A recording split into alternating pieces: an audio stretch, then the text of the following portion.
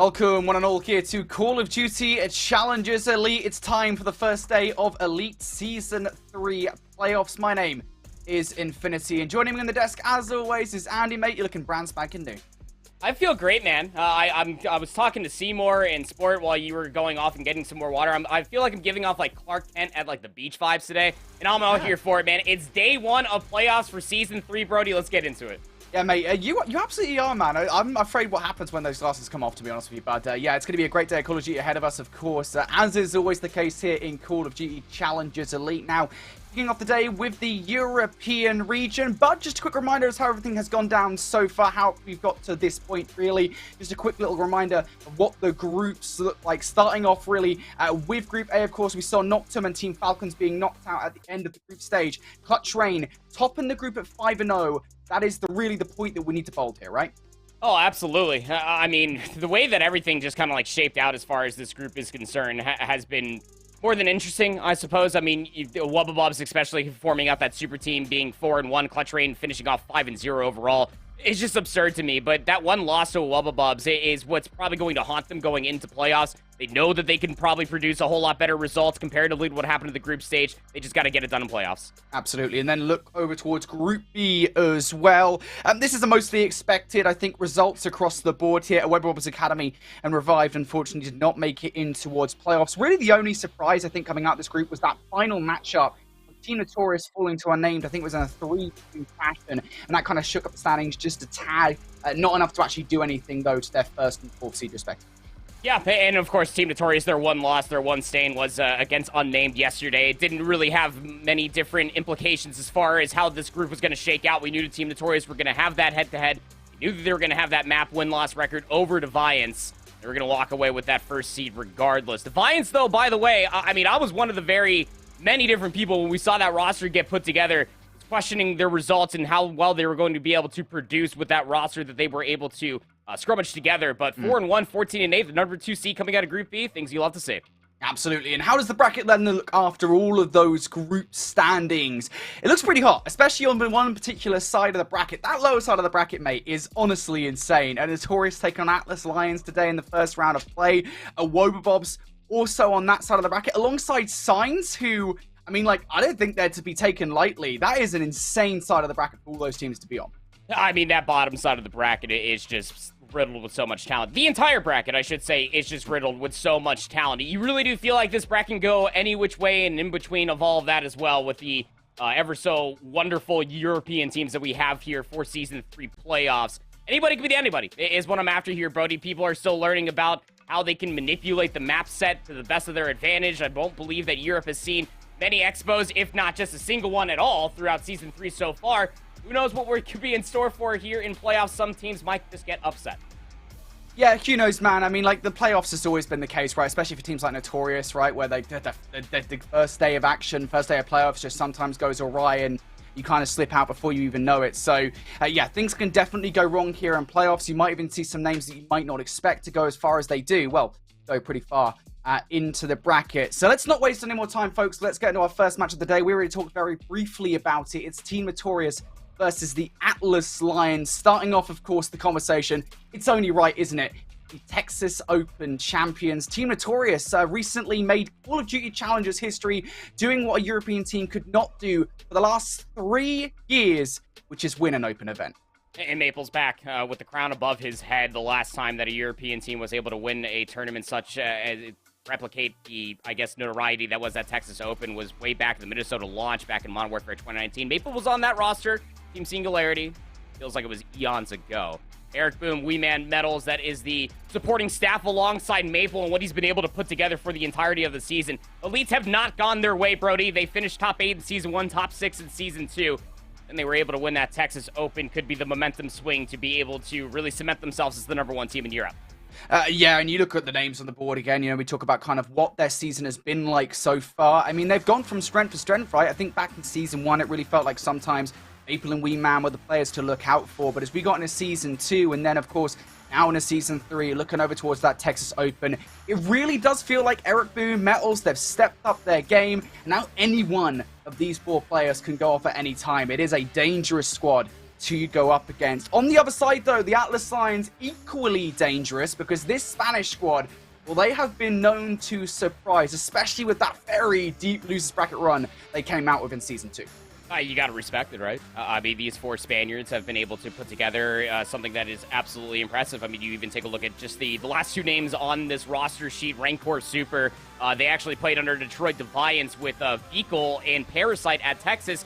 And they upset the Season 1 champions of North, or Season 2 champions, I should say, of that Decimate roster on land. So those guys have been putting together an absolute Herculean effort throughout the entirety of the season so far. Yako and Sukri, on the other hand, you feel like that they're kind of trailing along. This 4-player roster can definitely show up when it matters most, like you were talking about their lower bracket run as far as Season 2 playoffs are concerned. But their loss versus Clutch Rain, a 1-3 loss versus the Wubba and the 1-3 loss versus VVV kind of put them on their back foot to whether or not they were even going to find themselves in the playoffs. Now it's just about showing up on the day and getting the job done.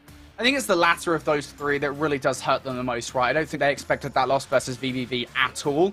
But it is worth noting, you know, even with the fact that this early Season 3 performance hasn't exactly gone as desired for the Atlas Lions, it's not all that dissimilar to what happened in Season 2, if you recall, Andy, right? I mean, the group stage, they placed 4th, and I think it was Group A at the time, and they came out on the bracket and obviously just started whacking teams in the lower bracket, right? So maybe fate will repeat itself here for the Atlas Lions. Who knows? Let's take a look at the game modes then here between these 2 teams, and immediately you'll see kind of the strengths and weaknesses for these rosters. The big thing for me, of course, is that difference in control. Team Notorious, I mean, it's always been one of their stronger modes, Andy, and that is definitely accentuated against the Atlas Lions here. They've only played 1 control map all Season 3 of the Elite. They lost that 1 control, of course, but it's all been done on El Asilo. And honestly speaking, for any teams that are going up against Team Notorious, that's where you want to really throw in the curveball. Maybe try to force out a hotel if you can get that veto in your favor. Maybe bring them out on Expo, but I don't think that Europe have had much practice, if not much success at all, on that map mode combination. You can see the Atlas Lions, as far as control is concerned, haven't found any success whatsoever. I mean, they do have that 1 El Asilo control win. 20% is not going to be good enough when you're going up against what is arguably the best control team that we have in Europe. Let's not be forgetting the fact that Team Notorious, throughout the entirety of Season 1 and Season 2 of the Elite, barely even got scathed on control. The real question is for Atlas Lions, can you lean into that search and destroy? Can you take a hard point off of this Team Notorious roster? Yeah, that does certainly feel like that's going to have to be kind of where they win the maps, right? You expect the Atlas Lions here to come out, win the search and destroys, and maybe try to steal a hard point away from Team Notorious. And for me, at least, I think a lot of it's going to come down to the veto process, and we'll get to that in a minute, how that one went down. Before we get there, though, let's take a look at the players to watch for this series. You could probably bet your house on which player we'd pick from the Atlas Lions. It's Superman. I mean, like, Super is just that guy. He has been that guy, and I think statistically speaking now, he is, I think we talked about this, the best player in Europe. It just, look at that S&D KD. It's disgusting. I mean, I'm scrolling up and down as far as Easy Max sheet is concerned, and I know it is cross-region, but it needs to be said that at a 1.37 KD across both North America and Europe, that is your #1 statistical player. And his name is Super, and he's been absolutely delivering. 2.14 in the Search and Destroy. What?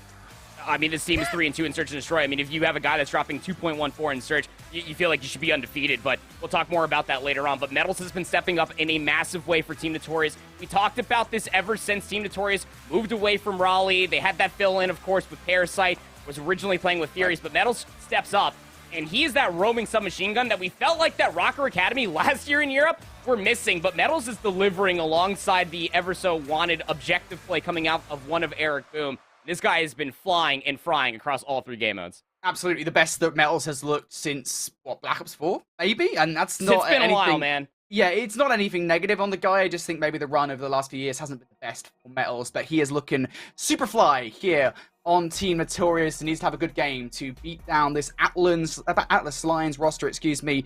But let's talk about this map set, because this best of 5 here, Andy, it's a weird one, right? Because we always have kind of expectations in regard to the veto process. I think there's been a few curveballs thrown into this one, and a lot of those have come from hard vetoes. Yep, and Team Notorious got their, all 3 hard vetoes. They got their embassy taken away. They've been vetoing Mikado Search and Destroy. Haven't played it all season long. And they want nothing to do with hotel control. Again, the only control map that Team Notorious have played all Season 3 of the Elite has been El Asilo, and they've been looking great on it so far. I mean, of course, only having that 1 loss is the one stain, but you look at the Atlas Lions getting rid of the Hotel and Fortress. What this tells me is that the Atlas Lions were willing to allow some of the better maps to come through for Team Notorious because they're playing for comfort and they're trying to set themselves up for best success scenario.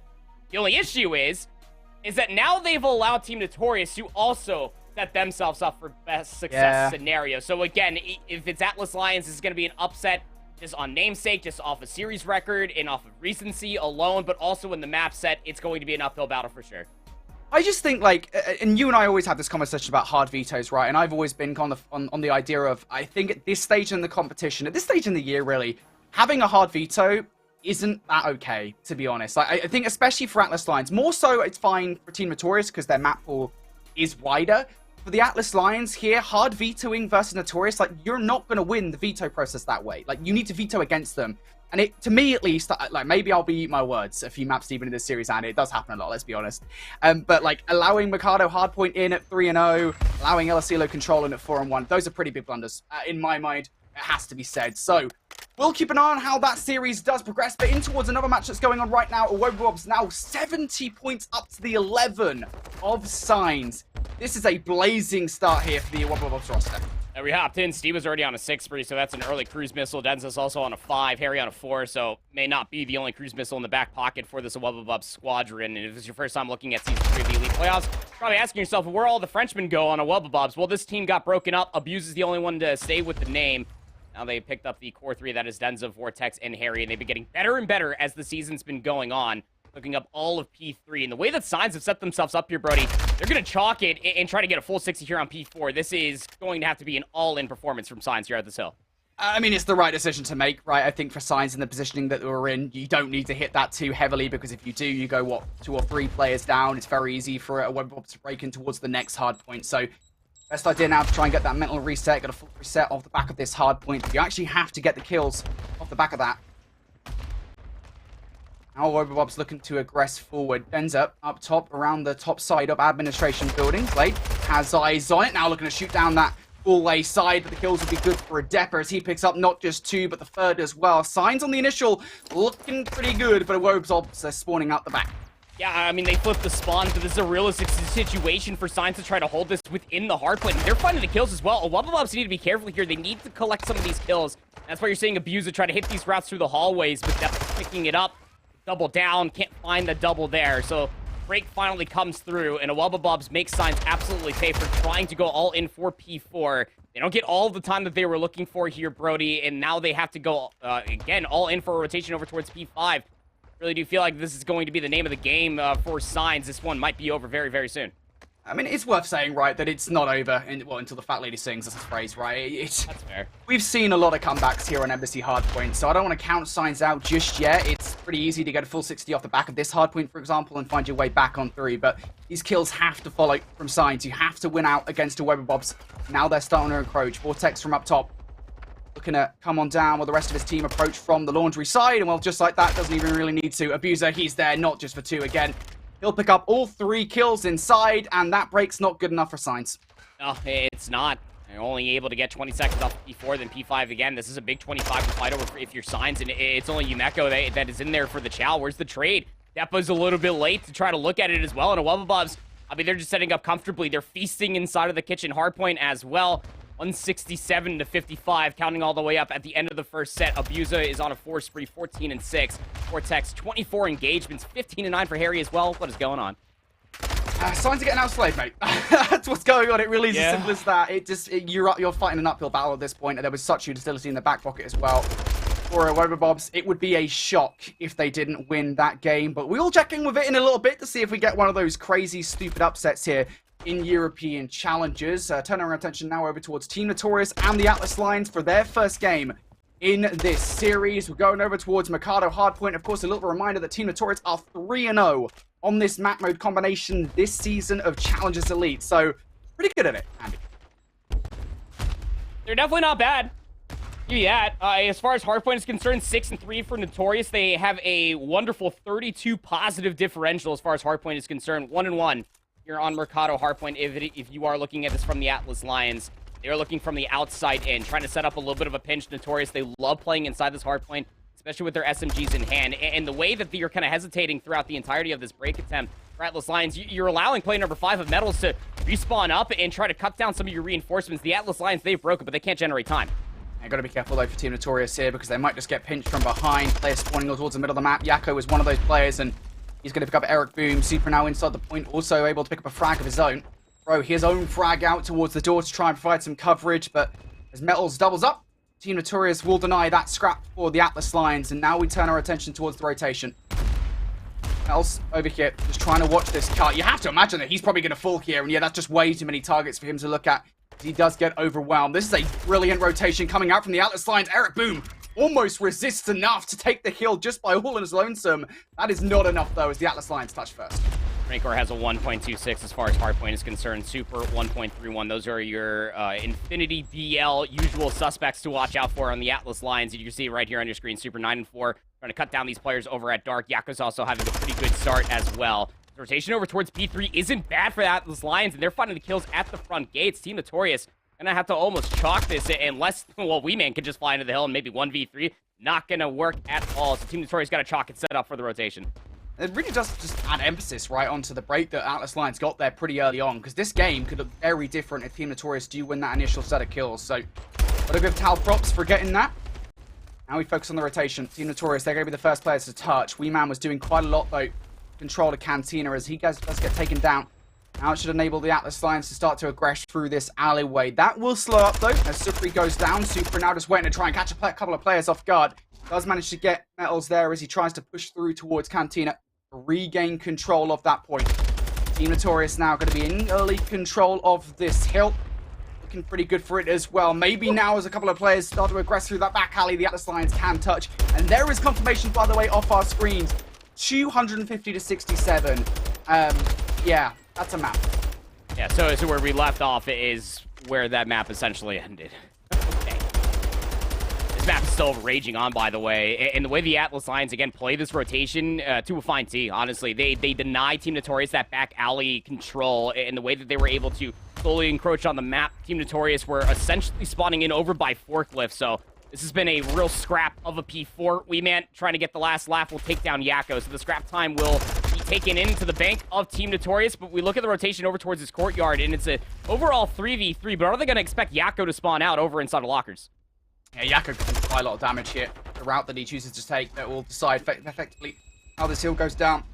He's only able to get one. So Metals and Maple will still reside inside. Metals gets too aggressive, though, and Super's going to take that kill every single day.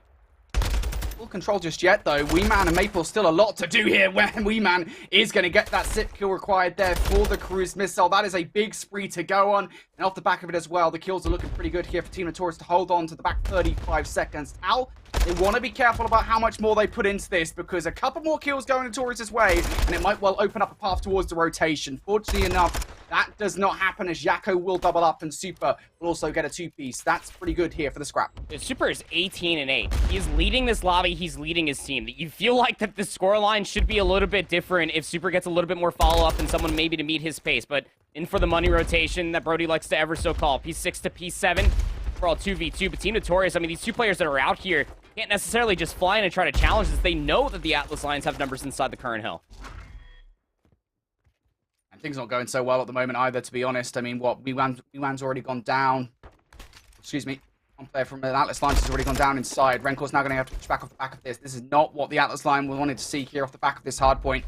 Renkor just trying to run routes around the bottom of Cantina to catch some players coming off spawn off guard. That doesn't resolve the problem actually inside the hard point, though. Renkor now needs to address that head on. And in he goes. Opening up the door. Just going to scare the players inside for the moment. But that team nade off screen will not help the situation there. And they're just running right into the meat grinder that is Team Notorious. That back 25 seconds now should go Notorious's way. But the spawn's actually looking pretty good here for the Atlas Lions for the next rotation. Yeah, they sure are. And Team Notorious are aware of it as well off of their previous spawn outs. They know Atlas Lions have essentially full parking lot control. So Weeman's trying to encroach forward over by this half wall. Maple's hitting a little bit of a route as well. Finds one off screen. It's not a Yakko. It's a big gunfight over here by the clothing truck. Maple again off the flank is able to pick up 3 in a row. And that could be the opening to fully break inside of this P7. Just got to get Super out of small.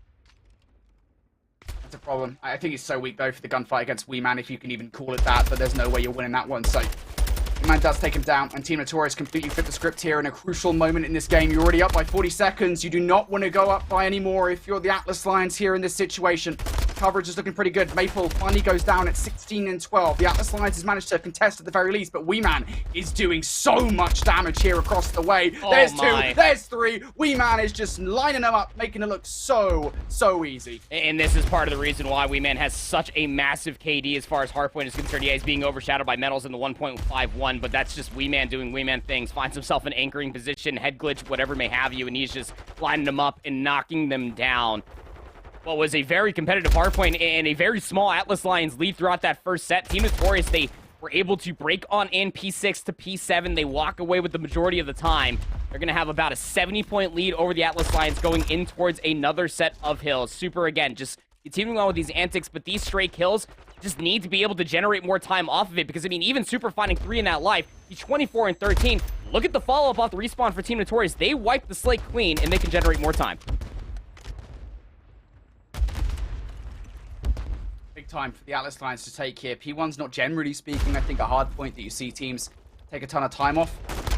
Atlas Lions, I think they'd be good to try and take it, but you just not even be allowed the opportunity. Herrick Boom down to 1 HP, does fly towards the hard point, so that is a free kill for Rancor, but again, doesn't exactly have the ability to do any more than that. And I love this push coming out from Maple, almost loses the 1v1, but it's a push that, frankly, Super just does not expect. Back alley control now firmly in the hands of Team Notorious here. Cantina control also in the hands of Team Notorious. The kill feed control in the hands of Team Notorious as well.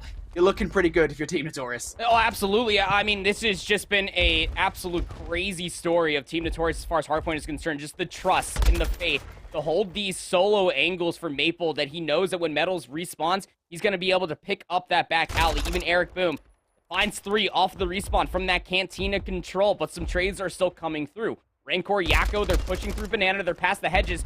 Just need to be able to deal with these last few remaining players, and they just can't seem to find the kills. Maple off the respawn again, picks up middle of the map, and he is just cutting down Atlas Lions before they can even think about getting into the rotation. And I mean, the rotation isn't even really what you're thinking about right now. If you're Atlas Lions, you have to hit this, and you just can't get it done. Once again, it's Weeman produce his second insane 3-piece this game thus far. They are just being knocked down before they even get a chance to look at Cantina. Maple up top now, trying to provide that coverage. The Atlas Lions are going to push in through the alleyway. They will get this one last hit. Metals is here, tries to run away before he's ready for the second gunfight. And Super at 27 and 17, despite performing, I mean, he's not going to be able to save this game, you have to imagine. I mean, you just need 6 points. If you're Team Notorious, they already hold the rotation over towards New. Atlas Lions are spotting in over by P7, spam shots, free fire as you may want to try. The Atlas Lions aren't going to be able to get inside a tin to even try to contest this hardpoint, and Team Notorious at the end of the first set won that game off of their recontest over by P6 and then winning out the rotation over by P7 by brute force. The Atlas Lions were kind of almost gifting it to him in a way, as that when Rancor was trying to find a lot of good intro kills, he walked away with at least one. Going 1 for 1 is fine, but there was no follow-up continuously. Super was trying to pinch it on opposite sides. It's just Sukri and Yakko could not follow up either on Super over by the flank 27 and 18 or Rancor in front 16 and 19. Is just the story for the Atlas Lions when it comes down to their woes in hardpoint. But some of the greats for Notorious, again, just every single time that they find themselves in the rotation, they win out the gunfights initially. They get set up inside the hardpoint. The trust, the blind trust is always there that Maple can watch these very long lines of sight. SMG is always going to be right there off the respawn to pick up his pinch, if not make sure that Maple can stay alive and be able to anchor out these very, very pivotal moments when it comes down to Mercado hardpoint. It works out wonderfully for about like 4 hardpoints in a row. Yeah, that's the key thing for me, is we often talk about kind of that money rotation again. I'll keep on making it happen, mate. It's going to happen one day. From P6 to P7. And it looked initially like the Atlas Lions were going to hold it. And then that break comes through from Team Notorious. And I think that completely blows the game wide open by about 70 points or so. And the thing is as well, the thing that we kind of often miss is that it's not just kind of P6 to P7. It's the fact that you can effectively hold the entirety of that map for those 4 final hills, right? I mean, from P6, P7, P1, and P2. You can hold that bottom side of the minimap for the entirety of the time, and it's just so beneficial for you. That is exactly what happened from Team Notorious. Completely broke the Atlas Lions there in the play. I mean, like, usual suspects coming out to play in Team Notorious. Weeman had some incredible moments, 2 separate 3-pieces that really just completely stopped the Atlas Lions dead in their path at 27 and 18. Maple also up there at 23 and 18 as well. But the thing that immediately jumps out to me here, bud, I mean, this is the conversation, right? Super is doing so much for the Atlas Lions, and the rest of the team are just not there. Yeah, you feel like that there's a pace differential, not even against Team Notorious, but in the camp of the Atlas Lions, truly. I mean, if these stats don't tell you that much, then I don't know what really will. I mean, even Super 27 and 18, he had 2,400 damage.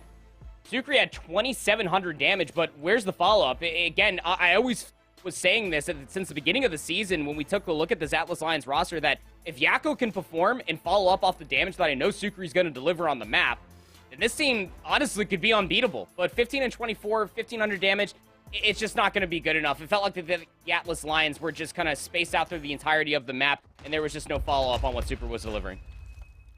Well, here's a look over towards Unnamed and Clutch Ray. Now, it's worth noting, by the way, folks, if you weren't aware, Unnamed, they're actually using a temporary substitute for the remainder of Challengers Elite Season 3. That is Furious coming in place of Defrag. We want to take a moment here to give our best wishes to Defrag. We hope it gets better very soon. But Furious, of course, coming to this roster. I mean, yesterday, he was cooking versus Team Notorious. A big reason why they were able to take game number 5. Yeah, I mean, if there's one thing that you know that Mr. Klaus is going to deliver, it's always going to be a fantastic performance with an SMG in hand.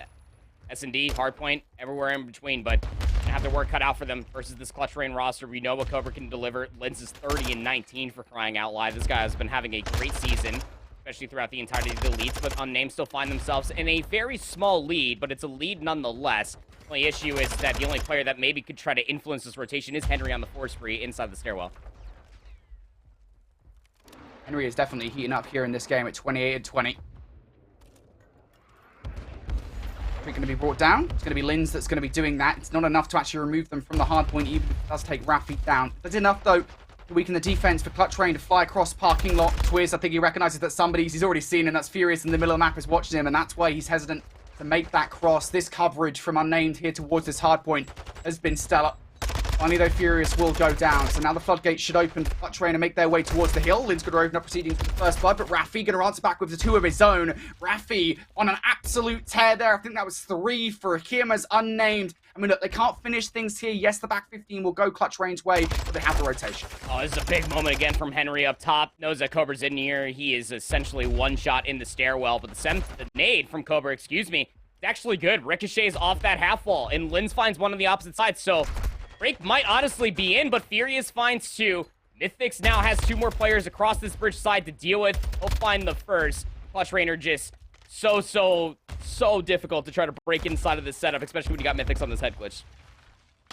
It's tough, isn't it? It's absolutely tough. Mythix is just you need to deal with. There is players close by, to be fair, from Clutch Rain. Cobra is relatively the closest. There was also Yaza try to make their way through Orange, but these are just individual hits coming through from Clutch Rain.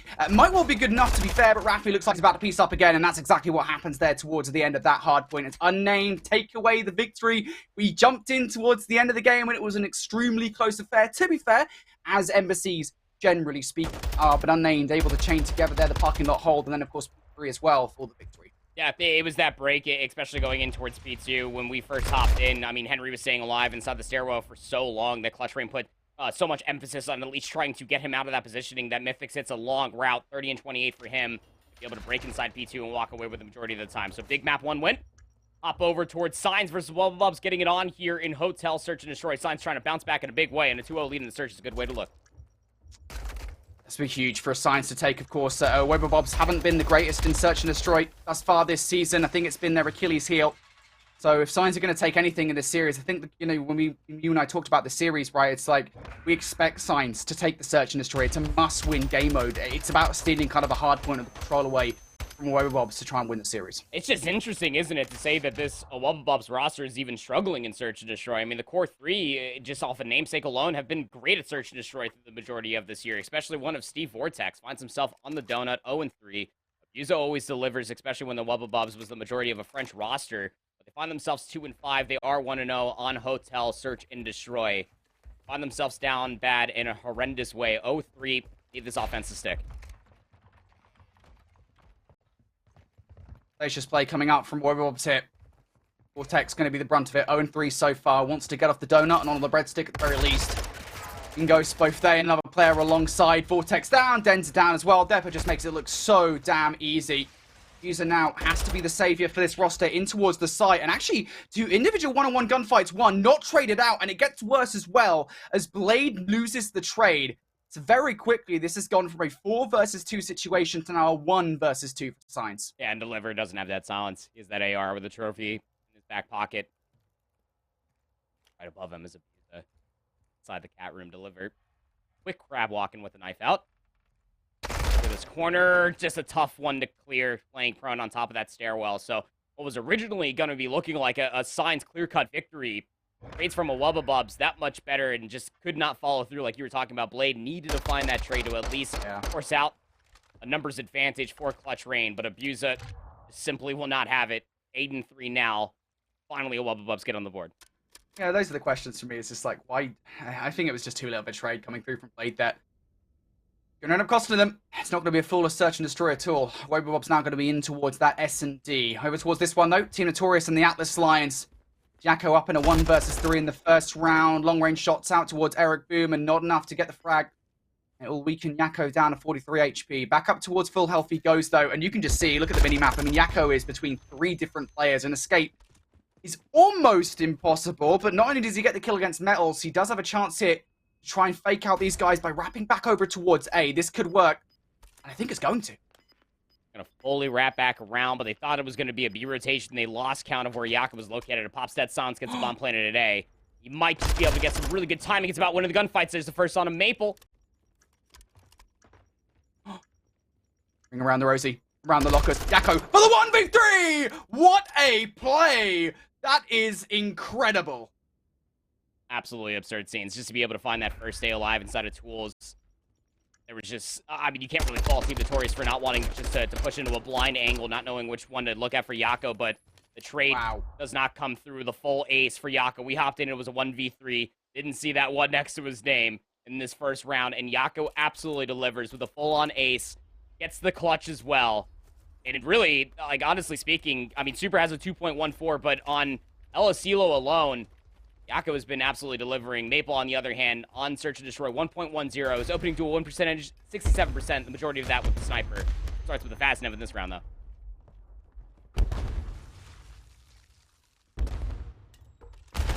Maple sorted out before. Not going to be as effective as you would like here in this one as Rencor draws that first blood. Eric Boom, I mean, he knows exactly where he's gone, but you have no autonomy to act on that information whatsoever. And just flying out towards the middle map, would you believe it? Straight into the scope of Super. He doesn't care at what range he takes those snipes. He's going to take them. 1v4. Wee man. Up at the tower. Having himself a question mark situation on how the hell do I even get back down there? Even try to recover the bomb. Look at the way the Atlas Lions are just in and around Arcade. Laying prone, just being annoying. Man does have that silence, but I reckon you probably don't want to invest into that unless he can somehow find 2 in a row, but he's running out of time to try to do it.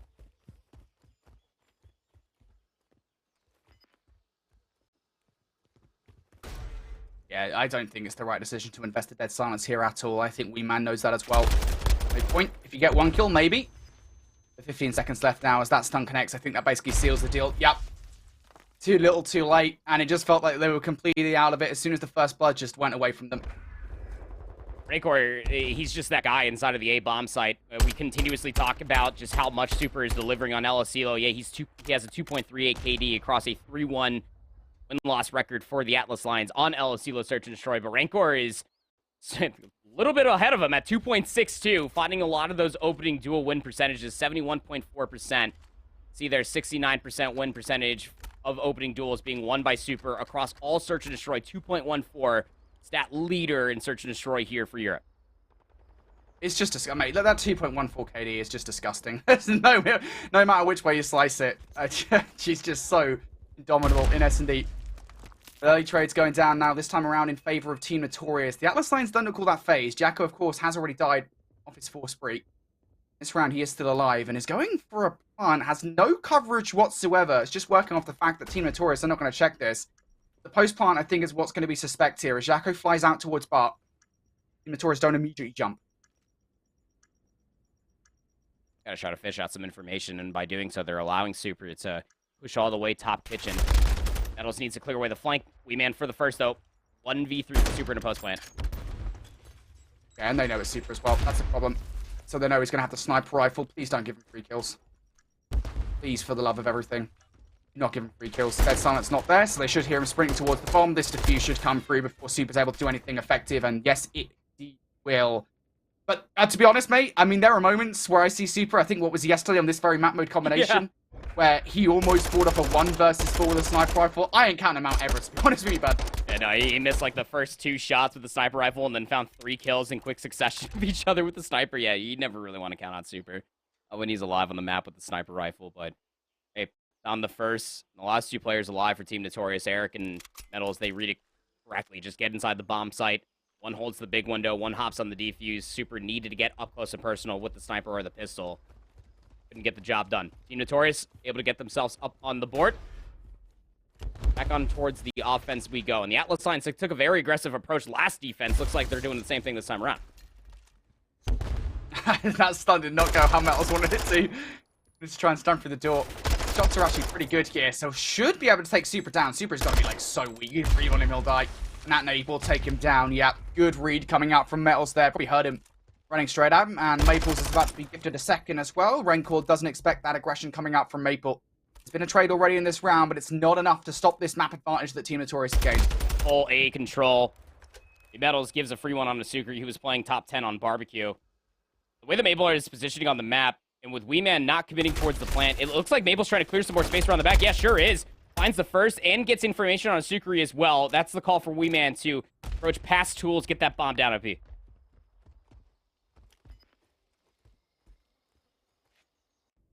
Yeah, they know where Sukri's located, though. Some idea. And Weeman's just seen him. If they didn't know, well, now they most certainly do. Sukri has to cross the most open of lanes here. And he find the route which Maple and Weeman would not expect.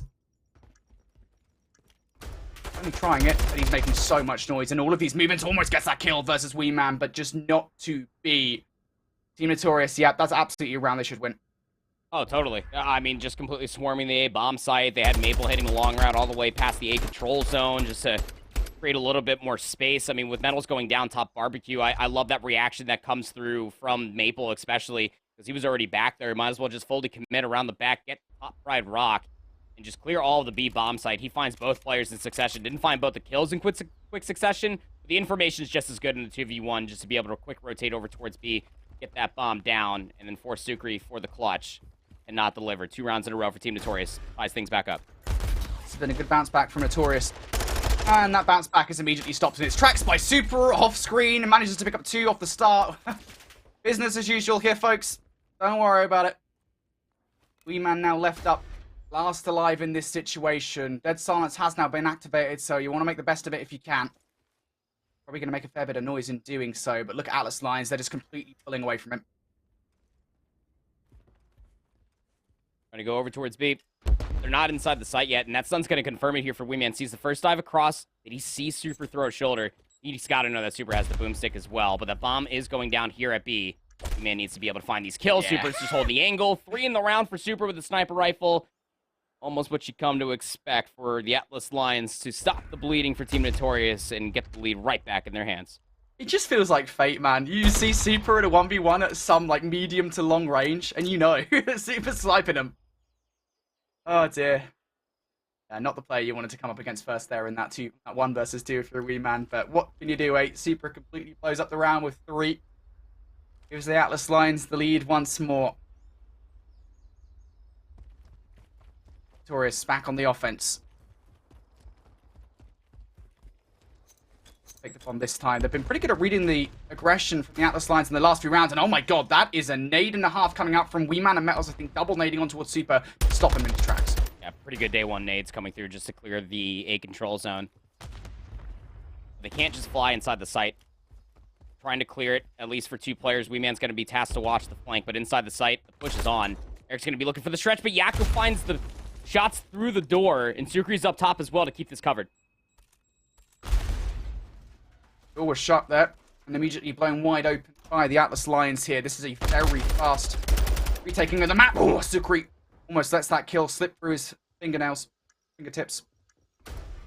Now Sukri. They're looking for Mork here. He's making a ton of noise. Team Notorious have got this bomb down. Might just be inclined to just hop it. That might just be fake here. Is the coverage good enough from Rencor, though? No, it's not. It's okay for the trade. Now Rencor just trying to draw Wee Man out towards the site. Just seen him drop down with the legs, and Rencor will take that every single day of the week. Yeah, I mean, if you're Maple in that situation, right, you're kind of forced to plant for the big window instead of going for that stretch spot to where you can see it up top admin. But it's just the way that Rencor was able to at least get that trade initially on the Sukri. If he was there, maybe just a little bit sooner, could have got the headshot multiplier to keep Sukri alive and just to stick the defuse. But this works out just fine as well. Rencor just understanding the situation at hand, backs on up, expecting for the challenge to come through, because if you're Maple, you're exclaiming to Wee Man that he could just hop it at that moment in time. Wee Man needs to check the bomb, maybe find the free kill, but Rencor just backs up, baits out the information from Wee Man, finds the 2 kills required. And that'll be another 2-round lead in favor of the Atlas Lions.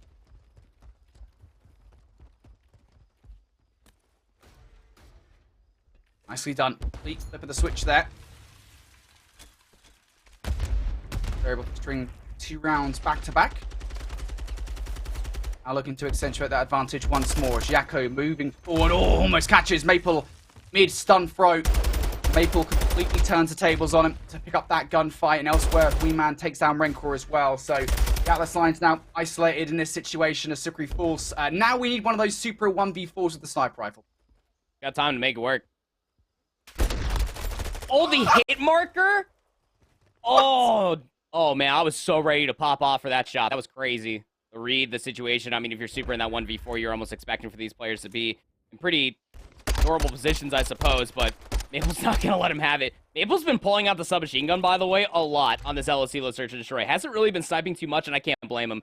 I mean, Maple's a really good sniper, but you just don't want to be giving away free opening duels to super along with a sniper. So Team Notorious are looking to play that pattern aggression that we've seen throughout the majority of their years so far. And Maple's that follow-up. See there in the picture-in-picture, Webbabubs able to take that Search and Destroy back. They were down horrendously, but they win that in around 11. Big Search and Destroy win there for Webbabubs, and I think on the other hand, a big Search and Destroy loss for Signs. If they were going to have any in towards the series, it was probably going to be that map, especially just given how good at control that and Webbabubs roster are. So things are looking good. If you're a Webbabubs fan, of course, the winner of that series will face the winner of this one. Back towards this Search and Destroy. Team Notorious looking to get this bomb down. They might not have the chance to do it, though, as Sukri picks up the kill, stops the bomb partner there from getting the bomb down. It has that silence to play with as well, 3v3. And that bomb has not been laid down yet. And Sukri more than aware of it, so he knows that that space that can be taken away. Dead silence. Sukri is flying with this AR. He's looking to clear Arcade. He's got Maple and Wee Man to deal with on adjacent sides of the Arcade, though. That's the problem. Maple has actually moved away, to be fair, so it makes it an effective 1 versus 1 for the moment. And if Maple runs back, might be able to catch him off guard. We go, oh, that's unfortunate. He's just seen Sukri. The call-out will now be made. If not, I think Maple's going to do the dirty work himself. There you go. Wee Man to clean things up, and now Rencor for the 1v3. There's 2. No way. No way do you give this up. Maple takes shots, though. And Rencor has time. There's 20 seconds left here. Maple has to check it. This is not one of those 14-second situations where Maple can check it with just enough time. He gives it a look, though, and I think that should be it. Rencor no longer has time realistically to make this one work, unless the challenge comes through. But no. No time to make the defuse happen, even if Rencor cleans up the kills. That timing would have been tight up top. I'm not too sure that Maple even had an angle the way that that bomb was planted. Again, it's in that forced position that you're more or less scared in that 3v3 when Maple was initially laying down the bomb.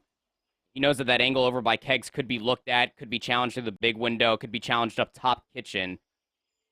Maple, I mean, kind of goes for a zany play, if you ask me, that he then has to fly back down bottom Kegs and just be able to check the bomb. Loses the gunfight, but wastes enough time. That way Rancor cannot get the defuse in time. It was close. Team Notorious, they'll answer back with 2 rounds of their own in round number 9, tied up 4-4. And this Search and Destroy is so back and forth. It's chaining 2 rounds together. Trading them. Rencor has an inkling that Eric Booms just sat in that corner. Nice stun check and results in the kill off the back of it, but he has been weakened, so we'll be out to play for the moment here. Now much more reliant on what Super can produce as he pushes forward. And it's a question of whether or not you actually check that corner. You no longer need to. Yes, Metals takes one down before he falls, but, I mean, it's all looking the Atlas Lions here in this round. I can expect Maple on this long flank. Doesn't have that silence quite yet. But Sucre, he's making the right call. Just laying prone up top on that box. Maple's going to hear the window break. That bomb's going down at B. Oh, Maple needs to find this kill. The wall being shots are at least good to get Sucre one shot, but Maple can't get the kill. And he will go down. The Atlas Lions will put themselves up on map point. Yeah, I mean, this Search and Destroy has been super competitive, surely. I mean, it started off the Atlas Lions win 2. Team Notorious win 2 rounds. Gets answers back. You get 2 rounds. You get 2 rounds. You get 2 rounds. But Yakko, able to get this last kill, will finally put Atlas Lions up on map point. Same conversation needs to be had here like we did with Signs. If you're the Atlas Lions coming into the Search and Destroy, you need this win. Bar 3-1. This is your Search and Destroy pick after all. You need the stick. Yakko's 8-7, 8-5 for Rancor. Super at 6-6, and 6-7 for Sucre. They're putting themselves in prime position to potentially do it. It's been even really across the board, hasn't it? Between all of these players. In standout moments, but nobody actually standing out and taking full command of the game. Notorious like that here in this round.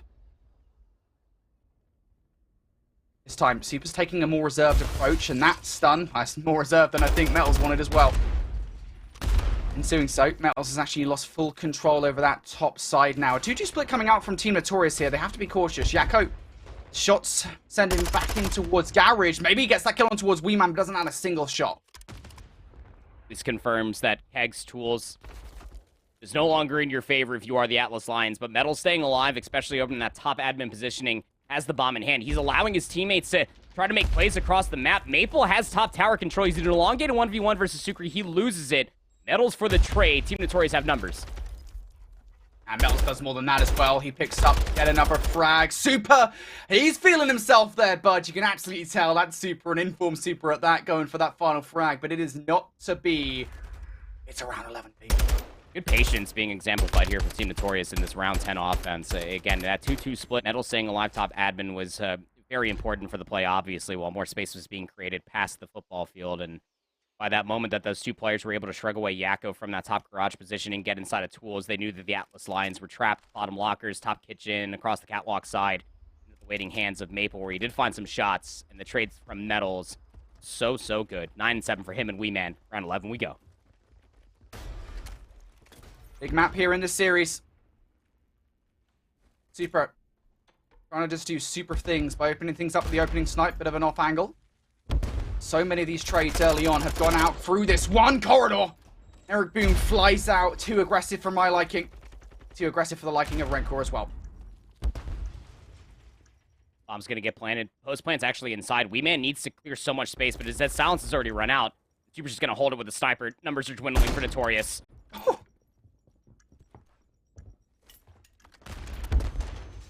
Maple 1v4. Super stuns himself in the situation, but he's holding the angle. And Super to close it out. We would not have it any other way. The Atlas Lions, they get it done here in Search and Destroy. We have to go all the way the distance to around 11 to get it done. A huge map here for the Spanish. But that's the step that they needed if you are looking at the Atlas Lions. If you go down 0-2 versus Team Notorious, this one was going to end in a 3-1 or maybe in a 3-0 fashion, especially with the way that the specified map set has shaken out. But now they have themselves a really good potential here, Brody, to maybe try to force out that map number 5 of Hotel Search and Destroy. It's tough to say, honestly speaking, because, again, this map set is very favorable for Team Notorious. But the Atlas Lions, they get it done in Search and Destroy. I mean, off of that round 1 ace that came through from Yakko, Super just continuously pulling out the snipers, sometimes the Vaznev, sometimes the TAC-56 in hand. He's a Swiss Army knife when it comes down to Search and Destroy, especially for this full Spanish roster of the Atlas Lions. Gets the job done here. 8-7 for him. 10-6 for Rancor as well. Been very good on this map mode combination. Again, entered into this map number 2 at a 2.62 on LOCLO Search and Destroy as a whole through Season 3. Well, you can see exactly why. I think it's worth noting, though, to be fair, like the Atlas Lions, I think we always kind of criticize them maybe for relying too heavily on what Rancor and Super are able to produce. Albeit, you know, they still come out as the stat leaders, only barely. Yakko and Sucre absolutely contribute there, especially with Yakko's earlier 1 versus 4 we caught 75% of. As we got in towards this Search and Destroy, Sucre, of course, had also some incredible moments there to try and contribute to the roster. So the Atlas Lions, they do it as a team. And yeah, I think you kind of hit the nail on the head there, bud, with Super. You know, he's not just sniping like you would expect him to be. Yes, he is in most rounds, but also you're seeing him getting aggressive with the sub, up in the face of Team Notorious, and it kind of confuses them in a way. It's like, you don't really expect it in that scenario. Like, what super are you going to get as you approach each round, right? And you saw Team Notorious trying to at least throw curveballs, right? I mean, I think that Maple might have, like, loaded in maybe 1, 2, if not 3 rounds with the sniper, but a lot was running with the Vaznev going hand in hand with Eric Boom, and they're pattern aggression trying to work for these picks alongside Weeman and Metals. It worked out for a few rounds, right? But I mean, just the curveballs were that much more questionable when it came down to the Atlas lines that they were throwing to Team Notorious. Caught them flanking a handful of those rounds. But yeah, tied up 1 apiece going into the LOC control. And honestly speaking, again, any sort of control map, I don't care where we're playing. It could have been Expo for the first time. I would say it's still going to favor Team Notorious. Yeah. They are the European gods when it comes down to control in its own right. Kind of had a tough shake of it when it came down to Texas, so maybe control on land does not produce the same results, but online they are absolutely something to behold. They are, well, 4-1 on control. They've only played El Asilo so far, so 4-1 on that Momo combination. The Atlas Lions only a measly 1-3, so going to be an uphill battle. Yeah, it's a weird decision, isn't it? We'll get into that in just a second here. Before we do, though, of course, do you think it's a weird decision? It's a question we have to ask. And you guys can tell us the answer, what you think right now, by tweeting us at WeAreClutchGG with the hashtag ChallengersElite. Tell us your opinions. Tell us who you think is going to win this control, as well as any thoughts on what's going down here, both here with European challengers. And, of course, if you want to get involved in the conversation later on, perhaps you're a big Doug Sensor Martin fan and you want to say it to us here on the broadcast, well, you can do so by getting involved with the hashtag ChallengersElite. Hang us at WeAreClutchGG for the North American podcast later on. Talk to us. Tell me how you're feeling, folks. I want to know. But I'm not feeling good about the Atlas Lions' chances here in control. That's all I'll say, Andy, mate, because, again, it comes back to that conversation point about the veto process. And to me, I think when we get to the end of this series, maybe, and I know, again, I'm getting ahead of myself here, maybe I'm breaking caster rule 1 here, not getting ahead of yourself, but still, like, I think it's going to be something we're going to be looking back at the end of the series and being like, why did they pick that? It would be a surprise to see Atlas Lions come out here and win this LSELO control. I think the better decision would have been to just try and gamble it and go for Expo. I disagree with that wholeheartedly. I'd rather go for the coin flip because, again, you will find yourself in a situation that if you do find yourself down 0-2, then you really want to go for a coin flip to either be down to the lower bracket or not. I mean, you better go for a map mode combination that at least you have some reps, some comfort on, but it just so happens to be Team Notorious' best control map and the only one they played all season long. Team Notorious up on the offense first. Going to be trying to give a good shake over towards B, and they already at least have themselves that first segment and middle map control to boot.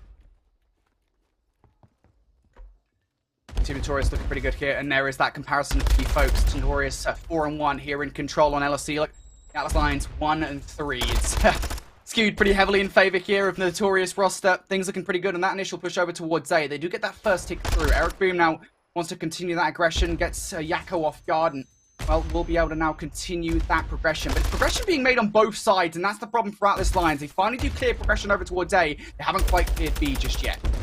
Oh, and look at more space just being taken away. Metals is just pushing the envelope that much further over towards the side of Cliff. Maple's also here to help. I don't think that Metals might need it, but Maple might. Need to get that trade on Yaku's on the other side of the fence, and Metals will deliver.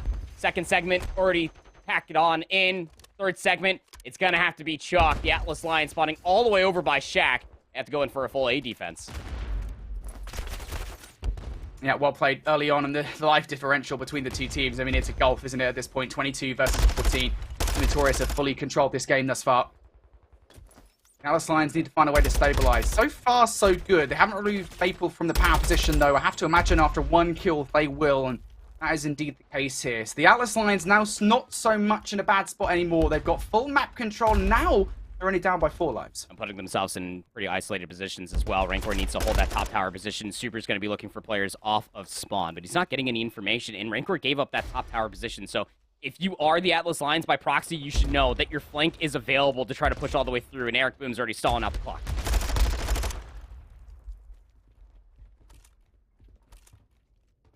Team Notorious now relying on some individual efforts here. Maple and Metals have to be those players. Renkor's just going to sit on the contest here for the moment, and actually going to bring the point down just a few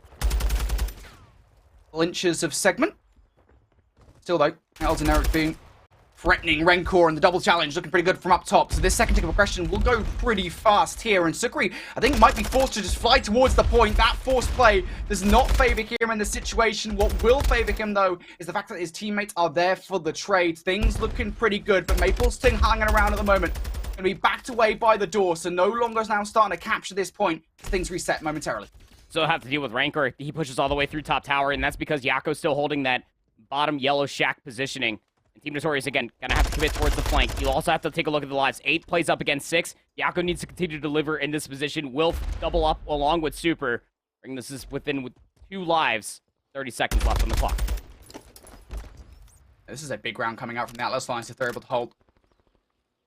And it looks like that might just be the case here. A lot is being done by Team Notorious. Weeman loses a massive 1v1 against Super.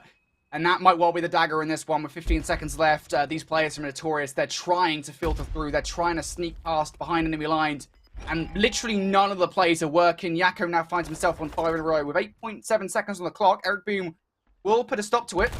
Metals has already gotten another kill elsewhere, but he just cannot stop Yako on the spree that he's on at the moment. That's the cruise missile. Now it's down to Metals for a 1 versus 3 on the point, and he can only pick up 1 kill. That is a phenomenal comeback from the Atlas Lions. They were down in lives by 22-14, and it looked like it was a convincing victory for Notorious at one point in the round. Even in those final few moments, it was 10 plays up against 6. In the Atlas Lions, they go on a 9 spree. Yako delivers with 6 of his own, finishes out 11-6, and that's why I called it. I mean, if he's going to play that forward position, he needs to find a couple spawn kills, and he needs to be able to pinch that A zone, because Team Notorious were being annoying on just contesting the zone, trying to stop out that clock. 5 seconds may have gone the way of Team Notorious, but Yako got himself a cruise missile on that 7 spree, 11-6 coming in round number 2. Yeah, that is a huge spree coming out from the Atlas Lions towards the end of the round. Huge spree coming out from Yako. Specifically, streak should be very useful later on in the round. And Yaku's just continuing this use in towards the next one as well. Finally goes down after picking up the first blood, though. Isn't enough to clear some space here for the Atlas Lions. Well, they have a little bit of space over towards B. This initial push, though, I don't think is going to be convincing just yet. You want players kind of cemented inside tools, around bricks, around the garage side. Still going to deal with Sucre. Maple sure will. That's a great kill to find for yourself. And now if you're Team Notorious, you can start pushing past the football field, get past that fence line, maybe try to get a player inside of the house. But the way that this positioning on the map, with Metals still over here by the A control zone, the Atlas Lions will still spawn parallel over towards B. And that's into the waiting hands of Weeman. Finds himself on a 4 spree and continue to be a nuisance inside of Arcade.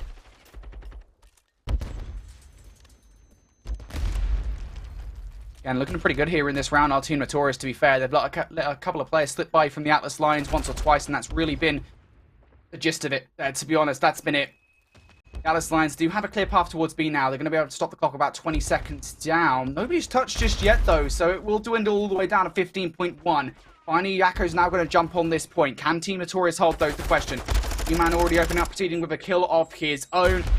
Notorious now going to have to do this around the back line, and they are doing it, to be fair. Metals opens up with that kill inside the football field, but needs to run straight towards the point, gets cut down by Yako in the process, and now the stack should ensure this B zone is tapped. Eric Boom's going to try to play for a couple exits outside of kegs, but yeah, that zone is chalked. 5 life lead for Team Notorious, but 60 seconds out on towards the board. The Atlas Lions are very much so still in this, and remember, you still have that little trap card in the back pocket of Yako of that cruise missile. If they get themselves a real good kill feed, might see that one being called in. Sucre's also looking for more space in towards the back. I think you saw Maple snaking against them. Those shot tracers will definitely confirm it, but that's a tough head glitch to go up against at that range. So the Atlas Lions are going to have to feel competent about their positioning on the map, wait for Sucre, and then maybe try to take the south lane back from Team Notorious.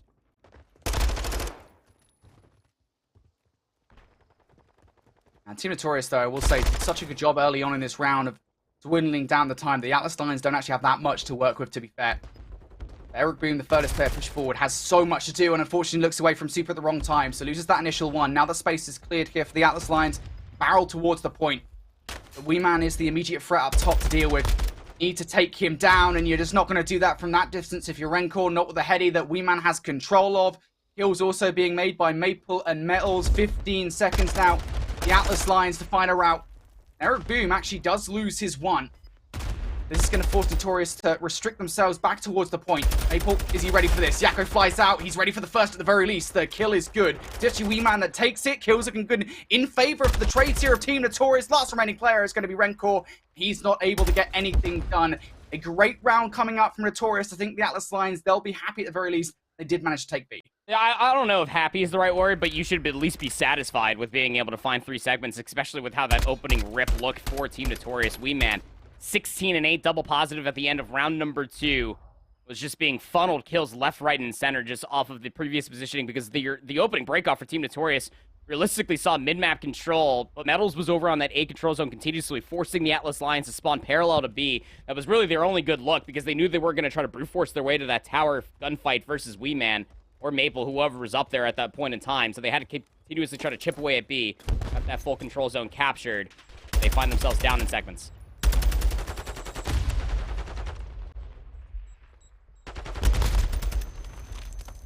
And towards this ramp, Supra's already opened up the first couple of buds.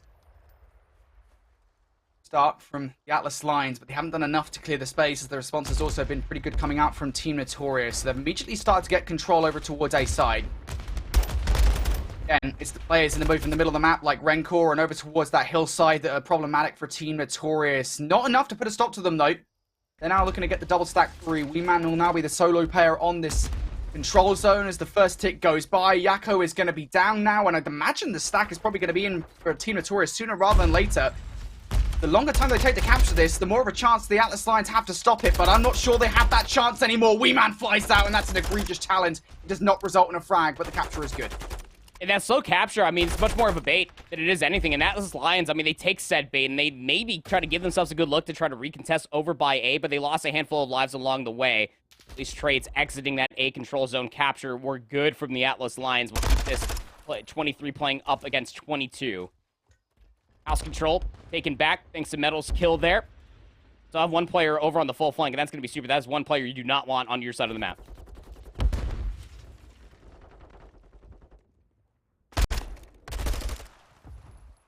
Not looking good here for the Atlas Lions. They've already lost those bloods once again.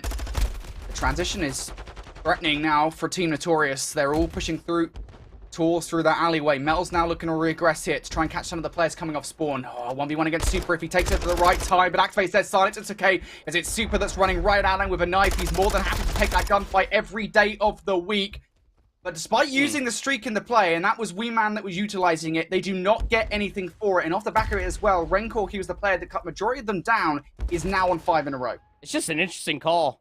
The call and said cruise missile.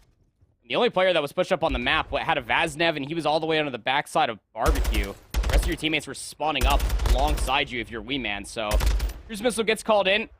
You don't even have a life lead to speak of. And Maple is chasing ghosts. He cannot lock down Super. Gets behind that wall. Gets to safety as well. Will finally be traded out. But so much clock has been chipped away. Team Notorious only have 27 seconds to take a look at B. Yeah, I think that earlier push was probably the best chance that they had of noting the Rencor still hasn't died from his earlier 5 spree. And now Yakko's starting to put one together once again. Will get cut down before he can do any more than just 3 in a row. Rencor will get the 7th, or the 6th required, and then the 7th for the cruise missile. Everything's looking up here if you're the Atlas Lions, Team Notorious. Maybe you have something from Wee Man, who has had a stellar series thus far, to try and clutch up. Not able to even finish the first gunfight, though, as he will fall. And the Atlas Lions gonna close things out there. Team Notorious, though, that is the second time they've got pretty close at closing out their offenses. Yeah, it's just some split-second decision-making was a little wonky coming through from Team Notorious. I mean, I can see it from Wee Man's perspective, probably in the comm saying, I'm streaking off of the respawn, but nobody got into a quick enough position to maybe try to follow up on that streak, forcing all the Atlas Lions indoors. And the one player that was pushed up again just gets gunned over on the side of Pride Rock, so very interesting to say the least. And as you were calling out, you can see Rancor still on that 8 spree, 20 and 11. He has a cruise missile. Yakko still has a cruise missile at 20 and 18. He's having a great map number 3. The goal here for the Atlas Lions is 5 segments at the very least. They've been able to win the last 2 rounds by having more lives than Team Notorious. So if it's round 5 defense that the Atlas Lions want, that's the task that they have at hand.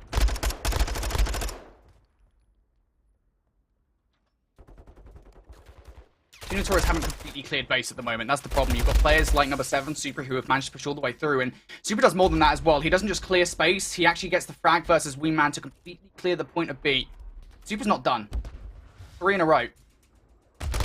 Those are looking for more. Jumping down. Oh, actually gets destroyed by Metals there. And off screen, we see Rencor bringing this streak down. And now that investment means that the Atlas Lions really need to win this point. It is just Sucri and Rencor on it for the moment. Technically outnumbered here as Team Notorious look to aggress through the front, but they just cannot get it done. Rencor from afar picks up 2, and with Super picking up the 3rd. This feels like it should be it as long as Wee Man isn't able to do something silly. Oh, Renkor's going off. Hold on. This streak is very much so still alive. Needs that trade up top on the Wee Man. Top head glitch, top bricks, but that 3rd segment is very much so on its way. And the only player that's in a position to maybe try to contest it is Wee Man, and he is just not contesting it. He's waiting for assistance. Rencor has another kill in front of him. The spree finally gets put to rest. Yakko needs to step up and deliver this last kill, but the trades, that much better. Metals will get that last kill, number 24 for him. That 3rd segment is being depleted. That's such a huge clutch coming out from Team Notorious there to not capture that for the Atlas Lions. They'll be so frustrated. To be fair, I will say the amount of effort that Team Notorious put into this on the defense means that they don't actually have as much control as they would like over towards A. They certainly do not have control of the power positions. The Atlas Lions will work off the back of that. They want to convert this. Yakko pushing forward here, able to catch yet another player off guard. It's 3 players from the Atlas Lions stacking this one. I think Team Notorious will be wise not to push it anymore. Yep. And that's just a great answer off of losing that last control take here at B. And just spawn parallel over towards A, get that control zone, get top tower control. 18 points up against 15. 1 segment required to try to get themselves on the B zone, and they are letting Team Notorious have it. It's fragile, for sure, for Team Notorious, right? Atlas Lions, they know their game. I think Team Notorious, though, know what's up with Sucri coming around the backline. Now there most certainly to do as Sucri's already activated. There should be a trade coming through from Maple, and it does. So that's good to try and clear that space. But does that distraction work enough here to garner some space for the Atlas Lions towards the football field? The answer is actually kind of yes. Metals comes all the way back, but he's now just in an entirely different position doing the exact same thing, which is just keeping these guys well away from arm's reach. And they bring lives back with an even. And Metals is on a 5 spree. He's going to be looking for that 6th kill. Yakko invests the cruise missile, but nobody's in a position to try and take more space away. It allows Eric Boom to push a little bit further forward, look for more spawn kills. Every single kill is a big one. Metals, I don't believe, got that 6th kill, but it might not matter. 35 seconds remaining, and the Atlas Lions need to try to push through field. I've still got players. Yakko the closest. He's already drawn that first blood. So Sucri going to follow up another one as well. It will isolate Maple here, who's stuck between really both players. He's very reliant on the coverage that Metals is producing, and he is about to get approached by number 8 as well. Metals now going to drop down for that gunfight. He picks up 2. Wee Man for the 3rd as well. And somehow, some way, Team Notorious look like they might just hold on, but it's still not over. Super answers right back with 2 kills of his own. 12 seconds on the clock, though. There's not really much time at all to think about how you're going to approach this. He is just barreling towards the point, hoping for the best. The shots against Maple, not good enough to result in a frag just yet. Now it's down to Yakko as the kills around the front have not gone the Atlas Lions' way. And we're going to a round number 5, but it really doesn't feel like in a way it should have done. I honestly think that the Atlas Lions did enough. I mean, they got the 5 segments. And I think off the previous 2 rounds, they had more than enough life lead. They should have round 5 defense if my math is serving me correctly, which it rarely does. So take that with a grain of salt. But you really do feel like that 3rd segment at B should have been taken off of Rencor opening up that round with a streak. Yakko answering back with a streak. Couldn't find more space provided for his team. It was just 1 tick that was required, but Maple was that anchor top side of Pride Rock, just making sure that that angle was always being taken into consideration. Metals top kitchen window as well. Something to always being looked at, and it just was not enough. The Atlas Lions lost out on lives. We're even in ticks are concerned, 8 apiece. The Atlas Lions, if they want to take the swing map mode combination, they got to win an offensive round on LSELO control. Gee, they do.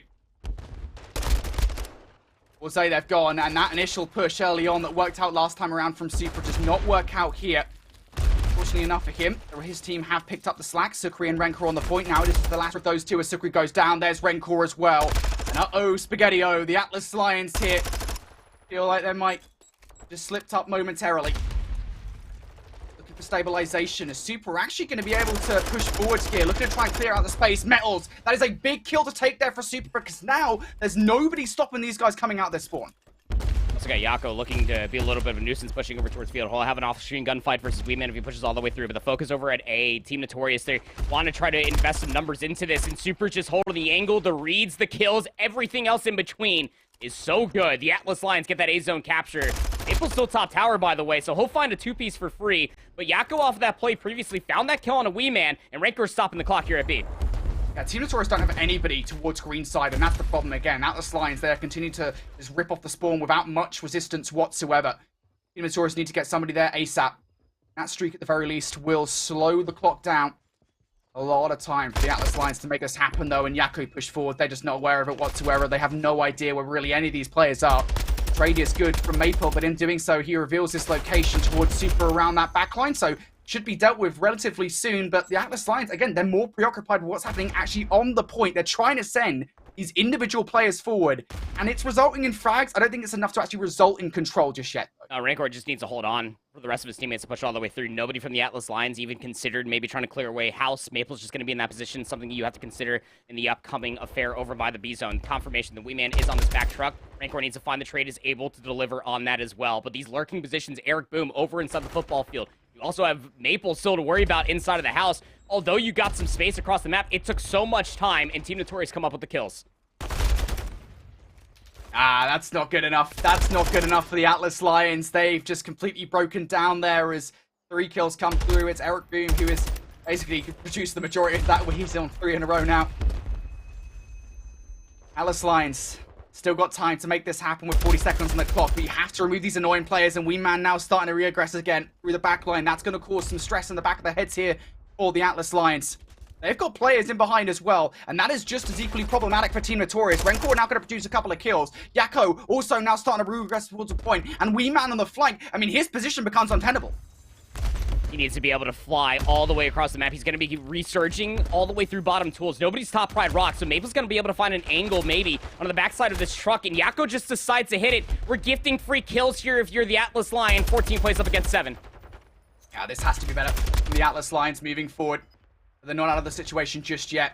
6 versus 13. I don't know if the lives really matter too much, given there's 10 seconds now left on the clock. Rancor, he's looking for something. I don't think he has a choice to get back up towards full HP yet. Support for teammates. Yep, Wee Man takes him down off that disgusting heady. It's a second for Wee Man as well. Yakko will remove him from that position. For Super doesn't even have the luxury of a trophy system to stop any nades taking him down. It is now all just down to Sukri and Rancor off the spawn. They're not going to be able to touch in time, and it is a heated battle in the half. So back and forth here in this LSELO control, but it is Notorious who once again make that record all the more sweeter. Round 11, LSELO Search and Destroy. Round 5, LSELO Control. Tied up in ticks, but Team Notorious get the kills required to put themselves on the defensive side. It was 5 rounds straight of defense, and honestly speaking, the Atlas Lions were giving themselves continuous good looks. It just comes down to that last few seconds split decisions on which angle, which opportunity they're trying to take away, and it's always into the waiting hands of mostly Metals, who was always just playing that mid-map trade game. 44 kills for Metals. Again, this guy has been on one all season long. All year, honestly, ever since he's joined the Team Notorious roster, he's been looking good. Better and better as the months have gone on. Right. AR, SMG, this guy's always delivering on the trades. He's always hitting these routes. He's always making sure whichever team he's facing, this time, of course, the Atlas Lions never had sufficient enough numbers to try to make a full-on play for that last few segments required at B. Yeah, Metals is seriously making an argument for one of the best players in European challenges at the moment, and that's not something I thought I would be saying. No disrespect for Metals whatsoever, but, you know, again, we talk about kind of Metals' recent history in challenges, and he's, generally speaking, being a player that's kind of been doing the dirty work for a number of different teams. Sure, he's had slaying prowess, right? But I don't think it's ever come out like this. 44 kills. I think he did something very similar to this yesterday versus Unnamed. He was a large part of the reason they were able to force a Game 5, the series in which they were 2-0 down, versus that Unnamed roster. He is just doing bits for this team at the moment. 44 kills, 27 deaths is a disgusting KD to finish the game with. On the flip side, though, of course, we look forward to Yakko. Again, we talk about kind of the Atlas Lions. We always talk about kind of Rancor and Super being the players to watch, and whether or not Sukri and Yakko will actually show up. Well, Yakko does show up here. 69 engagements. Nice. 36 and 33 overall. How about Rancor, by the way? 5k damage, 33 and 22. Again, it's just the decision-making that kind of sets these two teams apart. The Atlas Lions, they had those 2 streaks coming into their last offense there in round number 4, and they overinvest, especially Yakko, with everybody still spawning up. Tries to call in a cruise missile just for what? For them to get inside the football field, maybe try to clear away House, get some information. It doesn't work out. Love to have that for their round 5 offense, potentially. Now they find themselves down 1-2 going into a Fortress Hardpoint, which honestly speaking, it doesn't really sway in any one team's favor. They're both 1-0 on this game mode, Brody. Yeah, this is probably the most even of the maps in the series, right? Just generally speaking, I think this is the one where we were like, because we talked in the series coming into it, it was the first 3 maps, we were like, yeah, those are the result of hard vetoes really from both sides. So from here on out, to be honest, I think the remainder of this series, this is going to be a case of just like, this is what's left over off the back of the veto process. Fortress Hardpoint, not a bad map, I think, to take for either of these two teams, but we kind of revisit what happened in map number 1. There is a reason Notorious are, now 7-3 in Hardpoint off the back of that victory. They are so good at it, and they can't let the same thing happen again, because as we go into Fortress, I mean, those same kind of rotations that we talked about on Mikado, where we took a kind of like P6, P7, P1, and P2, I know that's a lot of Ps, back to back. That kind of thing happens here on Fortress as well, because it's very easy to chain together P1, P2, and P3, and Notorious are the kind of roster that will do it. The Atlas Lions need to make sure that doesn't happen.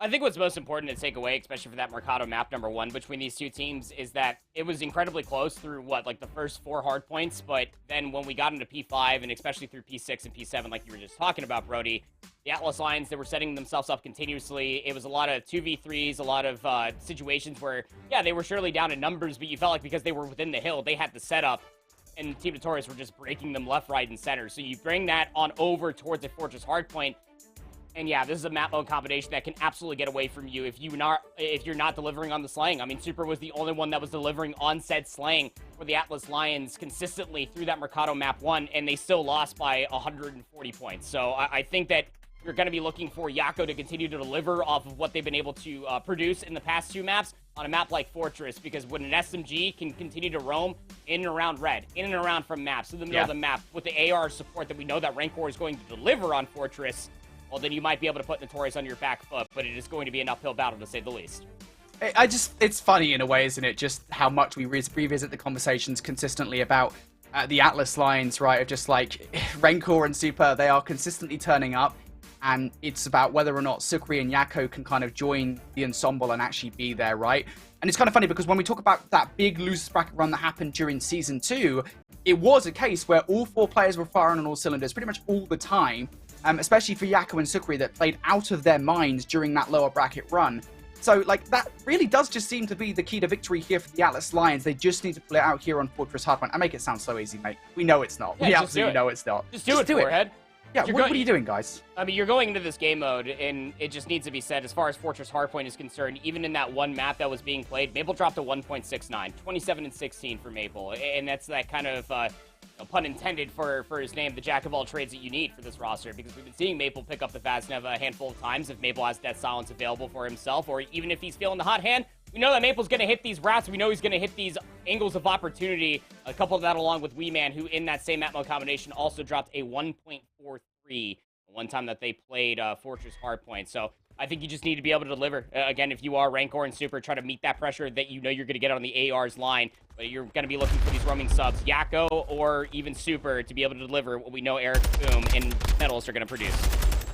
Well, that's not the start that the Atlas Lions wanted. Immediately, they lose the first batch of gunfights. Team Notorious, though, they're cautious about it. They don't want to get too aggressive, of course, because of the Atlas Lions. We can see they're already kind of positing for it on the minimap. You can already see they're trying to move their way through the Gallows side, but back towards the hard point. If it's not Wee Man opening things up with a 2-piece, it's Eric Boom following up with a 2-piece of his own. Team Notorious in full control of this hard point as we kick things off. And again, I mean, look at the yellow arrows right now. Don't worry too much about the scrap time here. Team Notorious are making sure that no Atlas Lions players feel the 3 munitions. It's all red control. It's all inside of Art, right? And you're right to call that out to make sure that nobody can flood through inside this pivotal building when it comes down to this rotation over towards P2. Even Eric Boom's trying to give a good shake over towards the scrap time, but while that was happening, Super also picks up a kill inside a secret. Maple struggling with the kill. Metals is there to deliver, at least for the trade, but the Atlas Lions were able to find an opportunity to maybe flood through the open and closed archway. It's just Maple, the Guardian, while the rest of his team are spawning essentially in the blacksmith area, and Maple holds on.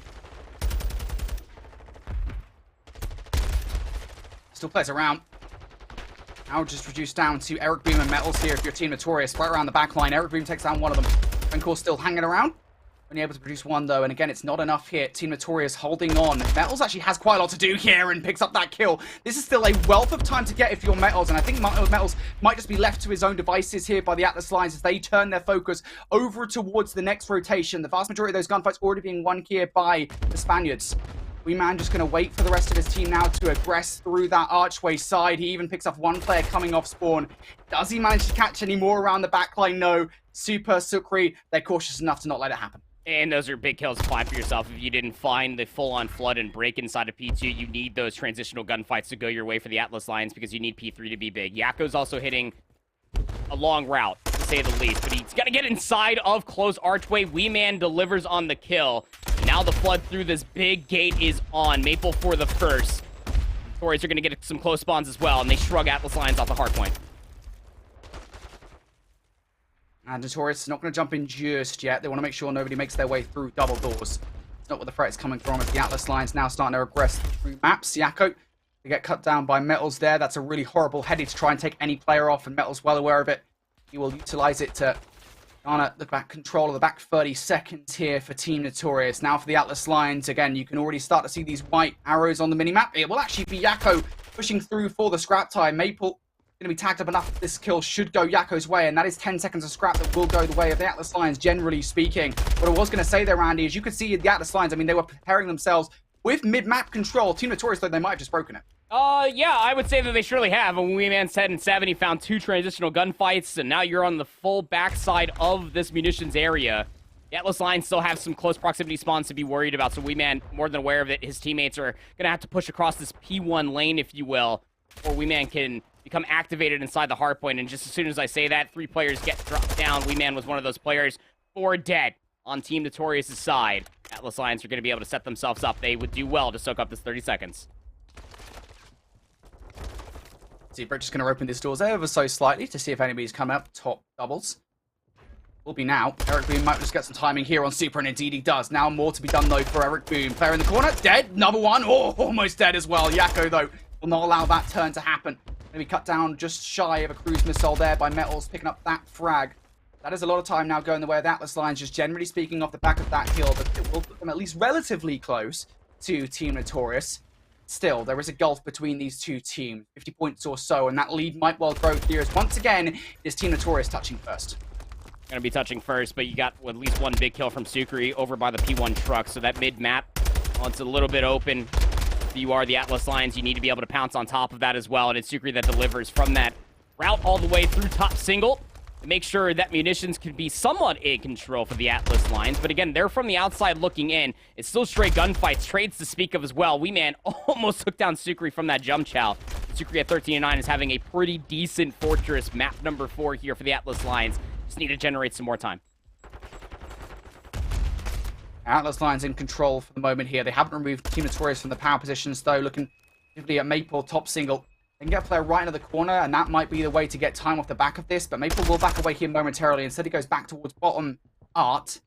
That occurs. The Atlas Lions now were able to get that time. Yakko actually transitioning across. It creates a lot of space here for the Atlas Lions off the back of that double. Weeman also removed from position as well, and now Maple, the last one left alive here as the teammates come off the spawn. The Atlas Lions will be the first team to touch. And again, Team Notorious, if you go back towards that first rotation, they did a stellar job at holding this P1 to PT rotation. And I was a little bit concerned momentarily, but oh man, I regret that immediately. Yeah, the Rancor was supposed to be the assistance for Yakko on the hard point. Just got in a tough gunfight bottom art. And he was going to push through Secret, I'm sure, to maybe try to help out Yakko to be able to get on P1 time reliably. But every single time, I feel like the Atlas Lions have themselves a real good shake to maybe try to generate some time. Team Notorious, their trades are that much better. Metals 17-10 on a 3 spree as well is one of the main catalysts for Team Notorious' efforts to have such a massive lead for themselves. The Atlas Lions, I mean, 2 players, they chalked all of that scrap time. They sent them all the way through the open and closed archways. Did not fully break up the spawn, but it's a good call from Sukri to go over by the dubsteps and try to get the south side of the map in their favor. Eric moving towards the back line here. Technically, 3 versus 1. Oh, takes down Yakko. I have to imagine there was a little bit of team shots coming in from Metals there towards him, so everybody went down so easily in that scenario. But at this point in the game, with the context as it currently stands, you cannot allow this to happen. The Atlas Lions need to bully their way in, and they just can't get it done. Metals on the other side of the gallows is a problem, just too big to handle. And Eric Boom on 4 in a row as well. Team Notorious, they're really starting to run away here with this game. And the Atlas Lions being on this side of the hill, I don't think that helps. They're going to have to try to hit for this scrap time as well. 20 seconds of these. You can keep stables in your favor. Maybe you could try to get the scrap time and maybe quick rotate over towards P3. So they win the gunfights inside of P2. It's just Metals that's on the rotation over here. And he forces out a team kill, finds the next one on a Sukri as well. And the confirmation that Yako was over by the big gate is also there from Weeman, who locks down that kill on Yako to boot. Oh, man. And just when you thought that the Atlas Lions might have had an opportunity to maybe string together scrap into initial from P2 to P3, all gets lit ablaze as Metals found his 21st kill. Yeah, this, I mean, I don't want to call it too early just yet, but this might well be the dagger here in this game. Team Notorious are already 80 points up. The Atlas Lions, they actually got broken last time around from early hold on this hill, and it was players like this one. It was Metals previously in this position that was so problematic on the back 30. Eric Boom is now doing it. Metals are on the back line, is also causing problems, trying to take down these players before they even get a chance to look at this hard point. And it's tough because the Atlas Lions just need to keep on hitting. It is literally just banging your head directly into wall. You know it's going to hurt. You know you have to do it, though.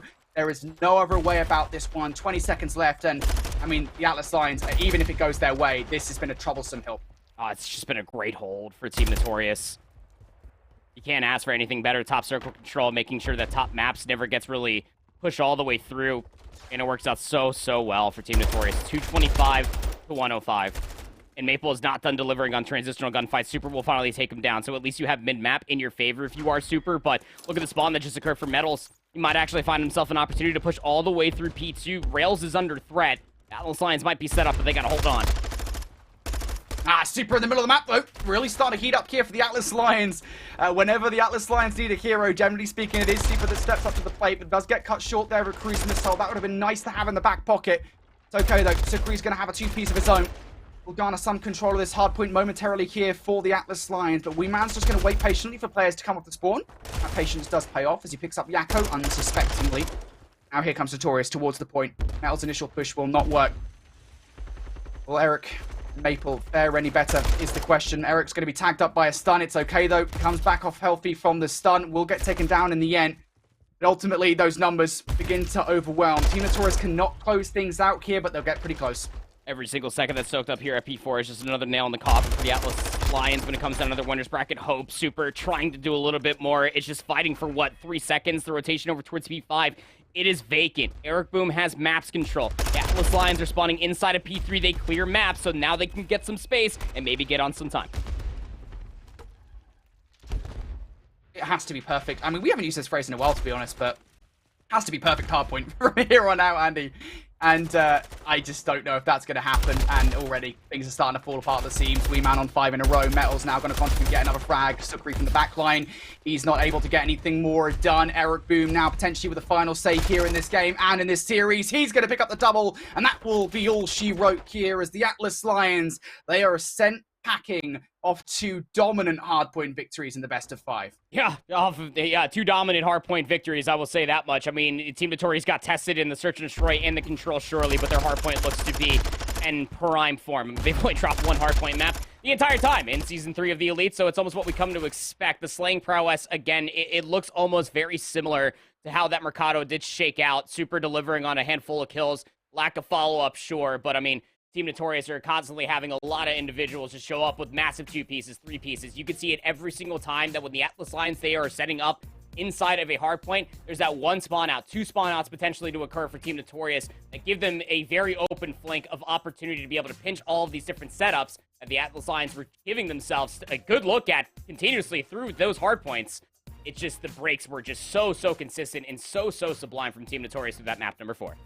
I don't even think they had like a full 60 off a single hill, to be honest with you. P4 there at the end was probably the closest, but in P3 they got contested, I want to say, every single time that even when they got the rotation over, just Team Notorious are just relentlessly just battering their front line.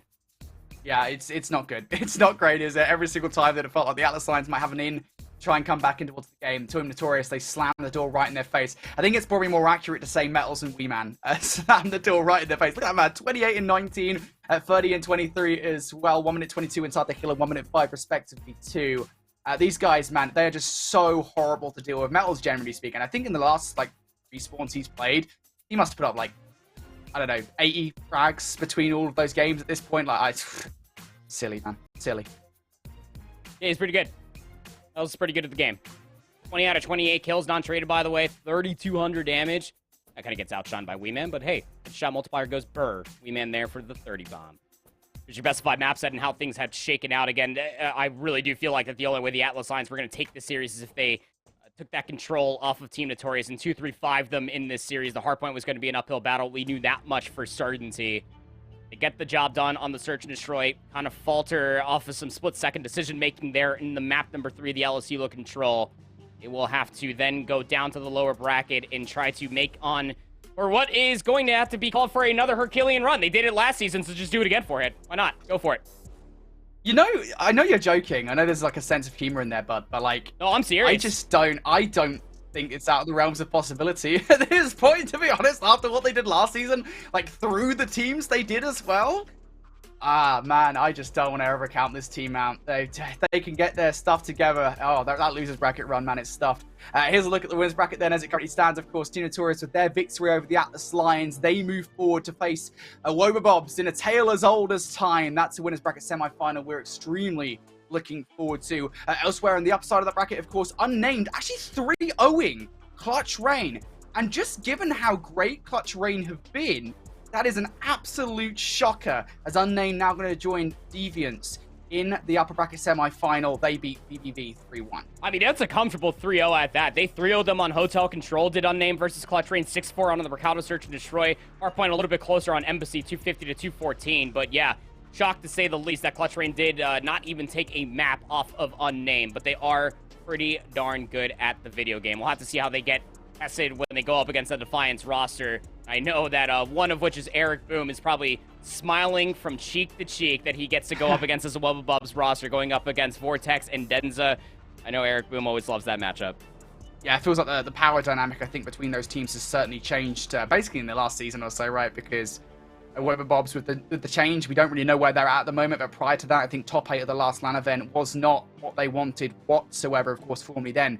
They were a Felion Esports and Notorious as well. I mean, they're the Optic Texas Open champions, man. I mean, like, what else is there to say? Definitely one of the hot favorites here coming into Season 3 of Challengers Elite. And then here is a look at that lower bracket as it stands. This is, of course, where we're visiting next. Clutch Rain versus VVV and the Atlas Lions versus Signs for elimination. Oh, man. Those are still tough matches. Yeah, you can't count that VVV roster out, right? I mean, they really put Defiance on notice. I mean, the hard points, they kind of got blown out of the water, but I mean, they won the round 11 Fortress Search and Destroy. They took Defiance to a round 5 on LSU Control as well. I think Clutch Rain are going to have the work cut out for them, especially the bounce back. You have to be able to show some semblance of composure after losing 0-3 to Unnamed. And again, the Atlas Lions going up against this Signs roster is no easy feat, to say the least. The Signs roster has been very, very good at Search and Destroy. They took a Wobabobs to a round 11 on Hotel Search. We saw that they had a very, very early lead. The Atlas Lions are going to have to come out of the gates absolutely swinging, get the respawns intact if they want to take down Signs, and continuing on with the lower bracket run again. Yeah, it depends what Signs we get, right? That's the question for me, because early Signs in Group B, they looked to be not dominant, I want to say, but like they certainly were a problem for a number of teams. But also, I mean, Signs just got 3-0'd by Wobabobs. They couldn't take the Search and Destroy, which, you know, I think you and I are both on the same page that they absolutely should have done.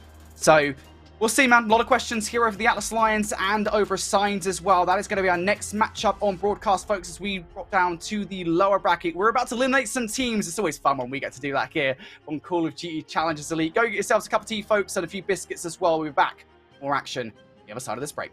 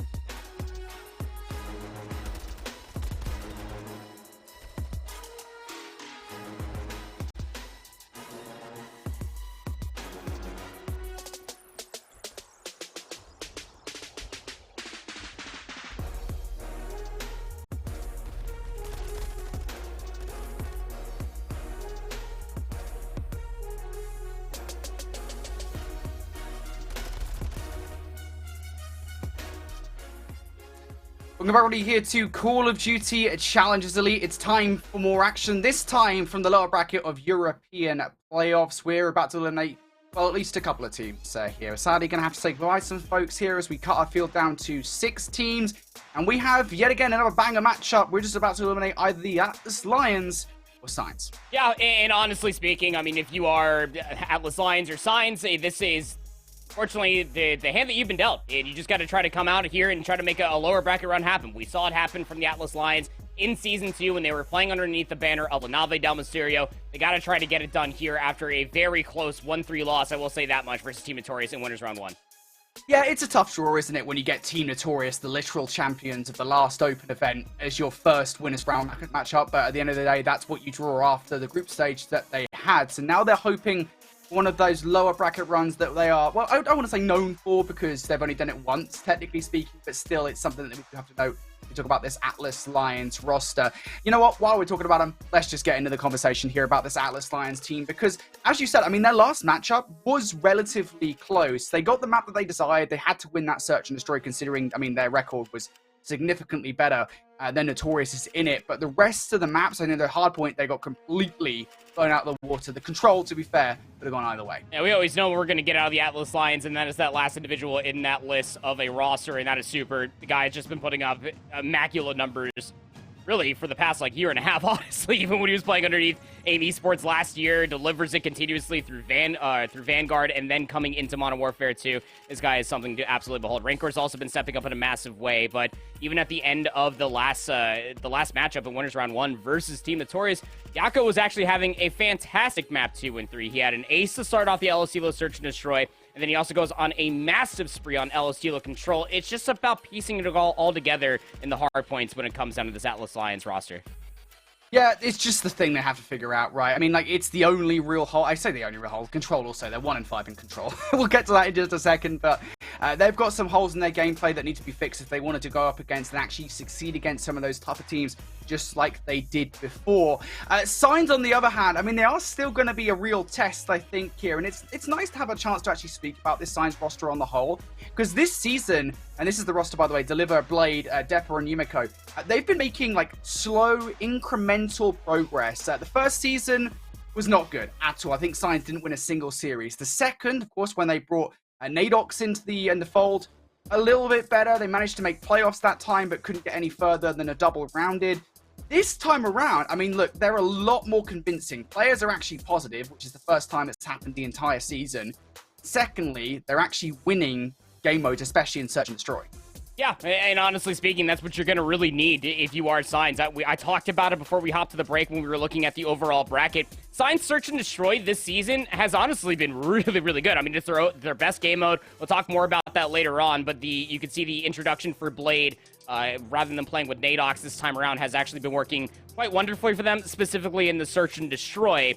It just cannot afford to get completely outpaced as far as the respawns are concerned. They lost the hotel control to Old Bubs 3-0, and then they got blown out of the water on the MC hardpoint 250-67. Do not want to give this Atlas Lions a single inch to breathe when it comes down to these hardpoints.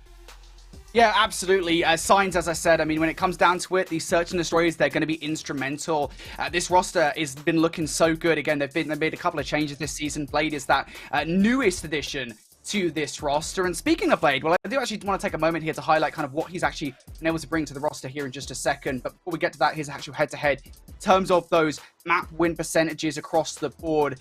And I mean, it is kind of a mirror matchup, right? I mean, it looks very similar. Hardpoint, 42% versus 44%, 67% versus 71% in Search and Destroy. And then it's very clear that for both of the teams, Control is a real weakness. Weakness is it's kind of undermining it. I mean, 17% win rate in Control for an entire season of Elite. Not good, Brody. It is not good at all. But that Search and Destroy, we're going to continue to have a immense periscope over top of it just to see what these two teams are going to start producing when it comes down to the Search and Destroy. The respawns, of course, in my opinion, will probably be the deciding factor of who's going to be able to take this map number 1. And especially that Control could be the end-all, be-all for who takes this best of 5 series. Yeah, there's just a kind of a lot of questions, isn't there, about the search and destroy, the control in this one. I can't wait to see kind of who comes out on top of those matches, because that last control that the Atlas Lions just played was actually pretty good, right? So they got very close to beating Notorious. So we know that, yes, while they're technically 1-5 overall, I don't think we should count them out just yet. But I do want to take a look at those players that I was talking about previously. I did mention Blade there just momentarily for Signs. Of course, he's the newest addition to this roster, and he's made, I think, a wonderful change to this team here, coming in with a positive KD in Search and Destroy and in Hardpoint as well. Control is really the only game mode where he's struggling. Yeah, I mean, the same can be said on the opposite side, of course. When we're talking about Blade, we want to talk about Jaco as well. It's very easy to continuously on with the narratives that Super is probably the best player that we have in European Challengers at the moment individually, but Jaco is that cornerstone, if you will. Super and Rancor can deliver immaculate numbers across any game mode, across any map. But when Jaco is delivering kills, when he is just being a nuisance throughout the entirety of the map, you got to see what that means in that matchup versus Team Notorious early on. He was in the flow state, Brody, on the Alocilo control and the Alocilo search and destroy. Not the sexiest KD ratio across the season so far, but when this guy delivers, it feels like the Atlas Lions are unstoppable. Yeah, he feels like the third man for this Atlas Lions roster. When he actually does show up, it is a real successful point for the Atlas Lions. So hopefully he can get back here in this series. But let's take a look at the map set then for this best of 5. And it's going to be an interesting one for sure. I think really, to be fair, there isn't much success to be talked about for either of these two teams, apart from that very final game mode. That's an Embassy Search and Destroy, in which Signs are currently 3-0. Beyond that, though, it's, I think, I don't know, it's not the best success for either of these two teams. Yeah, I was about to bring that up as well. But you look across this best of 5 map set, and when you talk about some of the records, the Atlas Lions have, 2 out of these 5 maps they haven't played yet, and that's maps 1 and 2. So this is going to be almost close to a wet noodle fight when it comes down to as far as series or map records across this season alone. It's also important to note, last time that these two teams did play, it was also in lower round 1 of Season 2 of the Elite, Brody. The only returning map throughout the entirety of that best of 5 map set is, well, actually nothing. Never mind, I lied. Baited you. No, it's a Mercado Search and Destroy. I lied. I double lied. I double crossed myself. And, well, the Atlas Lions were able to take that last time around in a 6-0 fashion. So you're really hoping that Blade can lean into that S&D prowess and to be able to keep them in the runnings. It's just really the consideration as far as slaying is concerned. I know what the Atlas Lions can bring to the table. I've seen it through so many years of Call of Duty. Can Signs step up to the plate and meet them at the gates? Yeah, for Signs, it's been a problem of trying to break out of that top 8 to really cause problems for some of the upper echelon of European Challengers talent. Well, here is one right on your plate. The Atlas Lions to try and take down Aligned to Slate. Will they be able to get it done? Well, so far, not so good off the start of this one, as the Atlas Lions going to get that first wave of gunfights in their favor. One lone Sign player going to spawn out over towards that kind of kitchen side. But, I mean, none of this is going Sign's way whatsoever. Yep, and again, you see it right there as far as a little pop-up is concerned. Atlas Lions have not played this map mode combination this entire season. Last time around, though, in Season 2, Brody, they were 1-4 on Hotel Hardpoint, but they allowed it to come through because they're more or less feeling that they can take it off of Signs, who have only played this twice, and they're 1-1 overall. Not a bad shake as far as P1 is concerned. You can see the Atlas Lions soaking up 50 points off of P1. I would say that's a pretty good start. Yeah, I think that's a fair assessment. It's more time than you usually expect to go the way of a team in control of P1, and it might well get worse as well, as the Atlas Lions, while technically not touching just yet, do have control of P2, but player number 6 coming around the flank here on the minimap. Super looking to cause some carnage for the Signs players that have managed to filter through. That is exactly what happens now, is looking for the team shots. Deliver actually manages to survive. Yumiko comes from the statue area, and Signs managed to break on through. A big moment there for Yumiko to be able to find that 3 spree. Keep Signs in the running as far as this back 30 seconds is concerned. They're aware the Atlas Lions are still spawning into the backside of the parking lot. They just need to win these gunfights, and, well, they can't even find a single one. 4 dead, 4 Signs. The Atlas Lions break back through that spawn trap. You see right there in the picture-in-picture, Clutch Rain able to take their map 1. That was on Embassy versus VVV, so a good start for Clutch Rain in their best of 5 series. The Atlas Lions, as far as this one is concerned, they get the majority of time off P2. They get that restaurant control, Brody, and they have the rotation over to Kitchen. Necessary bounce back there for Clutch Rain after their earlier loss versus Unnamed. So keep you guys updated of what that is happening with that one as it continues on. But regardless, over towards this kitchen hardpoint. Signs managed to take 28 seconds away to the back of the last one. Now they want to steal some time on kitchen as well. Blade just trying to snake his way through the doorway. Unfortunately, that's not actually going to result in anything but some Congestion is in fact going to be Deliver, who now needs to produce a two-piece, and he does. On the other side, Yumeko picks up that final frag versus Sukri. So Signs able to break their way through now. The Atlas Lions spawning out towards the middle, or spawning out towards Restaurant. They'll still want to give this one last up. Yep. Why wouldn't you? With this lead that at least you can hold on to your favor going in towards the upcoming hardpoint. You already know you have the rotation because Sukri was here yesterday. The re-break attempt, I should say, for the Atlas Lions comes up in spades. But the rotation is a little lacking. Again, it was Sukri that was only over here, and with the Atlas Lions getting repossession over by P2, the spawns will flip. So the Signs, they'll be on the correct side of the map for this rotation, still trailing by 40. Big rotation coming out from Signs now. It's a rather large lead, rather large gap between themselves and the Atlas Lions. P1-sized hole, you might say. Signs want to reduce it.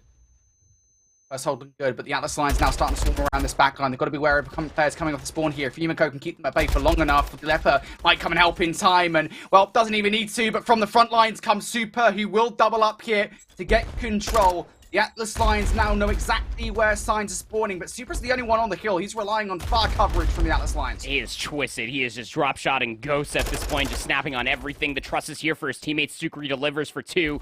Super can just play inside the hard point. The hit from the front is just one player strong. It's Yumeko. And look at the spawns for Signs. They're still in the back over by Spa, so they can get a good look at this 15 seconds, but it's just that. 15 seconds, and Deliver's the only player now to maybe try to contest this. The Atlas Lions will not allow him to get even close to D2. What was going to be at least a 40-point lead has now grown ever more so. 125 to 53. The Signs need a big Restaurant Hill. It's not the hole they wanted. Now Signs once again in the exact same position we were just about, 40 seconds ago. Need to see a good hole coming out from them. Depper opens up proceedings with the first kill side kitchen, sends him back to the respawn screen. The Atlas Lions now starting to aggress for all points, but every single one is going the opposite way. Yako will pick up a double O, and it keeps them in the conversation, but it's not enough to actually garner control. So Signs not in that bad of a spot at this point in time. 30 seconds left on this hill. The Atlas Lions going to try and brute force their way through, but keep an eye on the gunfights going round on the flank, especially for number 2, who actually loses that one towards Super, and there's that sport for them. Just not looking good so far. I mean, Depa, Deliver, you're looking at a combined 7 and 27 between those two. Really trying everything he possibly can. He's on a 4 spree, 12 and 9 inside of this hardpoint. This was a pretty good Restaurant Hill. Grander scheme of things coming through from Signs, and Blade is still on this spree. 5 in a row. Looking for kill number 6. Snaking the restaurant bar. He gets stunned up. 1v1 versus Super gets the better of him. The streak gets put to rest. Signs are able to at least deliver on a decent amount of time there on the old hardpoint at Restaurant, but the Atlas Lions are set up here at New. Yeah, they've managed to put the game within touching distance at the very least. Atlas Lions on this hard point could, well, just blow it wide open once again, and Rencor around the back line. I mean, that's the start that they did to desire. Yako to follow up with another one as well. Rencor now starting to aggress once more. Down to 10 HP he goes, facing down 2 players. Rencor just doesn't care and wants to face slam straight towards the door there. Not sure that was the actual intention. Regardless, it does result in Deliver picking up a 2-piece around the back line, and now Signs starting to try to get that back area control. They should be able to hit, regardless of what the Atlas Lions want to do through the front. Atlas Lions might just send these 2 players down low. Rancor and Yako to maybe try to contest this hardpoint one last time. Well, Rancor is at least able to find the trade, but the Signs walk away with the scrap time. So I would say at least marginalized was that 70-point lead, brings it within 40 again. Signs are trailing going in towards the second set. They can do what Atlas Lions did to them on P1. It would be pretty fruitful. Depper, he was 3 and 19 prior to that 2-piece. Needs to start getting back towards this game, as does Deliver, to be honest. You already know their performances earlier on. It's not good at the moment. He will fall once again here as a flurry of kills now starting to come through for the Atlas Lions. Signs will continue to spawn up by Restaurant. Yumeko just jumps straight down for the kill on towards Sukri and will deliver with Rancor. Be part of a 2-piece there between Depper and Blade as well. The Atlas Lions here not in control of the map just yet. You're going to start to see those arrows now move through the bottom of the map so they can quick spawns. Player number 6, Super, is on that route to maybe try to do it. You feel like that Signs you see where 3 and 4, Depa and Yumeko, are trying to re-wrap around the back. They're aware that from their previous spawn inside of Jules, that the back parking lot is under threat. And it is not done yet. Sukri all the way through Spa, looking to influence this, finds the first. Rancor can't find the trade. Depa gets inside the Spa. It's 10 points of difference now between these 2 teams. Depa, big 1v1 here to take. And Yako is stunned up. Unfortunately, not going to win that gunfight. So trade's looking pretty good here overall. for the Atlas Lions, but those back spawns are cemented for Signs, so there won't be long before the garrison has arrived. Deliver making the best of this heady now, just taking down players left, right, and center. Super tagged up, gonna have to retreat towards the help desk, and Renkor's like, well, I guess if Supra's not gonna get it done, I will instead. Trades now being done by Yumiko, but it is not enough. Signs bullied out of the kill for the moment here. 30 seconds still left to fight over, and Signs continue to have these back spawns, so it's a problem that the Atlas Lions will regeneratively have to deal with. And as that kill comes through from Deliver now, you have to imagine the rest of the time will go Signs' way. They've completely turned this game around. And you really feel like in between Super and Rancor being 42 and 30 between the two of them, that this scoreline just does not make any sense. But Blade is just, I mean, he is forcing that square peg through the round hole, brother. 25 and 17 is dragging Signs through this, along with Yumeko staying alive in the hard point with 1:45 of OBJ time. Rotation over towards Kitchen. It is being held by the Atlas Lions. They are turtled up inside the hill already, and that means that Deliver can hit this flank. There's on all sides. Still waiting for Deliver to push through, and I'm not sure he actually wants to anymore. Was a little bit more cautious of it, considering the player died over towards Connector as well. Now all of them starting to come through that side door, and Rancor is just more than happy to line him up and knock him down. 5 in a row now for him. Echo towards the back line. Actually going to lose the one versus Yumiko, but Rancor will take that trade for the 6 required for the cruise missile. Still a very close game here. Still 25 seconds worth fighting for. Signs. We'll give this one last look, but number 4, Yumiko, is already starting to move towards the rotation. Rancor already got that 6 kill. Cruise missile has already been achieved. The last 1v1 versus Deliver. Super's there for the trade. This was a big hard point, a turning page for the Atlas Lions, not only to regain the lead, but then grow it by about 30 to 40 points. And the rotation over towards New is on. Signs again. They're on this side of the map. Sukri looking to influence it early with these rotational battles. Hasn't been spotted just yet. So Sukri, as long as he doesn't get heard per se, might be alright. And now he has. Yeah, Yumiko turns around just as Sukri bunny hops his way around the back line. So Goaty coming out. Great listening skills from the player there. Yumiko. Now Signs in control here for the moment. Blade just going to be sitting on, throwing shoulders left, right, and center here for the moment, relying on really coverage around the statue side and around a bedroom as well. But statue side will now fall apart. Bedroom side goes down as well. Blade left up on his lonesome and encroaching from all sides will be the Atlas Lions. Super does it on 7 in a row. They can still finish it here. They can absolutely finish it here. Sukri's anchoring down the back line, which means the majority of the hit is actually coming through the front. And Yako hits the flank, finds Deliver. Last player's coming through statue. The Atlas Lions in the driving seat. Now Rancor, 28 and 18, has had a stellar game so far. Wants to come and finish this one out. Deliver just getting beamed by Super, who picks up 2. Signs look like they're being pushed out at the last moment. You gotta give them the credit for coming back in the way that they did, for at least being in the conversation. But their voices were silenced at the end. Yeah, Atlas Lions just stepped up in a major way. I mean, they talk about a respectful answer going inside of that P3 hardpoint there in the final set. It is the simple fact that they understood, okay, we could not recontest P2. Signs were able to bring themselves back inside of this map number 1. It's a Blade's heroics, 28 and 22. My goodness, but I mean, the Atlas Lions, they get set up inside a kitchen, and honestly speaking, the way that they were set up inside a kitchen, I didn't have them holding on that strong inside of the hardpoint. It was a turtled setup. But Rancor being able to find 2 through the cat room meant that the majority of that hit was going to be coming through either the side door or through the back, just by proxy alone. All the Atlas Lions, they deliver on the kills required, not to mention with Sukri in the transitional gunfights that he did not unfortunately win, but he influenced the spawn out to occur for all the focus for the Atlas Lions, and the flood through single, break inside of P4 with just enough time to spare to close out map 1.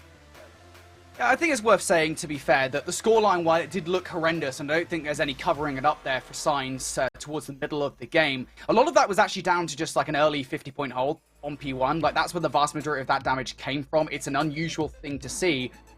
We said it because we got into the second set, and then Signs actually managed to make a comeback happen off the back of that, and then a good hold over towards P2 as well. So, you know, I don't think there was any point really where Signs were absolutely out of the conversation just due to that money rotation, as it were, from P1 to P2.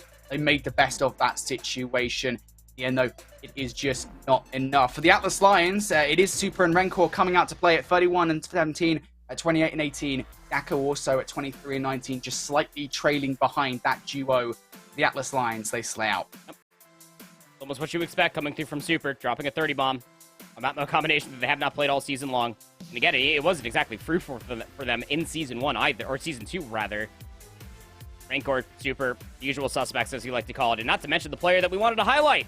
23 and 19 out of Yako. That is what you need to have out of your SMG player for the Atlas Lions to take map number 1. And now we go over towards a Mercado Search and Destroy, where the conversation for the Atlas Lions versus Team Notorious earlier on, Brody, was the fact that they need to be able to take 2-3-5 versus Team Notorious. Now the conversation has now been flipped. Science need to lean on their Search and Destroy prowess that they've been showcasing this entire season. Right.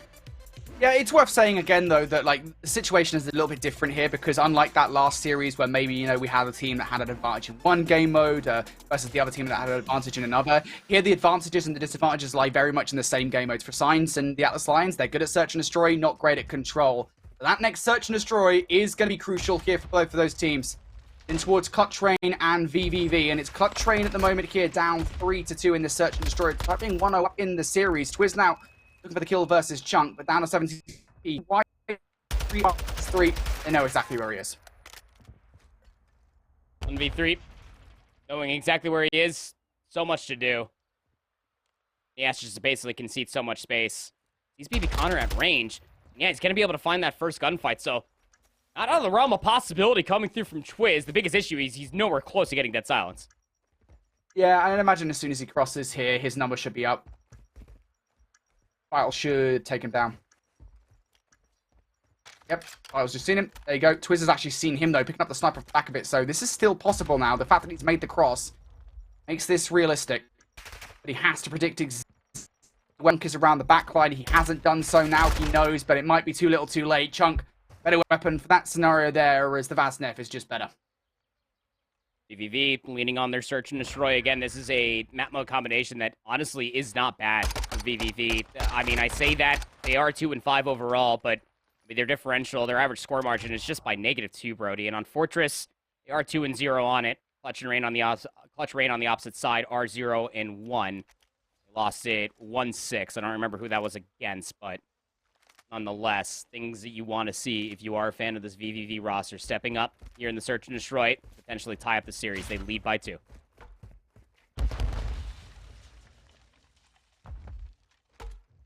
Clutch Rain here in this round. To show how their offenses have gone so far. We've only just jumped in here at round number 6. Slow. Far. Vital push very far up. That nade will not connect, so it hasn't been found out just yet. Yaz is going to go check and actually wins that gunfight. Hello. Headshot multiplier galore. Goodness gracious, at least there's a trade there for VVV. Not a whole lot of comfort to plant this bomb. Not in a 3v3. They're really relying on Linz to maybe try to hit this route. And well, Twiz just runs it in the line of sight. Twisted, BB Connor picks up Linz on the opposite side of the P1 trucks. And now it's just up to Cobra. 1v3, where the lives were even, not even a few moments ago. Cobra's in the clutch.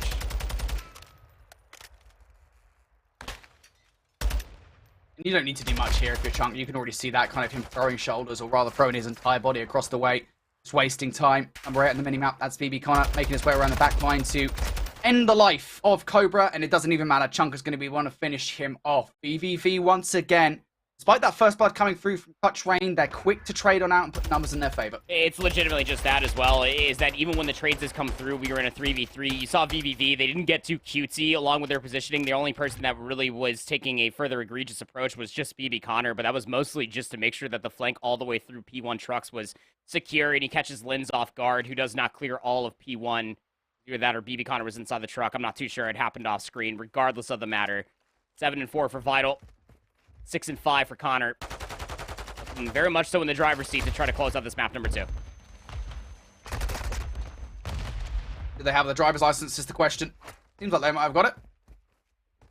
Nothing illegal going on here. It's VVV now 4-2 up here in this particular round. Gonna need something, see something special coming out from the former Wobs members, and Cobra just doesn't produce. Linz now a 1 versus 4. Doesn't have any map control. Gonna garner some with that kill versus Vital. So it's possible, but the bomb is now down. All right, young buck, let's see it. Get the ace. 35 seconds, has to allocate 7.5 just for the defuse. The jump chow, you knew Chunk was gonna be in the bush. Can't win the upfront gunfight. And how about it? VVV gonna be able to take the Search and Destroy off of Clutch Rain.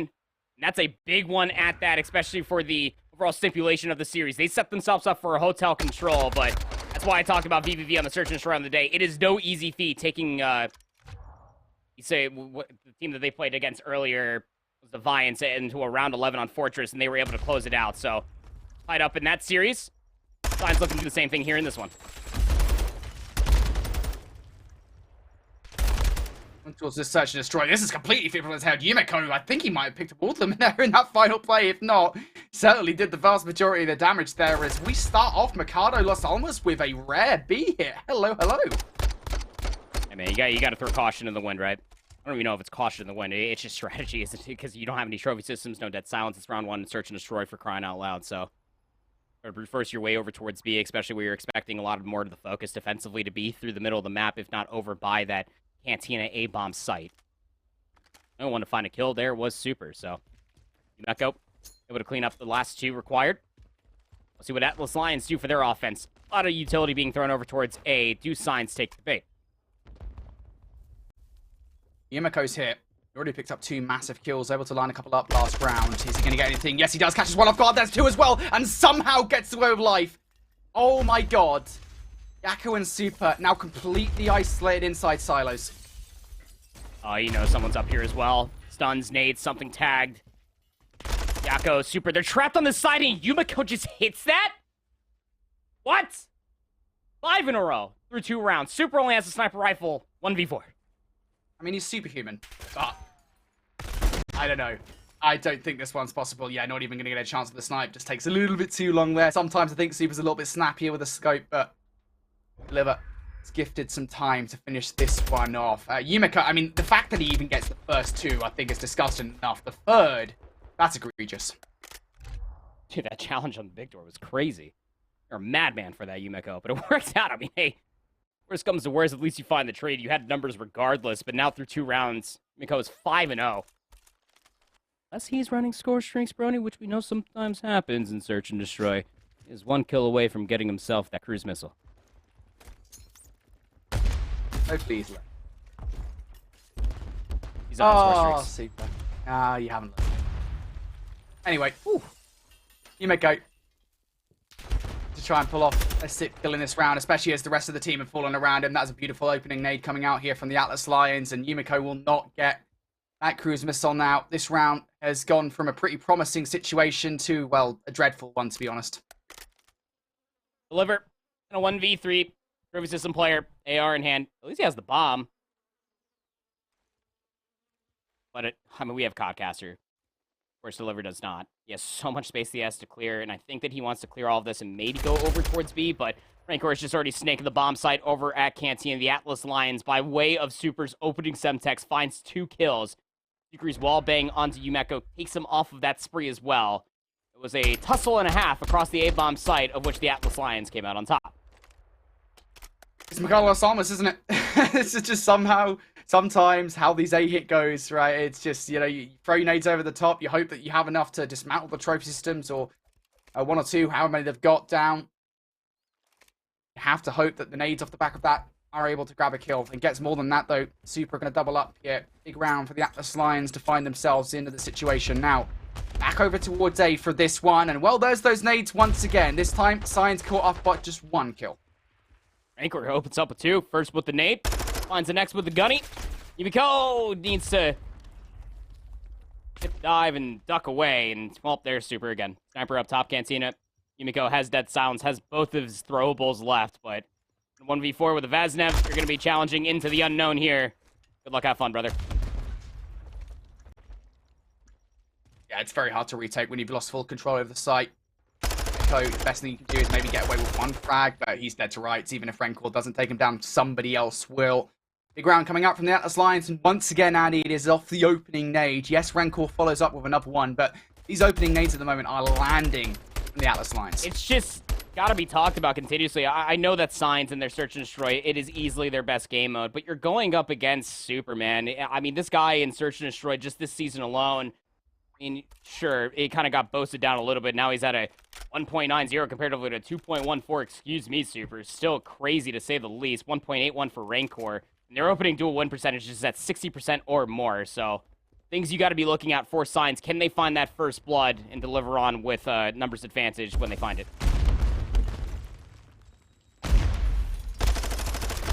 Then aggressive now is Super through that top window side. Tagged up, we'll have to back away. Hasn't actually garnered any map control, though, for Signs. That's the problem.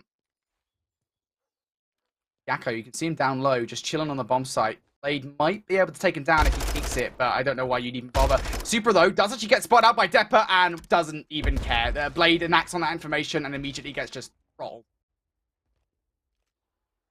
Player number 4 is making moves, though. Miko's already through the big door. He's got to have Dead Silence pop because Sukri has no idea. Well, he does now. Audio cube. That door doesn't open by itself, Sukri. You know. That door does not open by itself. Rotation needs to be on. Atlas Lions need to come help out Sukri. Do they? They don't know he's here. There we go. Sukri going to activate. Gets away. Getting Yumeko flashbacks here from earlier on. This time it's the Atlas Lions, though, that are benefiting from it. Depper and Yumeko are just completely stuck here. Sukri just eviscerates him. Depper from up top, though, will jump out for one. Might have just found the route in from behind. Was looking for a cheeky slash up there. Is not going to get it. And yet very similar strokes to what we saw earlier on. First blood gets found by Atlas Lions, and they just post up on their angles. I mean, if you're Signs in that few moments of time in a 3v odd, you're almost just really hoping for Yumeko to be able to find a lot more information over by Tin, but typically as that sole defender, he's not playing in a 1-for-1 position over by the door that leads to the bomb site, if not over by that cube, the little jump up that leads to Forklift, if not inside of Tin itself. But gotta respect the discipline that's being showcased here for the Atlas Lions, a combined 8 spree between Super and Rancor.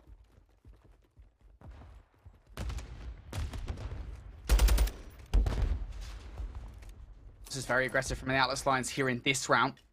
Barrel towards B, but not enough time, not quick enough, I should say, to actually get across and get the advantage on towards Signs earlier on. So Rancor has to be a little bit more smarter about how he takes this one. He's on 5 in a row, Super also on 4 in a row, so that will slow up the Atlas Lions somewhat. Definitely able to clean up Super, though. And the Atlas Lions come to an abrupt halt. There's now Yakko in a 1v2. Dead Silence is about to run out. And it's going to run up as soon as he gets inside the big door. Sees Depper from behind. Just enough Dead Silence to go unnoticed. 1v1. It doesn't get the reset, though. Have to slow up here. Thing is, every sprint, of course, Yumeko will heal. He'll certainly hear that door slamming wide open. Yakko just does not know where Yumeko is located. Surely Yumeko heard him. Yep, he did. And he's going to hit Yumeko as well. Ah, gotta open your ears, folks. How do you know what? I'm not even going to entertain that question. You never heard that phrase? Open your ears? Yeah, that's something that my mum says to me all the time. It's just not something that I can do. It's just not something the human body is capable of. Regardless, something that Yakko is absolutely capable of is a nice little 1v2, just playing off of sound information. He was able to recollect the bomb, got that first one on the Depa, sure, but the moment he was pushing away through dark, whether it was an audio cue or not, whatever may have you, he makes the correct call just to be able to turn around inside of dark. Yakko, with 3 in that round, finds himself up on a 4 spree himself. 2-round lead here for the Lions. Sun's going out towards the middle of the map. This is very deep into the middle here from Signs. Blade's actually going to be able to get a double off the back of it, make it 3, make it all 4. Why not an ace for Blade here in this one? Why we highlighted Blade, why we wanted to talk about it. This guy has been stepping up and has made this team Search and Destroy so good. It's important to remember as well, the last time these two teams did play, Mercado Las Almas was map number 2 for Search and Destroy, and Signs got blown out of the water. That was when they were playing with Nadox. You bring in Blade, and he's delivering quite wonderfully. He was having a hell of a map number 1 on Hotel. Of course, lost that one. Now finds himself on a 4 spree. That is doubling up wonderfully with Yumeko as they are at a combined 12 and 8. Big round there from Blade, big round from Signs, and, well, I love how earlier on we were singing the praises of the nades from the Atlas Lions. It had to go the other way at one point, didn't it? Rancor down to a team nade, Deliver, going to capitalize with the kill on towards Sukri, who really just put himself out there to try and trade things out. And Deliver's going to clean up Yakko as well. Super. Want to count this guy out, but he pops Dead Silence and he gets run up to by Deliver. What was that, his 3rd in the round? Everybody showing up in a massive way here for Signs in the past few rounds, tying things back up. Of course, gifted that first blood by way of a team kill. Super had pegged Rancor in the back with the Semtex as he backed all the way back up through Banana. Did not want to take one of his teammates down with him, but man, you just really do not like that unfortunate opening. That was Atlas Lions. They're offensively just kind of got put into the absolute blender off the rip. Now Signs, for an upcoming offense, have a chance to take the lead back.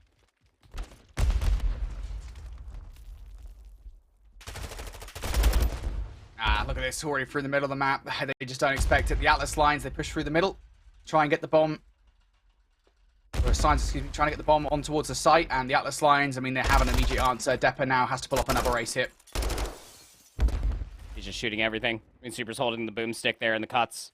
Now he needs to clear the middle of the map where two players are, one's laying prone, one's standing up. Super's trying to push at least for the final blow. Depper's still trying to finesse.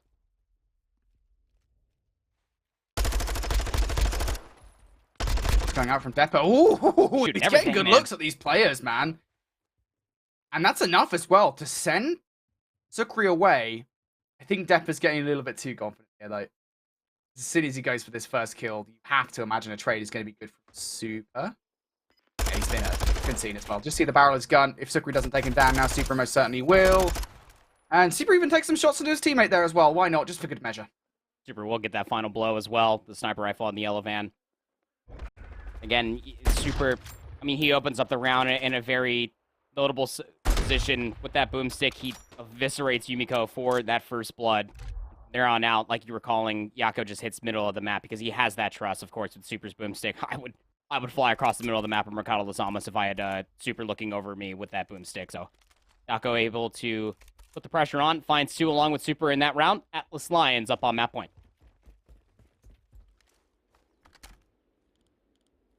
Super's early snipes. They've been relatively muted, to be fair. I've seen too much of it here on Mercado. First blood nonetheless. If it's not Super, it's Sukri taking it here in this round. Yako going to capitalize. There's one trophy down. There's another as well. And you know what? While you're cleaning up the trophies, you might as well clean up Depper too. Last player down. That's a game. The Atlas Lions. Well, leading the series, that's back-to-back maps now. The Atlas Lions have not played throughout the entirety of Season 3 of the Elite. Whether it was vetoed against them, maybe other teams had some other information about how good Atlas Lions could be on Hotel or Mercado. Regardless, they looked good versus Signs in Hotel and Mercado here in map number 2. Super 9-5, same for Yako, 9-5 as well. It's a dynamic duo you really have to be worried about. Yako is having a great performance on this day in Search and Destroy alone. Yeah, he's doing pretty well, right? And again, it's what we talked about very much at the start of the series, right? When we talk about kind of Atlas Lions, is we need more players to step up. It can't just be Rancor and Super. We'll say it till it changes. And to be fair, it is changing. Yako seems to be doing a little bit better now as he performs there in that Search and Destroy. So great stuff coming out from the Atlas Lions, but they most certainly do have to fight for it. We saw so many crazy situations there. I think Blade's ace definitely kept them in. I think it was round number 7 or so for Signs. But again, there were so many situations where they put the first foot forward. I think we saw like a hit in the middle of the map coming out from Signs. Immediate response just like that from the Atlas Lions. Their adaptability there in that Search and Destroy shows why they are such a good S&D team. Oh, absolutely. Yeah, I mean, it's just things you really have to be concerned with on both fronts. The clutch, obviously there. I mean, you saw it from Blade. Neko was also, he started off 5-0 through those first 2 rounds. But it's the adaptations that do it for me, for the Atlas Lions. It's the same thing that they were offering versus Team Notorious in the opening series of the day for us, Brody, on El Asilo. It's just how quick the Atlas Lions are okay with conceding so much of the map and just rely on, well, reliable. And that is Super with the boomstick in hand. 9-5, finding a decent amount of first bloods. I want to say, those first 2 rounds. Signs gave themselves a real good shake at maybe trying to keep this competitive, but you got Yako that is just hitting routes with Super or Rancor overwatching these plays. It just becomes so oppressive on a map like Mercado. Absolutely. The Atlas Lions going to take this one. Big victory for them. Again, we talk about the overall context of the series, kind of the strengths and weaknesses here for both of these two teams. Very much in the same game mode. Signs and the Atlas Lions coming into this matchup, both very good. At Search and Destroy was a 5-2 record for Signs, a 4-2 record for the Atlas Lions.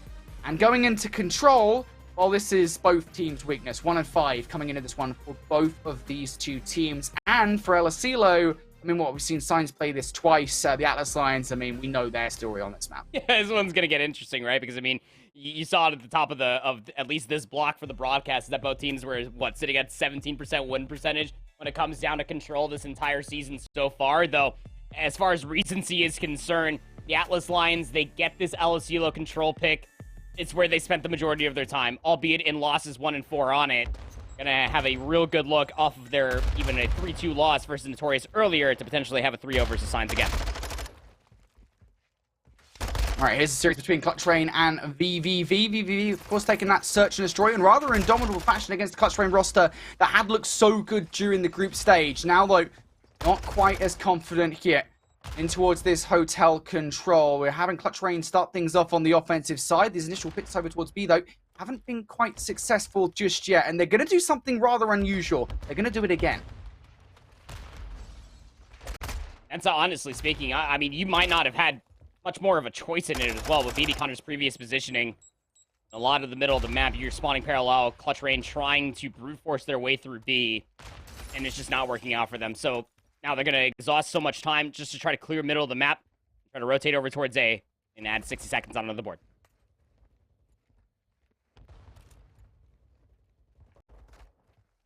Clutch Rain bring their attention over towards A, as you say. But they've got to deal with the threat from behind. Vital is that guy at the moment. He's already picked up one player coming off the spawn, but Twiz is patient as ever, just holds the L trigger for an extended period of time, waiting for Vital to challenge, and that challenge inevitably comes. We'll take it every day of the week. This A zone should be captured. VVV, hopefully they don't try and go for some late hits here. It would be a bit silly. Chunk does exactly that and will.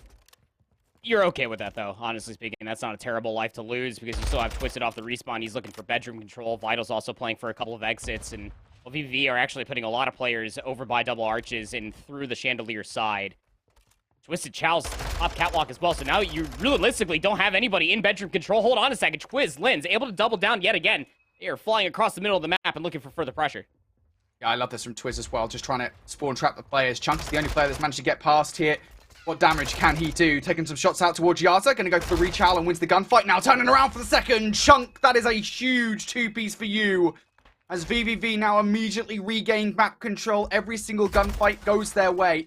And now look at the positioning that they've been able to establish here. As Clutch Rain going to have to refight their way around this map. It's not entirely terrible because number 3 and number 4, Twiz and Cobra, could well make a flank happen. Yeah, BB Connor is going to be that main guardian of the flank, right? As that flank is surely being pushed by Twiz, and you really do feel like this is the end-all be-all. Twiz needs to find value on that flank. Cobra's able to clean up Vital inside of couches, so now the majority of this is actually through the bar side, and BB Connor knows it. He's aware of it. Cleans up Twiz. Cobra gets gunned as well. It's just Yaza to try to make a play happen. Yeah, he's going to get taken down as well. Now it is just Lin, sandwiched between both Twisted and Vital, and that's not a sandwich you ever want to be the filling of. So he goes down. There is still a chance to touch here, but you've got to imagine Twisted should just come towards the point. Actually get shot in the back, so hold on. This is not done. BB Connor will find himself suppressed as Cobra picks up one of the spawn. There's players towards the middle of the map, but this is going down pretty fast. Now there's 2 players stacking on towards this point. Twiz goes down. Those players now through the middle of the map starting to aggress, and it's all mostly in favor of VVV. They certainly have to fight for it in those closing moments, but they do get it done. Yeah, what was about to be 3 segments, Clutch Rain are able to walk away with a total of 5, and that is just massive conversations for what could potentially be a round 5 defense between these 2 different teams in a swing map combination that is hotel control. So I'll be sure to give you the final results as far as that one is concerned, as Atlas Lions versus Science. Well, it is underway here on control for El Asilo, and as far as an offense is concerned, already got that A zone captured if you are Science. Map pressure isn't exactly a virtue right now, especially with Blade being gunned top BBQ.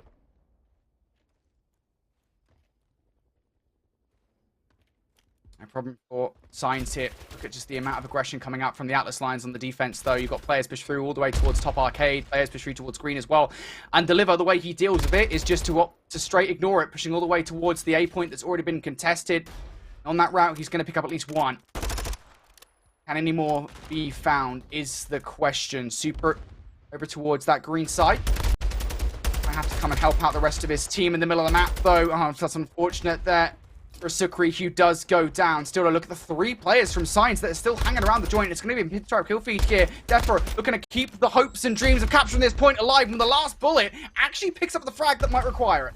11 plays up against 9, 13.9 seconds left on the clock. That second segment is going to be on its way before the Atlas Lions can even contest it. Player number 7 is going to be Super. He's going to have to push through kegs, and Blade's already holding his irons on it. Looks like this one might be done. Super and Rencore flying through from behind. And oh no, never mind. Rencore for the double. Blade, can he survive it? Oh, tries it for the second, but will be denied. And now these guys just effectively running headfirst through the football field. Not going to get there in time. Not going to get there at all, despite how they might lie, but that was very close. Yeah, it was incredibly close. I want to say just maybe a few seconds away from that third segment actually being captured, but Super manipulating the door, not even having to really worry about that line of sight that Blade was holding previously to that Keg's doorway. Able to find the first kill, and then Rancor towards the pinch like you were talking about. Show up and deliver in a massive way. Yakko 9-4 through that first round. 9-5 for Depa on the opposite side. The Atlas Lions will hold on. 5 segments to the bank there of Signs. See what the Atlas Lions can produce here on their offense.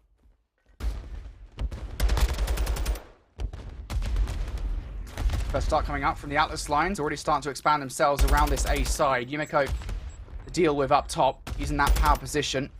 That nade going out will most certainly weaken them. Yumeko going to have to just keep their head down for the moment here, and that's going to enable number 8 and Rencor to aggress towards that top red tower. So now the power positions have completely flipped here. Rencor was already doubled up off the back of that first kill, but not going to be given a chance to pick up the players that were sitting in the corners, but Blade is actually going to give that one away to Rencor. Fortunately enough, that was a lovely nade from Depa to deliver off screen to take Rencor down.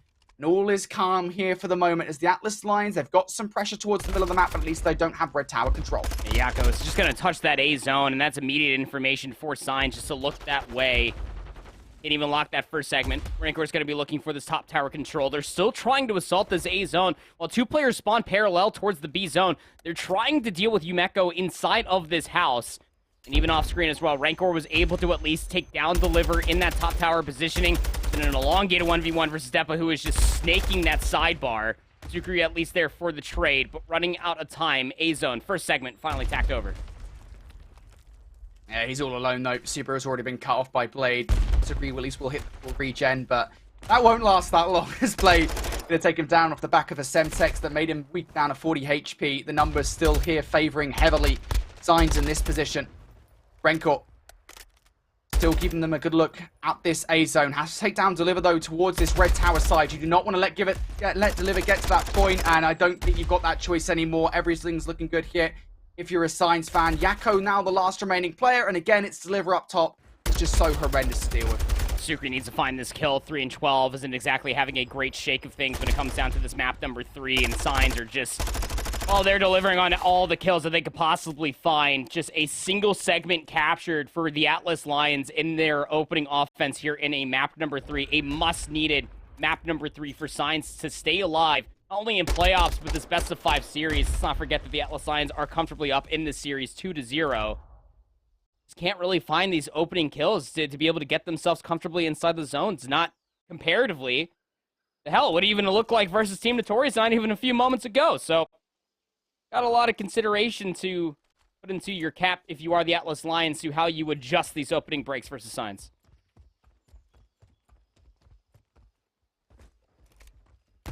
And towards this round, the Atlas Lions, their opening break looks like Yakko seems to be flying straight out towards the football field, right out the open. Yakko doesn't care though, actually manages to convert that into at least 1 frag, but no more than that. Now the space has been cleared here for Yumeko and Depa to start to make some progress on this point. It is just those players, and they don't actually have any coverage from anywhere else, not top side. Depa's now going to have to transition into a role that is more supporting of this entire play. To be fair, he's actually managed to get 1 frag. Now looking for the second, turns around and takes down Super. And now the lane is open here for Signs to stack. Depa is frying 15-9 on a 3 spree for this life. The stack on over by the B zone. Everybody's over here. Yakko confused on which way he needs to look. Deliver on the outside of Tools is going to be able to find that kill. I don't think anybody can get down to contest in time. Well, the Atlas Lions, they're still throwing bodies at this. Oh no, that's a massive mistake. Some transitional gunfights being found. Nobody from the Atlas Lions in a position to contest Depa early. Yeah, they don't even have the power position up top red tower as well, so Signs in a great spot. Depa, what is this? 7 in a row! Depa's just mowing them down. And now that is full space cleared. The double stack is coming through. I'm surprised they're not actually just full sending on towards this point. Coverage now. All of this onto what Yumeko is able to produce. Finally goes down now, just a sliver away from the capture. And there it is. I thought they might be able to jump in, but the coverage is good. Signs. I mean, more accurately, Depa. What was that? Depa has a .77 on control through Season 3 of the Elite, by the way. You wouldn't believe that stat line if you were looking at what he is doing to the Atlas Lions. He is making them look so silly. Confounded even. Depa is 20-9 through 3 rounds of LOC control on an 8 spree, got the cruise missile. Just about to seeing how high that streak number can go. Atlas Lions, I mean, they seemingly have no answers. Sucre 5 and 16 is not good enough. Super 11-15 isn't delivering. And Yako has been suppressed, especially in that previous round.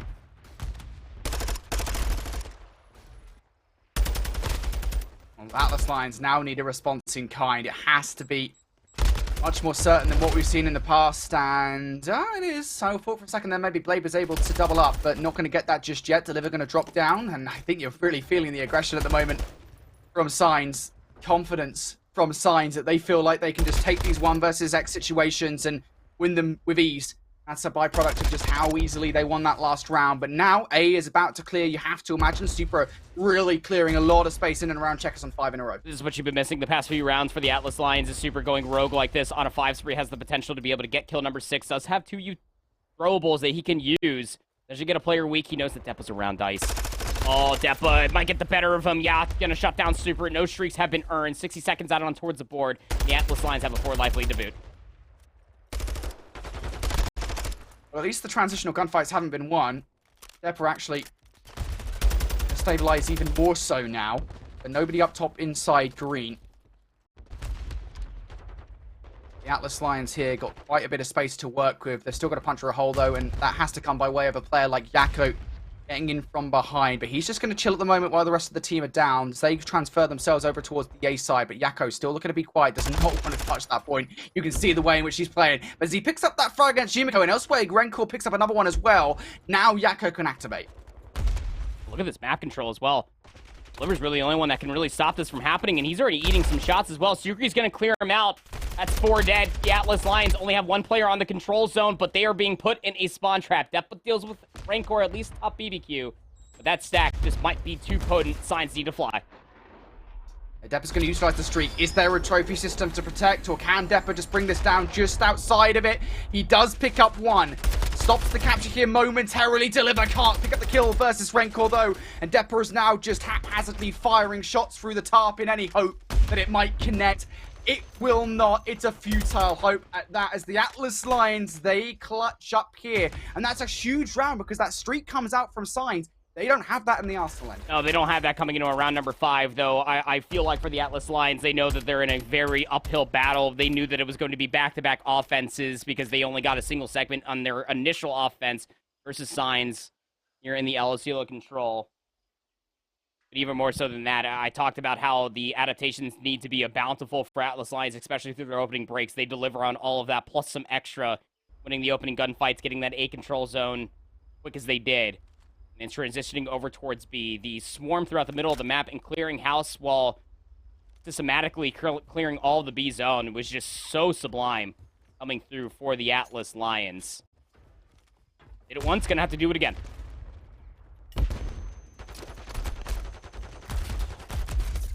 So far, Spawn, Sucre, and Rancor, they've been slowed up entirely again. They're relying on the play from behind from Yako. He's not able to convert a lot, to be honest, there in that entire scenario. Signs, they've got full control over the bar side here. The Atlas Lions have to find a way to break. Lost a single life along the way.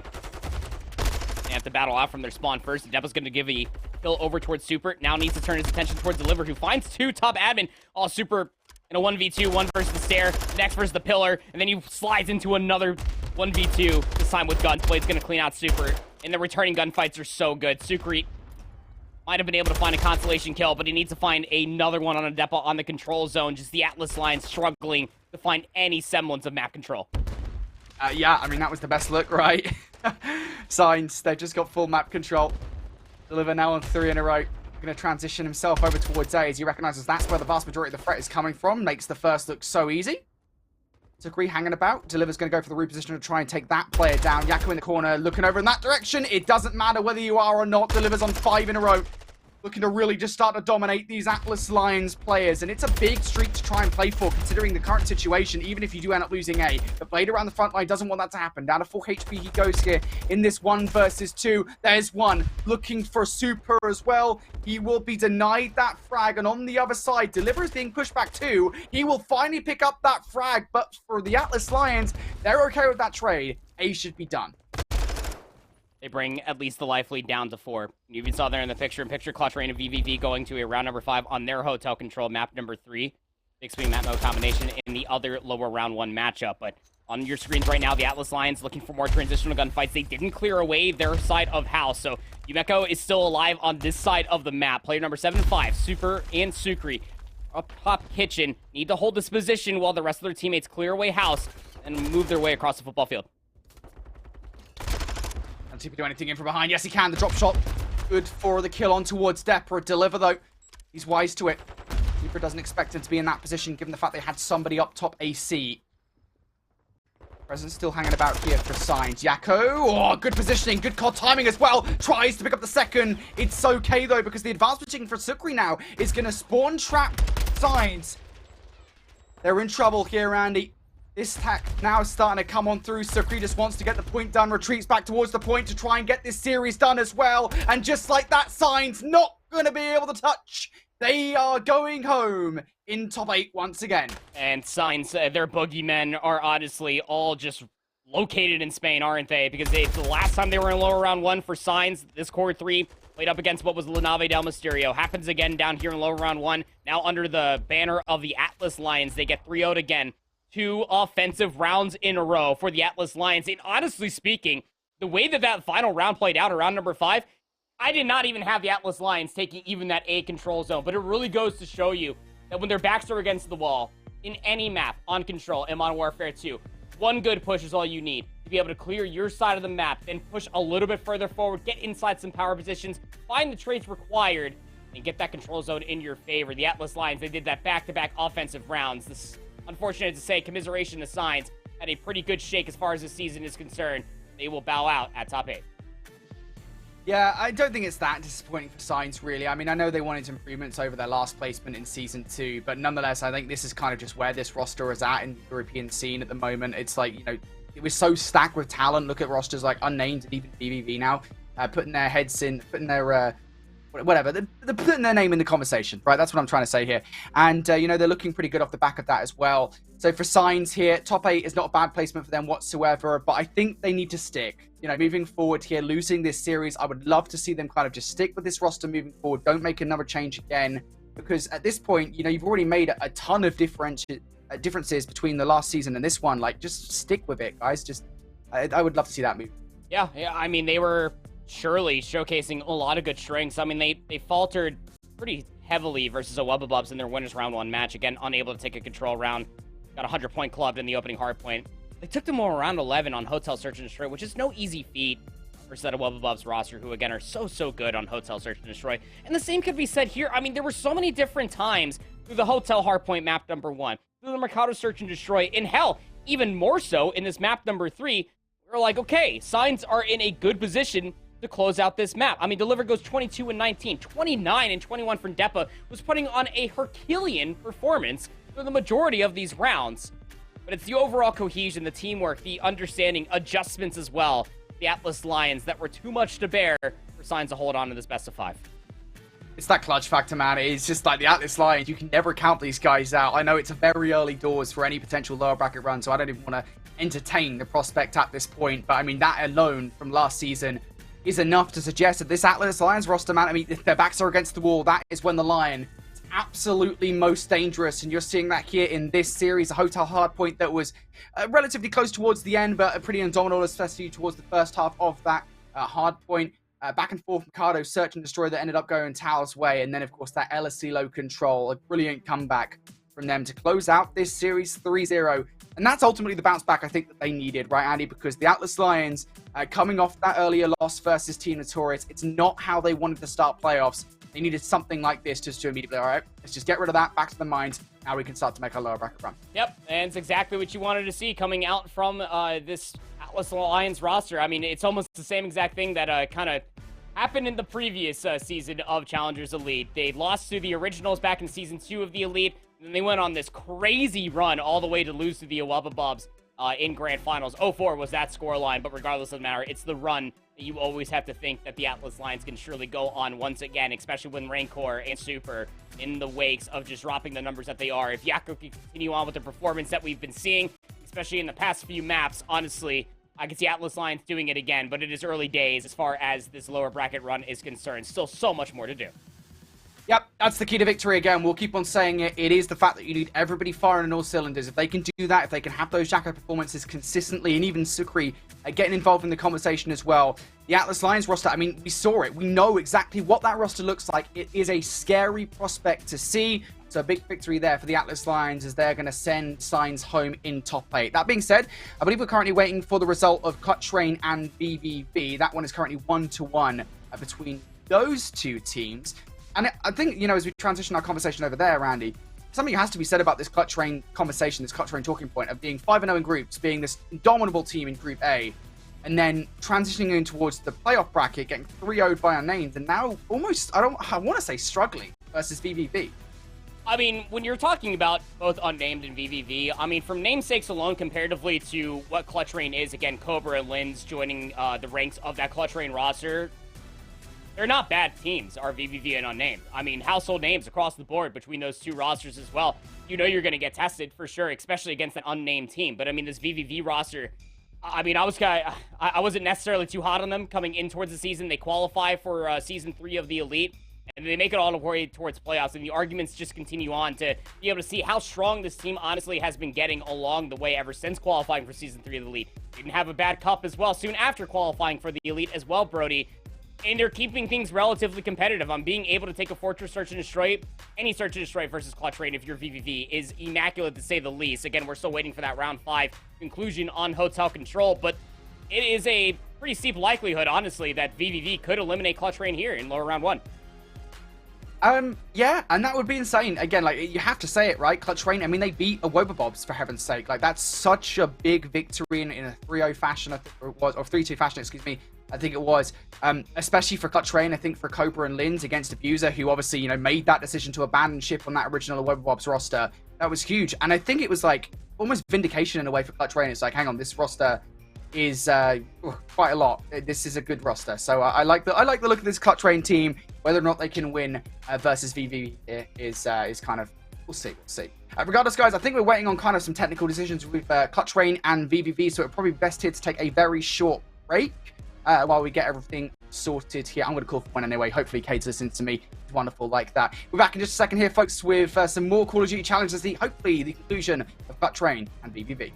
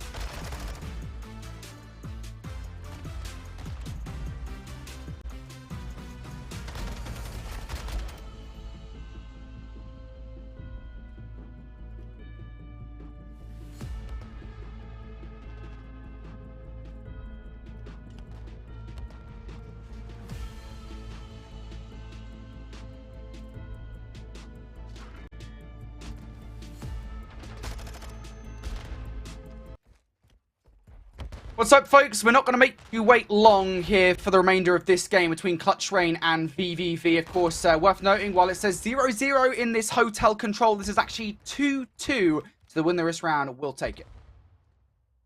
It's actually Clutch Rain that is on the defense, so we'll get that switch at the top of your screen. VVV on the left side of the map as well. Going to be looking to try to hold on here. And honestly speaking, as far as an offensive attempt for VVV, they're kind of splitting their affairs both across A and B, and they're finding kills through the middle of the map, but the majority is being found over by A. So with that final kill coming through from Vital, he can touch that zone and stall at the clock. Yeah, this is a 2-2 split now coming through from VVV. Players over towards B, and Twist is actually going to win out that trade. So some slow progress over towards B. That effectively draws the entirety of Clutch Rain over towards this point. They don't want to lose it. Twisted is still going, by the way. Finally gets taken down there. But all of that, as I said, effectively guarantees that the A capture will now come through. Now we start to ask questions of what the transition looks like. Already in the middle of the map here, we have both Twisted and Vital causing these problems. They're able to get a frag each now, and Twist has so much to do laying down here. He converts it into the double, and now those players for VVV trapped inside bar and statue. They're trapped, but they're making the most of it. BB Connor still locked inside of that archway. Allows Chunk to get on the B zone, but they couldn't clear all of their side of the map. So Linz gets activated, finds Twisted. Now again, the map has essentially been stabilized, but the biggest issue, especially for Clutch Rain, is that BB Connor's still over here by checking. BB Connor's just causing so many issues at the moment. Cobra knows that he has to remove him from this power position, because if not, BB Connor will just be picking these guys off spawn, and he's just playing with them at the moment. Flipping and diving. Finally, BB Connor goes for something. Cobra will punish in the end. So a little bit of pressure alleviated now by Clutch Rain in the situation. But off the back of that now, off the back of all that kind of gerrymandering around the back, VVV now have control once again of that bedroom side. Still going to worry about player number 5 is Linz. It's a route. He's top catwalk right now. He's already throwing a couple of shots, sure, but I mean, he finds Twisted over by the jacuzzi. Now these players spawning parallel over by luggage have so much more to do. Yeah, you're on the B zone. You got that first segment, but I mean, the kills just aren't favorable for them. What, about like a 6-life lead for VVV not even a few gunfights ago? Now lives even back up. 12 plays up against 12. 40 seconds remain. Now, once again, Clutch Rain do now have presence inside bedroom. VVV have to locate that. They're going to be checking every single corner possible, and you can see that on the minimap with Vital right above Twiz, looking for him. Twiz has activated the dead silence, so anything he does here will not be heard. 25 seconds. I don't think they even have the luxury really to continue this hunt. And Twiz, well, finally will pop his ugly hell up, take down Vital, and now they're in trouble here. VVV. They've got players pushed forward, but they still haven't dealt with Twiz, and well, he'll just come back to continue to halt these guys once again. It's Linz who picks up that gunfight, but Twiz now looking for more. It's despicable. Yep, I think that's one of those situations where the body shots are absolutely deserved. As Clutch Rain now not going to be able to, or actually, excuse me, they will be able to put a stop here to VVV. Yep. Adjust your screen. Yeah, it said VVV, but Clutch Rain were able to at least win this round number 5. Which means that they'll take a 2-1 lead in the series. VVV being able to take the Fortress Search and Destroy off of Clutch Rain, and then Clutch Rain, of course, taking the Embassy Hardpoint. So what was a immediate tussle off the rip there, just kind of going back and forth for VVV in their offensive attempts. Just moment that they got that A-zone capture, it just felt like minus BB Connor, who was alive over in check-in what felt like an eternity, finally gets dealt with, and then they just did not find any sort of map pressure soon after there, Brody. It just was a true struggle with the amount of times that we're sitting there talking about this player for Clutch Rain in a power position, top bedroom, bottom bedroom, around luggage, is making it so expensive for VVV to even maneuver across the map. Yeah, I mean, that was just such a big round from Clutch Rain. I mean, it's kind of funny because we want to sit here and analyze it, but it's like, what do we do analyzing a one-round control, right? It's like, we only have so much to go off. But that was a good one from Clutch Rain. Really good situations coming out from them, good map control as well, and some good individual efforts that will get them the victory in that map number 3. It's good to see kind of this map set has broken down so far. Unsurprising, I think it's fair to say, to see Clutch Rain come out with a victory in that Embassy Hardpoint, because Hardpoint is by far their best game. Oh, it absolutely is. And that more or less gives you a pretty stark concern, doesn't it, coming in towards this map number 4. You are a fan of VVV, that this could very much so end here. You see Mercado Hardpoint, that is on the docket for us. Clutch Rain have not played that this season so far of the Elite.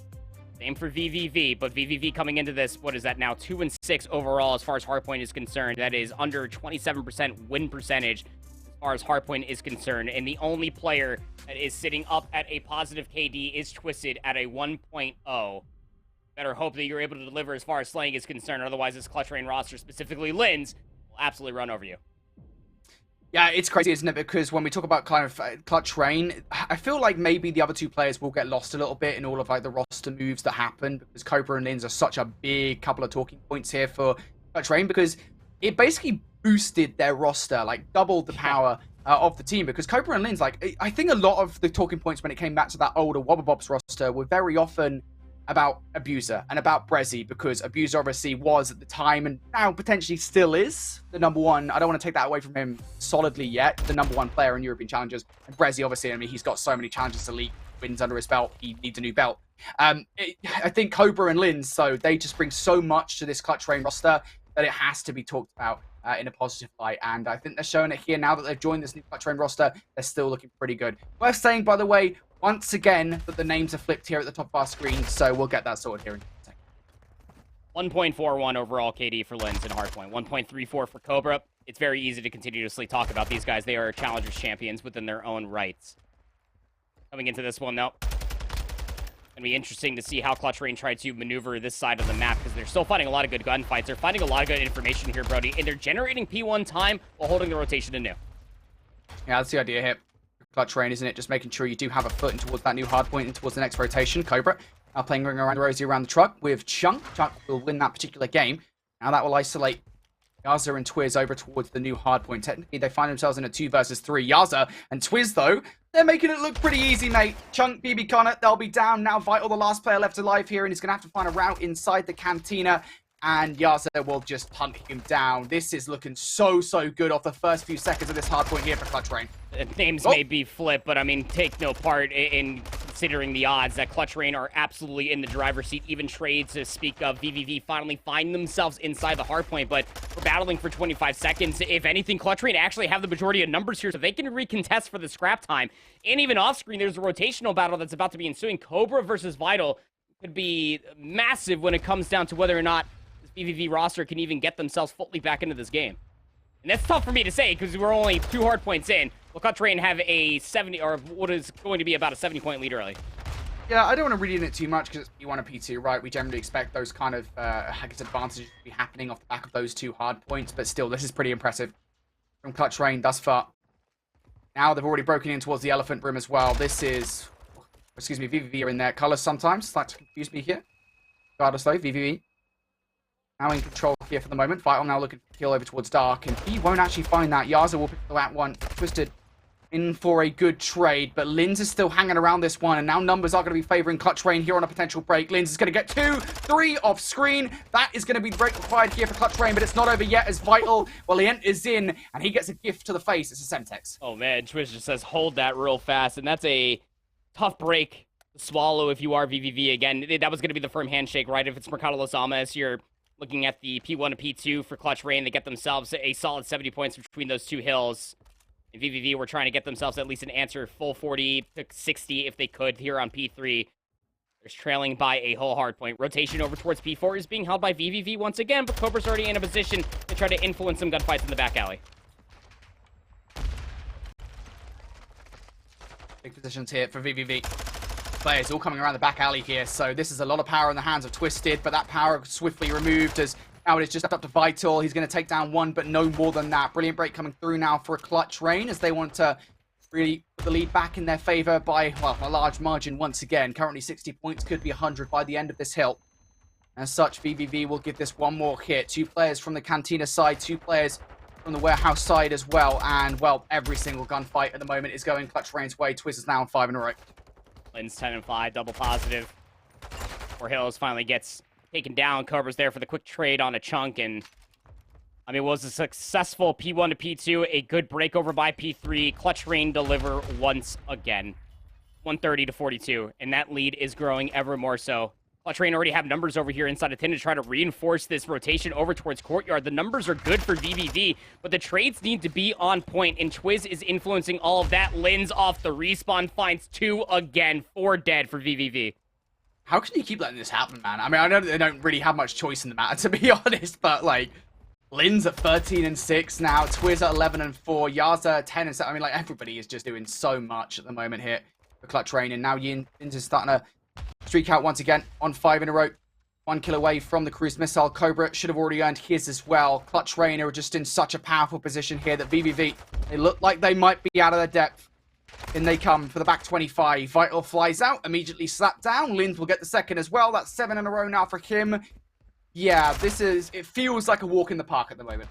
Cobra's on 6 as well. Gets himself a cruise missile. Couple that along with Linz. 2 big resources in the back pocket now for Clutch Rain. I argue that they probably don't even need a Brody because they have a 140-point lead over VVV's head. A whole lot of productivity coming out. I mean, Twisted 4-14, BB Connor 5-11, double negative for Chunk. It's just nothing's going right. These individual 1v1s, the trades, just not even there. Vital was able to find at least a constellation kill, but I mean, just like that, lickety split. Clutch Rain, they break once again. They're going to be over 200 points. It's 3 seconds. It was 3 seconds into the hill, and they're in. What is going on? This might well shape up to be one of the most indomitable hard points on Mercado Las Almas we've had the entirety of the Challenger season thus far. Clutch Rain, they are so dominant at this point in time. There's another wave of kills now starting to come through from Clutch Rain. Chunk is going to give it a look, but there's just way too many areas to actually even peek at this point. And I think for VVV, this is desperate times, desperate measures, right? You're going to send Twisted towards the old hill. He'll pick up 1, but no more than that. Yaza should be good to suck up the scrap time. And over towards New. At the very least, VVV do have a look at this one. It's BB Connor and Chunk Touch. As though big opening gunfight just eviscerates BB Connor laying prone over by the fruit baskets. And just as soon as, again, VVV had a good look to maybe towards a rotation, you got players inside of small. They're just not winning the gunfights. Twisted Vital able to at least clean up 2, but Yaza's there to for the quick trade. Clutch Rain looking to close it out on the first set of hills. Yeah, that second streak now coming down from Cobra. He's still going to have use of it. He's still going to be able to control it despite the fact he did just get taken down. And how about that for an Afterlife kill? Goodness me, didn't know you could control cruise missiles in the Afterlife, but Raid's now going down. Clutch Rain just 2 points shy of victory here, and 35 seconds still to be found on the parking lot hardpoint. Yeah, there's still a lot of opportunities to get this one done. It feels like an inevitability at this point in time. Vital goes for the jump up to try and find some coverage in the middle of the map, and that will be all she wrote here, folks. BVV, they looked pretty good here. They're able to take some clutch victories away earlier on in group play. Even here in the bracket play, they had something to say, but no more. What's that one? Simpsons, Jeff just like, stop, stop, stop. They're already dead. Throwing the white towel like back in P4. Goodness me.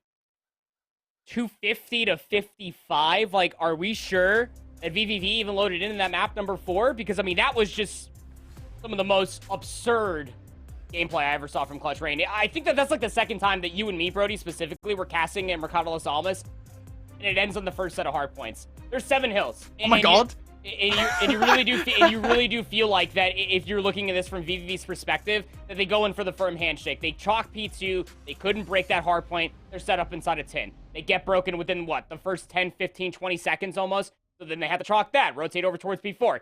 Then you feel like that's the moment that you can finally get the answers back. But in the first 10 seconds, hell, even in the first 5 seconds, before the hell even pops, you have players like Cobra that's in a rotate and putting himself into rotation to get in a position to deny these power positions from VVV continuously. If it's not Cobra, it's going to be Linz. And if it's not one of those two, well, it's going to be the other two showing up to the plate. Everything was popping off on all cylinders for this Clutch Rain roster. We'll send VVV packing at top 8. Yeah, that one's going to live on in the nightmares of VVV tonight. Not the way they wanted to crash out. I mean, nobody wants to crash out, but not like that, certainly. That's, yeah, that's something. Look at that. That has to be. We'll check the stats later on. We have, like, every single scoreline from the entirety of the 2023 Challenger season. That has to be the most dominant Mercado Las Almas hardpoint, certainly in European challenges at least. That is incredible. Clutch Rain coming out on top of the series, of course. Their earlier Embassy hardpoint was relatively convincing. This one much more so. Of course, they absolutely did have to fight for that round number 5 in Hotel Control. So it is worth noting, to be fair, that this could have gone to a game number 5. And if it did, VVV might well have won it. I mean, look at that Fortress Search and Destroy. Yeah, no, and that was going to be the best bet for VVV. That's why I was putting a lot of emphasis as far as that round 5 offense was concerned for VVV. They needed a 2-3-5 this team, and that's tough for me to honestly say because Clutch Rain, especially with the namesakes that are on that roster, are so good at Search and Destroy, but VVV is that much better on the day, seemingly, but they will get it done in 4. Here's your lower bracket as far as how things will look. Clutch Rain waiting for a loser up top as far as the winner's bracket is concerned. Same for the Atlas Lions, who just got done with a 3-0 over Signs. arguably should have gone to a map number 4 off of that LOC control, with the Atlas Lions looking to replicate their success that they had in the lower bracket run back in Season 2. Yeah, absolutely. The Atlas Lions, I think we talked about it earlier on, just as they won that one. Like, you want a very fast win off the back of your loss versus Team Notorious to kind of hit the regain as well as you possibly can. That is exactly what would happen there for the Atlas Lions. And again, I think that has to be what's going through your mind, right? If you're the Atlas Lions, it's like, you know, if you won, if you did that, you know, that lower bracket run in Season 2, like, we can do that again, right? That has to be the way that they play that. And I think that's probably what's going through their minds at the moment. That has to be the mindset. And then for the other side as well, for Train. Also a necessary bounce back, because I think they were kind of taken aback by the way that they were 3-0'd by Unnamed. We didn't get to see much of that, but nonetheless, still a notable scoreline. Of course, that 3-0 for Unnamed does lead them into winners bracket semi-final against Deviants, who got their own 3-1 victory versus VVV. But on the other side, this is the match, man. Notorious versus Awobabobs. These teams have faced off so many times this season. Of course, Awobabobs back then, they were Aphelion, August, Elevate, but we love it every time we get it. How can you not be looking at any other matchup right now? I mean, I want to definitely take a good look as far as Unnamed versus Defiance is concerned. I think that one has the makings to go the distance, especially with Unnamed 3-0ing Clutch Rain to start off their initial run. But that Notorious versus Awobabobs matchup, I mean, that very much so, Brody, could be a Grand Finals appearance, honestly, between those two teams. That very much so might be a fine looking, maybe what Grand Finals might be here for European Challengers Elite Season 3. Early speculations, there's still a lot of COD left to be played, but those are two of the best teams that we have here in Europe as far as what is concerned here in Season 3. Yep, storylines galore. The Optic Texas Open champions go head-to-head with a roster that was made to win. But will they win? That's the question. And we've got that all-important matchup, the all-star matchup with Team Notorious versus Awobabobs after this break.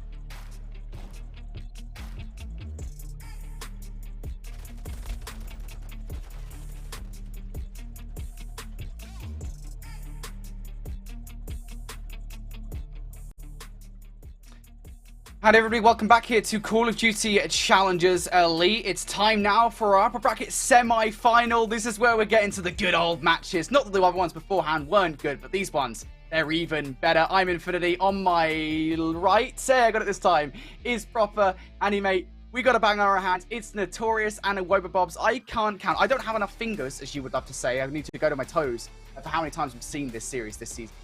I mean, the amount of times that we've just seen the core three of both of these two teams face off against each other has to be astronomical at this point. The amount of times that Maple has faced off against Harry as far as an AR battle is concerned has to be astronomical as well. There's just so much history between these two teams, Brody, and honestly speaking, for it to accumulate here in winter semifinals. I said it before we threw to a break, this very much so might be the grand finals of Season 3 playoffs.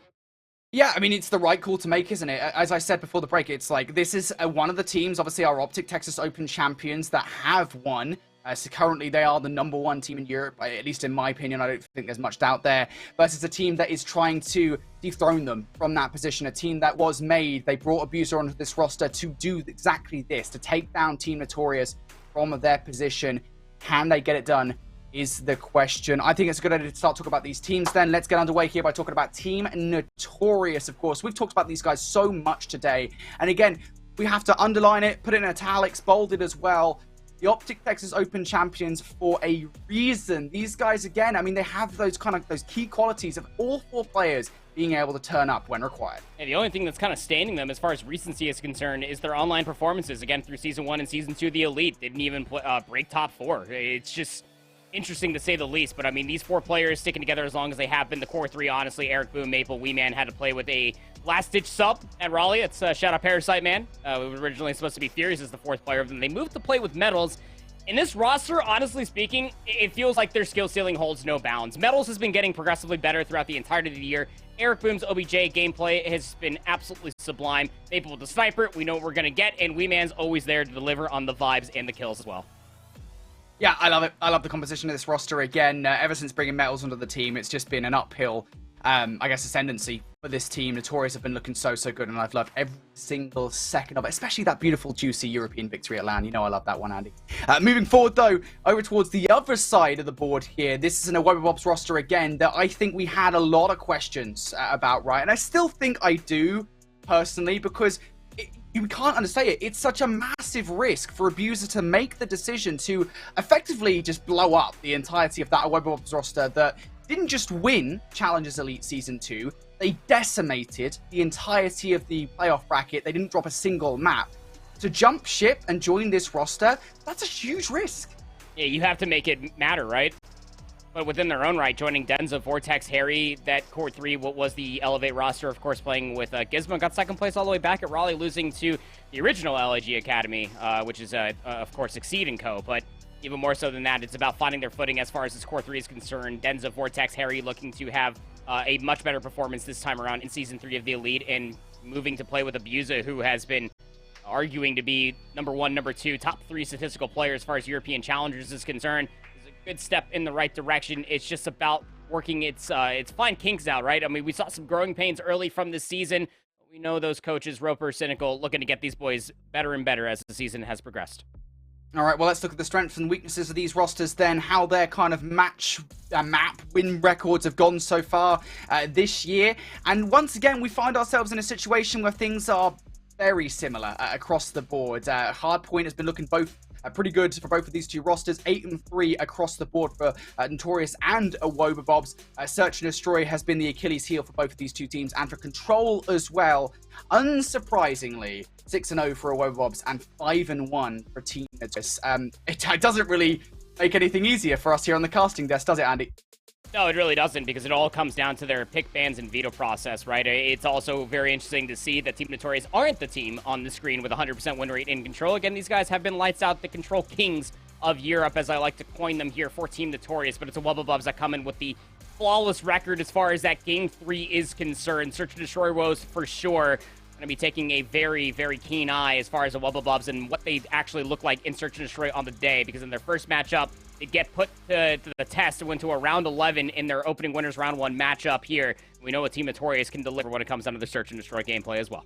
Yeah, a certain level of clutch factor from Team Notorious, just generally speaking. It's something that you definitely can never put out of sight. But here's a look at our players then for this series today. Again, we're trying to add a little bit of variety in the mix, right? Because obviously there's a lot of players to talk about across the board. I don't think we're ever not going to talk about Abuser though, because statistically speaking, he has been Europe's best player this season. There's an argument to be made, obviously, Super, like sometimes it really depends kind of on the day, right? That's not the argument to be made right now. Abuser's silly. That's the bottom line here, mate. I mean, he's Abuser. And the reason why I wanted to bring up both Weeman and Abuser, it has nothing to do as far as their roles of the team. Obviously, stark differences. Weeman much more of the main comparatively to Abuser, a lot closer to the flex, depending on the map mode combination that we're thinking about between Abuser and Harry. But it's the AR's influence across the entirety of the map. You really have to keep a close eye on these two individuals when we are taking a look at the best of 5 map sets, specifically in the hardpoints. 1.24 for Weeman, 1.21 for Abuser. Where are they on the map? How are they influencing their SMGs to get further elevated as far as their gameplay is concerned? All right, well, let's take a look at the map set then for this one. Obviously, part of the battle for these kind of series is going to be talked in the veto process. And the veto process, I think, for this one has been interesting. I was drawn to what the control would look like. I was pretty convinced that we were about to see Europe's first Expo. And when we looked at the veto chat, we could see that it almost happened. Even jokingly, it almost occurred. But it didn't. And that, interestingly, puts that map number 3 potentially in favor here of Notorious. Yeah, just a little bit of a typo, I believe, as far as the veto process is concerned. Wubba did not get rid of LSULA control, which, honestly speaking, probably would have been the better of the pick. Maybe throw in the gamble, of course, being that that Team A, they do get the ideal veto process as far as control is concerned, but they didn't want to go to Expo. They didn't want to tread into the unknown, Brody, versus Team Notorious. Again, when it comes down to Expo, we don't know what these two teams honestly look like on Expo. I don't know what Europe looks like on Expo because they haven't played it all season, Brody, for crying out loud. Give me my Expo, dang it. But regardless, this one's going to be interesting because, again, Wubba being undefeated in control, they've allowed Team Notorious' best control map to come through as far as map 3 is concerned. Is best of 5 map set really doesn't sway any which way as far as the decisions are concerned. That Hotel Hardpoint, if it goes to a map number 4, I guess you could favor towards the Wubba. They are 3-1, but as far as Hydroelectric is concerned, Team Notorious, they played it twice this season. They've won it both times. And Wubba, just a single time, they came out with a win regardless. Yeah, it feels like we've seen a lot more of Hydro from European challenges in recent times. Apparently, they've gone for a region that's been hydrophobic to hydrophilic. It's nice to see it back on the cards here. But Wubba now going to start things off on the worst side of the map, we'll say. I think teams have gotten a lot better at kind of flipping the script here. And you're already seeing kind of some of those moves happening towards the middle of the map. Number 3 and Vortex is starting to make that move through the water. And Notorious have to be careful that they don't laser focus on what's happening towards Dome side. Yeah, really good rollout, actually, through a Wubba spawning on the P3 side of the map. They get full control, obviously, of P1, but it was really Vortex that cuts through the mid-cut and just make sure the Team Notorious cannot try to work for this pinch. What you're seeing Maple piece together right now through the mid-cuts, but Abuser's feeling the hot hand. He wants to get inside a Dome. His teammates probably telling him to bump from the time to try to influence the rotation towards New. That conversation is very much so on the horizon with 8 seconds remaining in P1. And that's a good 20 seconds to get if you're a Wubba. Team Notorious, though, they stand strong. They do not want to lose control of those PT rotations, and they will not for the moment. They don't have anybody by that Dome side anymore, though. Man is going to fall, and now there are players from Wubba starting to regress. Eric Boom, you can see the way that he's L-trigger, and he knows that someone has very likely gotten to that sneaky corner. It's whether or not the timing will allow him to actually get the frag, and Denza, well, pops up, the Little Mermaid now going to shriek. And Eric Boom and Weeman go down. Now Team Notorious left up to just Maple inside the hill. Sometimes that's all you need. Yeah, I mean, those few kills do come through. Look at the spawns as well. Wubba now effectively spawning in towards P2. This is a big 30 seconds to fight over if you're looking at the beginning workings here of a Zarkbot map number 1. And with these close spawns means that the reinforcements will be that much closer for a Wubba. Team Notorious looking from the outside in. Gonna have to chalk this 20 seconds, set themselves up on mid-map, and get some red control for this P3 rotation. Yeah, good kills coming out middle of the map as well. L's taking down Vortex, some early control for early spawn flips. It still happens anyway. It ends up flipping Vortex in the exact position he wanted to in a much faster time as well. But Maple trying to provide coverage, looking over towards the water. Going to take down one before he... So now all of this effectively reliant on Denza. And I say that, I think I should have said it with more enthusiasm, to be honest, because he does open up proceedings for the first couple of kills.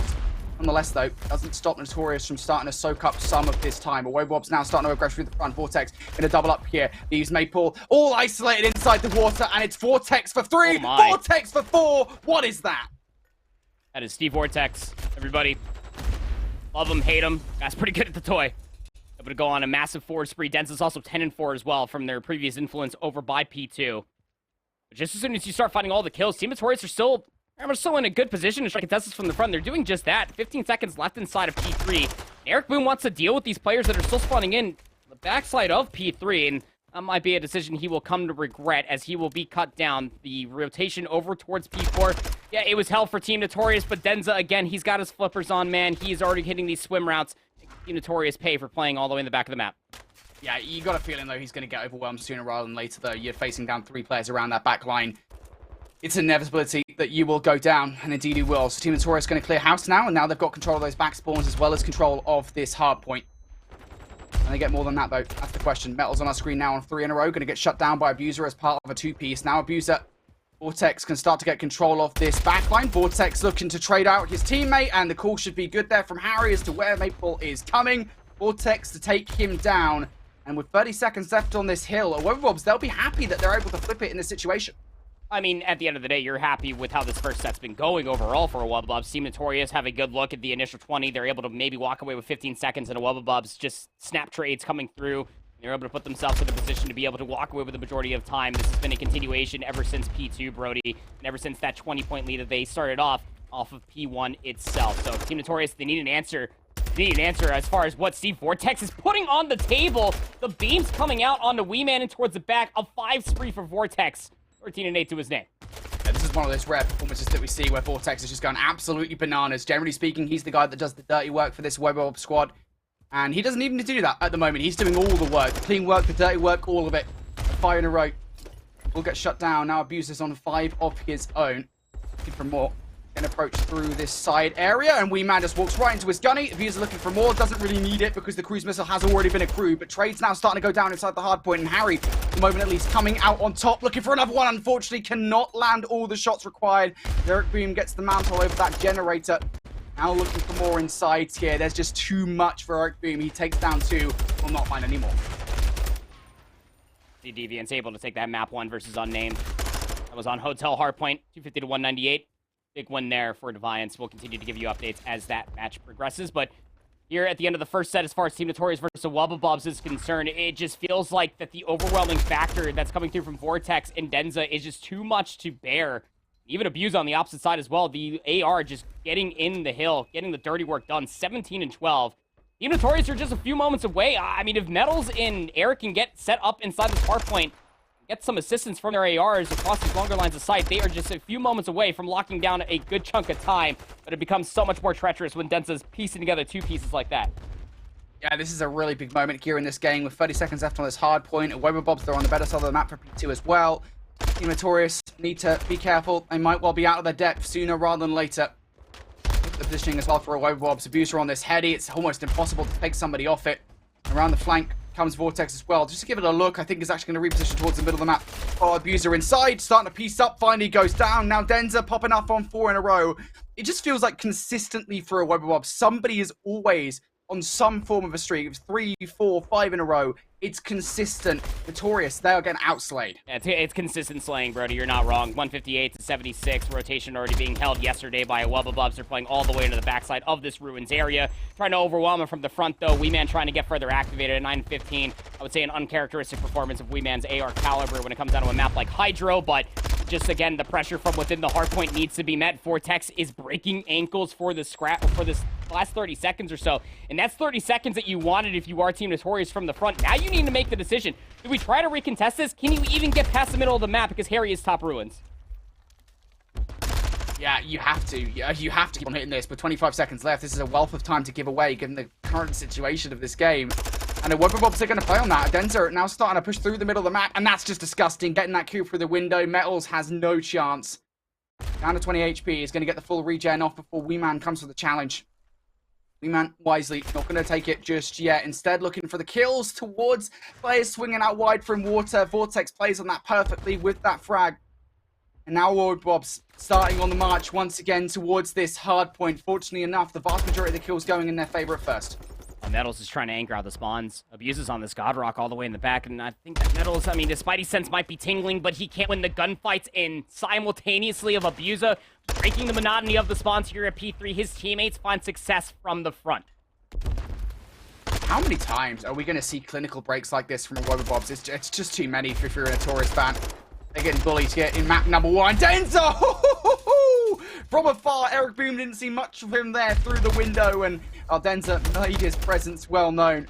Now, 219 to 95. That'll be about 235 to 95 by the end of this kill. 100-point club probably out of reach here. Maybe not so much anymore. Okay, now it is. As Metals actually picks up 2 on the rotation there. That almost looked like it was going to be a Wobblebobs getting control of the rotation. But hold on for a second here. Metals actually still has to contest against Harry. Has actually at the very least seen him and will pick up that gunfight. But the Nightmares are still not over for Metals as well, as Vortex is now knocking at the door. Yeah, I mean, even when Metals won that gunfight in towards the back, his teammates actually still spawned in. It's effectively 4p3, so they have to quite literally hoof it across the entirety of the map, and they're not winning many transitional gunfights here as well, Brody. Eric Boom is over here. He gets gunned down. Maple needs to hold strong, and he's able to deliver at least 2 kills for this life. Gets traded out. Vortex still alive on this back rock position. Oh, if he gets that kill as well, I would have been out. I would have been done and just let you solo cast the rest of the map, mate. Team Notorious, though, they will hold here for the back 25 seconds. Streak now being brought down by a Wobblebobs. That's going to force one of the trophy systems out of the kill and make the break a little bit easier when they inevitably do approach. But they will not. It's going to hold strong here in the middle of the map, and that might be the right decision. Yeah, I mean, leader's advantage in a nutshell. You have about a 100-point lead over Team Notorious's head, so you just hold this rotation in the middle of the map. You cut Team Notorious down. They are spawning in Narnia as far as what's concerned for this rotation from 4 to 5. And Wobblebobs getting themselves set up to close it out here. Harry, not in a position that Team Notorious will expect. We'll take down 1. That's information gained for a Wobblebobs here. And every single player they take down is 1 less player they have to deal with when it gets towards the hard point. Abuser, though, more than happy to take that first kill. Coverage of the water is good for a Wobblebobs. And that should be all she wrote here. Nobody from Team Notorious will touch. Convincing way to start the series if you're an Wobblebobs fan. Yeah, convincing certainly a word you could choose. Dominant would be another one. As far as that first set is concerned, because goodness me, So Wobblebobs roster come out with a certain fiery heat. The SMG duo of Denza and Vortex is coming out in full force, man. I mean, Vortex goes on that massive spree, that massive 5 spree. Abusa also goes on a massive spree as well. But it's Denza that is just making these most annoying plays possible. And it all started off with that P2 break. He's inside the water, and he finds 2. There's just no reason why he should have been able to at least find more than just 1. The trade should have been there immediately. It felt like that Team Notorious throughout the majority of that first set of hard points were always playing off their back foot. And that's just, again, from the overwhelming pressure that is Vortex as well as Denza. These guys have been playing as an SMG duo for the entire year. They know what each other wants to do on the map, and they're working these pinches to a fine tee, along with Abusa, who's always playing across all these God Rocks. The head glitches with an AR in the hand of Abusa of his caliber. Come on! 27 and 17. 21 of those kills non-traded, by the way. Led the lobby as far as damage is concerned as well. 3,100 damage. Or Team Notorious just were really struggling as far as finding the slays are concerned. Eric Boom, 19 and 30. Not what you want to see. I mean, everyone's slaying out, right? That's the key thing. Again, for this Wobblebobs roster, like, generally speaking, you expect, like, 1 or 2, maybe 3 of Harry, Denza, and Abuser to be slaying out. That's kind of where the power of slaying lies. But, like, you're even having Vortex go back to kind of that early 2023 season performances where he and Denza had swap roles initially. You know, back to the Modern Warfare 19 Vortex. You know, we're harking back to those days now. You can't be letting Vortex do that, man, because when he's fired up like that, I mean, he's almost very impossible to stop. So 24 and 14 does a lot for the squad there, as do the rest of the team. Wobblebobs put a real mark here on the series. Hardpoint goes their way. But as we said, as we come into this one, I mean, everything is just so 50-50 in terms of the game modes between these two teams. We just don't know how the rest of the series will play out. Yeah, and the Fortress Search and Destroy is treacherying into the unknown, realistically, for Team Notorious, and that only has to do with this season, right, Brody? Is that they have not played a Fortress Search and Destroy comparatively to Wobblebobs. They played it twice. They finished 1-1 as far as that is concerned leading into this series. But as far as Notorious is concerned, the last time that I want to say that we saw them on Fortress Search and Destroy was all the way back in Texas, I want to say. And that was even in an earlier match. I want to say it was like versus Omid, versus Standy and Co. Might have been the map that Weeman had that crazy 1v3. I might be remembering that incorrectly because there was a massive pop-off moment while you and I were casting, and I just saw it like from over everybody's shoulders. But regardless, the map mode combination we haven't seen Notorious on in quite some time, but your usual suspects that need to pop off here. Of course, Metals, we're going to be looking for his control inside of Art. Maple with that sniper rifle for sure, going to be going up against Harry on the opposite side if a sniper is going to be pulled out at all on Fortress Search for a Wobblebobs. Yeah, I will say one thing about Notorious here on Fortress Search and Destroy is when we kind of harken back towards that Texas Open LAN, what made the roster work so well on this map is that they constantly had like Metals and Eric Boom getting hyper-aggressive through munitions, you know, getting into the spots where teams didn't quite expect them to be. Of course, that AR coverage is also pretty paramount to the roster, but still, that's where a lot of the power lie for this roster. If they can do that here versus Awobabobs, they'll be able to kind of fire back in kind of what we've seen, but the problem is, for Awobabobs, they've also got that potential inside, man. I mean, you look at players like Denza, who have been, historically speaking, in Search and Destroy, furiously annoying. Like, so frustrating to deal with. He's just constantly finding routes. Well, we need to put a little asterisk on it as well, because do not forget, of course, as far as the Awobabobs are concerned, namesake alone, everything that you said, Brody, I loved it, but I mean, Search and Destroy has just not been it for Awobabobs this season of the Elite so far. If there's going to be any sort of growing pains as far as changing out that fourth player, again, changing out a handful of players if you are Denza and Vortex, it's the growing pains of Search and Destroy versus teams like Notorious that have been sticking together since, realistically, the beginning of the season, honestly. You're going to be going up against that trust, that blind faith. The one player to watch out for, of course, as far as Search and Destroy, even at a abysmal record, is Abuza. He has a 1.29 overall KD in Search and Destroy. And 75% of the time that he's getting in the opening duels, he is winning it. So that is the one player that you have to be watching out for. The legwork is being shared across the board when it comes down to Team Notorious. We know that that trust is going to be there. We know that their team cohesion is always at an all-time high. Got tested as far as that map 1 is concerned, but when it comes down to Search and Destroy, for some much better things. Yeah, it is quite confusing, isn't it, with Awobabobs to see them kind of not play Search and Destroy as well as you might like sometimes, but hey, maybe if they start to figure things out, they will be an unstoppable force here in European Challenges. At the start of this round, Team Notorious, they look to get some progress over towards that main street, but we push back for the moment. But First Blood goes the way of Wee Man in the situation. Now Awobabobs going to have to rethink their strategy. They still have full arc control, lay of the land. The rotation over towards B isn't exactly a good one. You can see how both Harry and Denza are set up around maps. It's going to be a tough gunfight. Metals tries to take it up top single. Will lose his life. So Team Notorious are squirming their way back over towards A with 40 seconds remaining in the round.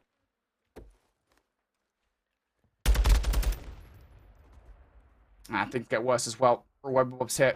Map control for Team Notorious. Now they're primarily concerned about Wee Man's positioning.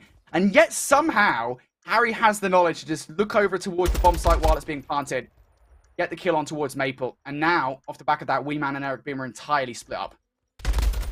Oh, that's a tough gunfight to have for Wee Man. And now that's confirmation that Eric Boom is more than likely either inside of Art or on the back stairs. So Denza, Harry, they're going to double up together. Wouldn't be surprised if one person tries to hop on the bomb while the other one has Overwatch. Eric Boom just needs to check this with a certain amount of seconds left on the clock. Denza's gotten tagged up, though. This round should be done now. Yep, there you go. Through the wall. Harry will take him down, and they've got enough time for the defuse. And yeah, I think it's just that, like, second to last kill that comes through on towards Maple. That is the thing that really is the dagger for Notorious in the round, because it completely separates Wee Man and Eric Boom, right? They're in a good position, but then that position kind of becomes untenable. How did Eric stay in that gunfight? He saw the bomb through the door. Run away, man. Like one shot. Just try to recontest it. Go back through Art. Go back through Open. I don't care. Don't stay there being wall banged. Questionable. Yeah, you're not wrong. I mean, with Maple being picked and then Wee Man being gunned over by Bench didn't exactly make it easier for Eric Boom in the 1v2 post-plant. Terry gets the entire ace, by the way. Casual stuff. Offensive round now here for Awobabobs. Pretty standardized stuff on both sides. I mean, Team Notorious just watching that main cross. Awobabobs just waiting for that one pick and then to assault one of these sites.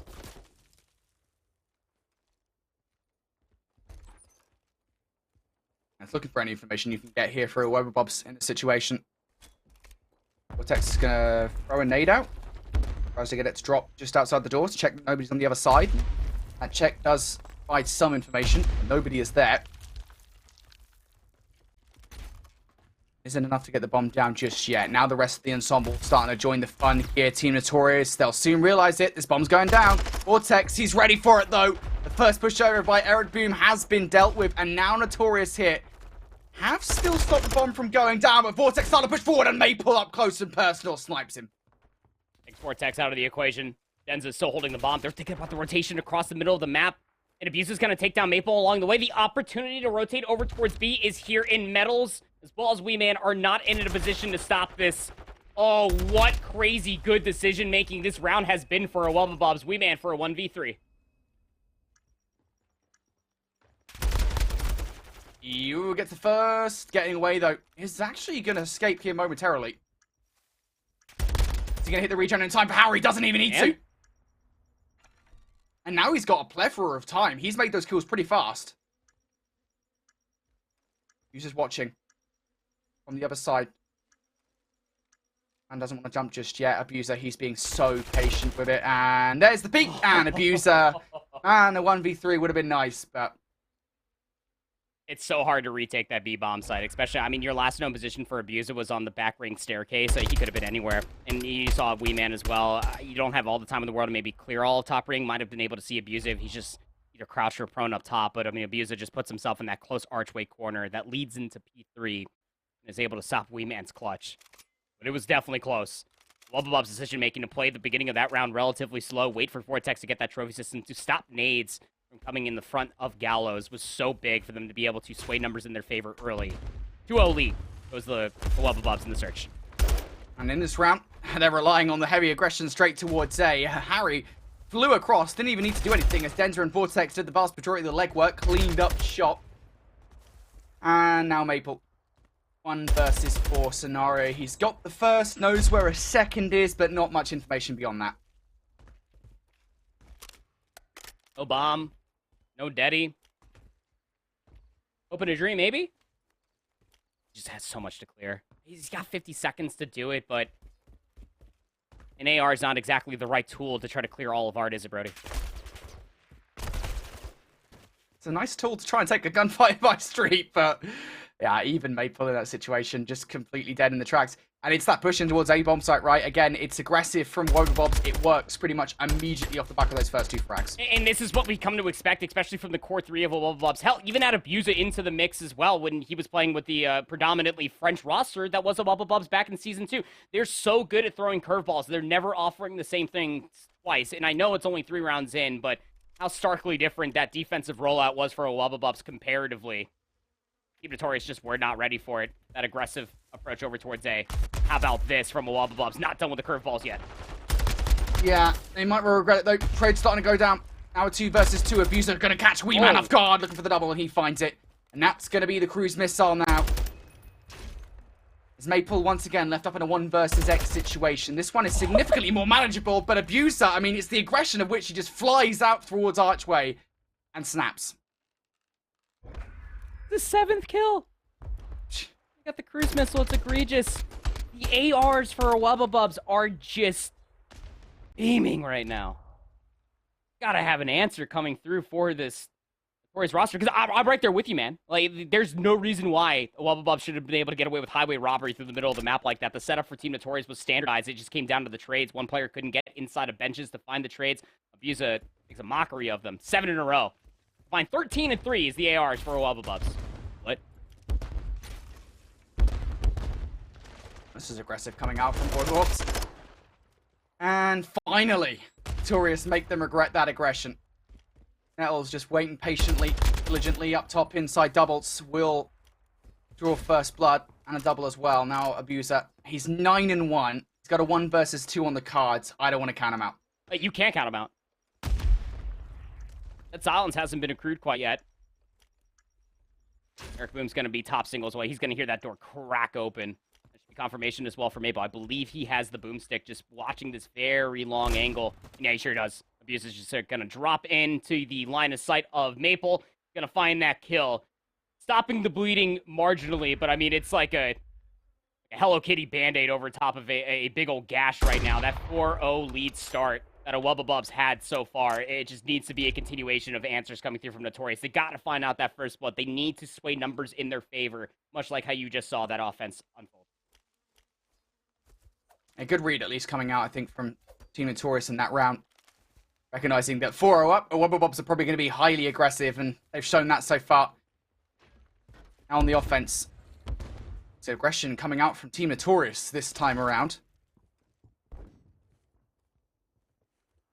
And getting control of that position that he was in previously, this time on the opposite side, and gets caught off guard on the rerun back to Maps. Elsewhere, Metals goes down as well, and this is just reliant on having those numbers. Eric Boom and Maple now need to reposition. Eric Boom pops that silence, and he essentially clears almost nothing. I mean, he gets inside this position close to the side door. He has assistance from Maple over inside of the open archway. You need this position to count. Denza's already throwing shots over towards Maple, and yeah, Abuse is going to make the call. He's going to try to flank. Eric needs to go big, finds the first. Oh, Maple! Oh, Maple! Oh, Maple! Oh, can't get it done. Close towards the end there. That second snipe. Oh, he was channeling his inner super there for the moment. I thought we were going to go through the array of emotions there with just an ooh Maple out of you real quick, bro. Got excited, got anticipated, and then it was just unfortunate. That's my life in a nutshell. Relatable. 5-1 lead for a Wubba Bubs. Here in the Search and Destroy. Take a 2-0 lead over Notorious. I didn't even have map 1 panning out the way that it did, but Wubba Bubs are here to play. 18-6 between the ARs. Abusa and Harry are on one, brother. So what do you do, man? When is it you win gunfights, 18? You gotta win gunfights. Hey, I mean, that's step 1, isn't it? Thanks, man. Appreciate that. Oh, dear. I'll let him know. Here in this round, first blood to go in the way of Wubba Bob's big position to take down there with Metals up top inside doubles.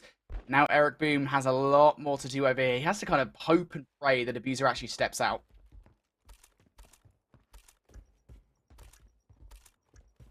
Bomb's going to be playing a post-plant situation. He's going to have these two players relatively separated. Eric needs to keep Rails control, and Denza smokes him. Maple, 1v2 post-plant. Yeah, and they know he's got the sniper as well. He might have picked a weapon off the ground, but you're probably going to make the gamble that he is still rocking that sniper around the back line. The Wubba Bobs, they're going to go for the challenge. Can he get the 1 versus 2 this time around? First shot is whiffed, and oh my god. What's going on?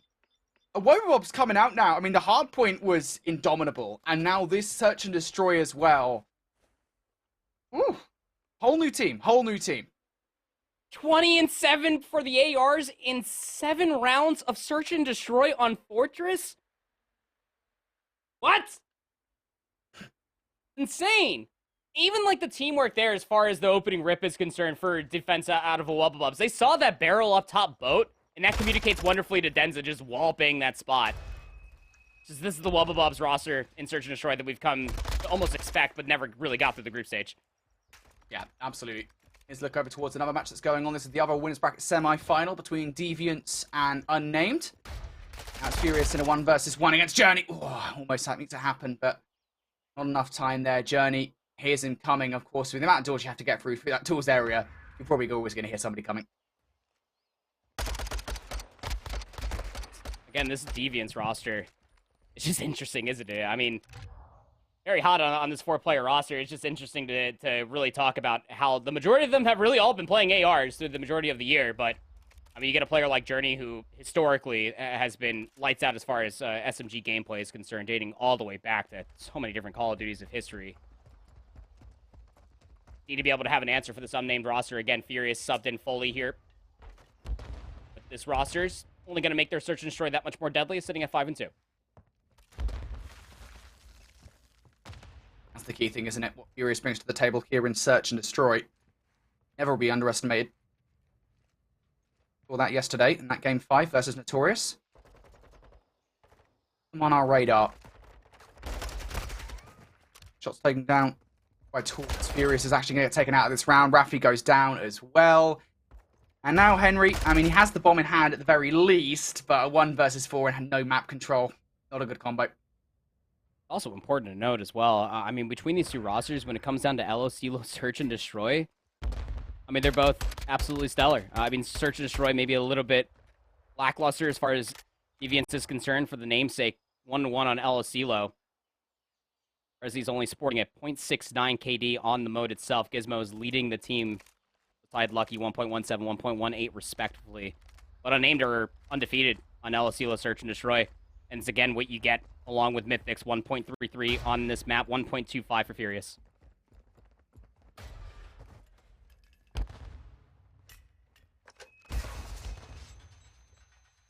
Unnamed early in this one, relying on presence inside the A site and stopping that from being transferred over towards Deviants. Goodness me, a flurry of kills inside the middle of the map, and ultimately it is Unnamed that come out on top.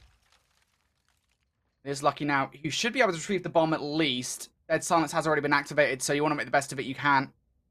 Kill would be nice to convert from the Dead Silence, but it will go down now, completely deplete. Right in front of Henry he goes, and Henry, well, he's got that barbecue to heady on.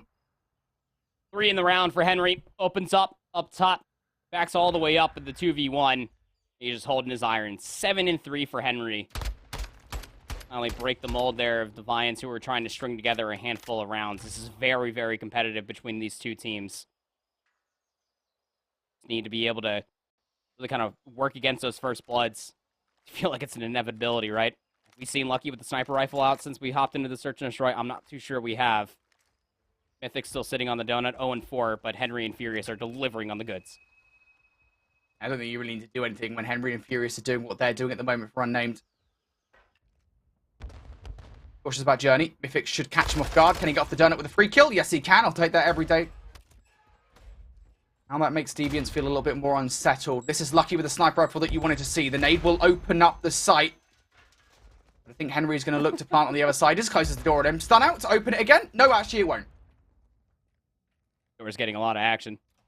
Bomb hasn't even planted. Brezzy just inches his way forward to open up the door, and it works for Lucky. He knows there's 2 players in here. Last one has the bomb, and it's Henry. Lucky delivers for 2. Mythic's on the flank.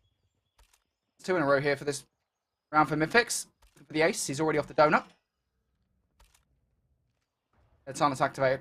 About to go all the way down, and he's about to be right above these players, or maybe below them, actually. On it. He might have just been a little bit too long outside of his Dead Silence range, but it's okay because he wins the gunfight against Brezzy anyway. Now a 1v1. Gizmo has attack in hand. Mythics with the Vasnef. Gizmo needs to do here in this situation is just stop that bomb from going down.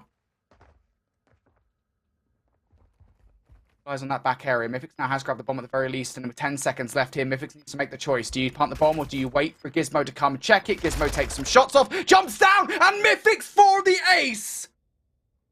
1v4 the ace. He shuts down Journey on the flank. He then flanks himself, gets behind enemy lines, and he calls Gizmo's bluff. Gizmo got some early tags. He threw some shots down. He knew Mythics was inside the site from previous audio cues.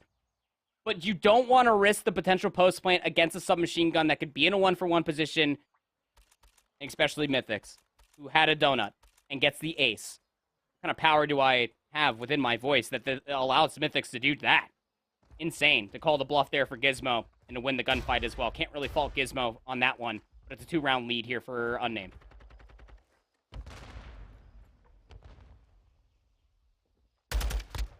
And what a time to turn up if you're a Mythics. So happy about that. He changes the mindset now for Unnamed as well and towards this round. Slowing to a snail's pace here. It's relying on somebody from their side to poke a hole in the defense. That player is probably Brezzy, if anybody, who is getting in from behind. Might be able to catch either Raffi or Mythics off guard in the middle of the map. But Raffi now activating the Dead Silence hit. This plate recognizes that somebody has already made it behind our enemy lines, and slowly but surely, these guys are actually crawling away from one another. Finally! Raffi takes him down. God, that was so long. It's just so weird to watch. Raffi proning, crawling to his left. Brezzy crab walking to his left. Lucky with the pistol, though, takes down Raffi in return. We're running out of time in this offensive round. The map has now flipped. Numbers favoring that of the Deviants.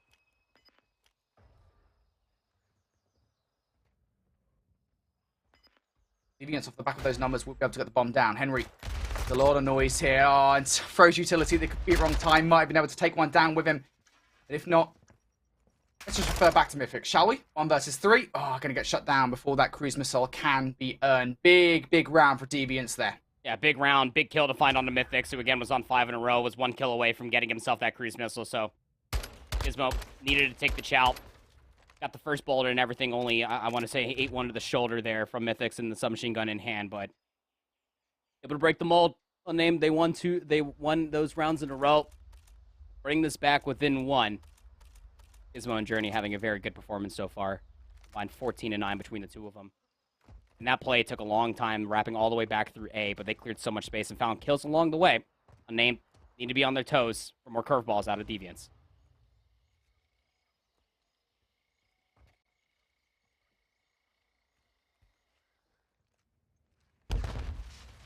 Deviant's trying to climb back into towards this one, and even the search and destroy at 4-4.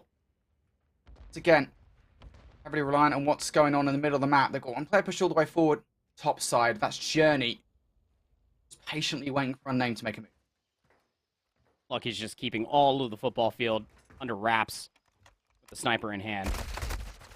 Just because you're not getting any information doesn't mean you're not giving any away. Lucky down to 19 HP has to scurry away back inside of the bomb site. Still all 8 players alive in this round, 37 seconds. Journey still hasn't activated as well on the other side. I imagine the way that he's moving at the moment, Dead Silence now has been utilized.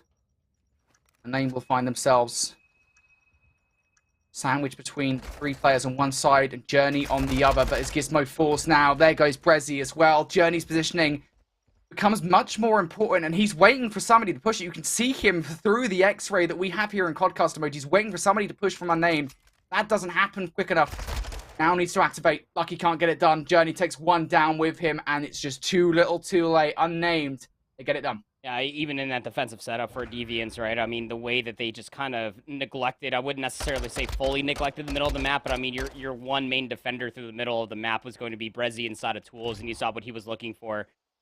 Pop Dead Silence and maybe cross back over towards the A control zone, past lockers, but it just doesn't work. He gets caught on the cross, and then everybody drops like flies. Once Unnamed, we're able to recognize that they can clear all of the A bomb site completely unscathed, all 4 players alive. They get that bomb planted, and they force the gunfights to come their way, up on map point to tie the series up 1 apiece. Whew.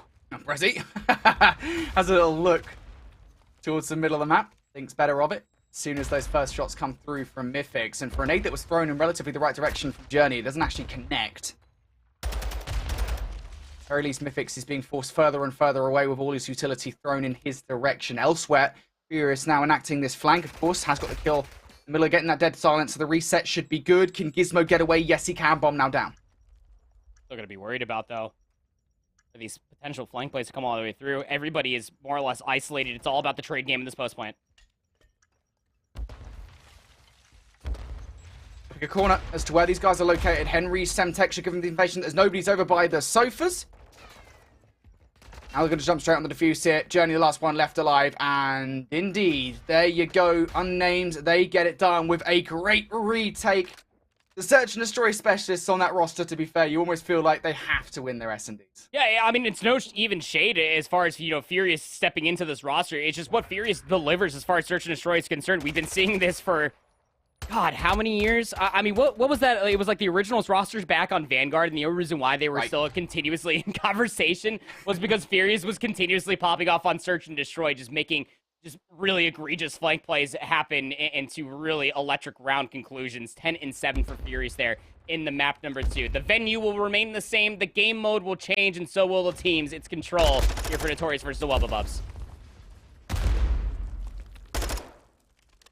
Wubba-Bubs 2-0 up here in this one, and this is a map at the very least that should favor Team Notorious. Wubba-Bubs have only played it once, they've won it once, but this is basically the only map that Notorious have played. I think it is the only map that Notorious have played, and they've won it 5 out of the 6 times that has occurred. So this has to be a win for Notorious. That said, Wubba-Bubs did take round number 1 here, though, in a 4 versus 7 to try and get something going. Denzer is the playmaker here in this situation. In from behind he goes with 18 seconds, flying out towards the point. Wee Man, headshot multiplier is good. Man, for the second on a Harry, Vortex abuse it. 2v7 would be special. You got Maple top tower. This is a good lunch have fries moment here for these last 2 players. Probably just going to try to hold on to these 2 lives. 5 segments is still pretty good. Again, we hopped in here, of course, towards the tail end here of round number 2, so we don't know what Notorious got off their opening rip. But you say yes, I guess, as far as history through Season 3 is concerned, this should favor Notorious, but I mean, let's not forget that Wubba-Bubs are still flawless as far as Control is concerned. They have not dropped to Control throughout the entirety of Season 3 of the Elite. Majority of that being done on Hotel, of course, the way that the veto's processed its way out. Wubba-Bubs trying to get a little cute, maybe trying to force out the Hotel Control, but Notorious all the wiser going to be picking their better of the 2 after Expo got taken away. Yeah, now that I think about it as well, to be fair, it is worth noting that Notorious had to go to a round number 5 versus the Atlas Lions in their earlier Control matchup on this one, right? So they barely survived it. We'll say that much, right? They barely won that Control. So it's not like they're infallible here on El Asilo Control. Going to be an immediate move for Team Notorious over towards B. I believe that's a streak in the back pocket there from Eric Boom, who's currently sitting at 16 and 10. His kills not exactly going in favor here of Team Notorious on this initial push. It's going to be a, 3-for-1 trade. Make it 4-for-1 now. Vortex trying to make it 5-for-1, but Eric Boom will at least offer some resistance here. Now for Team Notorious, I think they're pretty heavily reliant on either pushing over towards A or getting something from Weeman's presence over towards B. They're pinched on two different sides, so player number 6 is Abuser. He's down by the yellow shack. In Maple, I think he had at least had an inkling that there was going to be a player over here, but Abuser is delivering, finds 3 within the life. Eric for the trade, but he's the only player that's pushed up now. Needs to continue on with his antics. 19 and 11, gets the read on towards the second. Denza up top, repositions along with Weeman. That's now 3 dead. You could touch the zone. Eric Boom, man, he's just doing silly things at the moment for Team Notorious. A big reason why they've even got the space that they have here in this round. Now on 3 in a row, and I think they recognize very easily here that they actually got a lot more control over B than they initially realized, but through the top, Harry just makes it look so easy, completely clears the point, and that's just part of the gamble that you make there. A is the easier point to take down, generally speaking. Make that risk to go over towards B, and it just does not work. So back towards the respawn screen now, Notorious go.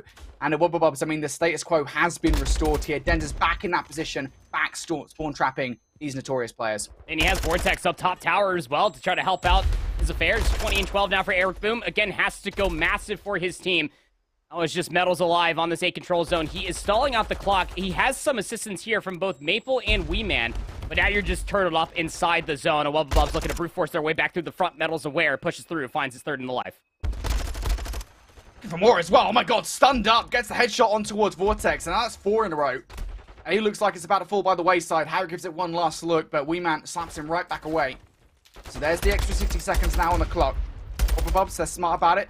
They're covering this rotation around the back. Harry from afar here, able to pick down Weeman. But Metals is still on this 4 spree. That's what will be at the forefront of his mind now moving forward, is just trying to continue on this streak and actually grab the cruise missile. Be crucial for Notorious to perhaps make this offensive push work. He's going to get the free kill on towards Vortex. So there's number 5 in a row. Now looking for number 6, and he might have just acquired his target. I assume that was Eric Boom that might have called in that streak. I'm not too sure what the streaks look like on the opposite side for a Wubbabub. So the cruise missile definitely touched down on land. And that's allowing Team Notorious to now encroach forward. First segment already here for B. They are stacked inside. Metals gets gunned on the opposite side of the garage as well. That should be a Wubbabubs being able to fully retake this B zone so long as they can get these players off of the zone itself. Yeah, they can't. They can't clear it. That's the problem. And of course, that progress is not being made at the moment, at the very least, until somebody finally touches the point. 25 seconds left. I'd make that decision really fast if I'm Team Notorious. But Abuser providing so much coverage up top from this AC. There's a second for Abuser. 3 in a row for him now. Looking for a 3rd. Drops down to get it done, but Maple from afar put some shots in. It's actually going to be Weeman to take him out, and now progress can start to be made here. That's a forked head kill feed. That's a capture. Oh, it's okay. You know, they are nowhere close to this.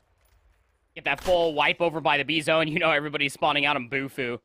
On parallel over towards the A defensively. Big round coming through from Team Notorious. And Harry might be 24 and 13, but what was seemingly missing the past 2 maps for Team Notorious, very small man with an SMG in hand. Eric Boom is having a great map 3 here, and you're getting to see the follow-up soon after as well. It was a little bit lackluster, I want to say, through the early workings of that previous offensive round, but 22 and 17, the follow-up comes through in kind from both Metals and Weeman to certify them as an offensive round win. Be the answer back on the opposite side. Vortex 7 and 19. Very different performance than what we got out of him the past 2 maps. Yeah. And generally speaking, I think Vortex, when he does have this kind of performance, he is doing other stuff on the map that, you know, is providing value for a Wubbabubs. I just don't think that's enough at this point in time. You can maybe pick up some steam here in this one. Be in a better spot. Right now, though, it looks like Team Notorious are pretty good to extend this series. Eric Boom, though, might be overwhelmed sooner rather than later. The call will now be made towards Denza on the point that, hey, somebody's coming out from behind. Eric Boom's still chilling around this point, just running rings around, to be honest, frankly, nothing in the attempt to confuse Harry. While all that's going on, while all that activity over towards A is continuing, Wubbabubs, they seem pretty settled with trying to make B happen. Yeah, I mean, there's a certain lack of resilience going on over here, Ari. That's not an easy gunfight, looking straight down with the right stick, but able to at least take down Eric Boom. Second segment still being looked at here. Vortex inside of Tools gets the turn on the Metals, but he's the only person in a position to maybe try to influence a little bit more over by the B zone. It is being looked to be depleted here by Maple, but Wubbabubs still have players pushed over by the football field. The majority of them, those 3 players, are now trying to shift their focus over towards the A zone, Brody. Right decision to make here. Vortex wants to be part of the forefront here. There's the first. Now looking to double up on towards Metals, but Metals will get away. That's okay. For Wobbabobs, they can now just pick up some corners here. Wait for Notorious to aggress once again. Metals is going to go for the contest, and, well, Vortex slaps him straight away. So Wobbabobs here now, I think, should be good for the capture. Maybe Notorious give this one last look. If Vortex can get a 5th on this 4 spree, would be pretty good, but that is just such a lovely Semtex. And what felt like an 8-point capture will finally come through. Abuser actually finishes himself with a 2-piece. But my god, it looked like they might not get it for a sec. Yeah, I thought that Abuser was about to get traded out very, very quickly, and that A-Zone wouldn't have been converted over. But Wobbabobs, they're making some good lemonade out of this round, bringing themselves back from the depths. 16 plays up against 15. Wobbabobs have numbers. They lack map positioning. Player number 3 is Weeman. Push all the way to the side of house. Vortex needs to clear this positioning. Weeman will be getting the better of him. Now Denza's making the play a little bit past his BS&D site, but he doesn't really have much follow-up. Minus Abuser up top in kitchen window. Now numbers are starting to favor Wobbabobs for this B-zone. Nettles finds himself isolated here. Wobbabobs all around this point. Weeman's now going to have to retreat back towards the point. Abuser well aware of the fact that, hey, you know, Weeman, he was hanging around that green area. You know he's going to be coming back towards the point to try and stop this capture. AR prowess is just too hot to handle. Eric Boom gives it a look. He'll pick up 1. That's not stopping this B-zone capture.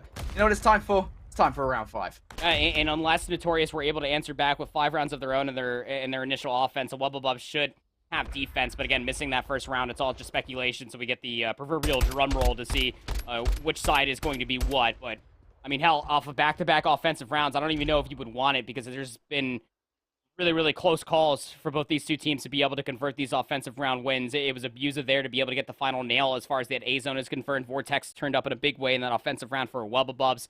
And it's Eric Boom on the opposite side along with Metals and Weeman who are delivering on the goods. Sides are actually going to swap here. Team Notorious did not get enough segments in their opening round, Brody. They're going to have to win a round 5 offense. And keep in mind, this is just to stay alive in this best-of-5 series as Wobbabobs lead 2-0. Absolutely. That's not a good start for Team Notorious here on the offense. Sometimes those trophy systems are betraying. We'll be here at the start of this one. Everything is going wrong. We haven't even got a single frag yet, and this early map control for Wobbabobs, fortunately enough for Team Notorious, isn't quite as dominant as you might like. They're going to have to get players in towards this bar area. If not, Notorious will filter through there, but still, all the positions that you would ideally want, if you're a Wobbabobs, you technically speaking got. Talk about how crucial opening breaks are, especially on LSELA control. That's the second kill now to go the way of Team Notorious. And they're actually starting to stall out the clock over here by B. Elsewhere, Vortex is still trying to find more value, top admin. But still, nobody's in a position to maybe try to deal with this B zone itself. Are Wobbabobs just chalking this? I mean, you got so many players over by the A zone tower. The only player that's over here is Vortex. He has some assistance from Abuser. But that was a real weird look. First segment was locked in, though. Yeah, I think it's about getting yourself in the position before full sending towards this point, right? Because you don't want to be stuck in a situation where B has already fallen by the wayside and you go a little bit too late, you end up falling down, and the transition could be made by Notorious. Still, though, that doesn't exactly look likely in this situation. Notorious might have players on the point, and they will stop the clock at 25.8 seconds, but a lot of this isn't what Metals is able to produce from behind, and he gets caught out. I think Denza saw him on the run towards the window. Vortex elsewhere getting another one as well. Now, Eric Boom, last one left alive. Does going to go down. Weeman forced to retreat back towards the point, and Denza predicts it perfectly. He's already seen Weeman causing havoc. 13 seconds on the clock here, Andy. Wobbabobs, it's a last-ditch effort to try and just hold on the defense. Notorious, can they get past? It's a question. Weeman gonna pick up one at the very least. Abuser on the point, though. Abuser just pops off for 2. It isn't enough just yet, though. Zone capture on the way. Got 2 players here at A. Metals and Weeman looking to hold strong. Trying to clear away the flank, though, is Eric Boom. That's a big kill to find for themselves. Now you can shift your focus over towards the A zone. Keep the building intact. Make sure you look at that front archway because Harry and Abuser are knocking at the door. Abuser putting the shots in. Harry is going to put the nail in the coffin for this one. Abuser with the final kill. A clutch and a half here on LSELO control, as it's the second time Wobbabobs have played it this season. And it's the second time they'll get a victory as well. For Team Notorious, they look pretty confident in this map mode combination. But but that does not show in the final scoreline. And knocked down to the lower bracket in a 3-0 fashion by the Awubabubs, man. That is now 2 matches on the day for the Awubabubs. They 3-0'd Signs, got pushed to the limit as far as Search and Destroy is concerned. That looked to be immediately rectified in this matchup versus Team Notorious. A 6-1 win on Fortress Search and Destroy, I did not have on my bingo card. The way that control played out, I was kind of considering it again for Awubabubs. You talked about, I mean, they're only 1-0 on El Asilo control, but they remain undefeated on control through Season 3 of the Elite as well. This team, like you said, Brody, was made to win, with Abuza now subbing in towards this Core 3 roster with Denza, Vortex, as well as Harry. It feels like this team, every single time that they are on my screen, just continue to get better and better. And to be fair, Eric Boom made a really, really big argument to try to keep his team in this best-of-5 series. 31-27 for the L. It's not what you want to see, but Harry has put up an immense performance here in this best-of-5 series versus Team Notorious in winter semifinals. Finishes this control at 34-22. Obviously had a lot more damage than 633 because that match just would not make sense. But him and Abuza, this AR lineup for Awubabubs, are absolutely feasting, brother. And it's allowing Vortex and Denza just to make plays across the map. I don't know, man. Maybe he was just literally just getting, like, just last the legitimate last final bullet. Yeah. Everyone else did. This is where Vortex was actually going wrong, is he was just, you know, getting like 99% of the damage on every single player, and then Harry's just like, whoop, whoop, whoop. Every single kill was his. Yeah, absolutely not. Harry going nuts there in that final game to 3-0 Team Notorious. What a statement for this new look Awubabubs roster. And here is a look at that 3-0 in detail. I mean, the El Asilo control is the only one that is close. Those first 2 maps are an absolute stain on the series for Team Notorious, and they will walk away extremely frustrated because, again, like, the context of this is this Team Notorious roster, they're the Optic Texas Open champs. I mean, how many times do we have to say it, Andy? Like, to lose to Awubabubs here, that's got to be frustrating. It's got to be, right? I mean, especially winning what is a massive event of the entire year there at the Texas Open, but still struggling to try to get things truly done as far as the elites are concerned. Their story is not done yet, as they still have a lower bracket run. Speaking of jobs not done quite yet, again, venue remains the same. Unnamed Deviants looking for the big swing map mode combination that is this El Asilo control, but Unnamed are seemingly getting well better off as they have a 2-0 lead. Yeah, it looks to be really good from Unnamed at this point in time, but I feel like B might be about to go the way here of Deviants. Good effort from Brezzy there. Very looking pretty good here for Journey, though. Mythic's now looking to reposition towards this window side to provide some coverage.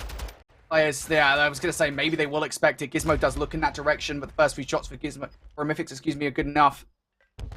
That just pulls Deviant all the way back towards their spawn, all the way back towards green. Unnamed looking to put the final nail in the coffin of this game. 20 seconds left. Deviants in a 7 versus 5 scenario. Gizmo starting to push forward. Needs to find value with it. Again, this is to stay alive in this control. Journey's 21-17. Mythics for 2, though. Gizmo will find the trade. Clock being stalled out. Need more kills to speak of. 4 seconds remaining, and someone needs a touch. Next one up is Brezzy, and he's going to get gunned. Unnamed. 3-0 in the El Asilo control versus Deviants. And honestly speaking, as far as stats are concerned, that is incorrect to say that Deviants just got handed a swift defeat like that. They were 3-0 on El Asilo control coming in towards this control. And you got to put an asterisk on what I'm about to say, is that Unnamed coming into this control were 1-4 on El Asilo. But you bring in Furious along with it. Yeah, he didn't have the sexiest KD ratio in the world, but it's the influence you get with this guy on your team. 20-14 was the highest stat line for Unnamed. Coming out from Mythics, Rafi at 19-11 as well. The slaying seems to be on point. They're in the flow state, Brody, against this Deviants roster to take a 2-1 lead in the series. Absolutely. This Unnamed roster again. I mean, it's just like, I don't think we even really discussed this yet, because you referenced it early on with like the Originals roster from like the very beginning of the Vanguard season. But if you recall, Andy, Rafi was on that squad alongside Furious, and it's the first time that we're seeing these two together, I think, since then. I want to say I don't think they've played together since then, because Furious has kind of been gone off and he did his own thing between Toronto Raptor Europe last season, like after that team, and then at the beginning of this season with the Originals and Team Notorious as well. Like, it's nice to see him kind of back alongside Rafi, regardless of the circumstances in which this has arisen. But Rafi, I mean, you have to talk about him, right? At 19-11, again, Rafi has always been this player that's been capable of great things. It's just finding the roster around him to actually like enact that into a victory, enact that into high placements. Perhaps this is the roster, man. Perhaps it is, honestly. I mean, when you have two cracked SMGs running across the map of both Furious and Henry, Mythics can also pick up that third sub along the way. It just really do feel like that this team is squeaky clean as far as what they're offering. Fundamentally sound is what I would end up saying. We didn't get to see, obviously, their opening matchup versus Clutch Rain, but they took it pretty damn convincingly. That is now 2 3-0s in control on the day. One on Hotel versus Clutch Rain earlier, now on LOCelo versus Deviants. And this is setting themselves up so wonderfully, Brody. Ahead of this map number 4, it's all said and done for Unnamed. Hardpoint has been lackluster. Search and Destroy has been their bread and butter as far as the game mode is concerned. Fortress, they are 1-3 on it. I feel like that Deviants need to be able to clutch on up for a Fortress Hardpoint, a map mode combination that they have played 3 times and have won it all 3 times. I was about to say that, mate. Yeah, Hardpoint is their best game mode, right? I mean, maybe you could say Control because they were 5-1 at that. Now it'll be 5-2. But they're 10-2 on Hardpoint. I think that might be 11-2 because I don't think that would include the first Hotel from this series. Like, it is their best game mode, and Fortress Hardpoint, you say 3-0 is something to speak of, right, for Deviant. So you have to imagine that we should see a game 5 here. But honestly, I don't want to count anything out. After Unnamed, after the last couple of days that we've seen from this roster, again with Furious now kind of filling in for Defrag here. Like last night, they took and actually beat Notorious in a game number 5, and today they come out with a 3-0 against a roster that topped Group A. Like, maybe both of these rosters are actually hotter than we're actually giving credit to, because quite clearly Unnamed, they seem to have found some kind of secret sauce. Yeah, I know some people are probably sitting there thinking, it's like, well, that match versus Team Notorious didn't really have many implications, but it really did, honestly speaking, to give us a good gauge as far as what this Unnamed roster did look like. But it's also got to be brought up that as far as Map 4 is concerned, that was the Map 4, that was the continuation of the reverse sweep versus Team Notorious last night.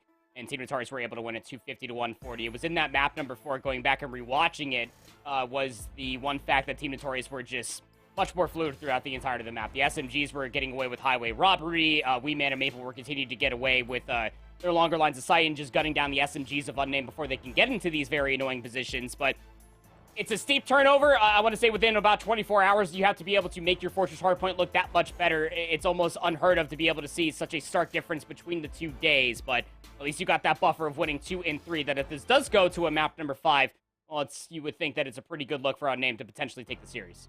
Yeah, that's the big thing as well. Yeah, if I'm going in this series as Unnamed, just looking at their record alone, it is very simplistically to me. You've just got to take the Control and take the Search and Destroys, Neslo the series, as it were, however much I despise that term. And, you know, I think that's got to be the way forward for this team. So, yeah, they absolutely have that backstop. Their Search and Destroy prowess is absolutely not to be underestimated. For this Deviants roster, though, as well, I mean, you look at the names on the team, man. Like, just seeing Brezzy and Journey join this lineup has been kind of nice, I think, just to have, like, Journey and Lucky back together as well, you know. Got Gizmo playing alongside Brezzy, which is a lovely combination of players to have as well. Like, there's just so much that you can talk about with this team, so much veteranship within challenges, that it is just not a roster you can count out at any given point. So even if we do go to that game 5, man, I mean, who knows? Who knows? I honestly don't. That's why I think that we're honestly going to get there. I had this as far as the map 5 is concerned, maybe a little bit different as far as the score lines are concerned about how we get there, but I can't count Unnamed out, not quite yet, because, I mean, what we got to see, at least through a slim looks as far as that LOCelo Control is concerned, is that, and even the LOCelo Search and Destroy as well, is that the SMGs, specifically for Deviants, need to get on point with one another. And yes, they've been finding a lot of value as far as Hardpoint is concerned. I mean, they have a positive 40-point differential as far as that's concerned, not including the map win on Hotel in this best of 5 series, but I mean, Journey is back on the SMG, 1.08 KD as far as Hardpoint is concerned. Brezzy is at a 0.95, and those are 2 good KD ratios to have for yourself when you're looking at both your ARs having a 1.11 and a little bit above for Gizmo as well. I just think that you need to be able to see these guys really work well off of each other, because if you give Unnamed any sort of inch, they will turn it into a country mile here on Fortress. All right, well, let's see if Unnamed can close things out in 4. There's those records that we just talked about, by the way.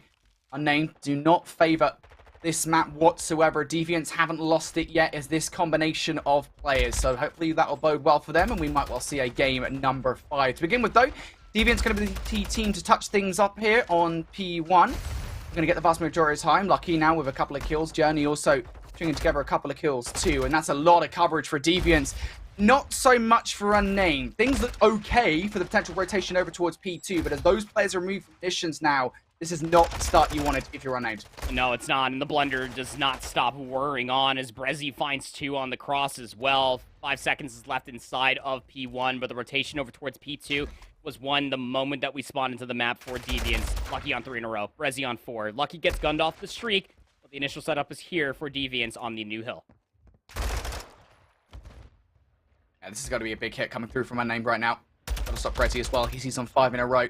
First step to try and get a player around the street is going to be completely shut down by Lucky around the back line. Now he's going to reposition for a player out the windows, and Furious is just like, well, you wanted a kill? I'll give you a kill. Don't worry about it, mate. Lucky will take that every day of the week. Brezzy was shut down just shy of a spree earlier on. So Deviant's looking pretty good at this point in time. Henry, though, looking to punch it. Has picked up a couple of kills here, so good chance to try and break here for Unnamed, but with all utility, the barrage of nades and stun being thrown in their direction, you have to start to question how much you want to put into this. They've already got Mythics over by rotation, but more kills starting to come now through for Deviants. This has been a stellar first couple of hills here for Deviants. I mean, it's 5 seconds away from being flawless, Brody. That's about to be 80-5 going in towards P3. Can't get them out quite yet, though. Unnamed do have players over here as far as P3 is concerned. The only player to maybe try to influence some very early rotation gunfights. Well, that was going to be Lucky. He was up top maps on the stairs. He gets gunned. So Unnamed finally get themselves a good look as a setup here for P3. Journey, closest player for Deviants to do something. He gets 1, but Furious is going to double up to stop that from happening. So there'll be a moment of calm here for the back 40 seconds. Unnamed look to stretch themselves out towards the middle of the map. Henry actually manages to get 1 kill, and I'm surprised at the range. The Vaznev there that he beat out Brezzy in this situation. But Udo, Deviant's now able to string together a few kills, and that forces Unnamed back towards the hill. Journey just flies out. He doesn't recognize Furious sitting in the corner, and off the back of that, Furious once again produces yet another double, now on 4 in a row. And then the result here again is, this is just kind of the way the cookie crumbles sometimes here on Fortress Hardpoint, is despite the fact that Deviants have come out the gate swinging on P1 and P2, just a great hold here on P3 has given Unnamed a way back into the city. Yeah, but it needs to be said as well that Unnamed, I mean, they had to step up to the plate, didn't walk away with a full 60 on P3, and they just about do it as well. And as you were saying, bring them right back in as far as a scoreline is concerned, but rotating in towards P4, the moment that Unnamed may have given themselves a good look to maybe try to pinch inside of P4 itself, Deviants answer back with the kills, and they got the setup here for the initial 20.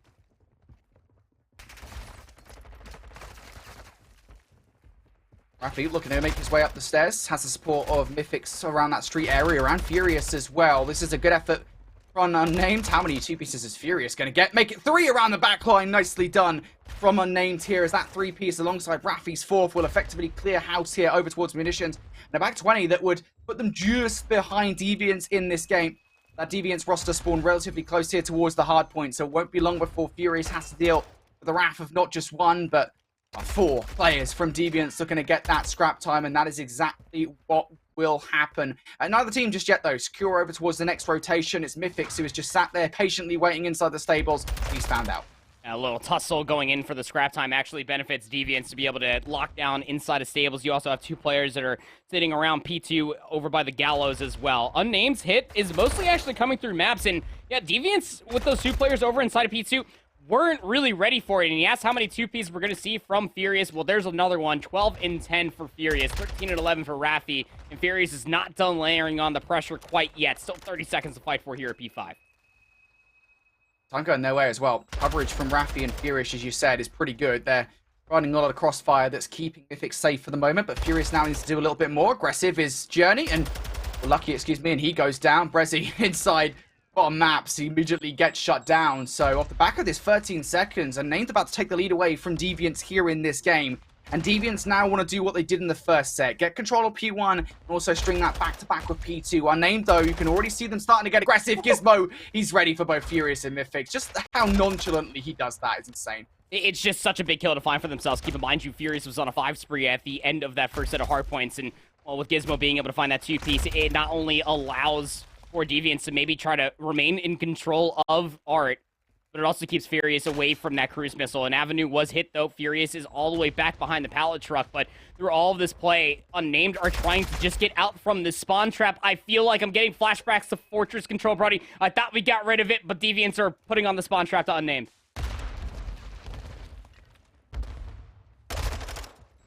Yep. Unnamed, you need to get out of this spawn trap, as you said, Andy. And I think ideally just don't worry about what's going on with P1 at the moment. Just try and get yourselves over towards P2. And that seems to be the case here as Mythics and Raffi win out on their trade game. Gizmo the only ones picking the kill out of the whole selection for Deviants. And that's what you love to see, that Journey going to get overwhelmed inside munitions. The right reaction to the situation at hand. But Deviants did get a ton of time away from P1. So that makes this all the more important to hold through Unnamed. It sure does. It's trailing by about 40. And they're in great positions to try to deal with all these players as well. Cruise Missile also gets invested, comes up with nothing, maybe just some information, but the gunfights need to be won on the opposite side. Unnamed are absolutely feasting. They're locking down that South Street lane inside of Art. Journey needs to find this kill, gets gunned. 35 seconds to look at here for P2, and Unnamed are looking at it all. Yeah, even if you give up the back 30, I mean, it's not great. You don't want that, but also you do have an opportunity to get the full 60 off the back of P3 like you did last time around. But Henry knows there's still valuable amount of time to grab here on Old. Goes for it. First kill is good, but Brezzy gonna just body block there. Immediately will trade on through. So that last 15 seconds goes the way of Deviants. There'll be about 50 points or so between the two teams as we go in towards the next hard point. As I said though, Andy, last time around, this one was all Unnamed throughout the entirety of it, and it looks like it's going to be the same again as that first wave of kills comes through. Big first wave of gunfights to come all the way through. Yeah, Henry's also watching the middle of the map. Probably doesn't know that Gizmo has actually snuck his way inside of maps. But he's the only player that's pushed up. Henry still going on a massive spree. Journey will finally find the trade, but through all of that, the initial 20 soaked up here for Unnamed at P3. There's all aggressing through Archway. Unnamed got to be aware of it, but it can sometimes feel like you're just funneling yourself into a meat grinder, and well, that's exactly how it feels for Deviants there in that scenario. You got to get in somehow, some way, and that's not the way. I think they learned that pretty quickly. Now Furious on 4 in a row. We're going to make it number 5. Going to get some shots out into thin air. Runs right out into the line of sight of Journey. He will, well, gleefully take him down. While all that's going down, I think Deviants have completely resigned themselves to losing control of this hill. They know that's not a battle they want to take. Gotta walk the way of the Mandalore. This is the way. Chalk the end of P3. Just set yourself up inside of P4. Just understand it's going to be a very small lead that Unnamed have over your head. They can get to 200 points, but you need to hold on strong for P4. Mythics just burst through the big gate. Gets that one player off the top truck. That was Journey. Now he can try to influence a little bit of a pinch while his teammates hit from the opposite side. Yeah, this could be a big break from Unnamed. Would give them 3-1 series win. You have to imagine the nail in the coffin for this game. There's not much to separate these two teams at the moment, and there you go. Raffi and Henry inside. They managed to break on through. Lucky, he's going to get overwhelmed inside bottom up, but he at least wins that first engagement. Gizmo from the top ropes able to take down another one as well, and Unnamed, they threaten momentarily, but Deviants able to recover, and now Unnamed they'll spawn out. Set up inside the hard point. This is a big 25 to fight over. Deviants need it all. Then we'll flip the lead back in their favor. You got one player that's already pushed inside of Gallows. It's going to be Henry looking to pinch this from the opposite side. They're losing players along the way. Lucky goes unnoticed through P1. Pinstripe kill feed might ensue, but we're just down to about 10 seconds or so. It's all about that north lane control. And so long as Furious can continue to finesse, that's good information that Deviants still have players inside of Art. So Mythics inside of Stables needs to stay alive and wait for his teammates' assistance.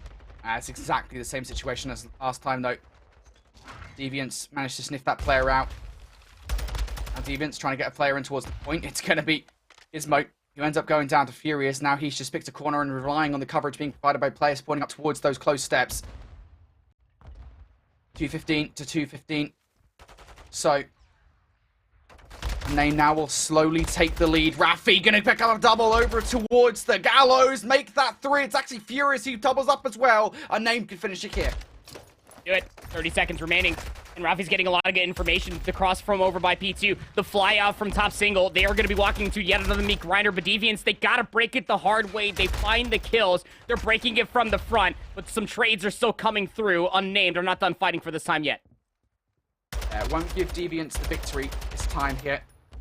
So Unnamed might well be well served to try and move over towards rotation. Furious, though, throws a stun out at the wrong time, and that's right in the face of the trophy system that'll make him weak down to 13 HP. Not ready for the gunfight, therefore. And elsewhere, Journey gets a 3-piece that completely clears the entirety of bottom art. It sends Unnamed back towards those P3 spawns. Journey completely clears house. And now Deviants, they'll be the first team to touch here. 234 to 230 in this situation. Gizmo with a perfect read on the player around the flank. That could well have been the play to close the game.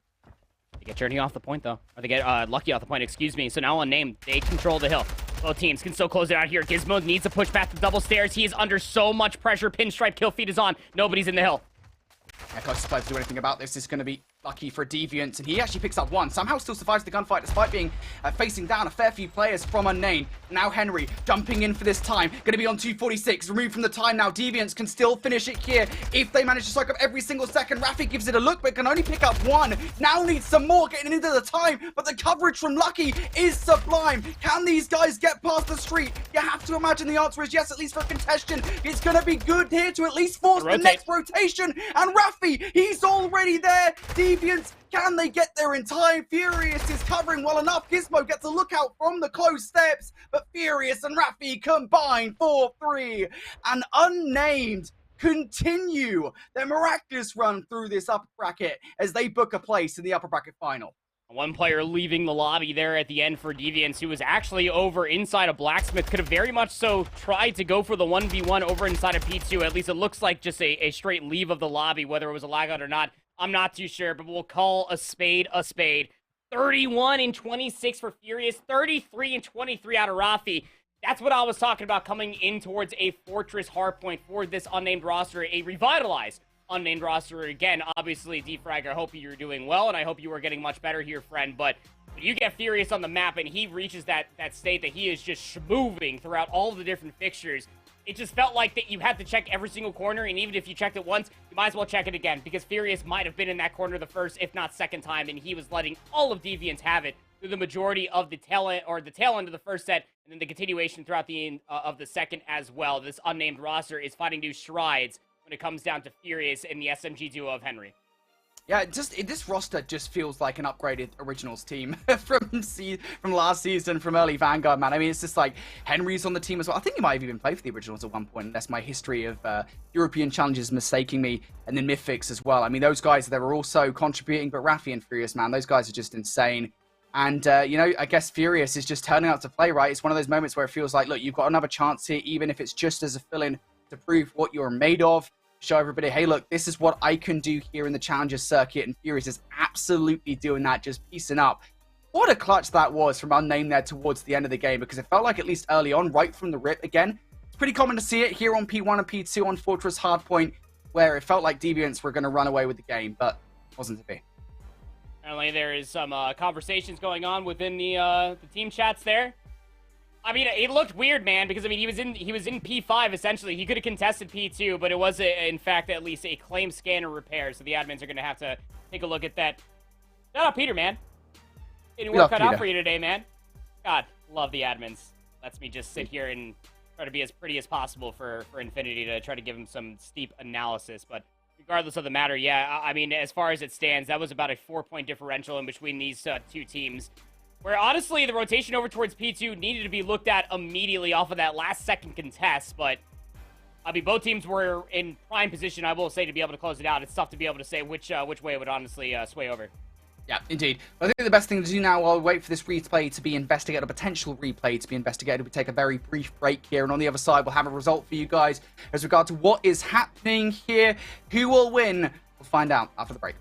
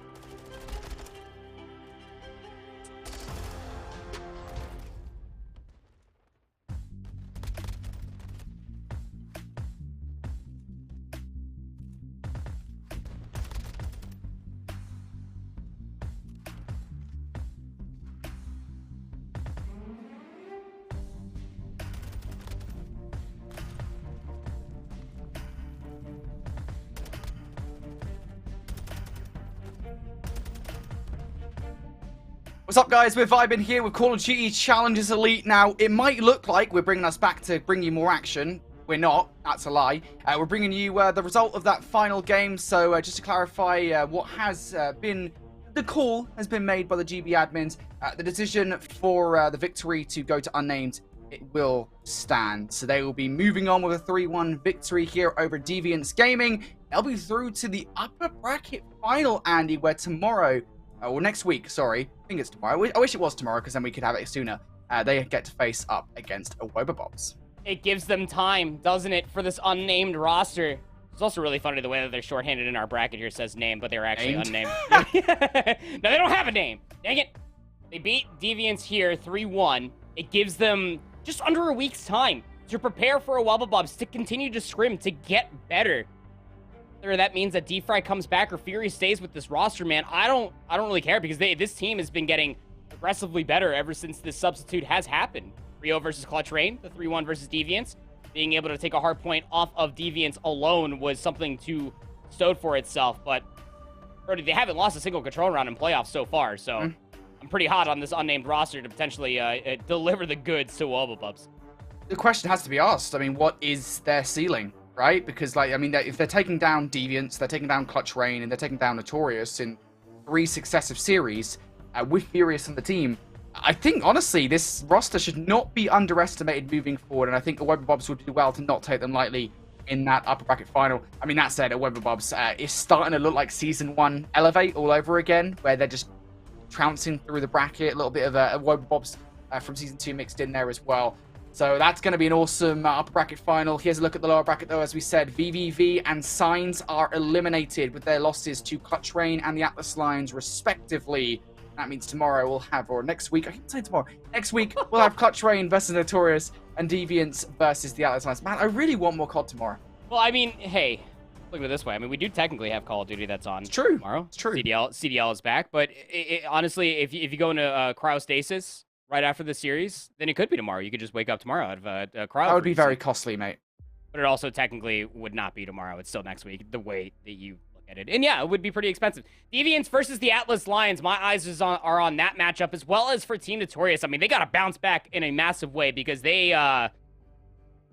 well, they got kind of smacked around by the Awobabobs. I'll keep it a $150 with you here, guys. Is that the LSE control was close, surely, but I mean, getting 6-1 on a Fortress Search and Destroy versus the Awobabobs is not a good look for Team Notorious. They need to bounce back versus that very trying Clutch Rain roster. But Deviants, as well as the Atlas Lions, looking to make the run happen to potentially see themselves back in the grand finals.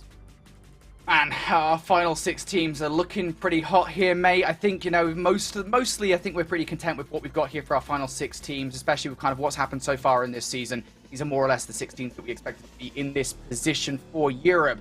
So that's day number 2 of week 2 of Europe done and dusted. But if you want more Call of Duty Challengers action, don't go that far, because we've got more coming very, very soon. North America is on the other side, mate. I mean, look, North America, things are pretty wild over there, right, Andy?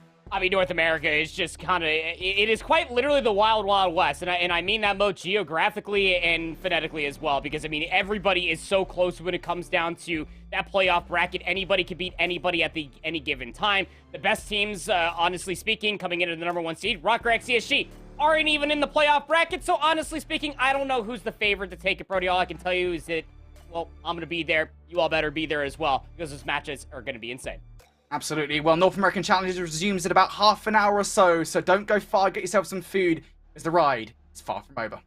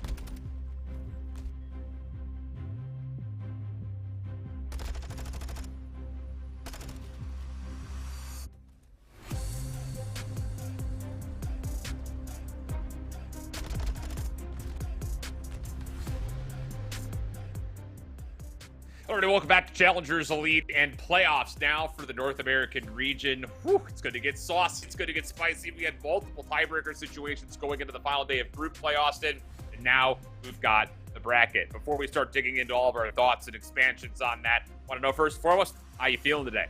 Feeling great, Alan. We had some crazy things happen through EU, so I'm kind of just hoping that we get like a lot more of that energy and it just continues on flowing into NA, baby. There was a lot of spicy things that happened, so I'm doing great, man. I'm ready for some more NA action. Well, let's jump on into it just to kind of get you guys caught up on how exactly things did fare after our first 3 days of action, which included all 5 phases of our round robin action. Over in Group A, as we mentioned, there was an opportunity for a 5-way tiebreaker. Didn't end up going that way. This group ended up kind of panning out, not as expected. I think the biggest thing is that Rocker ESG team finishing in the bottom 2 for the first time after a number of changes have plagued them since that initial roster came to form. Yeah, 2 pretty crazy things, kind of shape up in this group. Rocker, probably one of the biggest. Yeah, these guys do not qualify. We know, of course, in one of their previous elites, they did kind of get double first rounded. So these guys still struggling to maybe get it going in playoffs and don't even have a shot to show us what's happening in playoffs. But how about this House of Aces roster that ends up finishing at the top here, right? Like, these guys are a group of people that we have not seen really in the elites, outside of Paul, obviously. And overall, these guys have obviously just taken this entire group by storm at 4-1. Yeah, really clean stuff. Of course, Convoy Gaming Boys a Liar, a lot of expectations for what they are going to bring to the table here today. And look at that map win-loss record. I mean, everybody very, very tight to one another in that top 5. Over in Group B, though, things, again, very tight from top to bottom, as we had, again, another situation for multiple tiebreakers that could have came through. The only one that really mattered, though, was the one between Decimate and the Hive Street Mod Gaming team that would go the way of Hive. So that's your top 4, and most impressively, that M7 roster that got picked up kind of right before day 1 even started. Yeah. They put together a very solid group, just 13-5 in the win-loss for maps. Hard not to be happy with all the players on that team right now, being able to kind of just get back on track, I would say, for a lot of those individuals. Spartan, Mohawk, he takes a bit of a break there. We don't see him at the last LAN, and see him back at least on top here in the group maybe is going to bode well for them going into playoffs. I think the expectations should be pretty high. I mean, hey, you've got a lot of former champions and a lot of CDL talent, or recently CDL talent, that make up that roster. So with that, our groups come to a close, and we anticipate and approach our bracket phase here with our 8-team double elimination bracket. Aces playing up against Hive, Orbit going up against the Mid, M7 versus Boys a Liar, and then Convoy Gaming and Boston Breach Academy. I mean, no shortage of entertainment in any 4 of these matches. And once more, like we talked yesterday a lot, Austin, there really isn't a particular favorite, at least in my mind. I don't think there really is. You know what I mean? Like, I think you can maybe, look at this M7 roster and see if they can try to keep things rolling. But overall, I think that everybody actually has a really good chance, a really good shot coming into this playoffs here for Season 3 and to be able to take the entire thing. A huge part of it, of course, is just trying to get through today so that you can kind of prep yourself for a smaller sample size of teams going into the next week. But it is so difficult to get through these matches. But these round ones really to kick off and have a good start, is really everything when you're trying to make some kind of a run. Our schedule today will consist of 3 rounds of bracket play. Winners round 1 to start, lower round 1 immediately afterwards. Then we'll finish off with the winner semifinals.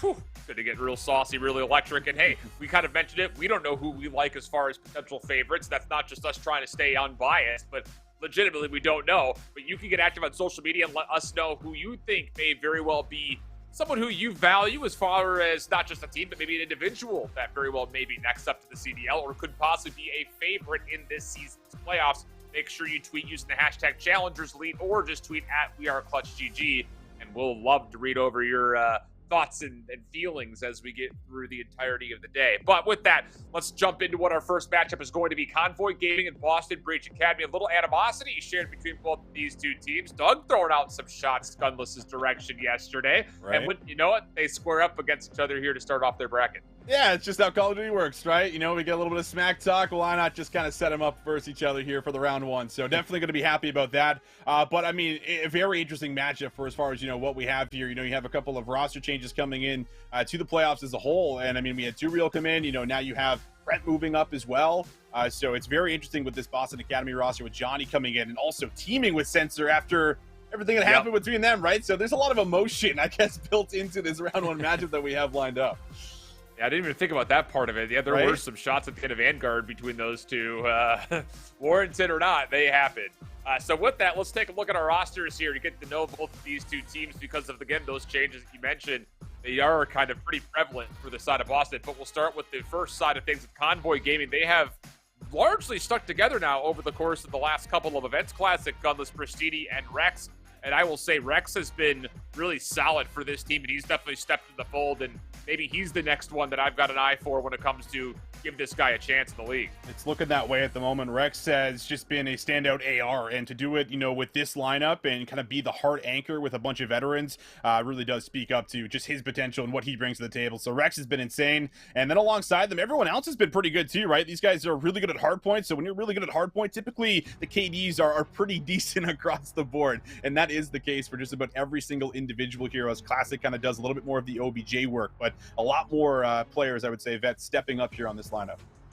I always go off the mantra of if Classic is playing well in Respawn, this team is going to beat everybody. That's just really what it comes down to, because not to say that he's been inconsistent, but he could be a big X factor in the Respawn that usually leads to the whole team is doing well. So yeah, definitely something to kind of keep an eye on for. On the other side, just kind of to reinforce all those roster changes that you talked about for Boston Breach Academy, are they starting to limp a little bit now? Having lost Beans, now having lost Krem.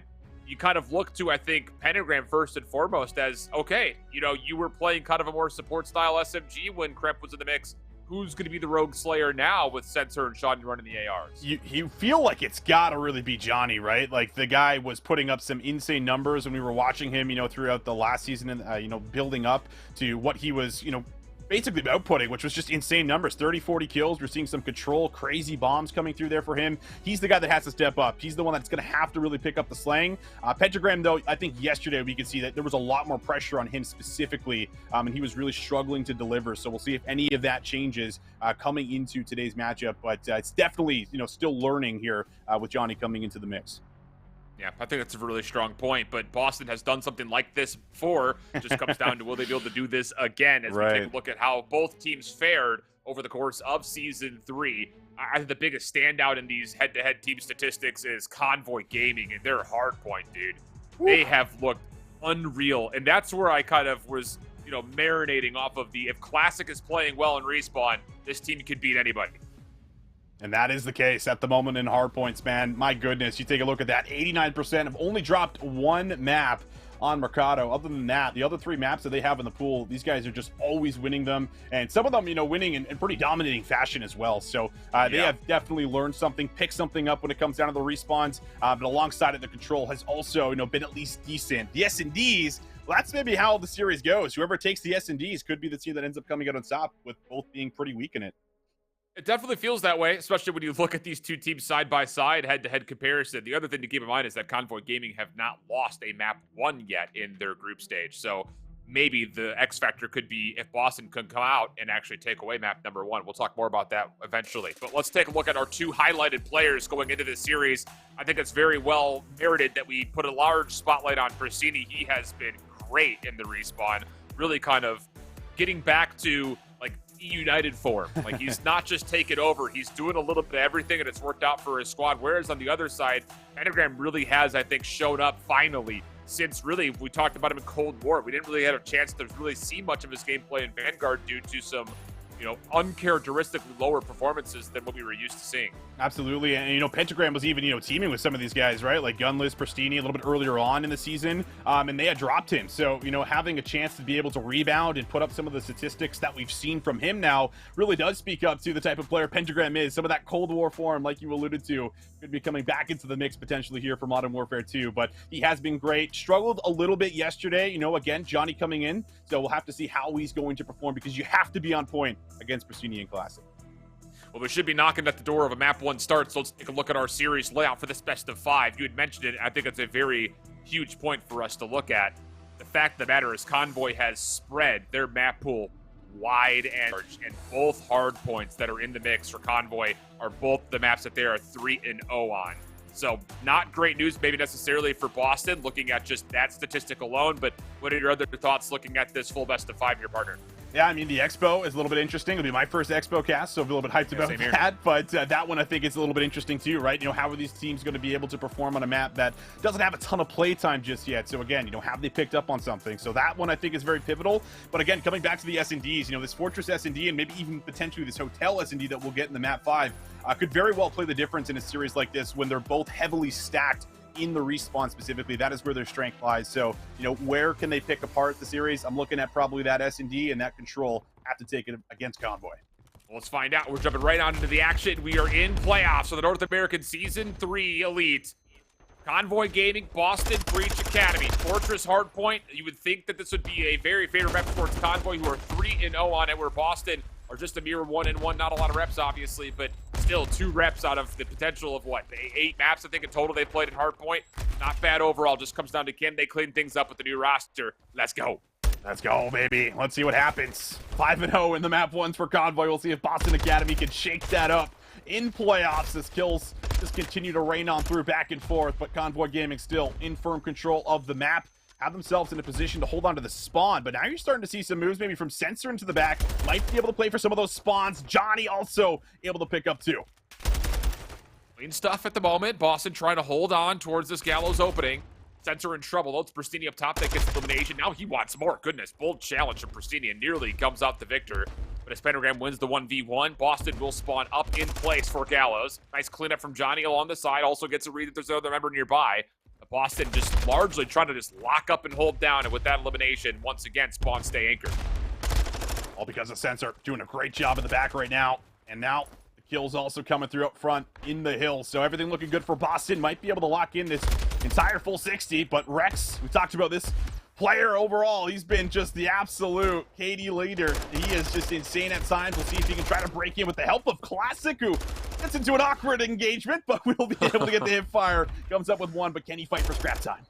Oh, and actually off of like 1 HP, he gets a little bit of regen. It takes down a second, so the scrap time will be fought for and largely won. But on rotation, Boston Breach Academy will be at Fountain first.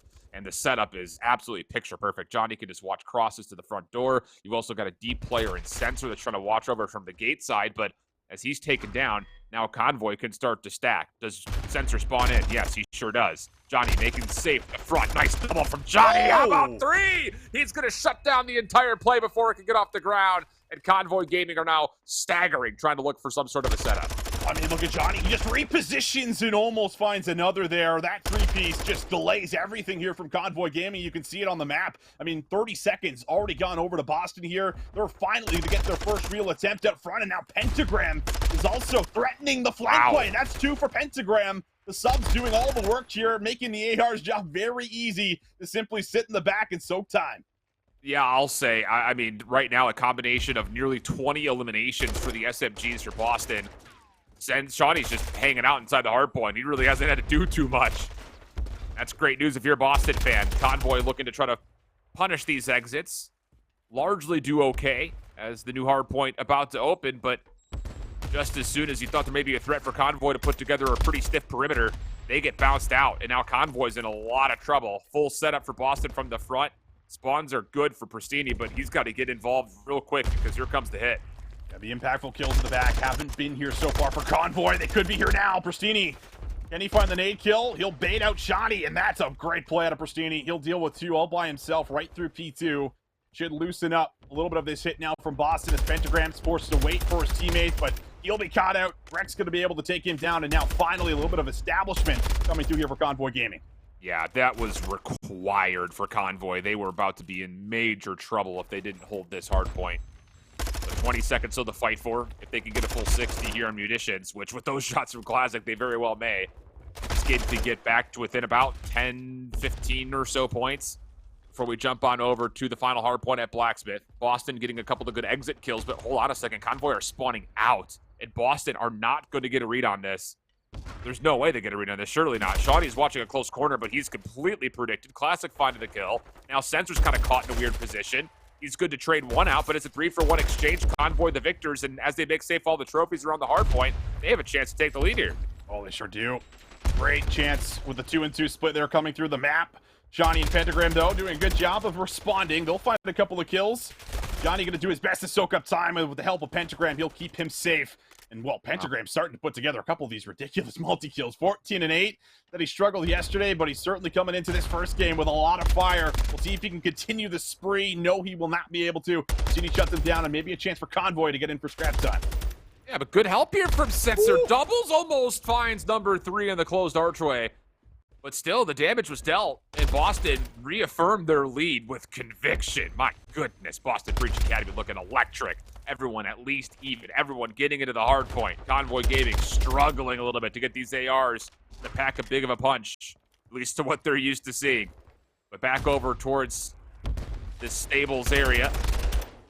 Rex in trouble from Boat. He'll drop. Convoy in the hard point for now, but Boston have numbers starting to stack from the high ground, looking to swarm. Boston can set up the break. Classic, though, he's just in a good position right through mid, just tucked away in a corner, gets the read on 2 players, and that's going to shut Boston down as they're sent back into the depths of P3. Have to work themselves back out to Classic now. Oh, he's starting to find himself on a bit of a spree. That's 4 in a row here for Nicky D. Pentagram lend the spree, make sure no streaks come in, but still, it's great for Convoy Gaming. They've certainly turned this game around. Without question, just comes down to can they build a bit of a lead of their own here with this setup, trying to be held towards the second hard point. Gunless in trouble, damage dealt, but no eliminations. Pentagram, good shots on the way back. Gets the regen and a little bit of assistance to make sure Boston can at least fight through P1. Now it's just about can they get across to the other side of the map. Classic does spawn up in place. Kills going good for Convoy as the kill feed goes all red. And how about it? It's a full team wipe. Did Convoy get a chance to set themselves up a gallows? Any AR, how about this? 5 in a row. Pentagram will make it 6. And that will be a cruise missile, so being able to add a little insurance now to Convoy Gaming, going forward with some of the more open hills, but we'll see if Boston Academy can try to break on through. Trophy systems down, nades and stuns all coming out. The break attempt in, and Johnny has been able to get 2, make it 3, goes to the knife and breaks open the hill. The nade will trade him out eventually, but a huge play comes through for Johnny. They need to consider possibly looking to maybe use this cruise missile at some point in time here if you're Convoy, just off the fact that you're in a little bit of a predicament at the moment. You're bounced out of the scrap time. You're empty trying to rotate over towards new, although Rex does spawn into position to get here quickly. Now it just comes down to who finds the gunfights first. Spencer's here.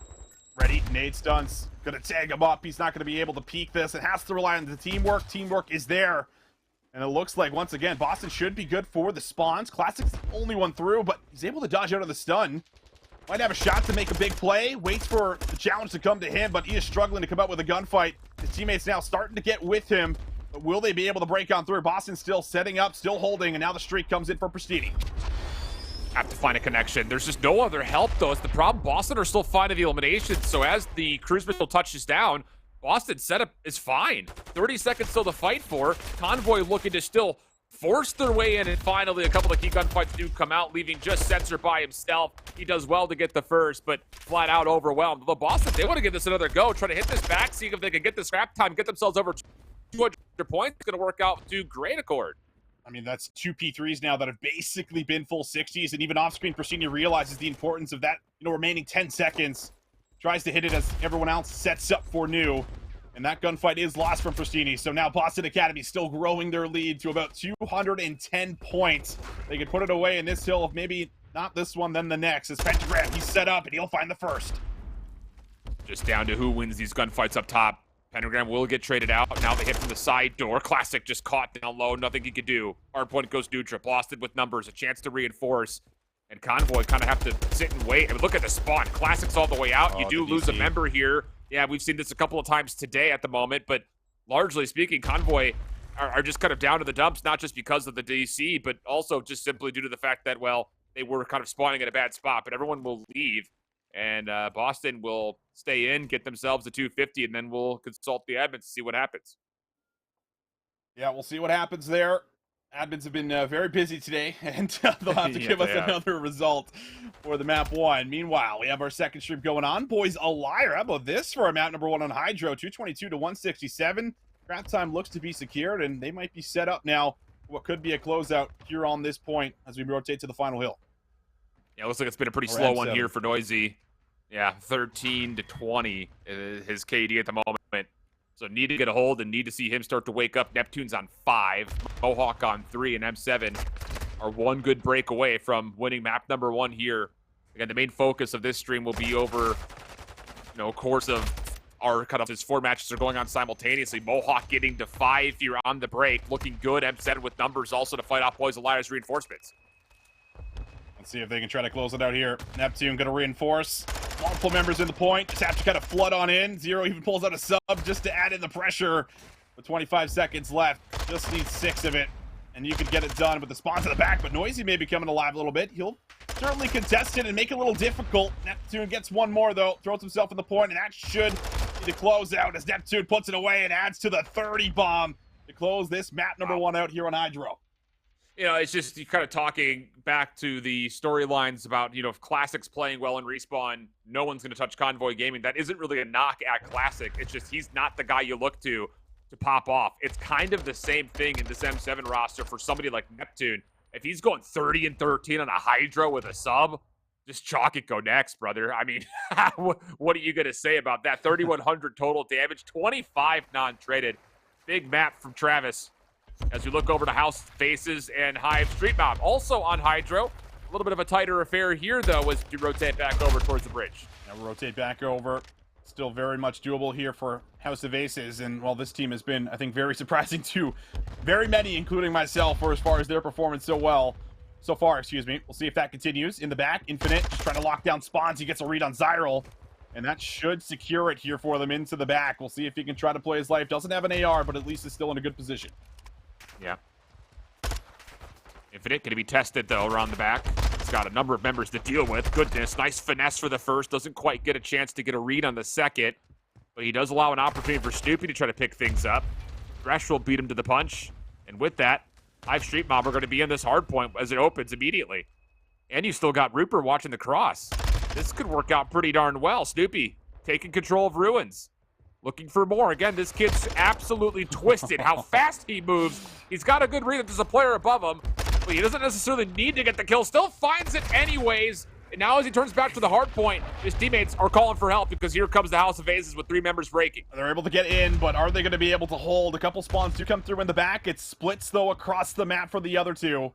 And do they just simply hold and try to hit this maybe a little bit late to end the game?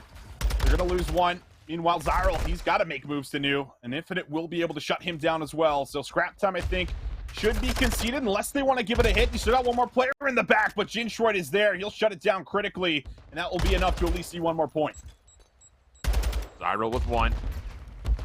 Chance to possibly lock down the back trophy system, trying to keep himself safe, and all the help is in. Snoopy trying to deter it, and oh my goodness, Snoopy gets a double. Still pretty healthy. Off the reloads on the back.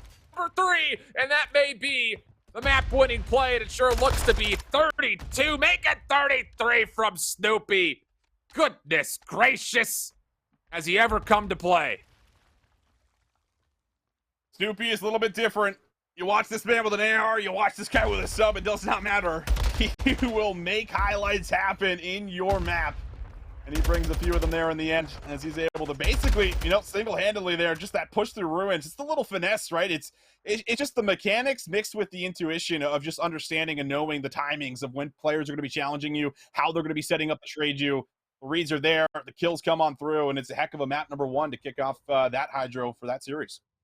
Yeah, I mean, those are 2 very different looks at what Hydro Hardpoint can be. I think it's the best way about putting it. And the funny thing about it is you had Neptune in one of those matches, 30 and 13. Snoopy in the other 3 kills, one a little tighter than the other. But boy, I'll tell you, there is some electricity out here in North America. So those are just a couple of instances of which, who knows? Again, I don't have any predictions. I know Austin doesn't have any predictions. I don't think any of us on the production side have any predictions as far as who a favorite would be here in North America. So this opening winners round 1 set of matches is crucial to trying to just stay away from the lower bracket as long as possible. Maybe the best way of putting it.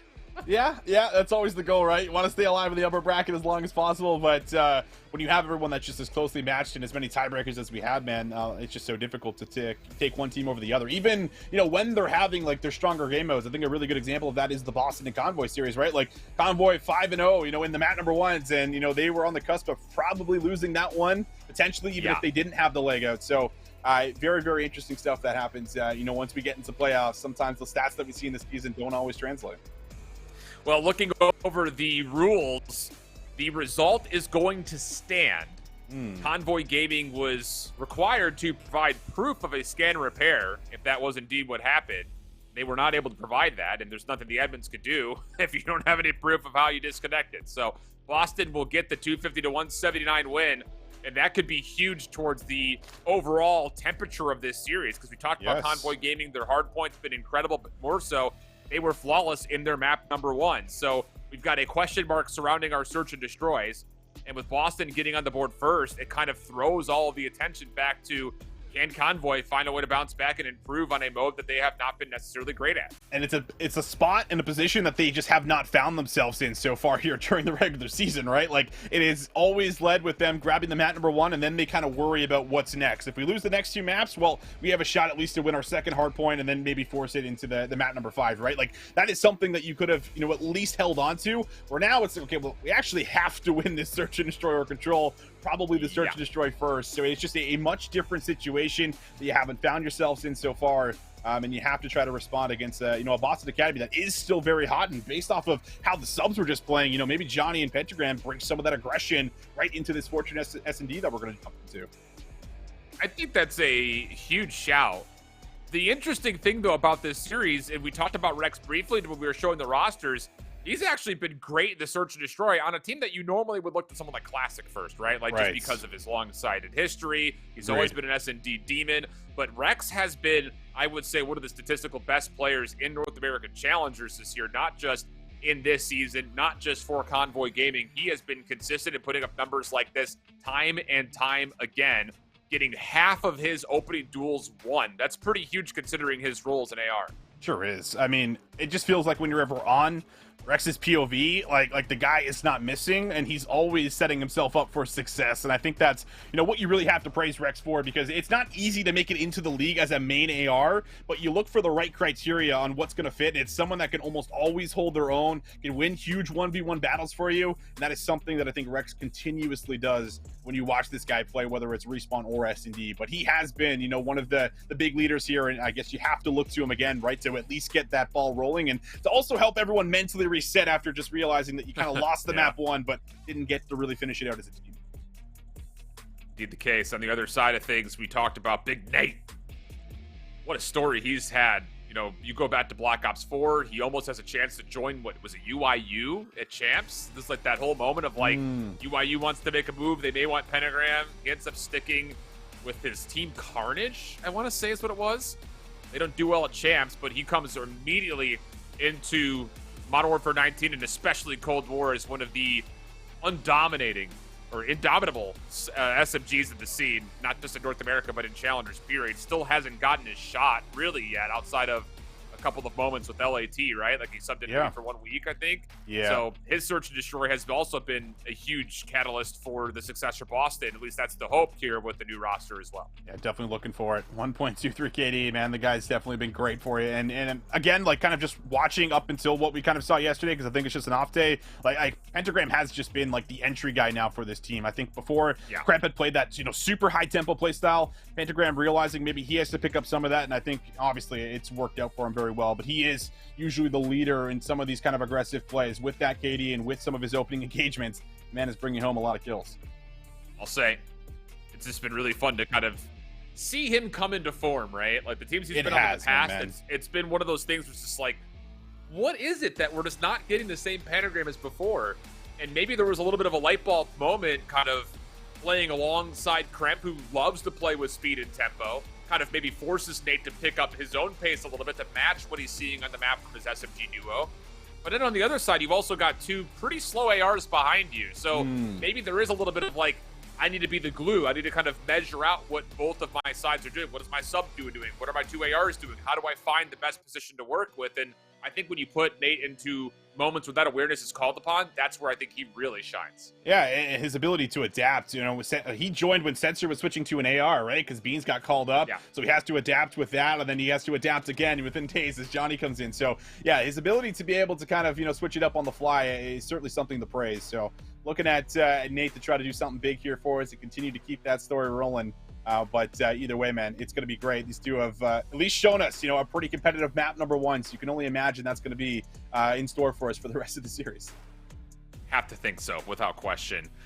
So that's what's kind of we have in the frame. And again, the spotlight just stays with who's going to take these search and destroys, because both teams have not shown a lot of prowess in the 2 and the 5 in any of the series that they have played up until this point. And you got to remember that North America has been super tight. A lot of the series have actually gone Mat 5. So yes, we have to keep that also in the back of our mind as we get through not just this series, but all of the other ones that are going on right now and those that are to come with lower round 1 and winners semifinals. Goodness, it's great to be back to playoffs. I can't believe we're 3/4 almost through the year when it comes to elites. That is actually mind-blowing. It goes by quick, doesn't it, Alan? It's just like it really does. You blink and it's like we're heading into Challenger Finals. Still got a bit before that, but it goes by quick. Here we go. Round number 1. Convoy Gaming looking to make a play over towards A initiative. Look how far forward Johnny is. You want to talk about some aggression? Goodness. Sneaks all the way in, but gets cut down. It's Rex who gets first blood, and now Boston are a little bit all over the place when it comes to trying to hold off this A offense. Pentagram forced all the way back, but we'll be able to keep his life. Shawnee's also able to get 1, and Sensor now comes up with a 2nd. The numbers all of a sudden swing. Convoy Gaming in a spot where maybe they decide to drop the bomb and just try to play for that clutch spot, but Classic might be looking to get a little interesting up top, try to make something happen, maybe go for a little peek through one of the windows and just try to even up the odds here, but they still got time to work with. Nice little response for Boston Academy considering the loss of first blood. Good read from Sensor, though he is tagged. Trophy just to make sure he can keep his life, and Convoy are going to look to use that as a chance to move through. Shawnee is watching this cross, though, and there's the shots. He does get pushed off, but the awareness has now been known, and the nade lands perfectly before his trophy comes down. Sensor with 1 required trade. Down low, you still have Classic, who gets caught on the other side. And Boston will bounce back after an early 3v4 situation. Man, I love that look, though. I mean, I don't like the look of losing the 2 numbers after getting the first blood, but I do like the idea of trying to send, the duo through, get to the back of B. They shrug Shawnee off of the angle so he can't watch the cross. And you know exactly where Sensor is, so you can try to pre-aim it. You can try to catch a good timing. Doesn't work out that way, but certainly a good attempt. In the end, though, the defense good for Boston, and Sensor able to pick up a couple kills here to start off his round number 1. I am a bit surprised, though, after Johnny drops for first blood, that Convoy didn't try to immediately go for a quick plant. Sure. And everything else in your way are 2 passive ARs and Pentagram, who is kind of still playing out the doorway, so. Bit puzzling. Boston jumping over. Johnny looking to maybe try to get aggressive on towards an early A plant. Shots towards Sensor will not land through the doors, but all the nades, they must have connected onto Johnny right there. Counter nades coming out. Gunless hunting for first blood. Johnny off the regen, quick to come back into the mix, and he now tallies the first while Sensor behind him will make it a 4v2 for Boston's offense. Pentagram out the window gets the 3rd. Oh, boy. Yeah, it's a bit unfortunate there. Pristini now the last one left alive. Spots Shawnee, but is fighting for the lower ground. And now might be able to fly to the back and almost had a shot at actually catching them off guard, but Sensor will turn, able to pull in the kill. Boston Academy, again, good here, especially with these, opening engagements or at least trades that are coming through to get control of the site. Yeah, that's a big shout. And, man, I'll tell you, it just looks like Convoy is a little bit just slow to react, doesn't it? I mean, yeah. I get it. I get the idea that you've got Johnny tagged up by nades. You're trying to hunt for that first blood, but how are we breaking that down besides just Gunless looking for the kill? There wasn't a lot of support behind it, and then as soon as the regen comes out, it turns into 2 quick kills for Boston in spots where they really shouldn't have happened at all. So a little sloppy here for Convoy to get started. And how about this for Boston? You've already got Pentagram threatening bottom art, and they're looking to maybe overwhelm the bottom side of the minimap here. They're going to give up the A site for now and play retake, and whoa, they may actually go quickly here, Austin. Yeah, they want you trophies down, but wow, it's gonna back up wisely. But can he win the battle? It's not a great one. The nade gonna heavily tag him up, and Pentagram's able to find the other. So Pristini now has dropped. Rex is able to keep his life in. Classic is actually gonna get Johnny. Goes a little bit too far. He does get punished for the overextension play. So 50 seconds of the clock, 3v3 we go. Feels like a perfect opportunity to try to drop the bomb. That's what I'm saying. Get the plant going. You've got Rex watching your outside door. You still got nades remaining. Oh, boy. It feels like there's just a lack of communication right now from Convoy, as Boston will tally another kill, put themselves in a 3v2. Classic is going to feel even less comfortable to attempt the plant. I mean, Gunless really has to get a kill here on the Sensor for them to even think about getting the bomb planted. Pentagram off the side door. He takes down the bomb carrier, and Convoy in 2 straight offenses will not even have a remotely reasonable look to plant the bomb because of the hesitation. Yeah. I mean, I'm thinking as soon as Classic finds Johnny there, like that's either your window, or maybe they're thinking like that's when they're all kind of collapsing. That's when they're making their play. So they want to set up and hold irons. But I mean, you're playing against the clock too. You always have to consider that when you're on the attack at S&D. So sooner or later, you have to kind of, make that call, plant the bomb, or, try to speed it up a little bit and try to get a bomb down at least at the beginning of the round. Something, but not looking comfortable, I would say, whatsoever here for Convoy Gaming, down 0-3 and now need to respond here on defense. And Censor's got 5, so now he could technically just play for streaks. I would be willing to wager that Boston's not going to hit a go call here until very late in the round. See if they can isolate something for Censor, or if he could just play a cheeky corner and earn himself that 6th elimination. Got Johnny with the bomb, trying to linger over towards Pristini, who does hop up the top single. That's your bomb carrier now down. Pentagram should have no problem collecting, but how do you clear out this position? The answer is they really won't have an opportunity to do so. Now can Convoy hang on to the numbers here?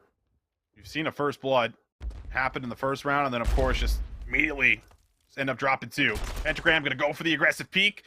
Rex will make sure nothing comes of that. And, well, this feels like it should be set up for a Convoy round, 4v2, but Shawnee's able to get 1. There's still a little bit of time on the clock, but now it's off the Censor. And Censor, I don't think he even gets that kill there to earn the streak. And Convoy finally lock it down here on D. Yeah, it's much better, I would say, just generally, them having an opportunity to kind of get a read, punish a little bit of Boston's passive play style. Pristini, I think the key first blood up top at single is really what kind of turns that round into a bit of a mix for the side of Boston offensively, losing one of their subs again. I will say, Johnny has not necessarily provided a lot of great opening first duels at the moment. And maybe that's what you look to Convoy saying, if Johnny wants to keep running at us, let's just keep punishing him. Here he goes again. Yeah, he goes right in. See if they try to catch on to him at least. Try to get 1 here for Johnny, but 2 is even better. I mean, that's the best you could ask for there. And now Drex also trying to finish Johnny for 3. Does he get the ace? No, he doesn't, but Gunless has got nowhere to go. He is completely surrounded, and he'll finally be traded out as Johnny solidifies the round here for Boston Academy. Yeah, it's a tale of 2 evils, right? You've got these situations where Johnny's running in, taking maybe a step or 2 too far, and that turns into what essentially has been pretty easy kills. But on the flip side, Convoy, a little bit of shame on you there, not checking their corners after 4 straight rounds of Johnny aggression. So, 4-1 up go Boston. Most of the rounds clean, most of the rounds comfortable. Even though Censor doesn't get the streak, situational dominance so far from Boston Breach, and that teammate's not going to help at all. Bad to worse. I mean, yeah, this round's over. Tough scenes, man. Wait. Gunless? No way. There's no way this happens. There's no way you give this to him, Boston Academy. He's gotten 2, and he's got information on both. Johnny wants to chow it, and Johnny will get him. A little bit scary, maybe for a moment, as Gunless was making it look interesting, but, I mean, it was still as clean as ever at the start of the round. Boston, I mean, they're just running through them. Yeah. That is the only analysis we can really give at the moment. It's just, Convoy needs to get a setup here. Pull off some sort of a default. Start to change the tides, or at least the trends of what's been happening thus far. The Classic at 1-5. Gunless, who's really, 5 of his 6 kills have been when he's by himself at the very end. So, I don't know. These first blood engagements have been a little all over the place. Pentagram just right through Art, finds a free kill to Gunless. There is a trade, at least in numbers, to a 3v3. Keeps Convoy's chances alive, but once more, I think this is the time where you try to plant. Get the trophy down, plant the bomb. No plants yet. Let's see if they get one. Oh, man. I don't think they're going to get one, Alan. It's not looking likely. Steenie's gunt. Won't be able to take out Johnny, and Rex just feels like he's about to drop as well. Oh, my. Boston Academy, man. It just absolutely steamrolled through Convoy Gaming here. Not very competitive. Completely dominating pretty much every single round. And they'll close it out 6-1. My goodness. Oy. Boy. Yeah, it's... I mean, no bomb plants. There were 3 rounds that for sure Convoy had to look to at least attempt to plant.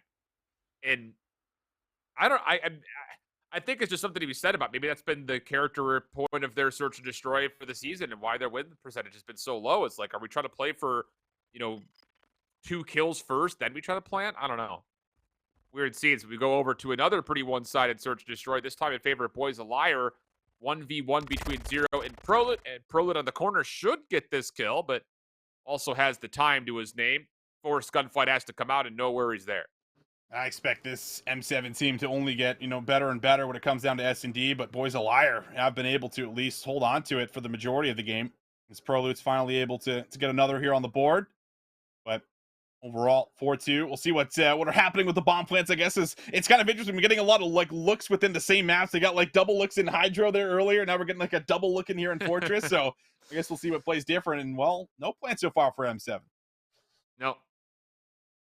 See if they can change that here in their next offense, round number 7. Critical round to stay away from that 5-2 scoreline. Never a fun one to be at. 9-3 from Dark. He has been great this map by the look of it. He's also been really great for this team on the season so far. Stuns, nades all over the top. Neither really connecting from Prolut's perspective. Spart watching with him. It's Noisy on the cross, and Boys a Liar are double stacked here at this closed archway. Just trying to see what they can find on this initial attempt for a plan. And how about it? Bink actually on the other side of the map will get first blood. Noisy spam has Prolut down low, but he does keep his life for now. 3v3 we go. And maybe we're seeing why there's no plan so far. Noisy just immediately tags Prolut as soon as he tries to get to the bomb. I'll have to see if he can get another look, or if they decide to kind of challenge out here. They do have a play slowly unfolding, potentially from Neptune. That could maybe come behind them, and Neptune does actually find an angle there to get another. So Noisy out of the picture. Darkside gets the trade. Zero forced the challenge as the bomb's going down, and now it's all up to 1. Dark playing the other side of the map. Spart, Prolut going to give him some space. Spart, no dead silence, just a trophy system. Prolut likely the one to make first contact here. And, well, Dark will be red. Gets the first. Uh-oh, indeed. From the top of the truck, Spart may not exactly know. There's the mantle over the top. Oh, okay, Dark for the 1v2. And that puts Boys a Liar on to 5. Honestly, I'm a little bit puzzled on how that 1v2 played out, right? They're playing the back to just look for information. They just want to know where he is. And as soon as they get him, Prolut's kind of playing his life behind the truck there for a quick second, but then he kind of flies out to the right where Spart doesn't have an angle to trade that out there on the dark side. So a little bit of miscommunication, maybe a little bit of an ambitious play there from Prolut, and then obviously just a beautiful finish in the end from Darkside to find him over the top there. That puts him on 12 kills. Wow. 12-3 from Dark. In what has been by far his breakout year with tons of significant results. And how about it? Noisy Dark, first 2 kills. Prolut at least able to trade away one of them. But this is problems for M7, who are now currently seeing Prolut stuck on site. Nades will be his cause of death. And now it's just on to Mohawk, who did take some shots. Dark is on the way to chase it down. What a map from Darkside. What a map from Darkside. And, well, maybe this is just how Fortress S&D is going to go on the day. Just one team kind of having the other's number, running around, getting aggressive. Darkside was doing exactly that as he finishes on the 14 he called out. My goodness, what a map here from this young man. Coming alive, and a huge one to respond with after the Hydro to make sure that this series is even Stevens before we go into the map 3. 14-3 in a one-sided affair. Goodness gracious, man. I'm telling you, Dark, he's been kind of floating in the top 32s, top 16s over the last couple of years, but there's something about him on this title this year. Maybe it's just that he's playing with some better players and it's really allowing him to kind of do what he does best. I don't know, but he's had a great season thus far, and how about a time to really step into this playoffs? A key map 2 win ties up that series at 1 apiece. Again, there's lots of action going on here in Winners Round 1, not just in our stream, but also on the We Are Clutch GG stream. So here's an update on that particular series after we watched the Neptune show, the 250-178 on the Hydro Hardpoint. Immediately responded by Dark for the 6-2 search. They've got an El Asilo control and a hotel hardpoint before we possibly look at an embassy search. Yeah, how about that? I mean, I think really important to almost always take the hotel out of the picture there for M7. I think they've gotten just about every single one of their wins in control on that map. So could be really good news here for Boys of Liar coming into this third map. You know, on an El Asilo, you look at someone like Zero who likes to set up. It can be really difficult to deal with, and some of those key power spots there. And battle versus Spartan Mohawk, of course, going to be a fun one. But it's a very interesting series now. You look towards M7, I feel like in the respawns, but this El Asilo, you know, could very much be up in the air. Yeah. Wow. Okay. We'll keep our eye on it. We jump back over to our first time here, buddy. Casting over an Expo control. We get into the first zone. Of course, this is typically what you often see, the early stack off the offensive side to get progress done today. Put the pressure on towards the defense. Sensor, good first blood over the fire pit. He keeps his life, and how about the response from Boston? It's just Pristini, last one left. He does get one and keep his life, but depletion on the second tick of progress has already largely come through. Yeah, a lot of ARs here going to be in the hands of the majority of players. You have to imagine. As Gunless, good win there onto one. Pristini also finds a second. Now looking pretty promising, actually, on the 8 point. Second tick about to come on through, and Gunless is still finding kills here. So Boston going to be in a pretty difficult position. Going to have to likely concede unless they can get here through mid. And no, they're shut down, and this could really hurt their setup down to new.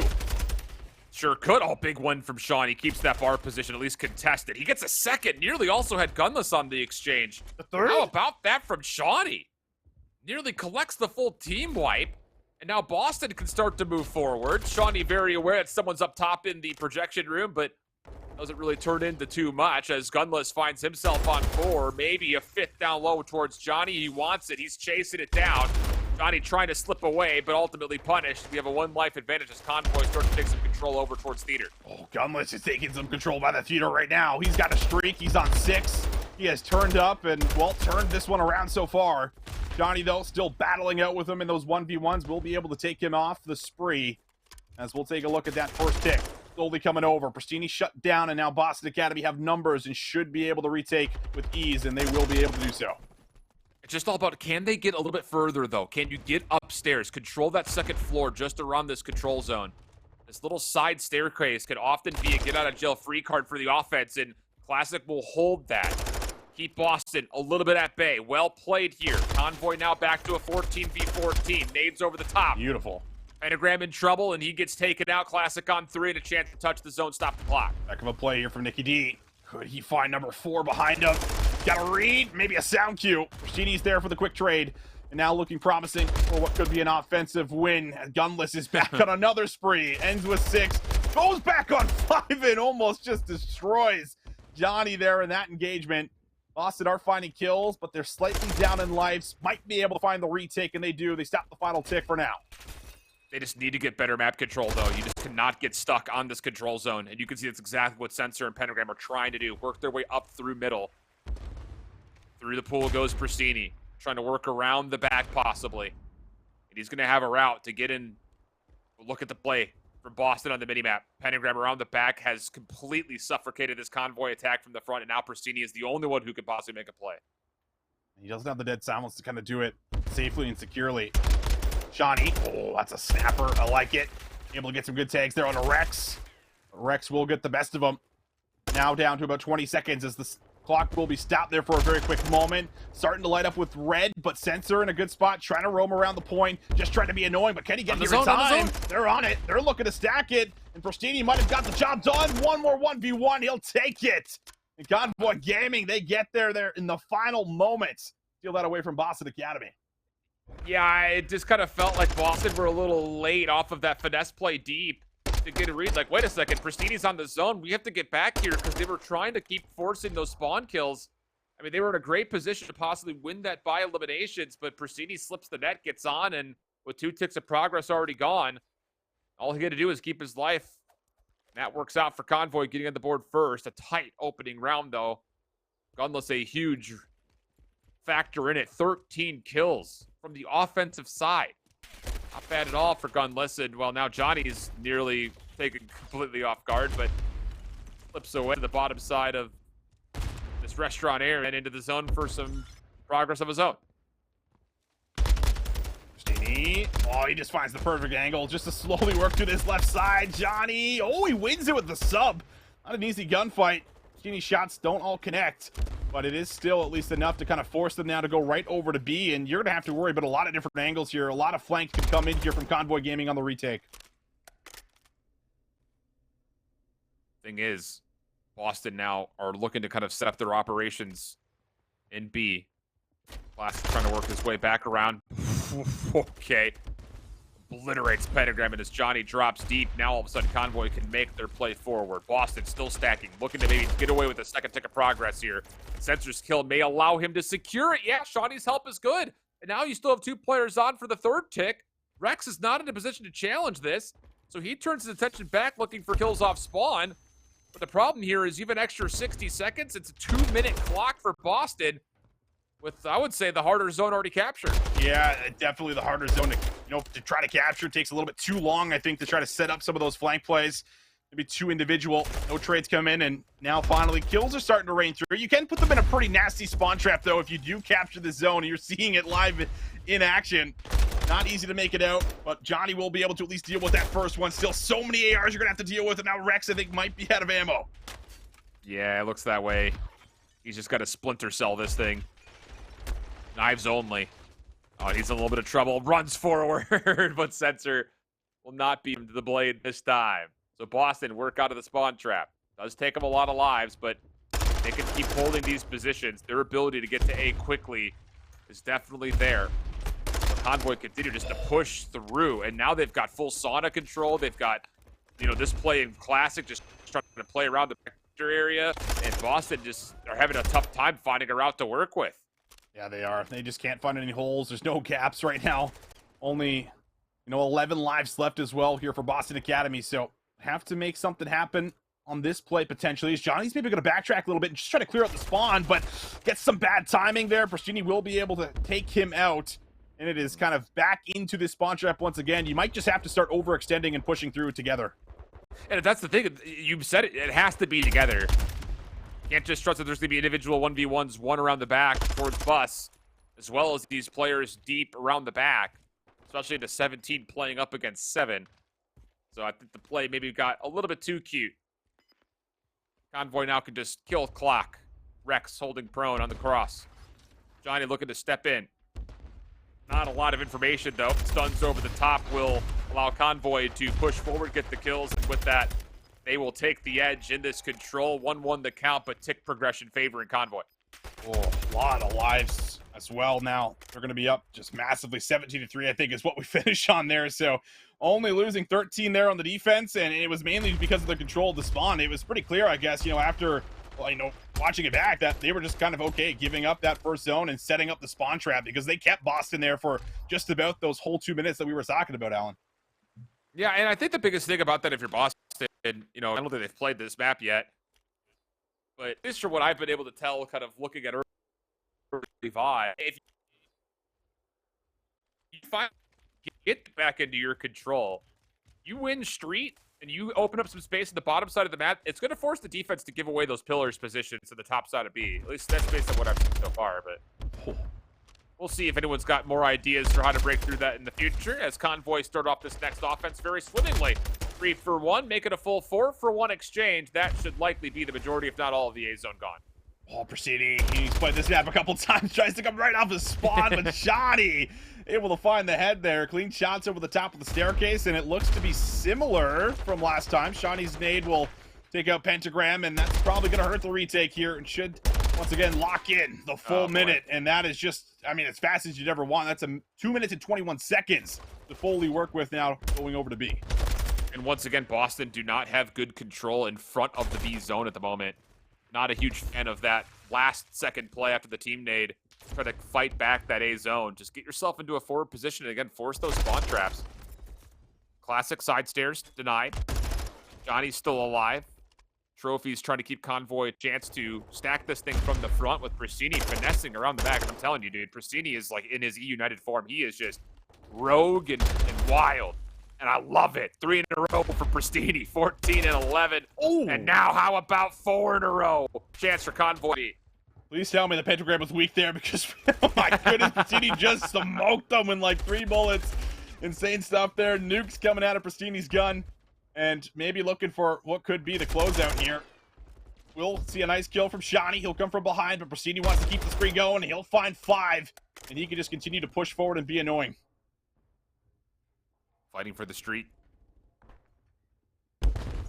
Answer him to get into maybe a position to force the defense to turn his direction just by stepping on the zone.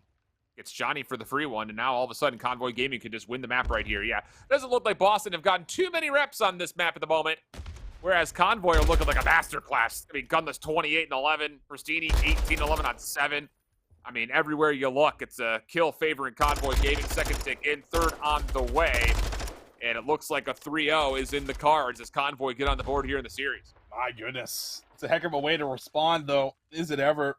3-0 here in the control. Again, maybe, you know, lack of Expo reps coming in here for Boston Academy. Never really getting any ideal setups that they look comfortable in throughout, you know, offense or defense. But Convoy, on the other hand, I mean, they have played this quite a few times, it feels like. They have looked very comfortable, and it's a hell of a game from Gunless, too. He drops 29-12.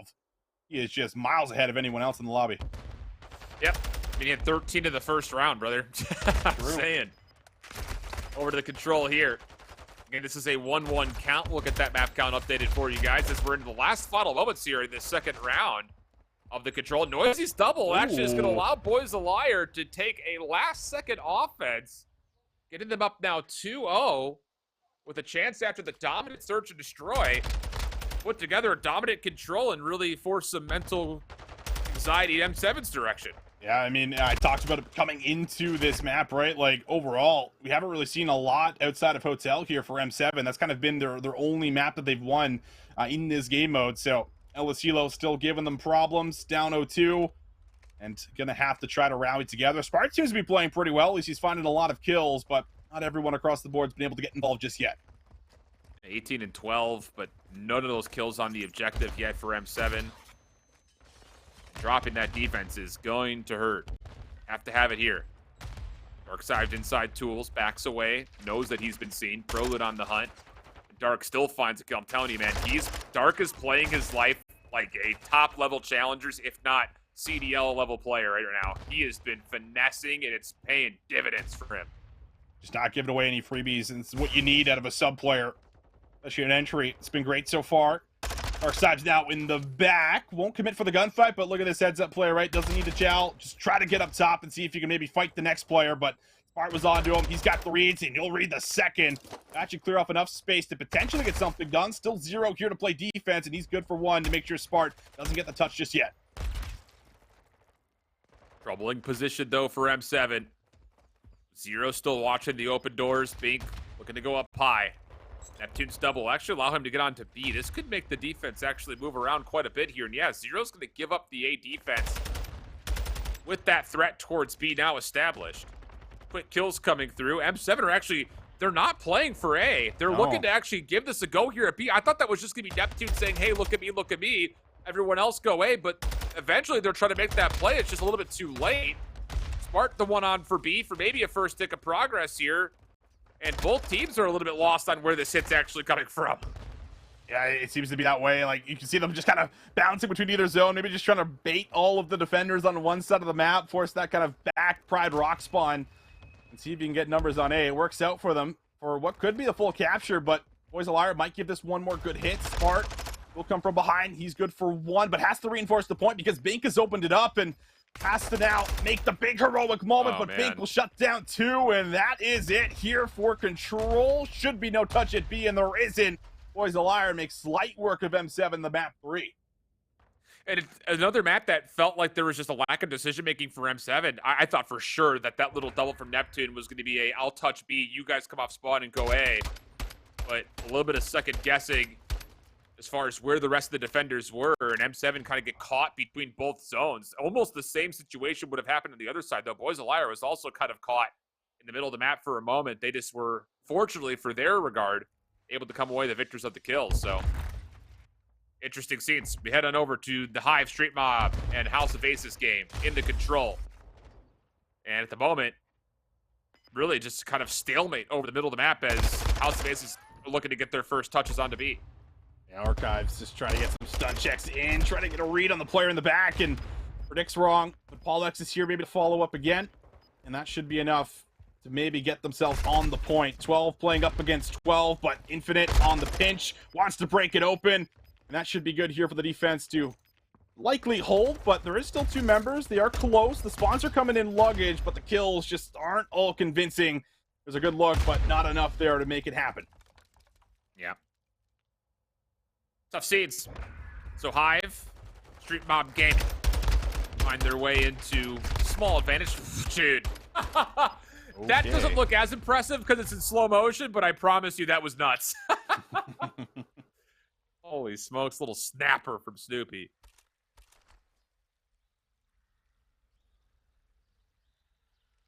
Team's been very surprising so far here up against a House of Aces squad that was looking really strong coming into playoffs, but have not really been able to find the map wins. Paulex having himself, a bit of a heater at the moment at 17-9, but gonna need a little bit more than just him if they're gonna have a shot at bringing this one back and taking this defensive round to get us to a round 5. Infinite gonna fly all the way through as they realize no one's really holding, and they'll see if they can try to push further, but now we'll be stopped from Zyral.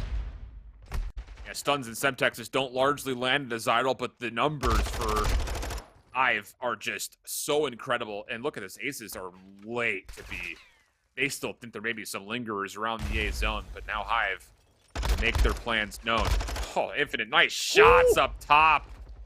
As Archives nearby, but Rupert beats him to the gunfight, and that will be enough for Hive to jump on, stop the clock, and make progress at B. This has not been easy decision-making right now for House of Aces. I mean, the pressure of pushing all the way through the spawn as 4, going right to B, I think has got them a little bit puzzled, but we'll see if they can try to play retake. It looks like the answer is yes. Archives, with the 2 kills he got, should be able to give them a bit of comfort, especially with that close spawn now in the back, and they can start to at least draw some of the focus on the attack back over to this A point.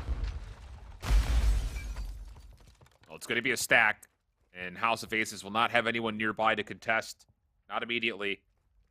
Sending Jintroid and Zyral. Try to maybe play for exits. And I will say, you talk about major X factors on one side or the other. Jintroid has had a whale of a season. First time in a long time we've been able to say that. Cruise missile in. Jintroid for an elimination. Snoopy counters. And back and forth we go into a 22 playing 22, minute 22 on the clock. How about that? A lot of 22s there, baby. I like it. That final tick, though, doesn't look like it's secured at B, right? Just another couple seconds there needed. So we'll see if that gets depleted. House of Aces have not really opted into putting any kind of priority on that. It's more just about the positioning and the setup. Infinite wants to break open the play. And how about that for the first one? Finds him through the door. Might have a read that there's one more down low, and Paulex is looking up top there, trying to break his own camera there to get a look at Infinite. Flies on down. But now he will know. Shots will come through. Should be able to follow it up. Snoopy's also just cleaned up too, and now Thresh is also good for one in the back. The spawns are still close, but the setup is now in here for Hive. Street Mob. Key gunfight window for Jintroid. You talked about his spawn still being close by. Jintroid, though, almost takes down Infinite. It does make life a little bit easier for Archives, but only so much easier as he only gets one of what needed to be 2. Second to progress now locked in. House of Aces trying to get here. Kills from Paulex are good. Trophy system down. Rupert still on, stopping the clock. Reinforcements from Hive are now also coming quickly from the bottom side of the map. Team Nade comes out. House of Aces now restricted on their numbers. Need a hero. You need it now, and Jintroid may provide. Snoopy gets the kill. Third tick of progress on the way, and a Zyral drop. Hive Street Mob Gaming will take map number 3. Oh, mercy. And that's the series, right? They're up 2-0. So I believe that is it. If everything was correct at the top, and that is an upset, I think, if we've ever seen it. A 3-0, if that is the case. Yeah. That's insane, man. That is insane versus a team that was looking so promising during the regular season. Paulex with 23 kills, but not enough to get him into that round 5. The close spawn just good to flood the resources through into the point. That Hive Street Mob Gaming team, didn't they start 0-3 in their group? I want to say yes. A couple of map 5 losses, couple of really tight maps that didn't quite go their way. Crazy scenes. But into the Embassy hardpoint. And again, we talked about it at the top of this series. Gaming had both of their best hardpoint in the pool. Fortress to start didn't go their way. Embassy has also been one that they've won 3 times.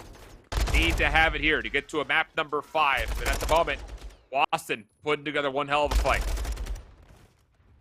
Certainly battling here in the hard points, especially after grabbing the first one. Might give you just that little extra oomph, that little additional confidence here maybe to take another. But Dylan Rex with the sub will be dealt with from Johnny, who wants to try to push on through and battle for this remaining 18 seconds. Might have an opportunity, but Classic is still there, and Sensor will find him. The subs just all come on out here for every single member, and they're able to get pressure, but might not be able to hold on. Johnny wants to give it one more look. Yeah, Convoy just kept committing to the exit time, which I totally understand with Classic already being over towards admin to make sure that P1, at least at worst, stays neutral. Sensor fighting over towards bridge side. In a little bit of trouble here.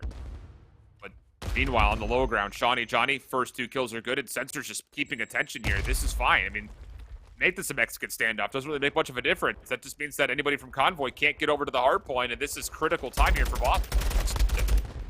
Sure is. Oh, Classic just... Okay, those were some shots up top. The Vaznevs have become a little diffy today, I'll tell you that. As more nukes come out of the chamber here, Classic is on 3 in a row and is doing a good job of, again, controlling that upper area to make sure the ARs aren't just raining over P1 with that nasty heady we always talk about. Rex, though, he's trying to set up some early groundwork over to P2. He's got Johnny to get through. He's got another to his left. Don't think he's going to get that read, and that means that Boston Academy will be set up here, but Classic also knocking on the door. But does get shut down, trying to just linger into the site. Gunless picks up his trade. Now Pierce gets to work. Trophy system to keep him safe. Boston largely right in front of him. And they're finding the kills, though, so now Gunless has to put together some eliminations. He needs to get 2 at least, you'd say. Longer he stays alive, the better. Shawnee from the Vans, dealing a lot of damage. Gunless still alive, though. But the thing about this is Boston are just letting him stay back here. They're just saying, all right, fine. Hang out, no worries. We'll take down your teammates through mid and just keep soaking up some of this key hardpoint time. Thank you very much. They've gotten a lot of it so far. That's like 20 seconds that Pentagram is able to soak up, just kind of laying prone, going on his belly, and just kind of trusting in Sensor there. In the end, looks like they might be good, though, for the remaining 25 seconds to kind of give them still about a hard points lead heading into the next hill. Sensor going to give it one more look, and he's also shut down. Pristini with 2 should start to set up now. As everyone starts to move, Boston going to get those close spawns, all 4 of them now in proximity of each other, but it's now time to hold. Have to set up with some time. Player down low. That was Classic trying to give it a go. Pristini also shut down, and oh boy. This is where things get really scary for Convoy. Boston lighting up the kill feed just as the hard point opens, and look at the route they have to take. They have to go all the way up through admin, 2nd floor, just to even get shots down onto the hill. And as Pentagram clears out Classic down low, now it's just long-range gunfights for Boston. Where do they spawn is the question here. And it looks like Johnny will spawn kind of side by side with the rest of this Convoy setup. Proceeding with the Dead Silence looks to make his go. Shut down in the middle of the map. And how about the hold from Boston as they take the lead? Oh, this is incredible manipulation of the map right now. Just a really good play initially from Convoy to get over here with the spawns, but Boston have just been able to win every single gunfight. Johnny gets a good read after his parallel spawn and comes and reinforces in Boston Academy. Well, they'll hit that full 60 that I was asking for. Wow. And that gets them back in control and, well, back in the lead. Ashani's getting work done in the back, but will be taken out. The pressure's there. Now Convoy are the ones that have to respond. Good first blood from Sensor. Johnny down low. Information on nearby. It's well won, and then the turnaround to finish it off for Johnny. 4 in a row. Team still even need the support, though. Goodness. Pentagram will to throw it and contest. It's Classic who bounces back in, though, gets a double and an opportunity for Convoy to get this thing back to level terms. Yeah, a massive resurgence here for Convoy Gaming. They let that get a little bit too out of hand. The snowball starts to rain through, and well, Boston Academy, they start chaining points together, and it starts to get out of hand. But Convoy Gaming, not out of it just yet. 20 seconds to play for. Sensor wants to make a move. Has the Vaznaf in hand. We'll be able to put together a second. Oh, Sensor's moving, baby! How about that on a dunk? Sensor Martin single-handedly breaks the hill for 3 and gets in for scrap time. Wow. Convoy do kind of clean things up, though, just as we start to transition over towards new, but to make life difficult. Convoy to the 170 marker. It's up largely from side of the mini-map. Sensor for first blood. Back and forth we go. Pinstripe was going to be spawning right in the middle of the map. Spawning a little bit further out than that. So Sensor on 5. looking for the 6th, but just gets pitched up just as he tries to make the attempt. And with that, Convoy looked good to get over 200. This is a great hard point, man. Back and forth. Stady is also on the other side of the map. They have no idea, but Johnny, huge win. Gunless now also set up to get a read on this push here from Boston Academy, so not going to be easy to break on through. Classic knows what's happening, but he's not good for any kills, and it's going to be Boston again that just brute force into the P5 hill. We'll fight for some of this scrap time. 10 seconds up for grabs. Both teams still looking to send numbers. Stady on 1 HP, really giving it a go. Shawnee is able to provide the first and second, but it's the final kill at Gunless that eludes him. Not that it really led to too much in terms of hardpoint. It's mostly just off of map positioning. 203 the count. And now we've got an opportunity for Convoy with numbers. Try to work their way in for P1. Oh my goodness, Shawnee nearly doubles up, but Johnny at least keeps the hardpoint neutral, and level we stay at 204. Sometimes it's moments like these where P1 time can actually be very valuable because both teams are usually so hyper-focused on setting up for the next rotation. That's really the calm that everyone's screaming out, but neither team has really been able to get any kind of a setup around P1. Johnny might make a move forward. Again, this is great time for Boston Academy if they're able to get it. Oh, nice shots from Brasini. That now forces a lot of pressure towards Boston. Stuck inside of admin building at the moment. Still 15 seconds on the scrap time that Convoy are looking to earn. And boy, are they ever. Rex getting the majority of this time. Pentagram trying to flush him out, but he can't quite make the contest. And Boston will default playing Purdue. Classic first point of contact. Here comes Boston with all 4 members around the back. Classic just trying to finesse as long as humanly possible. Nades will tag him up. Shawnee gets the first. There's the push through. Boston clean on the break as they're in. Oh, they read Prasidi in the back, so now it's really just Gunless. The furthest one up on the map right now. Trophy systems are down and Pentagram's in the hill.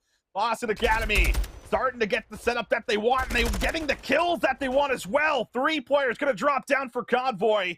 Have to find a response, have to get into the point, and Johnny is cutting them down, just smoking the Convoy boys. But maybe with that teammate, there's a chance for Convoy to battle through. They'll find the wins through mid. Now just have to get through Sensor. Oh, they get through pretty quickly. Sensor didn't get the full regen off. Spawns though for Boston, trying to make their way over through Vans. Neither team can win here, so Boston focusing themselves to get set up at new at servers. The scrap fight, though, ultimately won by Convoy, who now have numbers to make the rotation, and it's Sensor again. Last one's left. 242, 232. Sensor in trouble, only gets 1. It's Convoy in the hard point, and the kills come through. Rex shut them down over towards Tennis, and no one is going to touch this in time. To map 5 we go. They lost the first one, but they'll make damn sure they get and secure the second one. Convoy Gaming, they'll get us to that map number 5, a 252-32 closeout. Oh, is it ever tight between these two squads? And in the end, they're able to battle through with the huge transitional kills on rotation. But a lot of crazy moments happen throughout that entire map. A lot of lead changes as well. Go back and forth about 4 or 5 times as well. Yeah. Goodness. Oh, we're in playoffs, all right. There's no doubt about that. Already have Hive to a 3-0 in their opening series. This one, Hive, Boys a Liar looking saucy. Oh, man, this is just that time of year that we look forward to. And the funny thing about this is kind of like our big climactic moment at this part of the season because there is no open for these teams to play in the end of season 4 here. So this is kind of it until we start looking forward to Toronto. And as you look back over the stat lines, Johnny drops 33 for the L with 4K damage. Wow. A lot of it done with the sub. But on the other side, a share of the hard point leads to a share of the kill feed as well as Convoy Gaming eke out a win here on Embassy Hardpoint.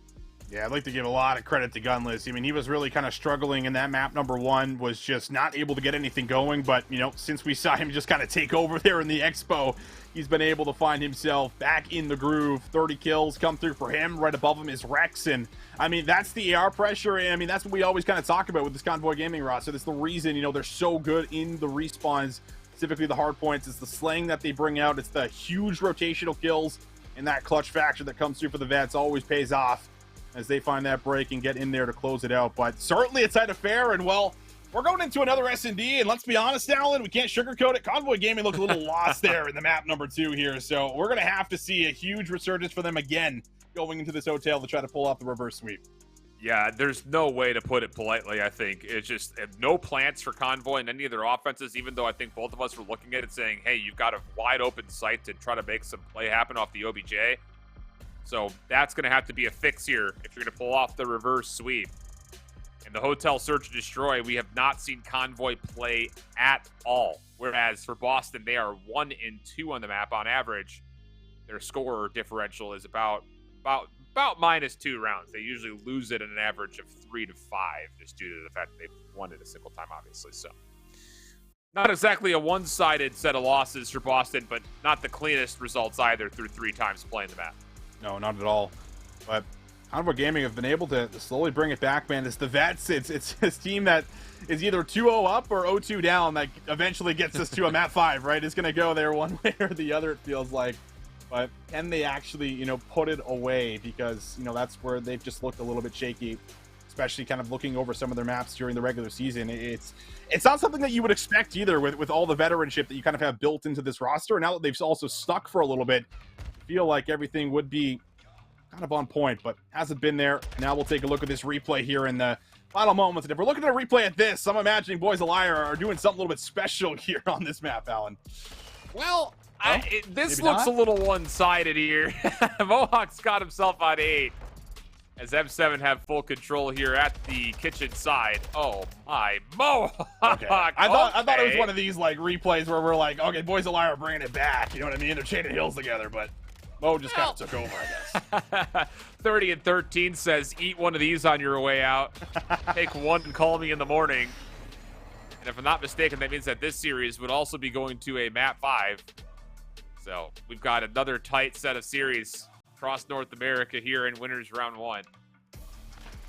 And man, I'll tell you, I think it would be kind of a borderline upset, if you want to call it that, if Boys of Liar were to take down M7, who have some reigning champs on their team, some former CDL players on their team, but you can kind of see the 2 and the 3 were not kind to them either. So Yeah. some recovery needs to be done here, but Embassy is still there waiting for M7 to try to pull this thing back.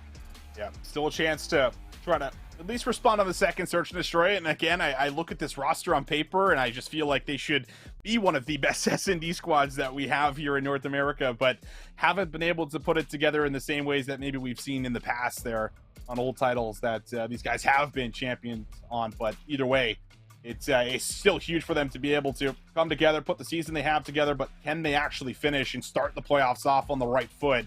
I think this is a team that can spiral down if something does go wrong. I think that's something we have seen, over the recent years. Yeah, good point. And the questions that have come to those individuals largely are a result of that. So, I don't know. It's hard to really put a finger on what is it going to take for some of those players to kind of get themselves back in the league and then stay there for more than a split, right? Like, Sure. It feels like every time they get a chance, it's like one season long. In and out. If there is, it's exactly. There's a really interesting conversation on the flank about that, where it's just like, you could be a great player at Challengers, but if you get put on a terrible team, you're just going to end up being, it destroys your stock, and it kind of throws you out of the conversation for things in the future. I think it was a really solid conversation point, and one that holds a lot of weight because it's happened. I think there's something to be said about now looking back towards this Convoy Boston team. Like, if you're Johnny, was it really smart to go play for a Paris team last year that wasn't going to have a chance at making playoffs? Like, I don't know. Like, those are the conversation points that come up amongst others, like Spart and Panther and Proto and players like that that jumped into some really bad teams, and just there was no saving. Yeah, and that point actually kind of sparked what we were talking about last year. I know we're bringing up Johnny's stat lines here, but last year we talked about Havoc not taking opportunities to some of the smaller teams, and he getting criticized by a lot of the community, right, for not doing so. Yeah, good point. But waited to get that opportunity on Florida. No, obviously going through something right now, but still showed a lot of very promising results. But anyway, back on track. Johnny, obviously, the kid that has just been doing it all after what we saw kind of in the last Elite and last LAN. But doing some of that here as well with the 1.75 KD here, but NAP 2 stats. Yeah, unbelievable stuff. He had threes were they were early and they were often. Yeah, they were. As he was getting really aggressive on the Fortress. So we'll see if he kind of holds that same play style as we look forward to map number 5 on Hotel. And I don't know. I think Hotel will allow an opportunity for him to kind of do his own thing, but at the same rate, you also just can't do your own thing completely by yourself because the ability to punish in an odd man situation is pretty regular. And this time, Johnny will kind of hold off a little bit, AR in hand for the opening round. Oh, look at this aggression, though. Oh. I mean, I think we've seen this from Convoy Gaming before. They like to try to push you out, especially when you don't have trophy systems down, because the stuns lock you up. And while it makes for very easy kills here for Pristini, that is a great set play here from the squad. And that really just about locks it down. There's even an off angle there from Johnny. He's like, where the hell am I getting shot from? Now Pentagram. Well, 1v4. Good luck, have fun. Yeah, no bomb. No map positioning. Not a lot of anything right now. So, maybe he'll have some fun. That's all we can ask for. Pentagram looking to dance in. Not going to find anything. Flawless start here for Convoy Gaming. Yeah, good call out, I think. Just on the second one in the round of this. Exactly. It's just something I know I've seen for sure from this squad, and it's just that's the beauty, right? Like, I don't think teams, especially at this level, really utilize the fact that, you know, there's no trophy systems down. Like, we can really bully them out of certain areas with stuns and nades, and specifically the AR players that aren't always wearing, you know, tactical resistance. You know what I mean? Like, it's very easy to get in there and stun them up, lock them down, and do exactly what Pristini did. And he's alive and well here in this one as he's off to a 3-0 start. That silence being called here, looking to stay aggressive. Does get across to the staircase. Johnny throws him a couple of shots in. Oh, unfortunately, Classic will take down, trying to secure a trade onto Shawnee, which actually was by Rex in the first. So, V3 we go. With this kind of flex sniper rifle as a different problem to here for. I feel like there could be a chance to plant. Look at the angle being out there from Classic. Hops up on top, trying to get something through mid, but the nades are going to heavily take up Classic, and he's still going to stick for the plant. Johnny will find him on the exit, but at least the bomb is down, and Rex and Gunless have a shot to clutch. Thing is, Gunless is really far off. Rex could only watch so much at once. And as he gets pushed off, now Gunless has to come help this. You don't know if anyone's on for the defuse. Push back again. And here comes Pentagram on the defuse. Gunless still nowhere to be found, and they're not going to be found. It's not enough time to check this. I do not love that post plant setup in any form.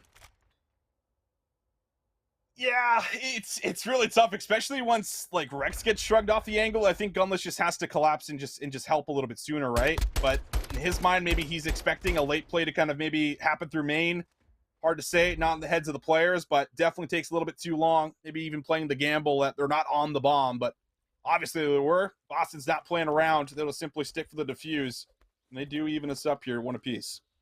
It's just, you know, if you're committing Classic's life to getting the plant off and nothing more, you can't have your sniper rifle watching 3 lanes of retake. I don't know. Here we go, 1-1 to count. Well, unless it's super, but different region, different situations.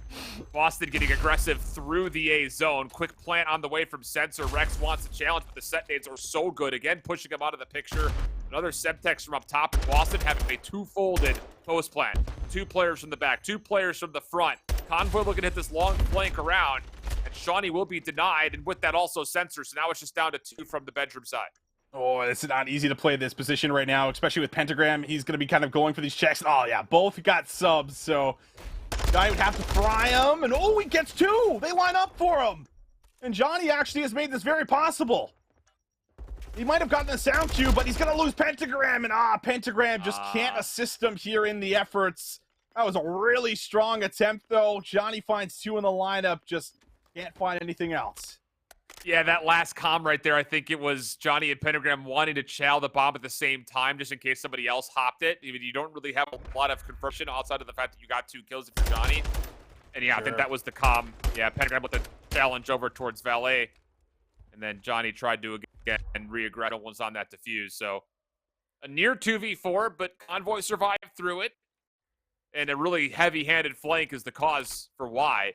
I think Gullis has enough stickers on that AR. Yeah, I don't know. You might be able to get a few more on there, you know? Stick him down the barrel. Yeah, get him on the barrel. Get him everywhere. My goodness. See if Gunless, though, can make something happen with the SMG. I mean, this screams that they're going to run right through, especially with the Deddy pop, and there is nobody in B. Boston going to be very late here. And now we're going to have to play retake outside of Kitchen. Hopefully they've kept some of their stuns and nades, and that looks to be the case as they try to get them in. And Shawnee does work through for one. A good first blood from Shawnee. Convoy again, a little antsy and trying to get the plant off. But this time Classic once again will commit a bit sooner. Bomb go down. Classic stays his time off the exit.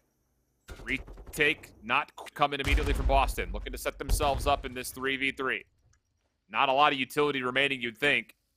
Gunless playing an off angle, looking for the first challenge. Spam to the door is good. Trade is instantly there. Shawnee staying healthy, at least for a time. Classic, though, in the corner. Will finish things off, and Convoy will string a couple together.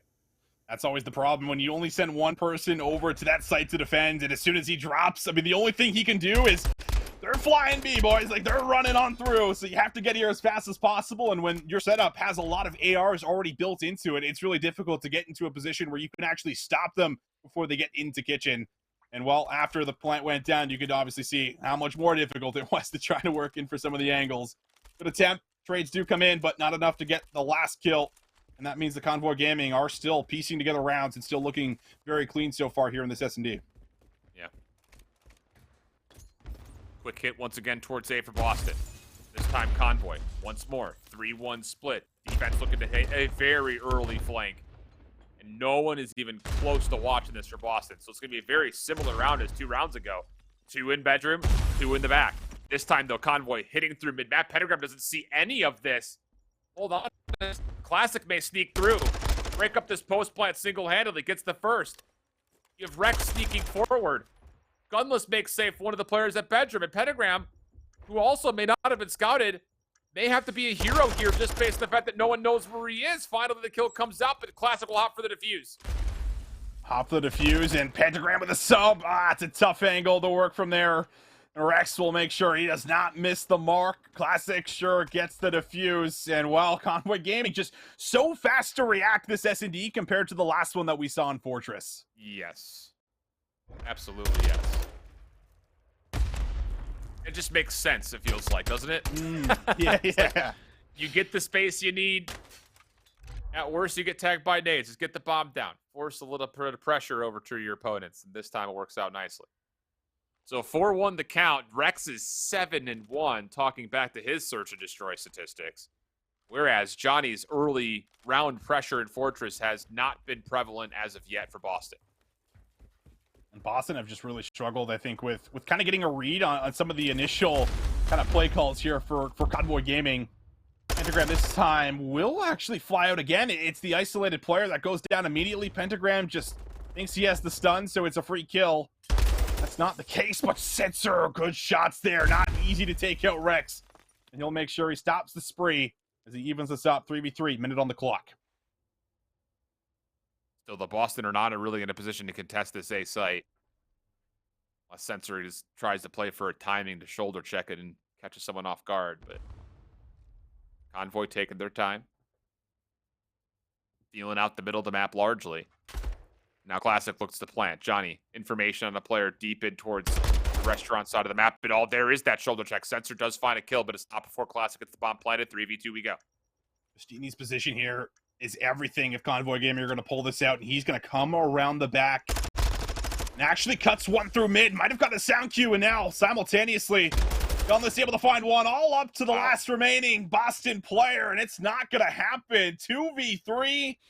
They just cannot lose rounds, and it is a totally different story this time around as they're now in the driver's seat, 5-1 up. Yeah, it's a combination, I think, of what we just talked about a couple rounds ago. Classic committed to getting the bomb planted. And in the same front, there really hasn't been a great opening set of aggression for Boston, at least on the defensive side, like we saw in Fortress here at Hotel. Everything so far for Boston has gone A. They haven't even taken a look over towards the B side of the map largely. Looks like off spawn, that will stay the case. Stuns through mid. Those and Boston setting up on the low ground. More nades being tossed. Trophy system down. Shawnee for first blood. Sensor for the plant. Ooh, where is he? The wall bang. Yeah, maybe just a slight angle there. Sensor not fully concealed. And that means that Boston Academy once again in a tough spot. 2v3. Bomb down. Subs in the hand of Pentagram, and yeah, get the hell out of there, buddy. Don't want to take that shell. Has to reset, and I wonder if Johnny's got a sub again, too.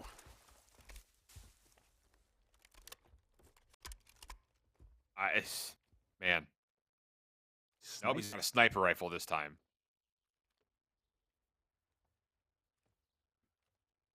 That out, no, you. It's down to where's Penning off to. Really, you'd think the one that has to make a play. Ants does have a Vaznev in the back though. Shots from Pentagram, decent damage tally.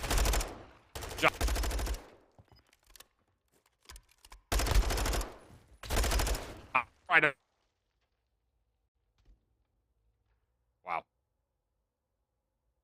6-1 victory from Convoy. Jeez. Sorry, Alan, you were cutting out there if I interrupted you. How do you even frame up this series? Both search and destroys were all over the place, and for opposite reasons. Man, that one's gonna hurt though. Convoy Gaming will secure the reverse sweep. It's Boston drop into the lower bracket, and we head over to have a tight one from M7 and Boys of Liar here on the Embassy Search. Tight one for sure. Map number 5, these two going head to head. M7. Favorites coming in, but maybe an upset from Boys of Liar as the engagements kick off here in round 9. Neptune not going to be able to finish off that kill, but is able to get inside of Orange. That could be pivotal, but they do lose Mohawk here in the process. Look at the far play from Noisy, this contestant in this backside of the play. Although the shutdown is there, plus a forward kill from Neptune on 1 HP. Bink not going to play for a double up. Bomb gets planted in the process, 2v2. And Bink may have a piece of timing here. The problem is he's giving up the high ground, and Zero's on the opposite side of the map. This is a tough retake all of a sudden for Boys of Liar. Good read though in the back. Bink good for number 3. Now it's all up to Neptune. Bomb gonna start to be defused here from Bink. Zero watching over him, and he'll make sure he's got no shot, no chance. Neptune gonna drop. And a huge round comes through for Boys of Liars. They're now on map point. Yeah, it's the situation is made more difficult by M7 when you have a double stack in towards Origin servers. As soon as you jump off with 2 subs, it becomes infinitely difficult to play for each other's trades. And even worse so if you're stuck inside and now you're in a 1v2 against 2 ARs and you have to check the bomb because there's 27 seconds at the clock. Tough scenes right there for Boys of Liar, or pretty for M7 as Boys of Liar take their lead. Bink for 3 kills in the round. Early trophy is down. That denies a couple of early nades. On the opposite side, nades for Bink will tag. M7 a little bit caught here in the map, but a late stun will push back the offense, and M7 will win the middle of the map for at least the opening. Noisy comes forward, though, finds the first blood, and he's kept his life denying the trade. 4v3 for Boys of Liar. Yeah, but look at this. Darkside's the one with the bombs. They don't have to commit to B if they don't want to, and with Neptune finding that kill, I mean, there could be a call to rotate. You have to imagine Zero with the scope. Might be looking to try to pick up this flank, and, well, Bink is actually going to spot him.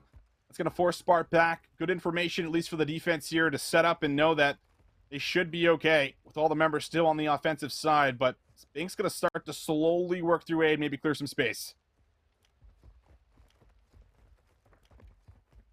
Still deciding what they want to do here. I mean, Zero is inching his way for that look at mid with the sniper rifle. He's going to have to make sure that his top server side stays safe, though, too. Otherwise, he's a free kill. There goes Dark, diving out of the window. Neptune gives himself up. Trade for Mohawk. He gets a double. And now Spart's on the long route, running quickly. Zero by himself. Not a lot of time remaining for the 1v2. Has to get the bomb and has to wait for the plant. Shot at from behind. Gets behind the bomb, and he will get this plant off. Just comes down to can he get out. There's the regen. Pistol out. Over the top. Shots were decent, but Mohawk will get 3 in the round and set us to round 11. Wow, almost felt like there was a world where Zero actually gets inside of Orange and maybe actually exits again to try to reset the fight and maybe pull off a little spicy 1v2, but hard to do it with the equipment that he had. Just doesn't find a whole lot of value with the scope. And Mohawk with 3 in the round to make sure that M7 see a round 11, the decider here in winners round 1. Huge upset potential for Boys the Liar, but M7 have to put it together, and now we'll see who's going to be on the attack. Oh boy. Any weird play calls as well here maybe in round 11. We've seen sniper rifles make their way in. M7 will be defending. Boys a Liar on their attack. Will Zero snipe this round? No. Attack for him. No. Back to the sniper rifle. And he is going to try to, again, watch over the top of this B site. Dark looking to maybe possibly go aggressive if he wants to. Opening set nades, though, land. Noisy does not get across tennis. Early 4v3 for M7. Great first nade. Spart finding that. Should allow everyone to just fall into their setups, play point of contact, play off of trades. And ooh, it's a heavy stack over by A. Maybe trying to get a read that they're looking to push through. If they want, they can control the right side of the map and just simply watch the cross. But as soon as players start to get across like Darkside have, that's where the B control just completely falls out the window. But we'll see if they can make a play. Neptune is going to use the Daddy. He wants to get aggressive. Yeah, I like this call from M7. Just take away the admin building. Even if you give away the plan at B, it's so hard to hold a post plan if you don't have any of this right side of the map in your control. Resolute now going with the dead silence. Footsteps heard, and Zero walks right into their web. Meanwhile, other side of the map, Darkside does get caught, and now really no chance that Bink, you'd think, cleans this up. 1v4 stuck mid-map. M7 take the round 11, and with that also the series. They get it done, but they get tested here in the first round versus Boys a Liar. Send them the distance here in the map 5, but it is just all ice in the last 2 rounds, despite going down 5-4. Good clutch ups coming on through. Great play calls and just great opening kills. Back-to-back rounds there. Mohawk finding 3 in the previous and just getting a lot of great openers there to begin with, just to slow things down. And you slow things down on a round 11 like that on the attack, I mean, you can just kind of feel the pressure just being built into there of all the players kind of left out. Tough scenes, but good signs here for M7 as they continue here through the upper bracket. Yeah, and just going back to that round 11 play after you get the first blood, I really do like to see defenses back off. You've dealt with the first player on the cross. You already kind of calmed it. Put yourself in a position to at least watch any further crosses coming through. Otherwise, you just take control of admin. Get around the back, deny that post-plant position. It makes life uber difficult. That's exactly what came through. So, great stuff there. With that, though, we are through winners round 1 action. We still have lower round 1 and the winner semis to go. I don't know if we have a chance to possibly take a look to see how the bracket has fared so far through these first set of games, and yes, we do.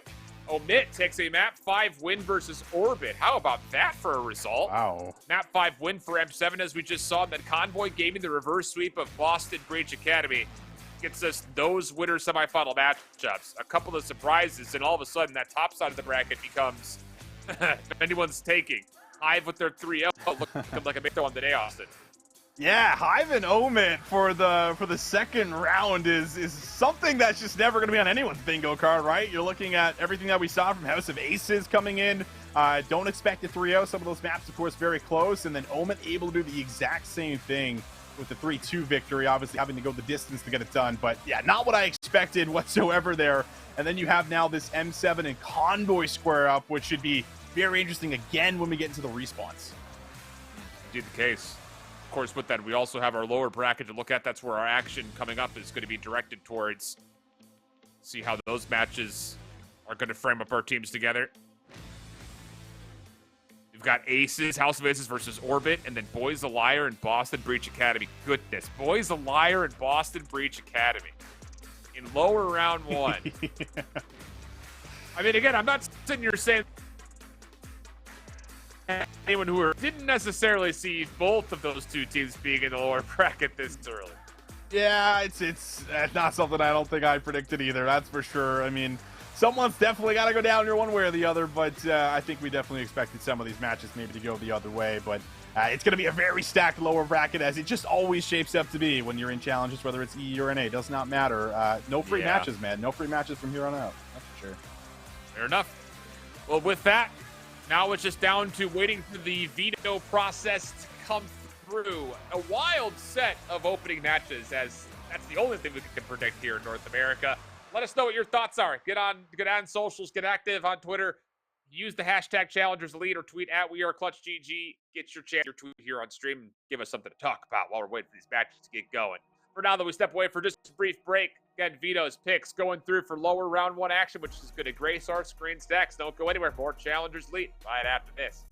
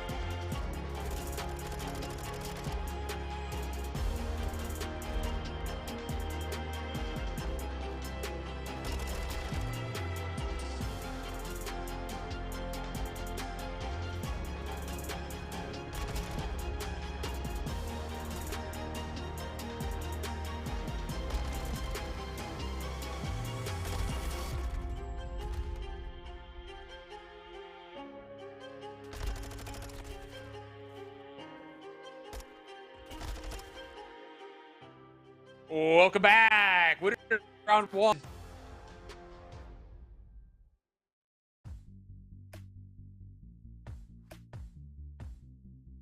All right, I'm not sure if Alan froze for anyone else, but he definitely... Oh. Oh. Hello, Alan? Hello? Are you there? Hello, Okay. buddy. I see you. I see you. Dude, everything's fine on my end. I hear you perfectly, and I'm just sitting here like, what's happening? I thought you were pranking me for a second. No, Brother, buddy. I wouldn't do that to you. I wouldn't do that to you. But now I might in the future, so just be ready for that, all right? But I wasn't that time, just so you know. Fair enough. Well, what I was saying is winners round one is done. Losers round one up. It is. Got Boston. I mean, boys, let's dig into the rosters very quickly. We already know who Boston Breach Academy are. We're going to one more time in case you their first change as Johnny getting pulled up to the list. That's right. We have Johnny coming on in here, very fresh into the roster, so certainly trying to adapt and just trying to get back on the same page, but did suffer, of course, that winners round one loss. So looking for that big rebound and looking for a big response and resurgence potentially out of the sub that was just added. Pentagram has had to kind of step into now more of his solo dominant form, and he provided in a couple of moments in that first series. On the other side of including number 5, round 11. And when you think about this Boys of Liar team is they were there where they may have actually been able to just walk away with this series before even going all the way to 5. So you got a lot of kind of underdog players in the mix. Obviously, Zero and Noisy kind of come with a sort of repute, but Darkside have really stepped into the fold and made this team a huge force in North America this season. They have. They're good shouts because Bink, I think this is the best he's looked in a title maybe since, maybe Cold War I'm trying to think back to. But it's been a great year for him so far in CCL as well as Challengers. And then you have Darkside. Well, we saw him in the last series, Alan. This guy is a playmaker. He looks good in just about every single game mode. And he's certainly coming into his own so far here in the first playoff day. Loving to see it. Let's take a look to see how these two teams kind of square off and where the pros and cons will be between these two squads. Of course, we already talked about the Search and Destroy for Boston being kind of a question mark. There was at least one instance of some, at least, I would say, reconsideration. Map 2 that we saw, very convincing one, but then they followed up with more performance in the map 5. Where on the other side, it's really been the hard point that's been kind of a Boys of Liar, which is peculiar considering how good their control has been. Yeah, their control is very strong. We just saw them play that versus M7, like a very clean 3-0 that they got on the El Asilo. So very much so that game mode is just basically all theirs. But the hard points have been a little bit tricky, and that could be a little bit worrisome versus a team like Boston Academy, because so far in the day, they have played hard points very, very well. We saw them take the first one, up against a convoy that had never dropped a map 1, and then kept the second one very competitive within about 18 points. So yeah, have to try to find, I would imagine, one of the hard points here in this best of 5, but it feels good to at least always kind of rely on that map 3. Taking a look at some of the players we talked about, and a lot of these and what they bring to the table, but I think that could come down to what Johnny-ness and some moments of, I won't say necessarily fatigue, some faltering moments that kind of kept their teams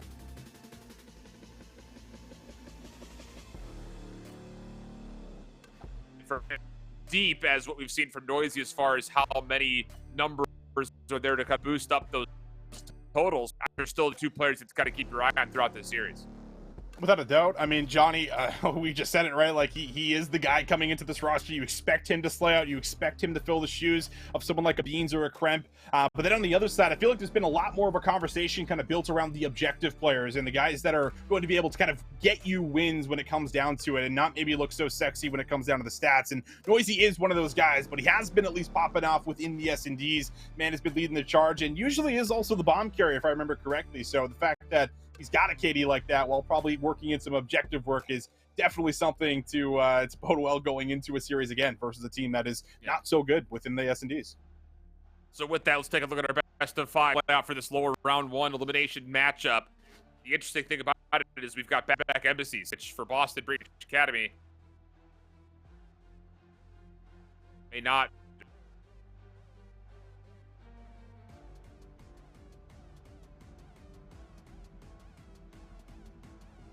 Yeah, the embassy's coming.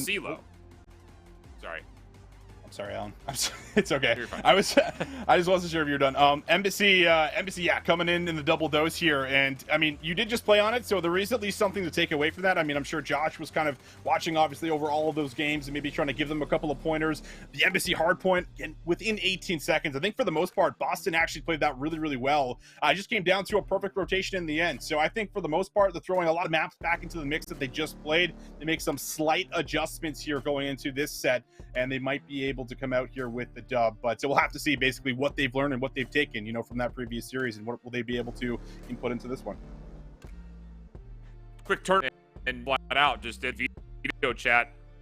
There was a lot of urgency to get this restarted. So, Embassy Hard, where we kick things off, and of course we've got another matchup going on simultaneously. It's House of Aces and Orbit. They're already in the Search and Destroy. Oh gosh! Why did I just see? Okay. Is it just me? Did you see them? Someone planting the bomb, I didn't. Or is that just me? I didn't. It might have been just you. I'm not sure. Dude, that. Oh, it was a replay. Okay. I wasn't looking, so I was just like, I didn't see anything. I don't know. But either way, we got a hard point, baby. We got some Mercado. I know some of our production staff going to be happy about that, saying that they love the map, but definitely going to be a fun one. Orbit in firm control so far, and Gravity's even got a pretty good spot just to cut some of these players right through mid-map here. Gets a look to turn on Jintroid. Won't finish it off, but still all the time going their way as they're soaking it up freely. Yeah, nice stuff here from Orbit, just trying to put a little bit of a zone of control in front of the hard point. Shut down around the back, opportunity for House of Aces to move in. Paul X will actually flip the hard point with that double. Wow, not expecting that whatsoever. Now turns back around to fight for the exit time, and as he was close to streaks, he gets shut down, and House of Aces a chance to at least get some time on the scoreboard. But you look towards the minimap, Orbit's in a great position to set themselves up for 10 here as it opens up.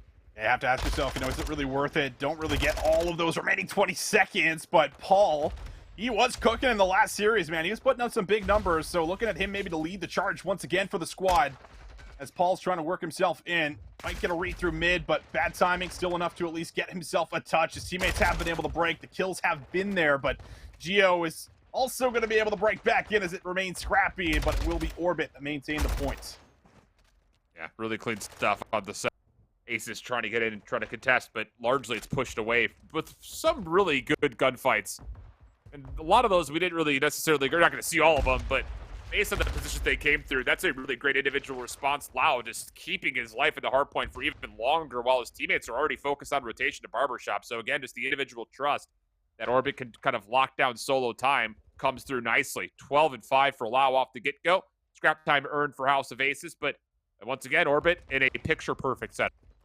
That's kind of been the story every single time we've seen them at a new hardpoint, right? They got Wiz already kind of top Cantina. Going to be a little bit annoying to push through, but looks like nades are coming in. Paul X takes out one of his teammates also to remove Wiz, but can Paul turn it into something more is the question.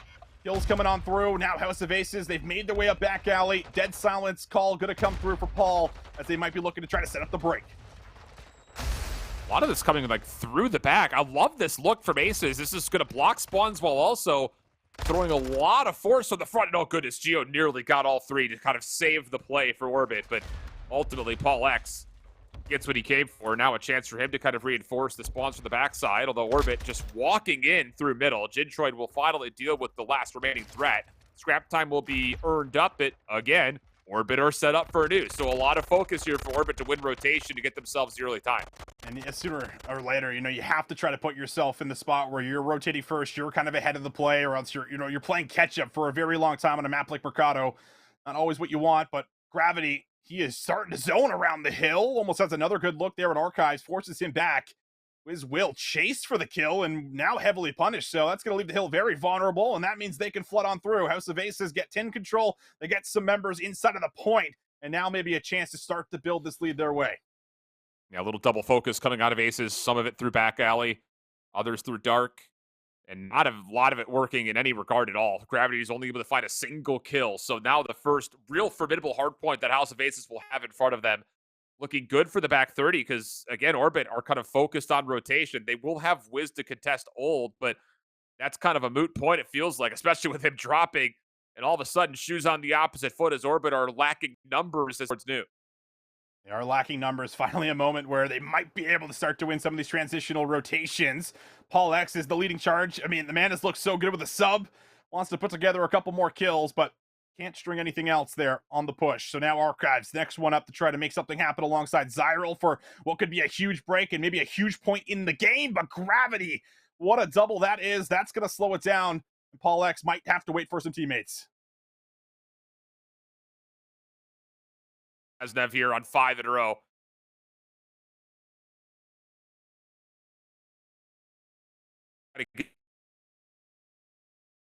But kind of showing some flexibility here. Now learned. Shut down immediately afterwards, but Wiz up top is still able to hold on to the hard point time, and Orbit are starting to run away with this game all of a sudden. Run away with the game, up by about 50 points. And continuing to build it here in their favor. And again, it's another position where you're forced to try to have a response moving into the next hill. Making some movements across the map here. We'll have a bit of zoning, but look at the spawn that's now coming through Tin. They could look to flood in. Gravity has to try to get a read on it, and they do have the players in position to shut it down as Lau here with Gravity trying to make the work happen. But it's Zyril that finds a double, and Paul X even invests the streak. That is a huge investment, but can they get to the point? Gio's still alive. Giot just won. He's actually taking the gunfight versus the second, wins that 2 off screen. But even though the double is good for Orbit, they still do not hold on to the hard point. Paul trying to get them way in. Looking to find a way to try to get something going here with Paul moving forward. No, shot's not going to be able to quite land. And we've got ourselves a 178-107 game. Aces are still fighting, but ultimately it's not enough to get into the hard point. No, it really isn't. I mean, the kills just haven't really been convincing enough. We haven't really seen, like, control. When you think of the ARs that are set up, you're looking at Gio, you're looking at Gravity that are just starting to pick apart all of the members here in House of Aces. It's been a tough look here over the last couple of hills, but these 10 seconds, you certainly would love to get it, and they will. So they get a little piece of the pie here at the very end, but it is still the same problem. They have not been good on the setups. That's going to have to change now going into the second set. 115, 197. Aces wall, at least for now. Orbit still finding success in the kill feed, and every second they can find here at Market would be a dagger, digging deeper and deeper into the backs. Back and forth, pinstripe kill feed. Orbit to 200 points. Point time, but it's not. You have to find a way to really earn time here and still win rotation. It's just a huge laundry list now that has to be fulfilled, and it just doesn't really feel like there's a lot left in the tank at the moment here. House of Aces just haven't been able to put it together. The kills have been there, but it's not the impactful kills that you're looking for. Not the ones around the objective. I mean, Gravity's been soaking up P1 time, it feels like, for the last 20, 25 seconds. So set up for scrap time. House of Aces is going to try to get a read on some of the spawns that are coming through. They do at least have the rotation, but once again, we ask the question, are they going to be able to hold? It's not looking all that great, right? I mean, 3 kills for Orbit immediately. Trying to lock things in with whoever could stay alive, but it's just no one's able. 24 from Jintroid. He's been such a big factor for this Aces team. He has not really been a part of the picture at all in this map. Meanwhile, 25 and 19 from Gio, 24 and 15 from Gravity. And the game's on a reach here. Orbit, eliminations, Wiz pushing forward, not able to get the kill from Paul, who be traded out. Unfortunately, he's just not able to. Aces last chance here. Last chance. 20 seconds here for Orbit. That's all that's needed. Zyril just can't get in, and Gravity, wow, he's just found so many multi-kills inside of Cantina. Difficult to break in. House of Aces just have not had an answer. They've been outclassed here, especially through the second set. It's been all control here for House of Aces, or rather Orbit and P1, P2. You feel like they should be able to get it done. No touch, no chance. Map 1 good for Orbit. Yeah, clean stuff from Orbit. And it goes back to the first rotation, right? We're starting, it's just like, all right, you take that back 15 seconds. We'll just get all 4 of our members on rotation to get a perfect setup. And we can keep doing back and forth, back and forth. So, I mean, great stuff from Orbit to sort of keep focus on rotation, and never really feel like House of Aces could change that pattern. And I think a lot of that is just you see it off the kill feed in particular. 33 and 20 from Gio, 26 and 17 as well in the mix. I mean, really, really, really solid stuff from the side of House of Aces, or from Orbit, just not allowing House of Aces to ever really get a footing anywhere.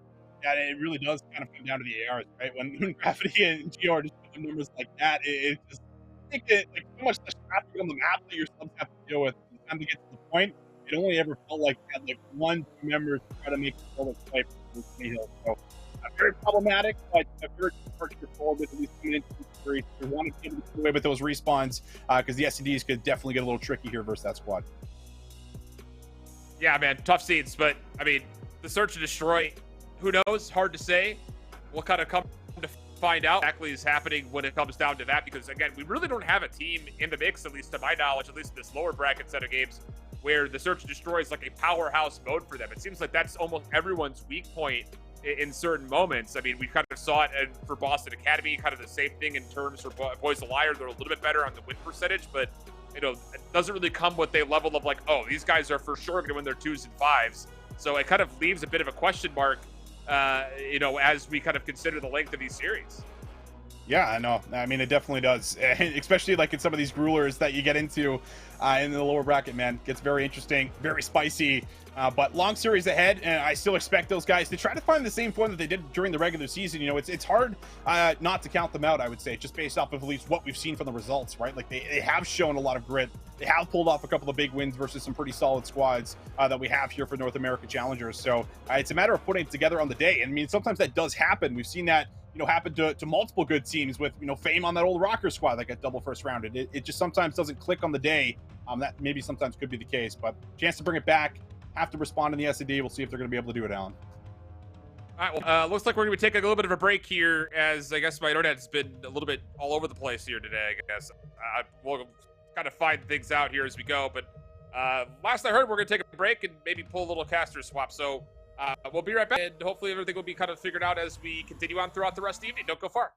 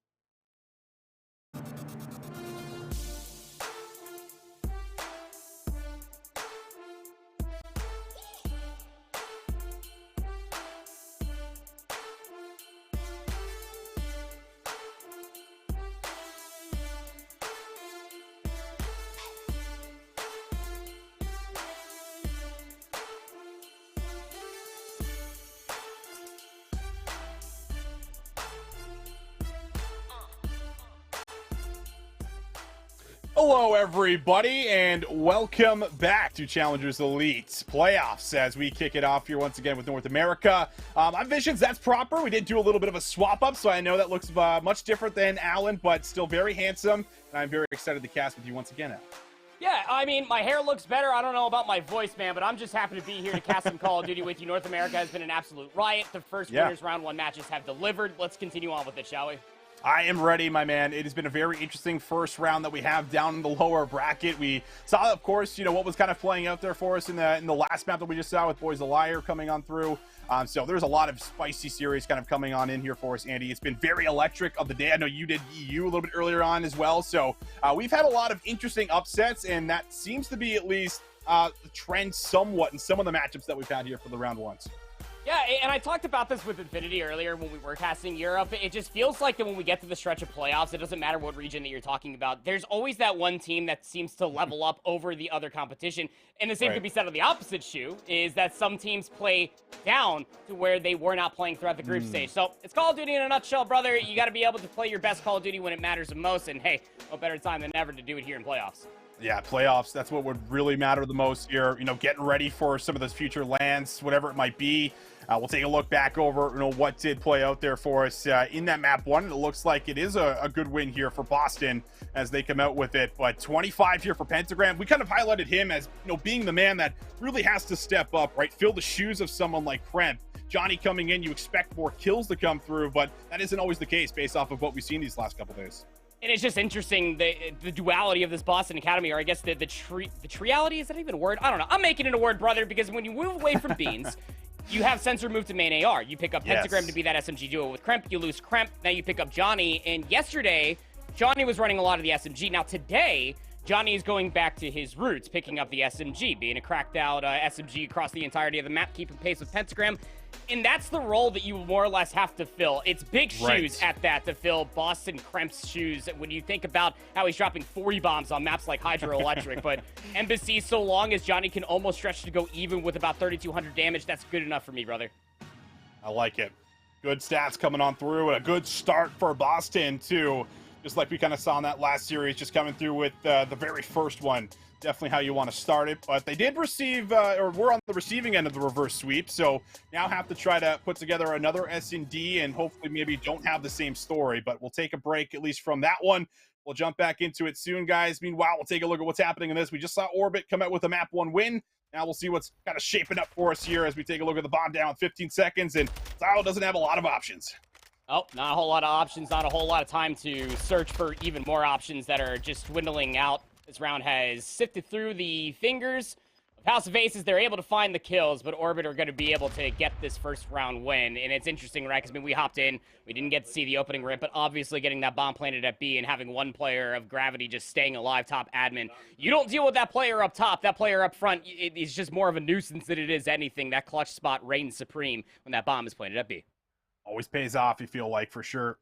And a great first opening round. Orbit still very much on track to what we saw in the map 1. And if you missed the map 1, well, it was pretty convincing in Orbit's favor as they felt like they were kind of just dominating their opponents. But I expect House of Aces to probably come alive with some of the names that they have on this roster being strong S&D players. But can they put it together as a team? All X up top. Good nade comes over, but trophy system is set up here. And you can see Orbit, they are very much contesting the setup here at B, and they drop first blood into Archives. Hey, where's the assistance? There's no trade. The frag grenade gets cooked up to a fine medium rare from Lau. He's already mid-map, and everybody from House of Aces, you called it, brother. I mean, they're all the way in back admin. That bomb is patty-caked in the most precarious position for House of Aces to try to retrieve it and clutch the round. I guess the only saving grace is this A lane is open. And I think Wiz, as I said, is starting to pick up mid, but Cyril will get the best of Lau in those long-range shots. So able to at least even us up, and now Paul X actually does this better. We'll add a +1 to that tally. So 3v2, House of Aces, they'll still have to grab this bomb and try to look for a plant. So much unknown. Look at player number 1, Gravity. He's in the no-no spot. That's a tough gunfight, yeah, and through the tennis net, Gravity, he's going to find 2. That's going to leave poor old Zyril in this 1v2. He's already mid-map. The biggest issue here, Austin, is he's already expended his dead silence. That's exactly it. Do you just play for the kills and maybe work for streaks in some of these later rounds? Gonna give away his position, trying to make a play, caught between 2 players, and not a whole lot of options there as Orbit did give up, after losing out on some of the numbers. A couple kills go the way of House of Aces, but Gravity kind of just seals it there with that back little corner spot, brings it home there with the 2 kills. And it all started off with what felt like just a dysfunctional attempt to try to quick plant over at B. I mean, you had the assistance up top from Paul in that clutch spot, but Archives was quite literally up tennis courts without a tennis racket, and he just couldn't get the bomb planted. He just gets overwhelmed from the rotation from Orbit, who, by the way, are 0-2 as far as this map mode combination is concerned on Embassy Search and Destroy. House of Aces on the other side, they have not played it, and so long as it's continuing on with the trend, I'm starting to understand why. Yeah. Good set nades, though, over the top. Zyro will be able to draw first blood, maybe slow down this aggressive push over to the B site, but that's not going to stop Gravity. He's going to bolt across, and looks like he's going to be good for the plant. No one's going to contest it. No one really expecting maybe the quick plant after the nade kills come through, but now the retake coming through mid, and whoa, it's a team kill that comes through there from Zyro. I'm still planted at B. Now your biggest issue is Geo. He's hitting the longest route, and you can trust this because Lau can just continue to throw shoulders. Those Jintroid is still up top, but the boomstick, but Lau loses his head. Now it all comes down to Geo on this play through servers. Tough spot here for Geo, to be sure. A lot of angles to look at. He flies out of the door and, well, almost gets back in, but Jintroid will drop down. He'll find the trade with a pistol, and they'll make sure they finally get themselves around to the board. All right, finally stop the bleeding. House of Aces able to put themselves up on the board. The bomb gets planted at B, but no exits for free out of that tennis court site, says House of Aces. Jintroid with the sniper rifle takes down a very tough gunfight, in my opinion, because Lau, with the sniper rifle in hand, really since the beginning of the season, I can't even really recollect with the last time I saw Lau even pick up a sniper outside of this Call of Duty. It's been a very tough 1v1, but swaying in the numbers, House of Aces able to get themselves on the board. Just keeping it composed. Jintroid able to find 2. Archives also getting up on the board as well. That's the help we know Zyro needed after those first 2 rounds. Well, let's see what this offensive attack's going to look like for House of Aces. Last time, they kind of just got stuffed on their initial push to B. This time, they want to contest mid, but, I mean, Orbit are here as well.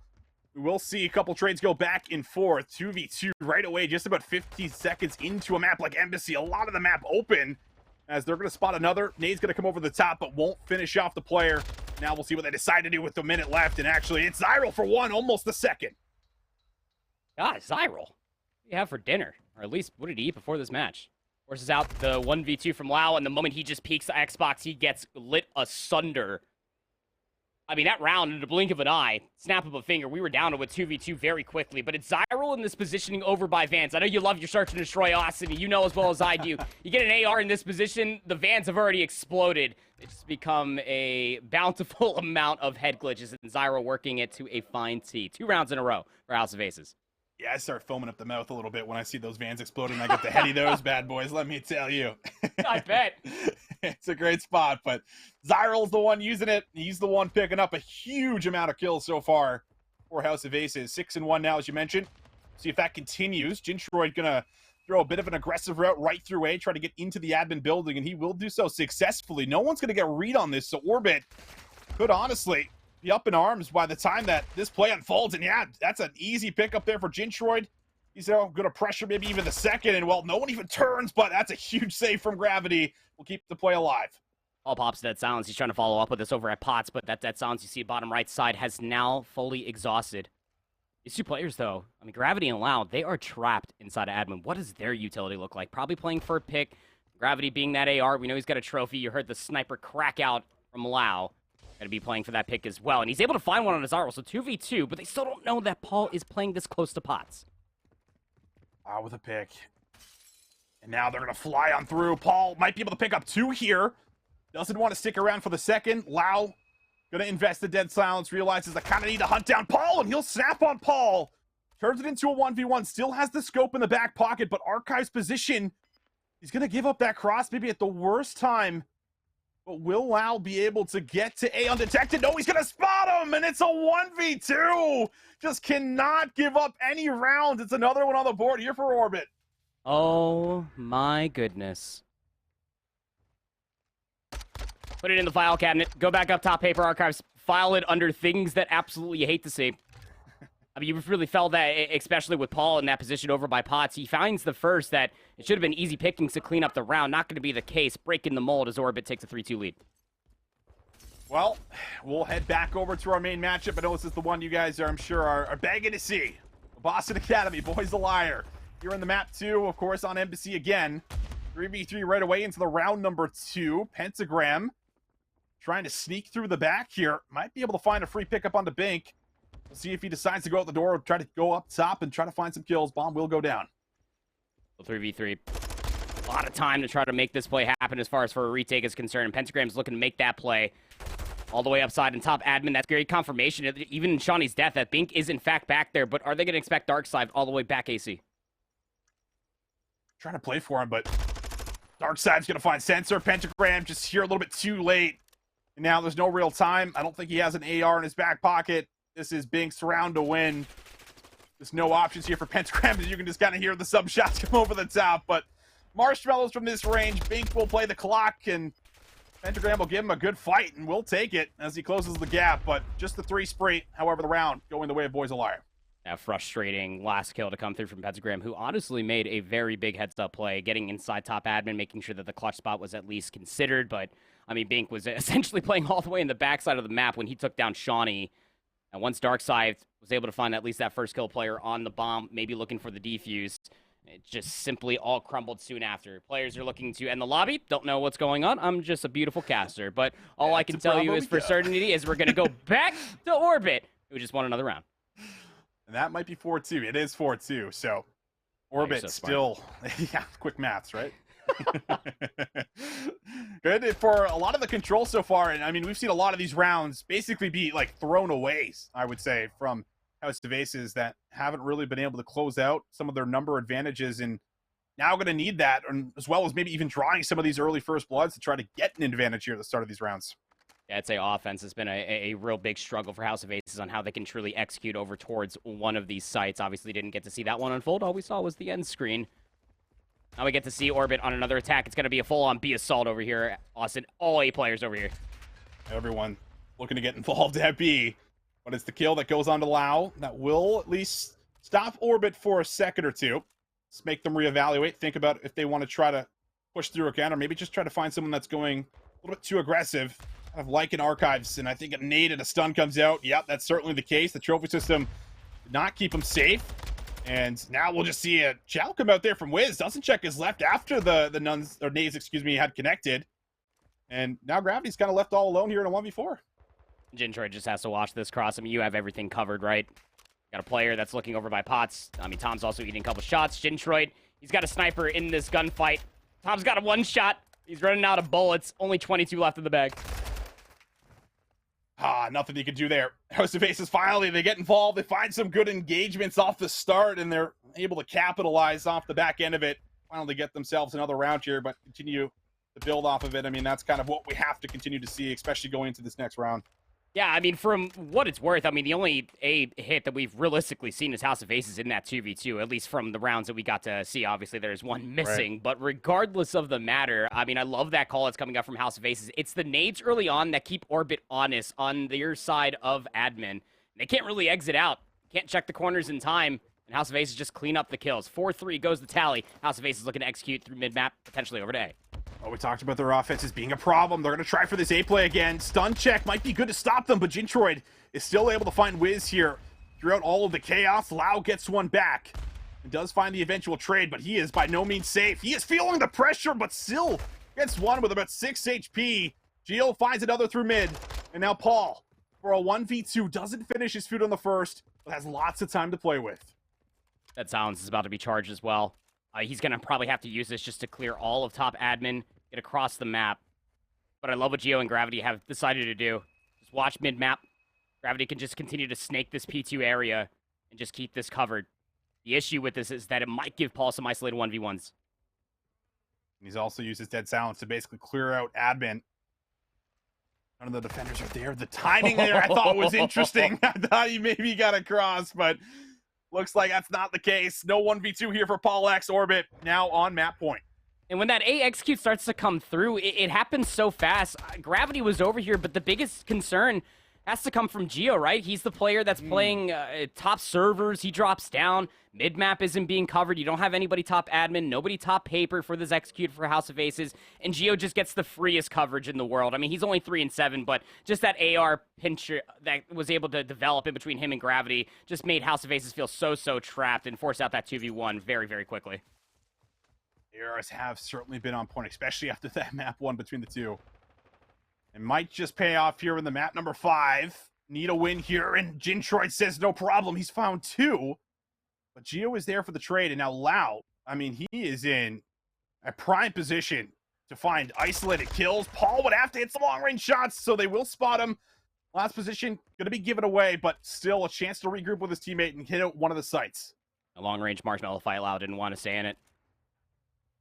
They're going to double up together. I mean, Gio has the bomb in their back pocket. The issue is that Lau had to use his dead silence just to make this play, so they're going to cause a ruckus and a half to try to make this execute happen, and they're going to get 2 isolated 1v1s on 2 different sides. It's going to be Zyral in for the 1v2, and I think that Lau got the audio cue. He'll know for certain now. 1v1.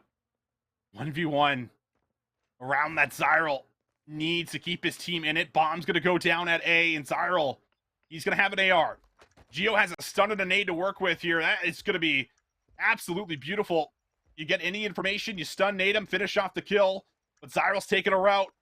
He might be able to catch the timing onto Gio here. He'll take the shots, and Zyral gets the read, finds the clutch, and will keep House of Aces in this Embassy search and destroy. I mean, you can't really fault that last player coming out from Orbit, right? I mean, if you're in that position, you have to force yourself in a 1-for-1. And it's almost like, I want to say like a 25% guess on where they could potentially come from. Could come across the P2 lane, can come from the middle of the map. It could be top servers for all I know, but it's the back alley as the angle that Zyral hits, as you were saying there, man. He hits that route, catches Gio completely off guard. Keeps House of Aces in this search and destroy, just within 1. Zyral has been frying this map number 2 thus far, 11-4. He's been cooking, man.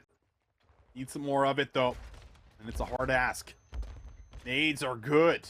Hit before the trophy system came down, but look at this push through mid. It's going to be red. Archives maybe gets a sound cue, takes out Wiz. Gio again, the trades just always seem to come through almost instantaneously here for Orbit, and Gio's also able to peek out for a second. He stopped the bomb plan, and now Lau in the back finds it for Orbit as it all comes crashing down for House of Aces, and that will be another map. 2-0 up here for Orbit in the best of 5. And that the execute that was coming through for House of Aces was less disjointed than the last time we saw it here on broadcast, but even more so than that, without having anybody top admin to keep Gio in check up on top servers, well, you could just get away with highway robbery. The Hamburglar of that round 10 is Gio for sure, as he gets that 2 kills seemingly for free. Lau also hits a different route. He puts the sniper away, doesn't want to duel Jintroid in those latter rounds. And that's just one more angle, a whole lot of different fixtures you have to check continuously for Embassy, wherever these annoying lurking SMGs are located at. Tough scenes there for the boys. I mean, I feel like the S&D is where you would expect them to be strong, but on a map that they haven't played, a whole lot so far during the regular season. Can't expect them to come out with it. But now have to ask for what would be a reverse sweep here for this House of Aces squad that looked so good during the regular season at that 4-1 scoreline, but haven't been able to find that same success so far here in playoffs, despite some of the big performances we've seen individually out of Zyral as well as Paul X through some of these series. It's got to be said. I mean, I know it was just for one. It was just for at least a couple series. Wardy was in 9-6 map count. Since coming into playoffs, Archives is back in 0-5 map count. And it's no shade to Archives. He's a very, very good player, but it just feels like that certain lack of pressure, that sheer raw aggression that we're getting out from Wardy yesterday, it's just seemingly non-existent. I mean, Zyral, not for lack of their trying, that's an AR, but we needed some more productivity out from these SMGs. 125 to 250 on the Mercado hardpoint really could be the end-all be-all for as far as SMGs of what they can deliver. Going into an Expo control, oh man, you really do hope that your SMGs can deliver on the AR pressure that Zyral's laying down. Otherwise, this could be a very hot 3-0. It might be. I don't know if you've seen that speech from Leon Edwards' coach when he was going into that final round, but I think you need him to come in. It's like, you need to pull this out of the fire, man. You need some kind of big speech here, you know what I mean, to get you going, to get yourself back into the series, because the map 1 wasn't close. I think that's the bad news here, right? It wasn't very close. They were being out rotated. I think almost every single hill on Mercado, which, you know, you got 7 of them in the rotation. I think they almost lost the rotation to like every single one, besides maybe one of the streaks I think that came through in the end. But other than that, it just felt like it was mainly just all Orbit, and you have to have more involvement from the AR specifically, like you mentioned, I think, coming into a map, especially like Expo. Yeah, I mean, Expo, we're all sitting here learning together. The map's only been in the competitive rotation for just so little time, and how many teams are honestly scrimming it, especially when it comes down to the cream of the crop for challengers. I mean, you don't want to be scrimming other top challengers teams on Expo, giving away your strategies, your opening rollouts and stuff, whether it's up against CDL teams or against other maybe top 16 challengers teams. What's that practice honestly look like? Because now we've reached playoffs for North America. I expect to see a lot of Expos for map 3 here, Austin, and I'll look no further than this best-of-5 series could be the end-all, be-all, especially for House of Aces when it comes down to this lower round 1 match. But regardless of the matter, you just got to have it here. I think that all stats are out the window because, I mean, as far as Search and Destroy are concerned, House of Aces had the better record. Search and Destroy wasn't good for Orbit. They were 3-6 walking into it, but they were clearly the better team in that map mode combination. Certainly were, and are currently on par for maybe closing that one out if they can continue to do what they've been doing. Not sure what's happening right now with our main match. I know we had an end 1-1, but I think we're hearing that they might be loading back in, so should be good to jump back in. I have to imagine it would stand with a 1-1 count, so should be the first 1-5, but we'll get confirmation on that. Anyways, it will be Boston on the attack first, and Pentagram all the way pushed forward here, trying to make sure this bomb goes down safely. There's the confirmation, 1-1. Doug just trying to do Doug things. He just wanted to get the bomb down and maybe get his team set up for victory here, but he gets cut down as well as his long-distance cousin of Shawnee. Now leaves Pentagram and Johnny in the 2v3. Gonna lose out on Pentagram, and while Johnny might be an S&D star, but hard-pressed to pull off this 1v3 and won't even have a chance at the first one. Bink will hold strong, and Boys a Liar, they lock it down defensively very well. Yeah, I mean, round 1 can only ask so much, right? No trophy systems, no dead silences. That was even a day 1 strategy back at the beginnings of challengers for this Boston Academy roster when they were still playing with both Kremp and Bean. So Doug was playing an SMG at that point in time. You would push up there towards the tennis courts with Kremp. This time it's Pentagram, of course, tries to get that bomb planted, but there was seemingly no pressure, little to no pressure, I should say. There were some shots towards at least a few players up top, but denying that bomb plant from going all the way through. One less win condition in the back pocket for Boston there. Aids over the top again. Just all coming out with the presets. Darkside, he's one of those aggressive players we've been keeping our eye on so far. He's been lights out on the day. He'll make sure this bomb goes down safely. You have lost Johnny here for Boston, and now have to play retake in the 3v4. Oh, you're really relying on Pentagram, who just hits this angle of opportunity. Still has dead silence. The dive across. Zero's going to get the better of him. 1v3 for the retake. 30 seconds to do it here, Shawnee. Too many angles to look at, and very difficult to read without just snapping from 1 to 2 here. And might not even have a chance to snap on the first. Darkside, I think, brings it home. If not, his teammate over top of him. And that is just another strong setup. I mean, the engagement's just looking good right now for Boys of Liar. It's just hard not to gas up Darkside, right? I mean, through all the search and destroys, 4 and 5 overall for Boys of Liar. Darkside has a 1.61 KD in the mode through Season 3 of the Elite. The next closest individual is Tyler Noisy at 1.16. That's just how much value this guy is bringing to the table. Obviously, that Fortress, well, I mean, a 4.57 is probably inflating it, but there's the updated score. 1-3. Boys of Liar have themselves a nice little buffer of a lead. Boston Academy looking to dive in deep to their bag of tricks. Looking like an A execute here, brother. Noisy is able to find Pentagram again. Those opening engagements still going the way of Boys of Liar for the most part. Noisy not going to push forward either, but they should have at least a little bit of information. Shawnee will be spotted, and, well, Zero just guns him. Good shots there. Takes out Shawnee. That now puts us into a 2v4. Make it a 1v4. Censor the last one up with a sub. Let's say he's got Daddy, but do you even want to try to invest into it? And before my thought could even come out of my mouth, he gets gunned. I mean, the A executes, like, it's not a bad idea, right? I mean, the B didn't work the first time around as far as this replay is concerned, so really desperately want to try to put yourself up at least in another round count. Would have at least been 2-3 in that regard, but it just so easily collapsed on. There were some audio cues that came through. There was a player that was pushed all the way up towards Xbox for Boys of Liar. I don't remember specifically who it was, but they back all the way up off the information from Noisy, who's now up on 3 in a row, finds another first blood to their name. Boys of Liar are looking to be in firm control of the driver's seat for this map number 2. Absolutely are. Still 3 players on Boston that have yet to get involved. And Pentagram, the only one to get involved, will be shut down early. You get a trade back, but it's still another number disadvantage for Boston Academy. As this bomb will be picked up top, you got players just kind of running around the map right now. Noisy just going to do a little bit of a lap, say, listen, ace clear, guys. Let's make your way over here. We might have a chance at a free bomb plant. And Boston might just have to give it up. Shawnee's going to be here to watch the cross over towards Xbox, but that little bit of information of someone crossing, you can see Johnny just a little bit hesitant as to maybe try to push towards this back alley area. The bomb is late towards this rotation. Shawnee's still holding this angle. Can Bing get across? Oh, Shawnee trying to crab walk, and he wins the gunfight. What a ridiculous one it is over the top there. Finds the head of Bink. And you're feeling now the pressure really set in here for the remaining 2 players that have to backtrack and grab the bomb, but still don't have information on that second player. And Boston now going to flip the map. They're going to play on the offensive side. With 20 seconds left, moves have to be made. Zero is going to make contact. Both these players are on a 3 spree. You have some rounds to play with, so it seems that both Zero and Noisy are trying to favor to find these kills and maybe try to stay alive in the upcoming rounds. Comes down to Noisy. Tough gunfight. Did he just do that with a sub? No shot. I mean, I know it's a great weapon and all, Austin, but there is just no way. Dude, Tyler Noisy's on a different level this Embassy Search.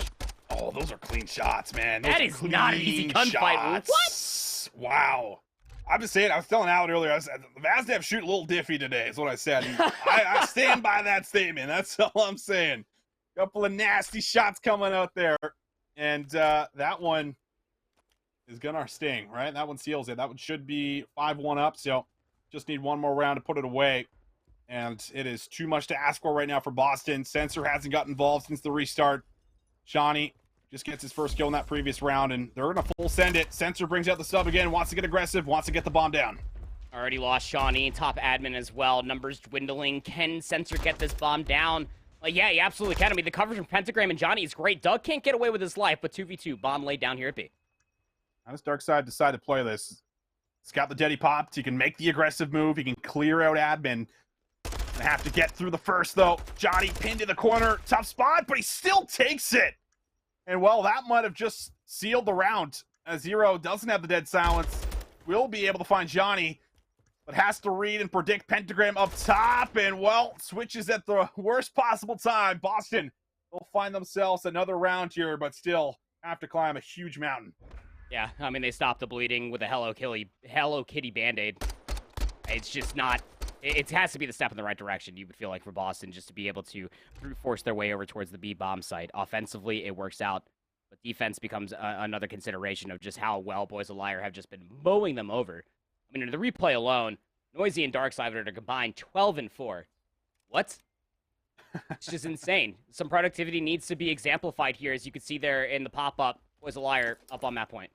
And, I mean, like what's the sub-duality really look like, you know, between someone like Pentagram and Sensor, or Johnny and Pentagram, whoever decides to run the subs in S&D? I feel like it hasn't been as fluent as it has been on the other side, but it is still some great opening engagements that are going the way of Boston. They are winning some key gunfights. They'll find 2. And Sensor might be able to finally get on the board. He will. He'll find 0, and that should secure the round. It's Darkside's the last one up, but we'll get 1. Can he sneak away? Oh, he's crawling back into the window. Shawnee couldn't get the angle in time. He picks up the AR. All right, Dark. Okay, buddy. I mean, that centering will look pretty good to me. But we called that truck the God Eddie for a reason of P2. Tough gunfight, to say the least. Boston Academy, 1 round at a time, keeping themselves in it. The first blood comes through. Sensor gets all the way behind enemy lines. Of course, getting himself up on the board just make Dark feel incredibly trapped, top admin. I'd love to know Shawnee's HP there at the end of that gunfight. It looked like one more bullet might have got the job done. One more connection onto the head, maybe. But not to be. Boston Academy now going to force the 5-3 curse. So maybe there's something to build off of here. The offenses, though, need to be just a little bit swifter. And maybe they'll finally be able to get a bomb down safely. The stun check is good. The nades are coming out. Sensor just going to stick it and just pray for dear life, and he will get it down, but they'll lose Johnny. But Sensor stays alive, and he's in that corner. Shawnee's up top, needs to stay alive, and he finds a kill to boot. They lose Sensor close over by Sign. And Pentagram, I mean, he's realistically not a part of this. All 3 players for Boys of Liar are over by Sign. Shawnee just has to keep his life top admin. Watch out this round. Oh, Pentagram now knows he's spotted. Johnny should have the bomb checks, and Pentagram's just above him, but Darkside able to find him, and now Shani would have to rip him off the bomb. Just need one gunfight, and he finds Zero. Was there a hop? Yes, there was. Johnny, oh my goodness, he's gonna do it, and might be able to earn the streak. Just needs number 6. Oh my, Shani's done it all. 6 in a row. 1v3 clutch, Boston. They're still alive. He just found all 4 in the round, clutched up top admin. He was able to stay alive. Pentagram over by the palm trees. Yeah, some unfortunate timing, whatever, but God, man, it feels like every time Boston Academy are in playoffs in a search and destroy, Shawnee just continues to get better and better. I'm just getting so used to it in Modern Warfare 2 under this Boston Academy banner to see Shawnee go on these Herculean sprees. 7-5, cruise missile in the back pocket. Boy's a liar. Very much so still up on that point, but Boston Academy with this round will force a round 11. Wow, Boston showing grit, fighting, digging deep here in this map number 2 to try to pull ahead in the series 2-0. And now the streak going to be called in for Shawnee. Bomb, we'll see if it sticks. Not sure if it's a trophy there or not. Johnny will connect, but he takes out Johnny, and they also lose Pentagram. Sensor will even us up. 2 players on either side. Darkside says hello, and once again, it falls on the shoulders of Shawnee. It's a tough gunfight for Sensor. Yeah, the centering just didn't have the reaction time. Shawnee again in the clutch. 1v2. Bink is on the sign. Shawnee is more worried about top admin, and he'd be right to be worried about this point of contact because Darkside did re-rotate back up top. I think he picked up Doug's AR as well, and the bomb is currently being channeled to be planted at B. Oh, he's going to leave Bink. He's going to leave Bink. Bink gets off the bomb. Oh, my. Shawnee almost did it again. The shots were there, but the gunfight is not. And that is the final round there. That is the 6-4 tally. And once again, Darkside just barely survives here, Andy. Barely. He was red screened. A cold breeze could brush through Embassy, and Darkside would have gone down. All right. Got ourselves a series there. Tied up 1 apiece, guaranteed to map number 4. Over towards Expo for this map number 3, a must-needed map number 3. Keep in mind for House of Aces, and well, wouldn't you know it, Austin? They won their opening offense. Look at them go. Yeah, how about that? You know, that's certainly a positive we'll take away. And we need to look at some positives here for House of Aces because there isn't a whole lot of them. But what will happen here in this final zone? Orbit want to try to press, and, well, they have a lot of time to do so. We'll see a contest here from Paul. Just trying to trust in the ARs, watching over him right now, but it's not looking pretty. And now the kills starting to come on through. Jintroid trying to survive, trying to make a play. Not going to happen. Stack should be good, and it is. And Orbit will also grab themselves an offensive round. I'll just go ahead and assume that both of them got that offensive win via capture percentage, but even more so than that, I mean, I wouldn't put it past on a map like Expo where everybody is just still learning to run at each other that it might have ended by kills, but regardless, we'll give the benefit of the doubt to House of Aces, which, again, in this must-needed map number 3, has not been good for them. Control has all throughout the group stage. It's actually one of their weakest game modes. I believe 2 and 3 was their overall finish at the end of groups. Orbit, on the other hand, 3 and 2. This is the first time that both of these teams are duking it out on Expo versus anybody, as far as Season 3 is concerned. Tied up offense for offense, something I have not seen on this map mode combination thus far, Austin. No, me neither. See what happens, though. A, going to be contested now. Paul just not ready for that gunfight. Orbit just kind of walk in, and they come out with the majority of the trades, unless Zyril can try to swing the tide. Geo just going to push forward. Let's just fight the respawners, and well, Geo able to pick up another one. 14-10 now for him. He's got some high ground. He's going to find Zyril from behind. He's just moving around the map, trying to look for the next, but Jintroid will play his life and needs to stay alive, but Wiz will make sure he doesn't. Tough break. Now you find yourself down in 4 lives. Need to be able to find these resurging trades off the spawn. House of Aces all the way on the north side of the map and into the waiting hands of Lau. 17 and 11 through 2 rounds of Expo control. And this drawing board, it's not a fun one to spin up for House of Aces, but luckily enough, they find those 2 kills so they can work their way from out of the spawn trap and maybe get themselves closer towards the stage for the B zone. Well, they're doing it together, but need to find kills around the point. Paul X, good for 1. Still, more defenders that you have to cut through. Geo gonna back down after finding the elimination and the eventual trade onto Paul X. Wiz decks one up. He will drop, and now finally a good moment here for House of Aces. They got numbers around the point. No defenders really here at the moment, and with that stack, that should be the extra minute. Just down by 3 lives. It's incredibly doable. Every single map mode, or every single map within the mode of control, it really does feel like one good hit, and that stack could very much so be on. And look at the discipline from House of Aces, expecting the overextension to come through a handful of players for Orbit, and then they can maneuver their way out from this stage. They lose Zyro along the way, checking every single corner, trying to figure out where Orbit are lying from. Oh, Archives just hears a lot of footsteps, I imagine, there in that sequence, but just can't really pinpoint anyone. Geo and Gravity are set up in the spawn, and these are the players you're going to have to deal with. If you don't deal with them, then the other option is to try to push through, and you have to be convincing on your flood, on the overextension. So far, we haven't seen the kills come through just yet, but Archives now making an argument for it. He's in the back, trying to make some space happen through top glass. See if he can turn it into another. No, doesn't get a read on the respawner, and now we're down to about 50 seconds left, and the control has looked flawless thus far here for Orbit. Well, they dealt with one of the biggest issues for House of Aces to maybe try to get out from this spawn trap, and that was Gravity onto the backside of this tall glass building. But where Gravity falls, there's more individuals from Orbit to pick up the slack in between. Stray gunfights are coming through. It's just Jintroid to find the one of many required, and maybe even try to see, if not sniff, this A zone. But 5 plays up against 14. Clock ticking all the way down. Not looking too likely for House of Aces here. Not looking good. No lives left, and one by one starting to drop. Huge win for Jintroid, but it's the time, it's the lives, it's everything else in between. Shaping up for another round to go the way of House of Aces, or rather Orbit, and that will be it. They'll drop them, they'll hold strong, and they didn't give over a single tick there on the 8 point. Yeah. Those 9 total ticks are all House of Aces are going to see. Just hope that their opening rip is going to be a good one here defensively to try to force out a round 5 defense. 9 ticks is the threshold here.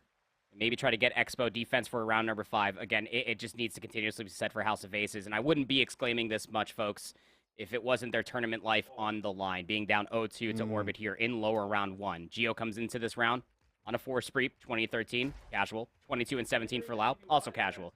What's this opening break look like? It's mostly coming through the north side of the map, trying to clear from glass, and how about it? It's just an overwhelming pressure from Orbit. They find a swift 3 dead. The stack is over at A. Oh, not a good look. Not a good look for House of Aces, man. Geo, he is surging forward. He is picking up kills, and that will be another 3 there for Geo, man. He is just going off. He's on 7 in a row. Putting them in the blender, and that is an immediate capture. Not a good sign for House of Aces. They now got to play perfect defense at B. They've only found a single kill. Make that 2 now. The cleanup, the exits from the A zone, better. You just need to try to stabilize this top projector room area. Make sure that nobody gets backstage as well. And that's exactly what Jintroid's looking to do. Players also taking a look at the flank over by top glass, and that's just a great position to be if you are Paul. Watching a lot of individuals just maneuver through the spa area, trying to make Orbit feel very, very trapped as they try to push through the old A zone. Have to hold on for so long, and that means that you need control and you need this forward position that you're currently seeing. Only player up on the map right now would be Wiz. Everyone else basically coming out of spawn. You have a chance to really put them in the blender. Jintroid gonna do exactly that. He finds one. Breaks open the door. Just trying to buy time here. The stun's gonna land. He finesses for the second. Jintroid with the snap of the back. Also able to put together a force spree. Huge moves here from this kid on the moment, but still gotta ask for more. Oh, and he'll deliver. Yeah, why not? Say it again. Need more. One more kill. And Jintroid's going to get himself a cruise missile. Keep in mind, Geo also off of the opening break was able to get 6 in a row. So a cruise missile has already been accrued for Orbit. The House of Aces have resurged in all of the most beautiful ways. You can see Jintroid picking up Gravity. There's that 6 kill. Cruise missile has been earned. A 7 life lead favoring the defense. They're doing it at the moment. Just got to hang on a little bit longer. 50 seconds on that clock. And Geo maybe in a position to try to get it from behind here. We'll see what happens. Either way, the clock will stop. Moves being made. B now under pressure, but the streak comes through, and it's going to obliterate Lau. Good kills here for House of Aces. Only one more player up. Everyone else coming out of spawn, and now Orbit is down to just 8 lives. This live discrepancy might honestly be the difference maker as far as who gets round 5 defense, but it might not matter. Geo's on this B zone. Coverage is here. That first segment is on its way. There's round 5 defense confirmed in favor of Orbit. House of Aces, they have numbers. They just need to get these players off the zone. Have to find the kills. Have to find the kills. Zyral snaps for one. Geo fighting for his life, trying to duck, trying to use whatever cover he has, and he's still able to come up with one.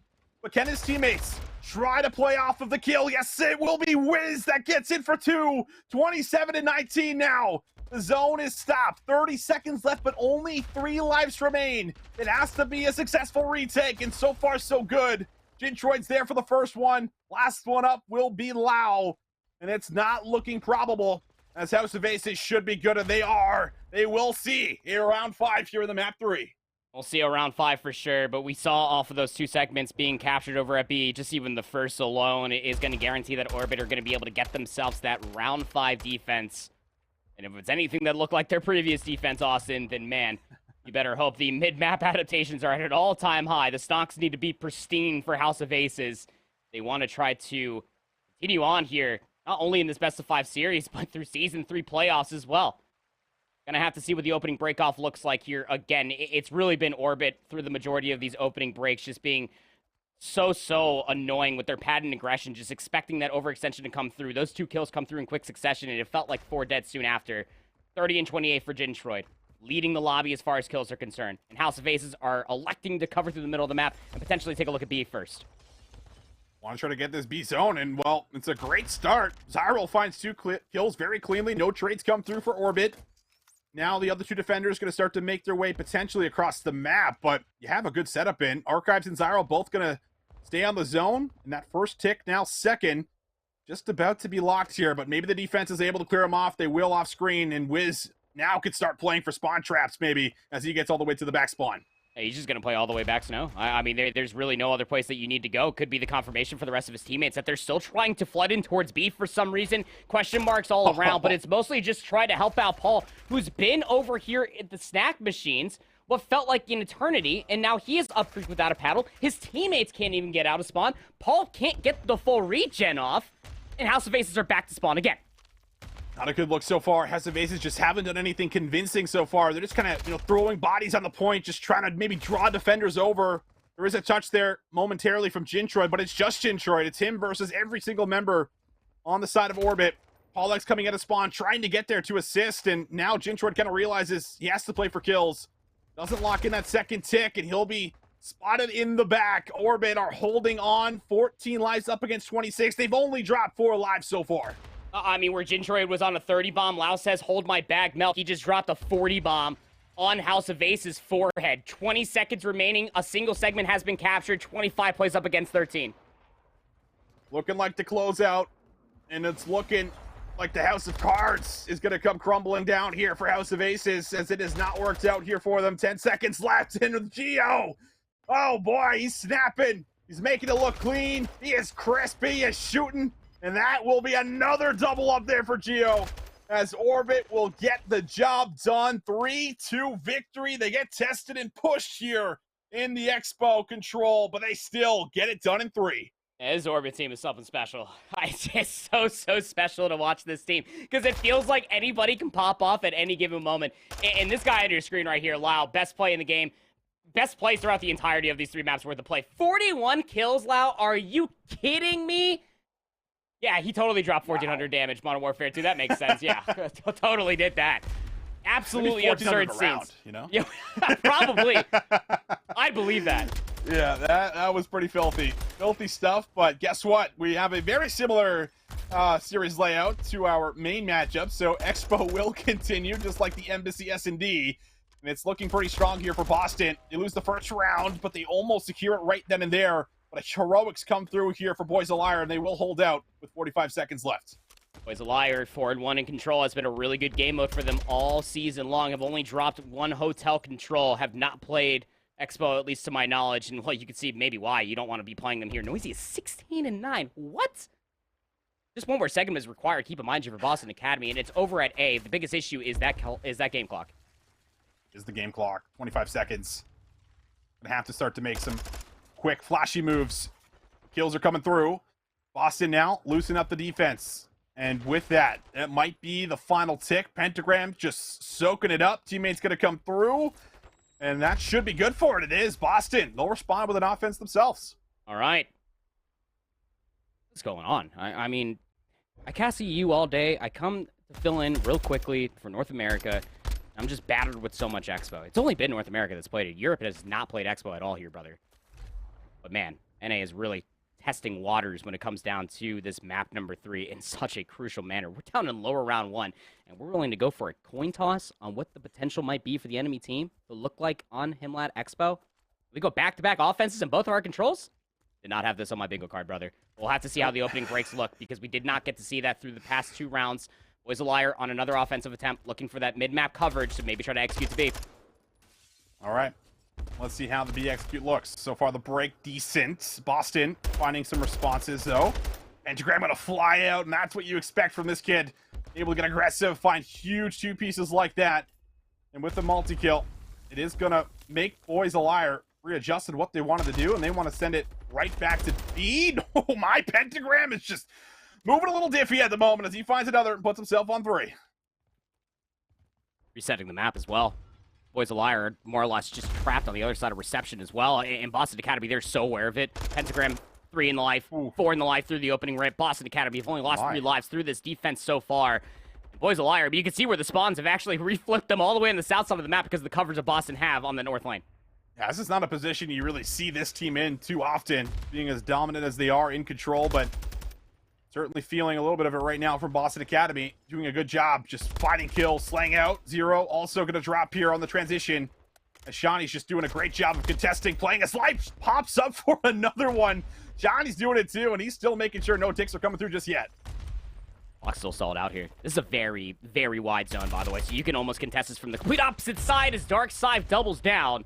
Pentagram will be there for the trade, but more kills need to come around the corner. Noisy's top of the stairs, over by the bar. And Boston Academy, they may have stabilized the A control zone, but Boys a Liar, they spawn over parallel towards B, and Shawnee's letting them have it.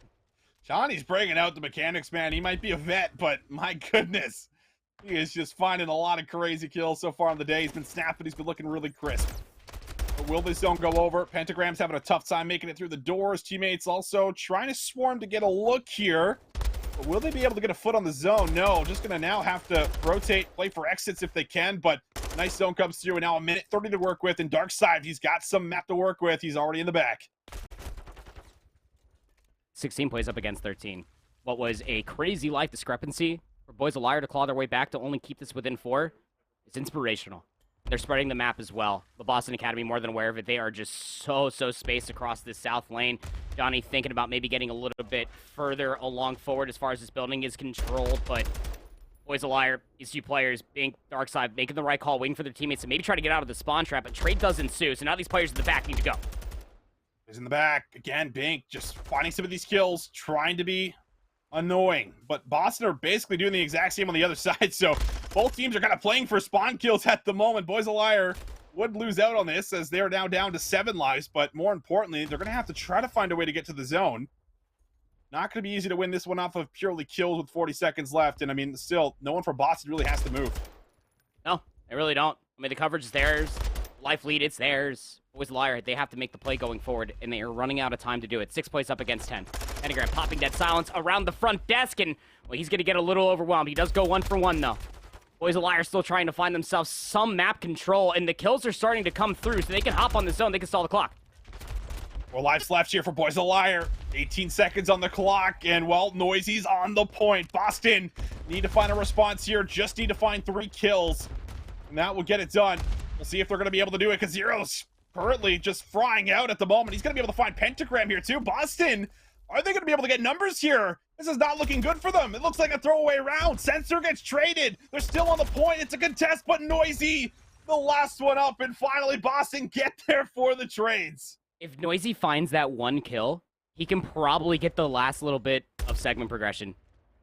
The only other person, well, I mean, actually, no, Johnny was on the zone. I always just forget how big this zone is. I mean, there's interior parts of the zone. There's fixtures on the outside. You can test it from 2 different sides.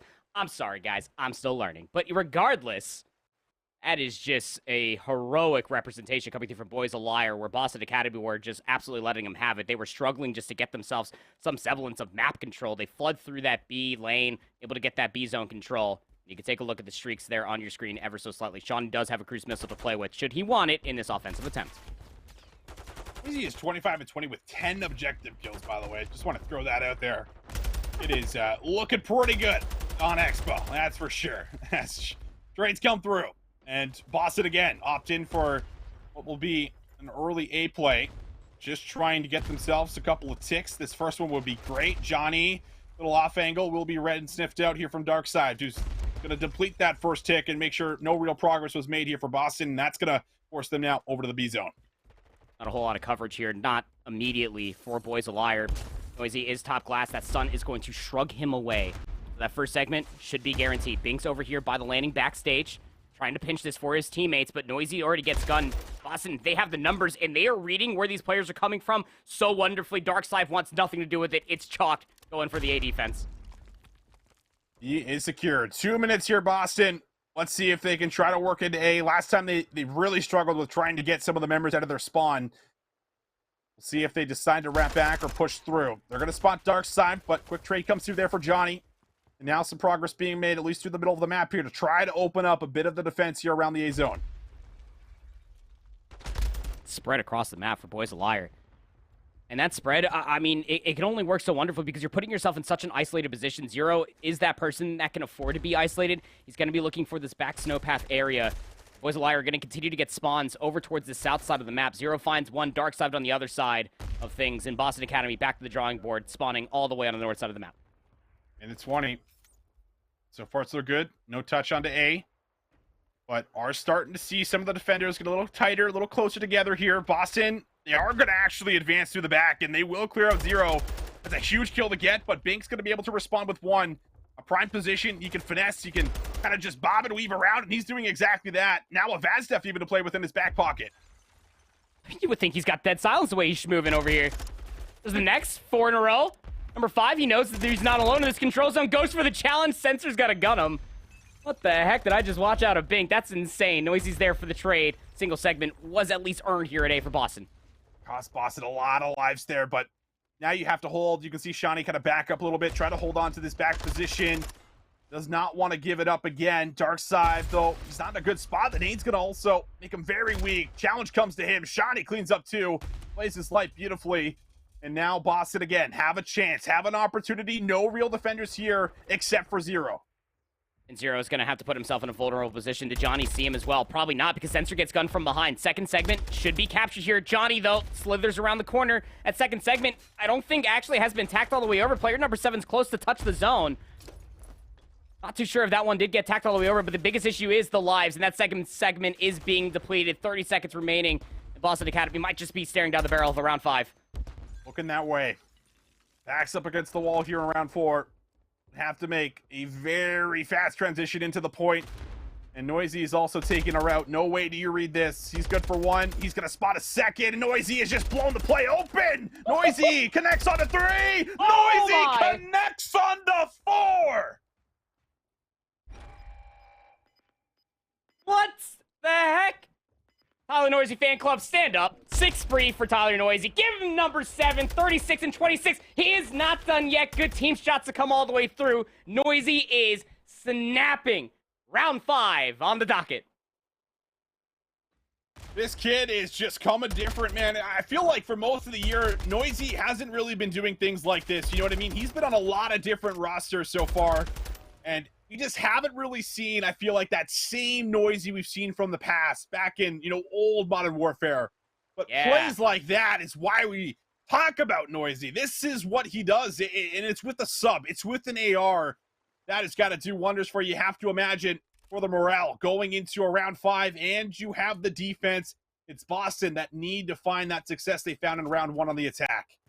I mean, I'm getting goosebumps just thinking about like that Bear Claw Gaming squad last year with like Radial. Oh man, dude, Noisy was frying. I mean, he's been living in the shadow on LAG Academy with Neptune, and that's a very tough shadow because Neptune is just frying in this game. But now Noisy can be that guy, pal. 7 spree, he's 1 shot. That Semtex might claim his life. He's schmoving. The Semtex still claims it. The spree gets put to rest, but the opening break isn't exactly won yet by Boston.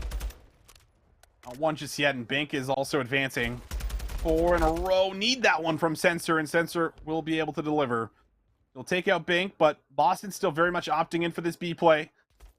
Problem is transitioning after they capture B. They've been pretty solid at getting the zone here, and it looks like that could be the case again, unless Noisy makes another huge flank play. He's already put together 2, and well, Bink actually will steal the kills away from Noisy. He won't give him the chance of hitting the 40 early.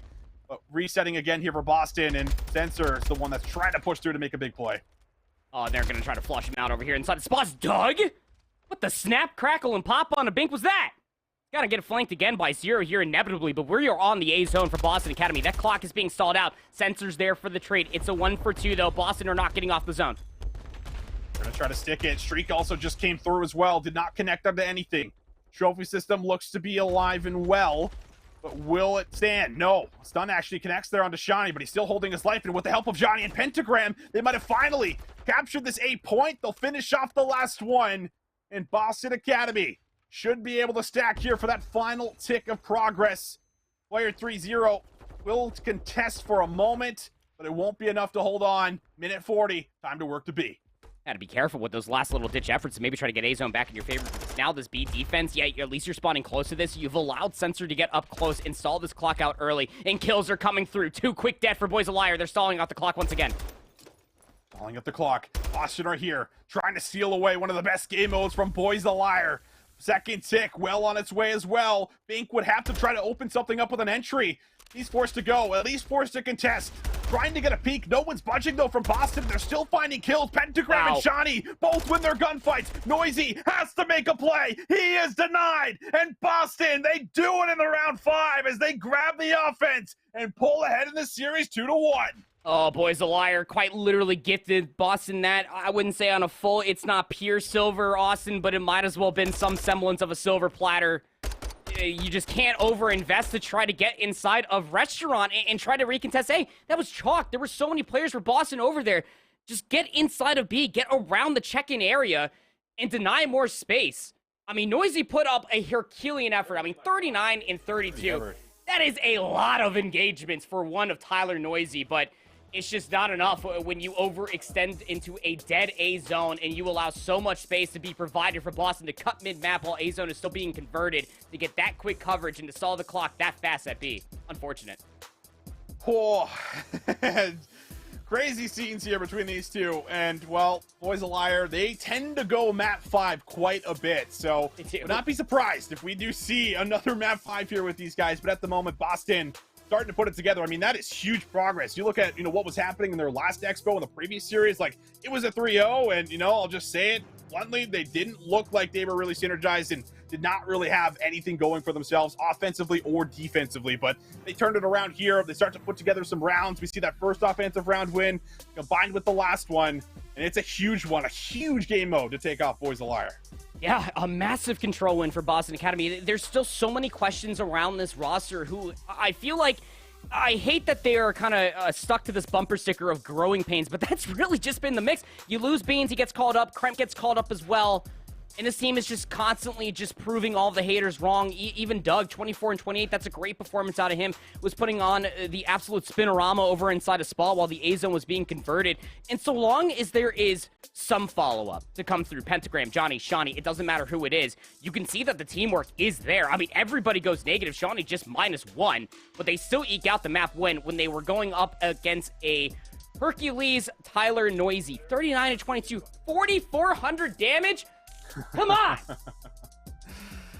Yeah, that one stings, right? Noisy just felt like, man, he was just in his bag. He was just doing what needed to be done, finding all of the important kills, multi-kill almost every single life, so very well done. Boston, though, they do pull ahead here in this best of 5, and now we look towards a Mercado hardpoint in the map number 4 to see if Boston can try to put it away there, but before we get to that map number 4, ladies and gentlemen, we will take a small break, do another little caster swap here. I think Alan's coming back. Thank you, Andy. We'll send it away. We'll be right back after this.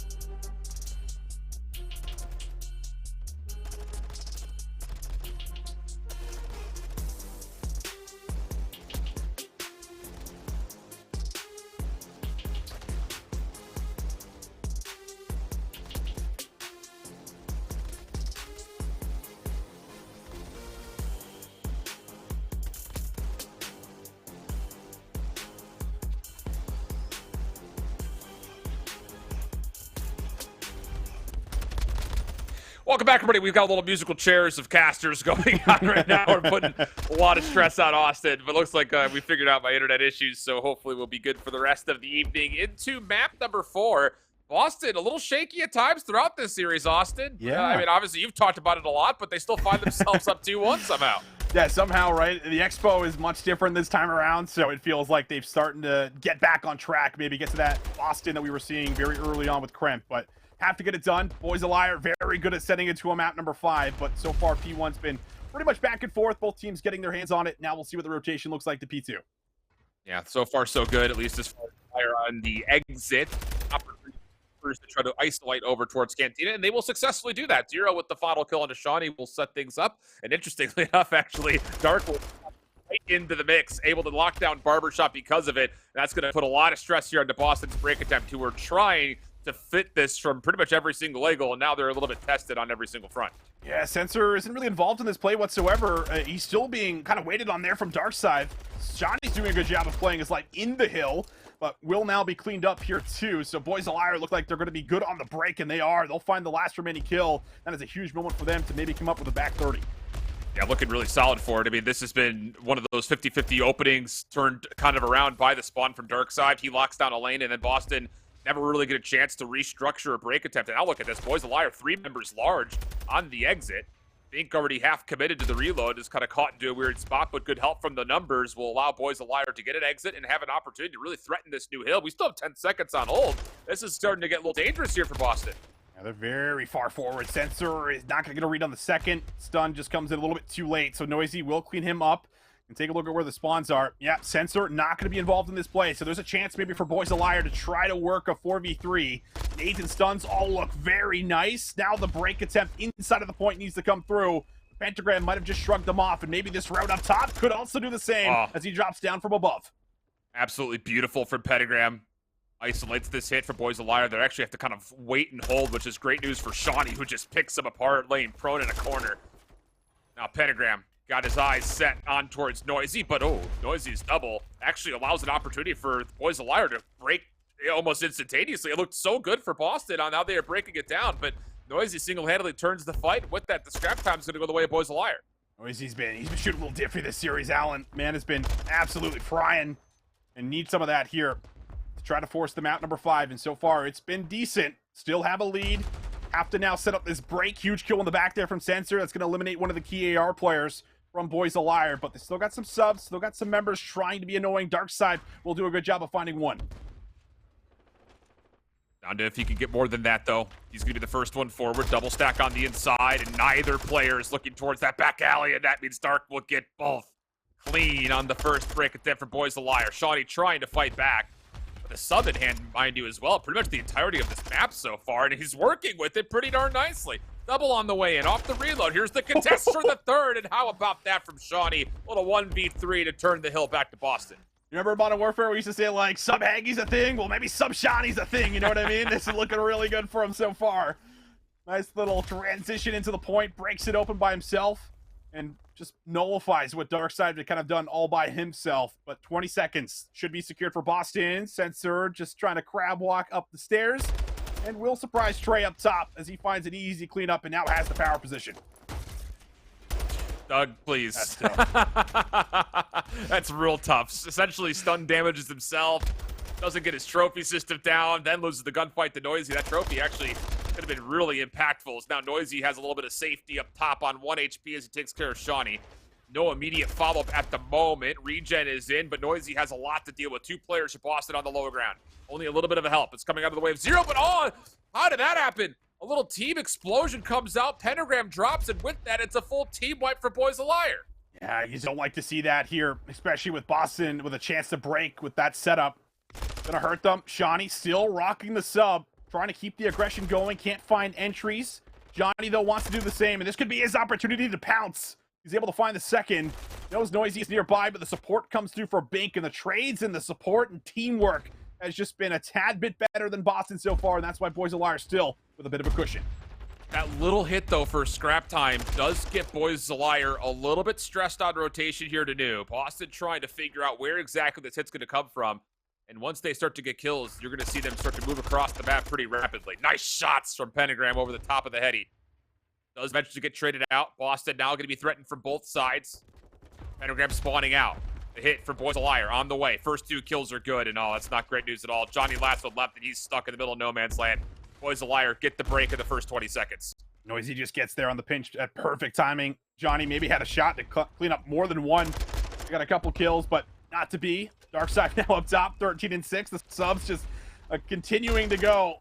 Just absolutely rogue on another rampage here, potentially for Darkside. He's on 3 in a row, looking for some potential streaks as he has to get through Pentagram. No problem. The control looking good outside the hill. Yeah, Boston's got to focus on rotation. Sensor's already locking to the back alley, so there's really no way that you give up that position in favor of 15 seconds of scrap. But the thing about this is now Boston essentially need to get a full 60. Sensor's slow start, picking it up here. 2 kills in a row in a key position. Pentagram watching his same exact cross. Good nades to try to restrict the exit. And a couple of tags. That's the alarm bells now starting to ring. Zero taking down Sensor. Now it's just down to Nate. He's got a hold. First gunfight doesn't look all that great. Has to back off. Taken down through mid-map. Now Boston under threat. Shawnee trying to lock things up just on the backside of the Vans, but only can get one. Johnny, the last one left alive. Sensor trying to reinforce it. Boston, hold on, if only just barely. They hold on. Sensor has really been struggling, though, so far. Picks up a huge kill to at least guarantee some more time. Pentagram also going to get a read on this push. Doug now needs to try to find a response. Spraying through the wall, ready to go to the combat knife if he has to. Doors being open, but still Boston collecting time. Bink gonna wait for his teammate. Try to push through, but Sensor challenge for 1. Won't get a read on the second. Pentagram's there, and that is a huge hill for Boston Academy. Exactly what the doctor ordered. Had to have it, especially considering of how the rotation from the last hill went. You just had Sensor locking down a lane, so you can't really hit the old time. You have to set up for new. And it works out well for them. Just down 21 points. Back over to market we go. Sensor with the first blood as the hard point opens up. Pentagram searching for more Boys a Liar members, but none are nearby. They're just trying to hold on to the P2 side of the map, and this is allowing a lot of free time for Boston. Dark trying to flush out the players in the back, and Shawnee turns on Darkside. Still 35 HP, and he gets number 4 in the spree. 5 could be nearby, but Boston's help is significant, and all of a sudden, Boston Breach Academy looking good to possibly reclaim the lead. Yeah, they are looking good for it. They do not want to see that map number 5. With plays like that, they might not, but have to have it here from Sensor, and Sensor's caught on sprint. So, with all that said, Boys a Liar are able to get the setup that they want. Noisy's able to fan out a little bit too, and put some pressure on this rotation, but it's all about holding this, and this Cantina hold can really let them run away with a bit of a lead. Noisy's still stuck inside a Barber. Shawnee was not able to follow through, though, and get the kill while he was weak, and a little cause and effect right there because of it. Noisy walks away with the elimination. Sensor on the way in, gets 1, but Boys a Liar still have the numbers. Shawnee, last one left behind the bar. Nothing he can do from that position, leaving Shawnee now by himself. AR in hand, probably not the weapon he wants, but it's the weapon that he has to find a way to use. He does at least force out at least guaranteed trade, so neutral stays the hard point. 50-50 we go with 35 seconds to fight on the hill. Oh, they should not read Pentagram up here. He's made a wise decision not going for the hill, and that's the 2-piece you needed to see from Boston. Pentagram is the one to step up. A nice play, catches them off guard, and he'll be left all alone to try to soak up that remaining 30 seconds. Meanwhile, everybody else going to start to rotate to 10. Oh, and Johnny's already here with a little bit of help. He's got Shawnee kind of watching over the top of him. This is a prime position here for Boston with the guaranteed scrap time and 3 members large waiting at new with information on where Boys a Liar are trying to hit from. Trophy not down, doesn't seem to make much of a difference. The nades just are not connected for Boys a Liar. Johnny now going to be called upon. Here's the hit. Oh, Shawnee lines him down. Oh boy, Boston now over 200 points, and they're forcing Boys a Liar to spawn out. Yeah, look at these spawns right now. The Cantina spawns in Pentagram. He's just going to be so difficult to deal with here. He's able to find another one, trying to play his life. He can collapse on the point if he needs to, or he can keep playing for spawners. And while Boston Academy, they are just not letting up on the gas. They're pedal to the metal right now, trying to run away with this, and they're looking to do so. 25 seconds left, have to fight for scrap, and Bink will fall. Oh, the trades are coming so damn quickly for Boston, who are once more looking at the scoreboard and saying, we don't have to try to win it here. Let's just go ahead, rotate the new. It does allow an opportunity, though, for Boys a Liar to get this game closer to level. Have to win the gunfights on either side. Doesn't matter who you're rooting for. That's all we're looking at here as the hard point opens up Barber. Let's see what they can do. Sensor is in the back, and he could disrupt everything. The push now all coming through into Barber, and the kills are clean. They've gotten 2. Sensor hasn't got involved just yet, but will find Noisy. But is it too little too late? Has to hold on to his life, and now wait for the spawners to come up so they can attempt the rebreak. Spawns are out further for Boys a Liar than they were for Boston Breach, so numbers are going to be here for Boston. This comes down to can they cleanly get inside the hard point. Pentagram turning, able to help secure the kill into Noisy. Now the focus on the inside. 233 to 221. Boston, you got it. Go. Who's going to make the first step? Zero trying to trade back, and oh boy, he gets a double. Sensor was not able to get fully in. Zero wipes out the point, and Boys a Liar have a chance to see the lead go back their way. It might just rotate new, and it's all going to be determined on what happens here on this rotation. Dark Side, huge kill down low in 10. Can he come up with another? Trophy system, keeping everyone safe up top. Boston are here with numbers, but now Boys a Liar ready to flood through, but the kills are better for Boston, and they have a chance maybe to end it. Just 5 seconds needed for Boys a Liar. Boys a Liar looking to stack. Sensor, big position through the middle of the map. Threatens the flank. 245 to 242. Boys a Liar do not have the numbers to go, and they're not going to get the reinforcements in time. You just have to hit this with whatever you have. Sensor shuts down Dart. Here comes the play to the side alley. Johnny wins it with the double, and with that, they eliminate Boys a Liar in a 3-1 tally. Ho, ho, ho, mama. Boys a Liar out in double round 1 elimination fashion. Not what I expected. So many heroics from this man on your screen here. That 3-piece, the huge 1v1 versus Shawnee to get the scrap time in 10. Was thinking maybe it's enough. But Boston, with the setup early in 10, that is enough to hold on, win those gunfights, and close it out and advance here to the lower bracket. They're able to stay alive here, Alan. Wow, unbelievable scenes. And we were asking the question kind of off air. They were like, which time was it that Boston made that huge comeback on Mercado Hardpoint? That was way back in like week 1 of the group phase, but it seems like this map mode combination has something majestic built into the loins of Boston Breach Academy, because goodness gracious, what a map that was. And what a bounce back from Sensor. He was like 4-13 at one point in time. He finishes 18-22 with a couple of huge eliminations at the end. And Shawnee Johnny really showing a lot with the flexibility that round, I think. Shawnee with the Vastev a couple of times, Johnny with the AR a handful of times. Yeah, really good stuff for Boston Breach Academy as they will win the series in 4. I know Shawnee's been shooting like as straight as an arrow today with the AR, but I almost want to see a little bit more Vaznev with his hands because he just keeps looking good, man. He's looking good. But how about that series, man? Boston, they played very close the entire way through. I mean, no map is a freebie for either side, but that clutch factor, the adaptation from what we saw in the series before brought into this one really comes alive, likely with the help of the coaching staff here. But the 3-1 victory, huge to make sure you don't see a map 5 versus Boys a Liar. And I think the biggest thing is the massive bounce back on the Expo control, considering their winners round 1 display, right? I mean, yep, 3-0. You said the words, I think, word for word. They look lost, but not the case this time through. So maybe it's a little bit of communication, a little bit of let's just make sure we watch this instead of that, or whatever it happens to be. Works out nicely for Boston. So they will extend their playoff run to next week. Their day is done for now. With that, of course, we know exactly who our top 6 in the bracket are going to be, with an opportunity to figure out who's going to be in our winners finals as we have our upper semifinal matches yet to come just in a moment. Yeah, these upper bracket matches, man, gonna be some special ones because a couple of them are just like a tad bit surprising, right? So it's always hard to predict, what's gonna happen in some of those clashes that you just didn't originally anticipate. So should make for some great ones without a doubt. You got Hive and Street Mob Gaming versus Omit on the We Are Clutch GG stream. They are getting underway. I think they're already underway, so make sure you open up a second tab, get over there to hang out with them. And for here, we've got another big one. So don't step away for too long. We're going to get the teams into lobby, get everything set up, and we'll be back with our upper semifinals matchup right after this.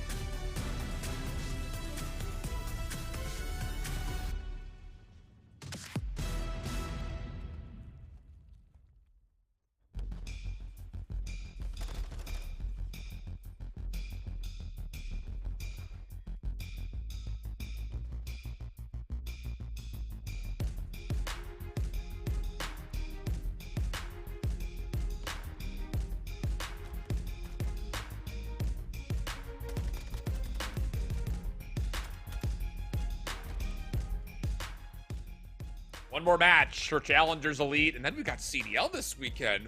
The action don't stop, and it just don't stop. But it's Winners semifinals action coming up next to us here. Convoy Gaming at F7. You want to talk about a possible CDL level match? How about two rosters that are filled with former CDL pros? Because we've got that right here, essentially. We certainly do, Alan. Very, very spicy one. A lot of vets up against, some of Challenger's best that we've had over the last couple of years.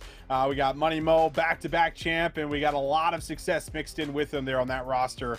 So, very interesting one. And yeah, you have to imagine this is CDL level, and this one has the potential to go to the distance. I think so. Let's take a look at our rosters very quickly here as we're getting ready for map number 1 for Convoy Gaming. Hey, you already know him. You already love him. I mean, let's be honest. You know him. It's classic gunless proceeding with Rex, the only player on this squad that has not seen this CDL, although he was at CWL champs back in BO4. And he's been performing, man. Again, it just feels like another time that we get a chance as casters here to really gas somebody up as like, hey, you need an AR? Look no further, because Rex has really been Mr. Do-It-All for this team.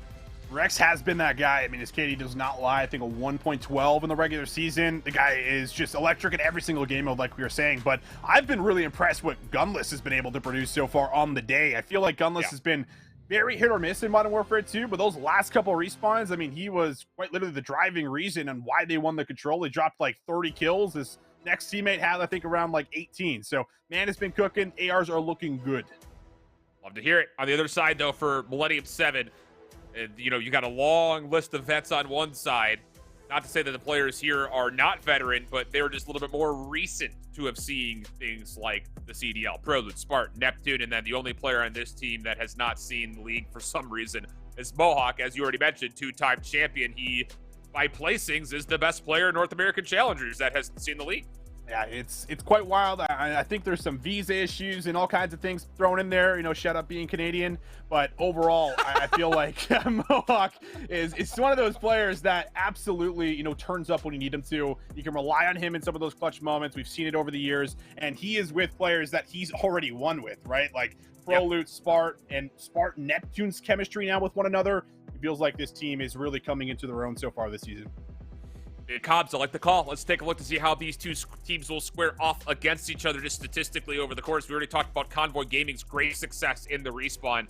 That is matched, if not potentially bested, by M7's own prowess. Hardpoint and Control has been very successful for them, but the big thing in this kind of head-to-head, as you look at that search and destroy, M7 coming off that round, or that map 5, round 11, looking really solid, looking really tight. Their search and destroy numbers also boost kind of their potential favor in the 2 and the 5 this particular series. And that's what makes this matchup, really interesting, right? Up against a Convoy Gaming, because their hardpoint record is also extremely good, kind of right there with Convoy. So you start coming away with, a couple of nice hardpoint wins, and then you turn that into some potential S&D wins. Maybe you have a chance to run away with the series here. So overall, looking at, the combination of the two here, Alan, I would say Convoy are the ones that really have to kind of live up to that map 1 record that they always kind of put in place during the regular season with the wins.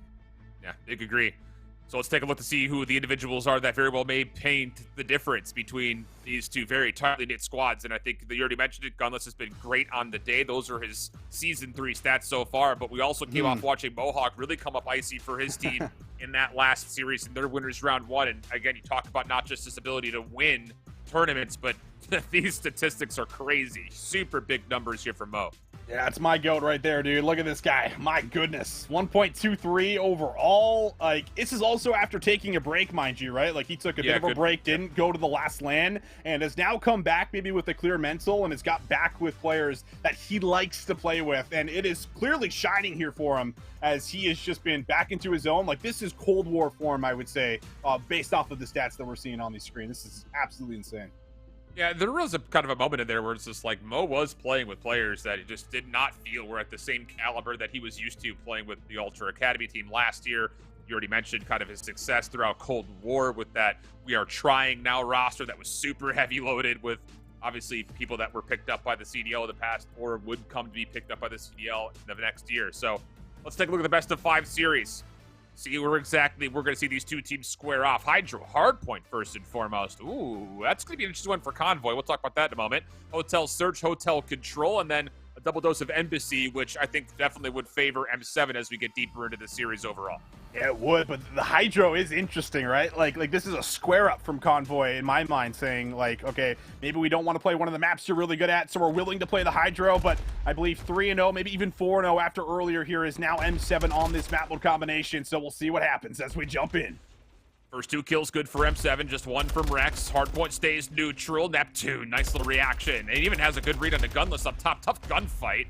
And he will eventually be deleted by Classic Nades. So even though M7 were a little bit up in the kill feed, Convoy still get into the hardpoint first. And after their second wave of spawn ups come through, they're finding a lot more success and a chance to get Pristini through. Yeah, I actually like that breakoff. They throw in a lot of frag grenades rather than Semtexes to kind of catch them off guard, and it really does give them this position where they might be able to push forward, flip out the spawns, but Pristini going to be sniffed out. Spart will do a good job of locking down the back. Meanwhile, that's a huge moment out front for Mohawk and ProLoot, because now those spawns are across the map for P2. Yeah, that is very clean from M7. You make safe the back. Everyone then turns their attention to clear off the front. And now Convoy are left spawning way out, except for Classic, who actually gets behind enemy lines here. And yeah, I don't think M7 are going to expect this at all. Here comes Classic around the back, free kill, and M7 are left kind of scratching their head saying, oh, wait a second. And I think that may just be because their exit kills on ult were just too good. They got too far forward. Yeah, I think too many members were still on that side of the map, or at least kind of at that 50-50 yard line, so it just kind of flipped Classic into the back and allows them a bit of a free break here. And it's really unfortunate because M7 didn't get any real time off of P1. No. So Convoy Gaming now have a chance to really run away with a bit of a lead. Rex does find 2. ProLoot will put a little bit of pressure on the point, but won't be able to get them off the time. And that is just about all that remaining time that should go their way as Neptune tries to put a fight up for it. Yeah, did what he could, but ultimately there wasn't really much of a thwarting effort to get them off the hard point for any exit time. So yeah, like you mentioned, M7 didn't really get any time off of P1. They got surprised on P2, and And now they're looking down the smoking gun of a 40-point deficit. Spart's also in a really slippery position here, just hoping he makes contact before Convoy can. It's Pristini right along the back of him, though. And if Spart doesn't check his left, oh, this could get dangerous. All of a sudden, Pristini in the back, M7 to get the first 20, but here comes the break. Yeah, spawn should be close. Gunless had a read up top on a Mo, but Neptune, he's the one to strike first. Able to clear a bit of space. Hill's gonna go neutral. Still time you love to have here as M7. Haven't really had a chance to really soak up a lot of it, and with the close spawn, they will be able to get themselves now back into the hill. A lot of flip-flops going back and forth, but still no real team with any controls. It looks like Scrap Time's gonna be hit again. Numbers are good, though, for M7. Gunless making it very punishing. He does get eventually eliminated. One more try from Pristini, but as he's put to rest, M7 will see themselves down about 15 points and now trying to move over towards rotation. They'll be pressured by Gunless in the corner. Pro looks at that and says, I'm not really interested. It's a Semtex that eventually gets the kill. Gunless changing the angle, gets himself a second, and with that Convoy, secure Ruins. Oh, this dome position is everything. If you can control it, you usually funnel them through Ruins, but Gunless is actually going to reposition. He's going to try to cut through mid. Still doing a good job of finding some key kills, but will finally be dealt with. And now a chance maybe for M7 to actually set up a break that they want, but they haven't had a look at the hard point. The only player that's going to have a chance maybe is going to be Prolute in the back to set up some kind of a pinch here. Well, it just comes down to the kills come through, and, well, no. Now, how about an M7? Very clean. 3 straight eliminations. 82 plays 49. And a chance for them to not just get the scrap, but put a little bit of early pressure here at New. We got Mohawk all the way around the back, taking the long route. It's just Prolute trying to work with Neptune to break from the front, and All Classic just able to get up in time before Neptune surprised them as you look over the scoreboard. How about that? 250, 105 to a mid in their first map. Yeah, best that one was not on stream, as that looked like a bit of a blowout there. Very one-sided. We'll stay on track, of course, with both series, but not looking good, at least at the start for the map 1. Meanwhile, Convoy Gaming are still looking good. Still looking very solid. They're dealing with the plays through the back. Mohawk should be dealt with the help of his teammate. And yeah, Gunless is there for the support. Trophy systems down. High ground now acquired. Not looking good here for M7. They haven't had a good look at any real breaks. No, not really at all. So something's got to change here as we look over to the new rotation to hardpoints. M7 not done from fighting here in the final, but like you mentioned, it definitely has been pretty darn convincing as far as Convoy is concerned. Is it just me, or does it kind of feel like it happened and it started because Classic spawned behind P2 right off the rip? Like, yeah, that's almost like kind of how it all came to be. I mean, it really is, right? Like that was kind of their full 60 moment, and to give them then that cushion to rotate to P3. So I'm with you, partner. It definitely was costly, and have to now respond with it, maybe with a P1, P2 here. But player 4, Rex, was working around the back. Spawns look to be there. Player 2 did spawn in, and yet that will be the case. So Convoy Gaming, they have the favorite side of the map, but there's still plenty of time here left on P1. Yeah, absolutely, and this is key time for M7, where Convoy is going to have to fight this back. And if you get another wave of kills here, if you're M7, you can flip the map instantly. But Neptune, tons of damage, no kills. Leads to now potential for Convoy with numbers to neutralize the hill, if not maybe win a little bit of the scrap time of their own. Prolute on 5, turned away from being able to earn a cruise missile. But ultimately, M7 will still win some of this scrap time, so they won't get the flip of the map, at least not as of yet. They do walk away with an opportunity to neutralize the lead almost completely because of this first hill. They really do. It's a huge moment. Have to still turn it into another break, and the break has been the problem. When they get set up first, they've been good with some of the kills. 20 and 10 now for Prolute with the sub. Trying to do everything he can to break in. Trophy system might be gone. This is your chance to pounce. Weaken the hill, but Classic is still good to lay down and find one. Eating nades left and right, but alive and well. Gunless watching over him. Shots from Gunless decent, but M7 still have an opportunity to walk in the dome essentially for free. Trophy system down. Neptune on the break attempt. Team shots from Gunless take out a teammate. So now all of a sudden, you've got numbers for M7 starting to threaten on their way in. Prolute gets into the hard point, finds another elimination, but he's in trouble, needs to get a reload off and needs some assistance, and he will not be able to do either of those. Mohawk trying to keep his life. Good shots out of Neptune as he re-aggresses for the final break attempt, but a teammate takes him out of the picture, and with that, Convoy will largely win out this hard point. Wow, Mohawk starting to farm them a little bit, but it's still the time that's going the way of Convoy, and their ability just to play their lives there in about 30 seconds into that point was kind of the difference maker on why they came out with the back 30 as well. Just beautiful work being done. Mohawk going to do his best to play exits as he drops down in the water there for a second. Would love to find a couple kills and just delay as much time as possible here from Convoy. Pristini on the way out with Gunless trying to threaten early. First 15 seconds in for M7. But the kills for Convoy, oh man, are they clean. Mohawk, the last one to stand. M7 will still spawn in, a chance to still threaten some of this key time here in the middle point of this hard point. And the kills will at least allow trades. M7 now with potential numbers. Rex still up top in a very formidable position. Neptune trying to change that. He's waiting to kind of clear out the hard point first, just trying to get some freebies before they eventually have to do the hard part, but they still need to work through Rex, and finally he will fall. M7 looking for the time in. Pristini making life difficult, but ultimately the scrap time will be earned. Scrap time's earned, but the game clock is kind of who wins out here on P3. A lot of time going neutral. And overall, I would say good news for Convoy, considering they're the ones that have to rotate off of P2. But how are they going to be able to now set up here for P4? This is where they locked in a huge amount of time, and M7 did not find any windows to really break. No, not at all. And again, the trend just keeps on being a huge force, where there's no real reconciliation from M7. They're always the last ones to a hard point. So it's break after break. At some point, that's going to have to change, and sooner rather than later. 35 seconds to fight for here in the pathway. Even trade so far. M7 coming back into the fold, though. Pristini dropping. That could be the chance, but Dylan Rex making sure that the back stays neutral the whole time. Oh, Rex nearly gets another. Prolud in trouble being chased down, but good help from M7. They will win the spawns, but this has been, again, 6 of one, half a dozen of another. You win the spawns, but you don't have the hard point. You win the hard point, but you don't have the spawns. It's never been convincing for M7. They're running out of time. They are running out of time, and they never have the spawns at the right time. I mean, it's tough scenes at the moment here for them. We'll see if they can try to bring it back. Still a chance to do so. But again, you have to ask for a quick break, and Neptune's the one to kind of lead the charge here with that silence. Comes around the back, finds Rex kind of sleeping at the wheel, snaps up top, and gets some good shots there on the Gunless. Now a chance maybe to flood into the point, knowing that there's just 2, but still, again, have to win these gunfights. We'll see if they can do it. Good kills for Convoy.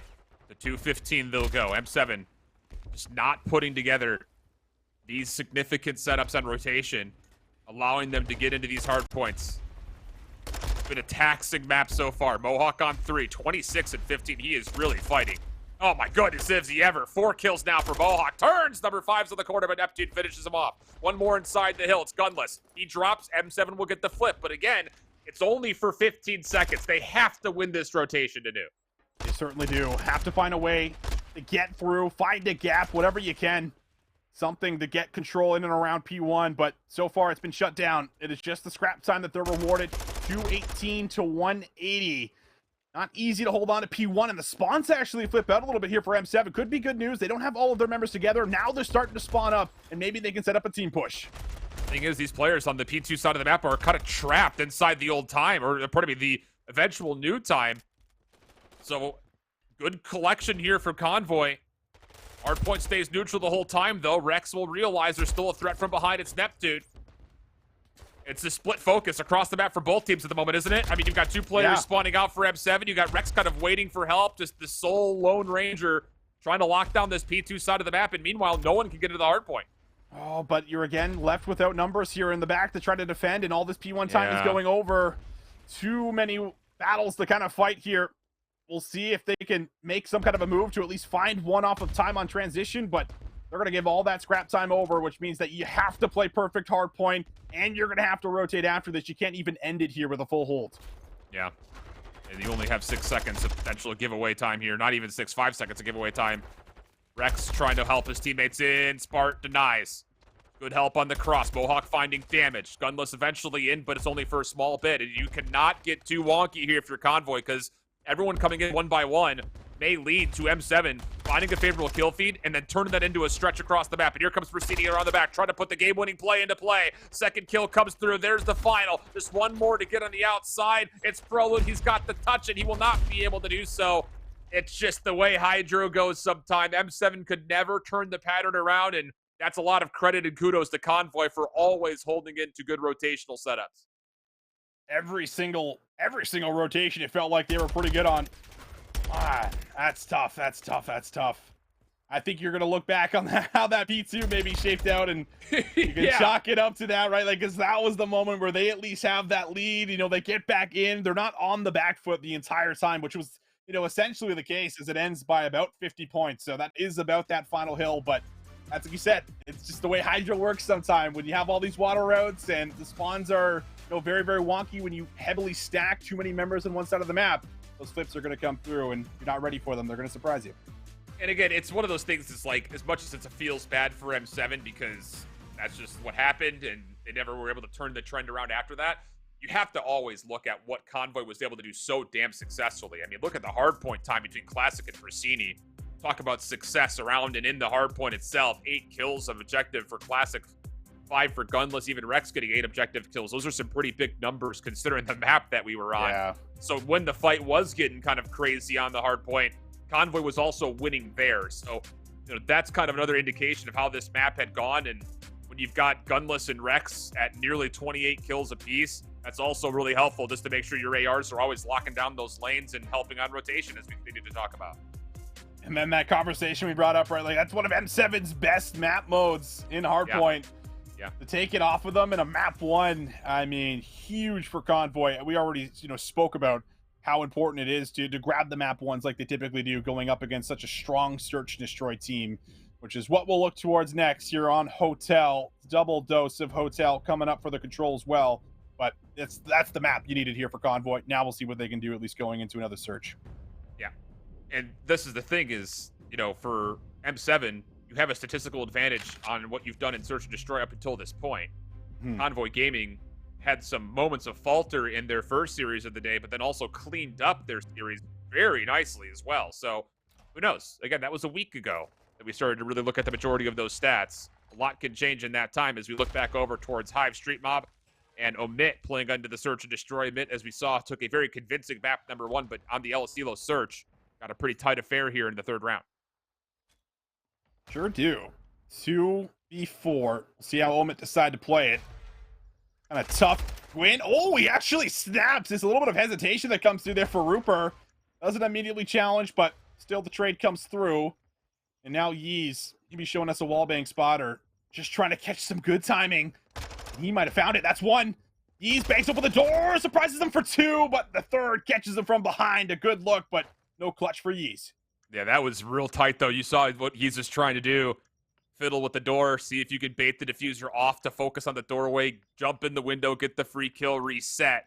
Problem was Infinite was watching the whole time from this bottom kind of cocktails billiards area. First time I noticed that neon sign in the back, which is why I called it that.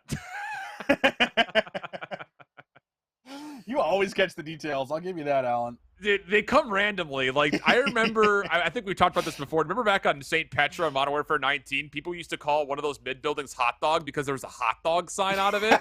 And I was like, I swear to God, there's not a hot dog sign there. And it's like the last 2 weeks of the year. Oh, man. They catch you by surprise. They certainly do. Let's see what things look like here on the attack. Hive X Street Mob playing very, very passive here. Expect this team to have good responses in S&D typically. But Yeez has just got to be hearing a lot of sound cues outside this door. He's playing for the instant contact kill here if that door pops open. Purge on the outside, retreating back to higher ground. Phantom's on the corner, watching for a cross. That will be kind of the alarm system if there's going to be a hit towards the interior of A. But now the wall bangs are coming through. Gwyn's like, where can I stay to stay safe? And Hive Street Mob look primed to hit their attack as Snoopy's making a long route around the back to clear the top. And that actually may allow the bomb to freely rotate into B. Yeah, this is a heads-up play from Hive. It sure is. Yeesh. Spotted. Should be taken down here momentarily, and he is. Wow. Yeah, that was a clinical round, man. I mean, that's what happens when you lose the ARs on the outskirts of the map. Your subs inside are left out to dry because they don't have any options. They don't get to go anywhere for free because of all these different high ground positions that you're currently being seen held from Rooper as well as Snoopy. They come flying out those doors. They're as good as dead. Just stopped right in their tracks in a very convincing round here to pull ahead by 2. That's just another individual display from Snoopy again, too, isn't it? Aggressive route, SMG kill, a little trigger discipline. Give me the AR. Let me pop and do a little parkour on the fence. Well, maybe not in the electrical box, but at least on the fence. Amid on the offense down. 2 rounds at the moment. Lots of nades and stuns flooding right on in towards this main entryway. That will allow Hive to kind of get a little bit further forward without any information revealed really at all. Amit's going to be a little bit blind on this approach, and look how far Infinite's got. He is all the way in the spawn now. And you got to be really careful here if you're Omen. You have to at least trade it. If you let him get one and start to exit with only 50 seconds on the clock, he might be really hard-pressed to make an offensive push happen into the site. But they're making it happen anyway. A, I think, starting to be cleared, and they're going to opt in for a call. They're going to try to drop that bomb. Yeah, I imagine Hive is a bit curious. Like, how have we not gotten a kill on this flank yet? I mean, Infinite is still clearing out ground. He hasn't seen anybody.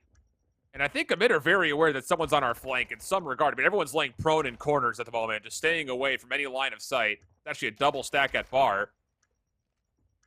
Shots come out, still no first blood. Finally, Snoopy gives us something to talk about action-wise. Oh, long-range shots from Gwyn were good, but Rupert just a touch better.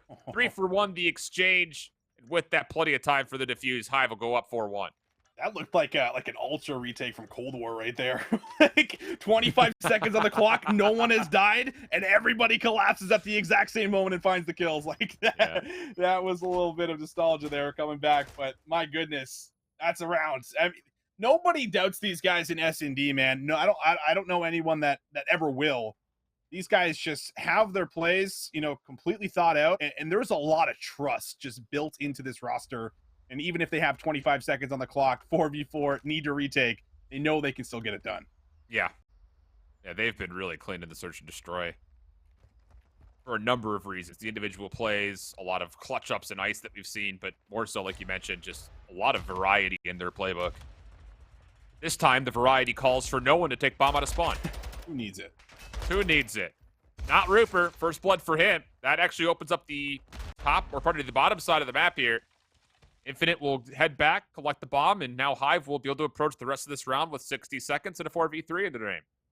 And they've cleared out this kind of player watching over the left side of the map here. So it could be an angle. Potentially push through. Nathan Sun's now starting to come through to clear out the A site. And they are going to work maybe slowly through this left lane. Infinite was thinking about it. Snoopy's also like, I know something's up. He might have got a sound cue in the back, and they will sniff out Phantoms. Yeez drops in the same time, and clean, bro. Well, once again, all up to 1, and he drops another flawless round. Yeah, so clean. And it's just the amount of discipline, too. I mean, how many teams have we see get a first blood and then just try to run through that first blood? Yeah. You end up walking into like a 1v2 because someone picks up that lane. Like, not Hive. They're going to let you reposition, and they're going to hit something when they know for a fact that they're at worst taking a 4v2. Like, I love that. Mm-hmm. It's just really wise gameplay, especially from the offensive side, too. So 5-1 up. Phantom's yet to find a kill. Purge just on 1. And outside of Yeez almost clutching a 1v3, there really hasn't been much to talk about for a minute. Right. Has not been a lot to go off of. But look at this aggression. Snoopy wants to get active, and well, he's able to get one, slips away, but Yeez gets the eventual trade. Still numbers, though, here for Hive. 3 versus 2. Purge and Yeez would have to do it, and Yeez is still flowing. He's finding kills. Will be traded out, but can Purge clutch up? Just 1 kill to his name. Snoopy's just different, brother. I mean, yeah, he is. He's just one of those guys, and we talk about this a lot, but again, this is why challengers exist, is to put a spotlight on players like Snoopy. You could just tell he's built for something different, something more than just challengers, based on how he moves on the map. I'm telling you. All these little micro moments, like, he's half stunned when he makes that snap onto the player in the corner. Like, are you kidding? Yeah. Unreal. So a clean search and destroy. Hive SMG will take this to a 1-1 map count. You can find the entire coverage of this match on the twitch.tv/WeWereClutchGG broadcast. That's their primary and only focus. And look at the numbers. 8-2 from Thresh, 7-3 from Snoopy. I mean, come on. Masterclass.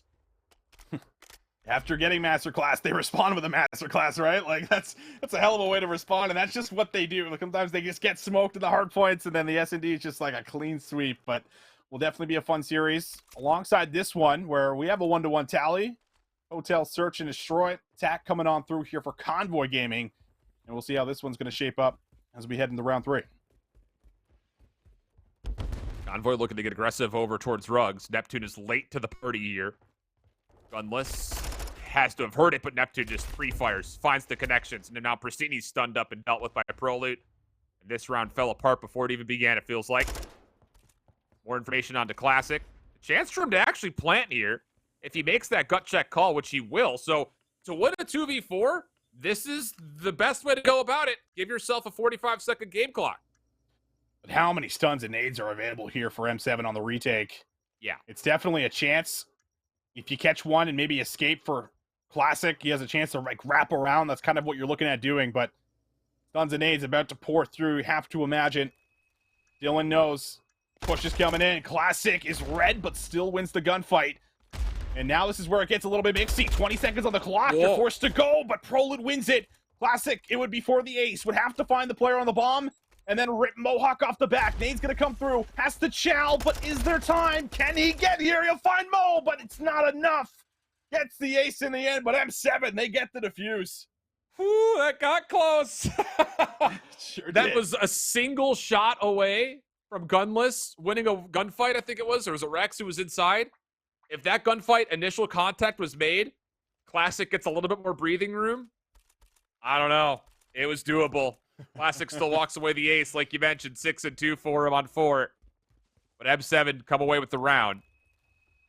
And Classic's got an early dead silence, looking to go right down the middle.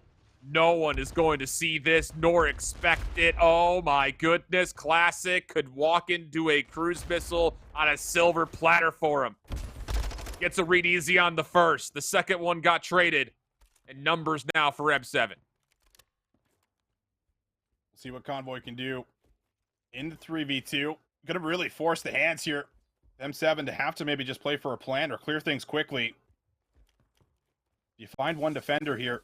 It is completely open. Rex gonna chow and he'll win the battle. Spark kind of forced to take the chow right after, but he's got nowhere to go. And yeah, that is a clean call. Have to imagine Nicky D was the one who called that. Yeah. Hey guys, I got dead silence. I'm also frying right now, so we're just gonna run down mid. 10-4, big Checks buddy, out. 10-4. We'll follow you up. Yeah. Not an accurate Nick D impersonation. But 5 in a row for Classic, 2-2 the round count. And now it'll be really interesting to see what Convoy decide to do with the offense because, you know, not a terrible amount of success trying to approach over towards B last time. Bomb gets dropped for a second, just exchanging hands. Classic still looking to get a little bit aggressive here, not fully in towards the bottom, looking to kind of get a feel on what's at mid, which, to be honest, is all of M7, but no one is watching the cross. And so even though First Blood's tallied by M7, Classic has gotten through, and this is a huge position for Convoy to use to try to get this A-bomb. And it's all about getting Classic this final kill here. Get 6, get the streak. Try to earn that at the very least here in the round. But how far will he go searching for it? And, well, he waits the dead silence. He'll be taken a little bit low as soon as he flies through bottom luggage. As he's just going to be clearing out some space. But a chance to drop the rock. No, they get off of it. They're a little bit worried. Maybe a sound cue comes through. And now M7, they are here. And the bomb does get stopped. And Classic is still completely concealed. He's going to have to make a play sooner rather than later, though. Spark reading it, and oh my. That is a hell of a read. So now Gunless is stuck by his lonesome on the other side of the map. And you don't feel good about his chances of even getting across the first one here unless he checks this corner. Prolute waiting, watching. Yep, he'll secure the elimination, and M7 will go back up 1. They go up by 1, man. There was a moment there where I don't know if a nade came over the top or what had hit the bomb, but someone had gotten, the bomb carrier right off of the bomb when it was about halfway through, and Classic had already cleared bottom bedroom. So I was thinking, that's the stick. That's the chance maybe to play for the 3v4 post plant. But he gets off the bomb, and then by the time he does go back for it, M7 are actually there to clear him off. And Spart, of course, has that insane read there on the Classic, which I believe also denies that cruise missile. Yeah. Absolutely does.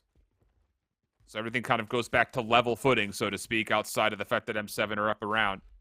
And a quick hit towards A for M7. In the meantime, Convoy are looking for aggression through Restaurant. We saw this in their Winners Round 1 matchup. And this time, It will allow them to get on the flank, but the problem is they lose their sole defender at B at A, and that will lead to a 4-man post plant on both sides of the bomb here for M7. Tough to deal with for sure, but maybe the play all the way around the back could have worked. Will be red, and now everything pretty much stops in his tracks. Classic. He'll have to do another insane play as he finishes off the first. He does know Spart's in the back, but Spart's not going to miss. He'll lock the shots in. M7. They'll pull ahead now by 2. Yeah. And that just comes down to blind counters, in a certain number of words. The fact that Convoy's looking for regression through the B side of the map. M7 are a 4-man stacked in towards A. It's just, all you could do there as a sole defender at B is try to hold your life a little while longer. But, I mean, there was just so much offensive force thrown his direction so quickly. There really wasn't a chance to respond or get out. So M7 get the round just off the counter. Now what does Convoy decide to do to try to turn this around? We really haven't seen much focus for them out of A. This looks like it's going to be a fake B, and then eventual hit towards A. Nades mid, nades, rugs. They actually may use this, not coming back, or M7. And I think the more nades they see at A, the more you think you can actually pull a flank off these offensive players deep in towards mid. It's looking really good for Pristini. The only harm, he doesn't have the Deddy. Has to be careful on when he kind of chooses to hit this flank if he decides to. Prolute also has to deal with now 2 members here from Convoy Gaming. He's got a nice little tight corner, and his teammates are finding kills, so Prolute could seal the round here. Doesn't want to stick around, and it's a wise play. Doesn't have to. They have the numbers. No reason to throw your life away for free. Gunless going searching for kills, and, well, he is gonna drop. Nothing here for Convoy. Yeah, that was Convoy thinking they had the jump on M7, saying, okay, well, hold on a second. We didn't get any nade connections mid. We're not seeing anything restaurant. We're seeing a ton of utility being thrown over towards A, so we can quickly rotate this thing back to B. Problem was, you called it, Pristini was kind of stuck in the middle of the map, and the longer it took for Convoy to read that there wasn't a hit at A, the more they started to lean back over towards that kitchen side of the map, and you find a free kill into Pristini. Technically, Convoy did not need to still commit to the plant at B. They could have bounced it back out, but they were pretty headstrong about trying to get into restaurant. And once they did, M7 had a full read on where the hit was coming from, and that's just too easy, I think, for M7 defensively, now up 5-2. 5-2. Chance to put it away here. Neptune shouts out, and oh, man, not good. All mid-map control here for M7, and, well, Pristini, almost has a chance at the second. Trade likely would have followed. That's as quick as you like it. M7, quick response, great bounce back after the map 1 to tie the series up. Yeah, there's a couple of rounds in there where you really can't fault Convoy. It's just, we stacked on this side defensively. They stacked on that side offensively. Our sole defender didn't, stay alive, going back a couple rounds ago. I think the big difference makers, though, in those tighter rounds is that most recent one for Convoy's offense. I don't think they needed to commit to B. I think especially once you lose Pristini, I think the better call is actually just to back off and see if we can at least trade back the numbers and force this defense to feel a little bit more insecure about where we are. But it felt like it was just you two go that way, us two will go that way. Whoever makes the call of this site is open, we'll just commit to that. And that was the end of the call. So it's a little bit tough, I think, to kind of not have that adaptability once a key member like Pristini, who's like your pivot player, drops so quickly without even finding a kill there. So tough scenes, a couple of rounds like that, but ultimately M7's S&D has been electric pretty much all stage long, and it continues to be that here in this map too. Yeah, it does. I mean, those guys, it's just tough, right? I think I've been saying it since Cold War. They come from the S&D scene. You expect those guys to be good. They were good in Cold War as a team. They're going to find wins, especially with Neptune also being on that roster, man. He is really looked good in Modern Warfare 2, and to lead the charge with some of those aggressive plays really kind of kickstarts what they want to do. So it's been very good for them. Now we look at the control and have a shot at being able to pull ahead, stop Convoy from being able to find wins. And this is where they haven't really been too consistent. Both teams actually, don't find a whole lot of favor when it comes down to the controls per se. So we'll see what's kind of, left for us in the end with these two when you just don't have one that's better than the other.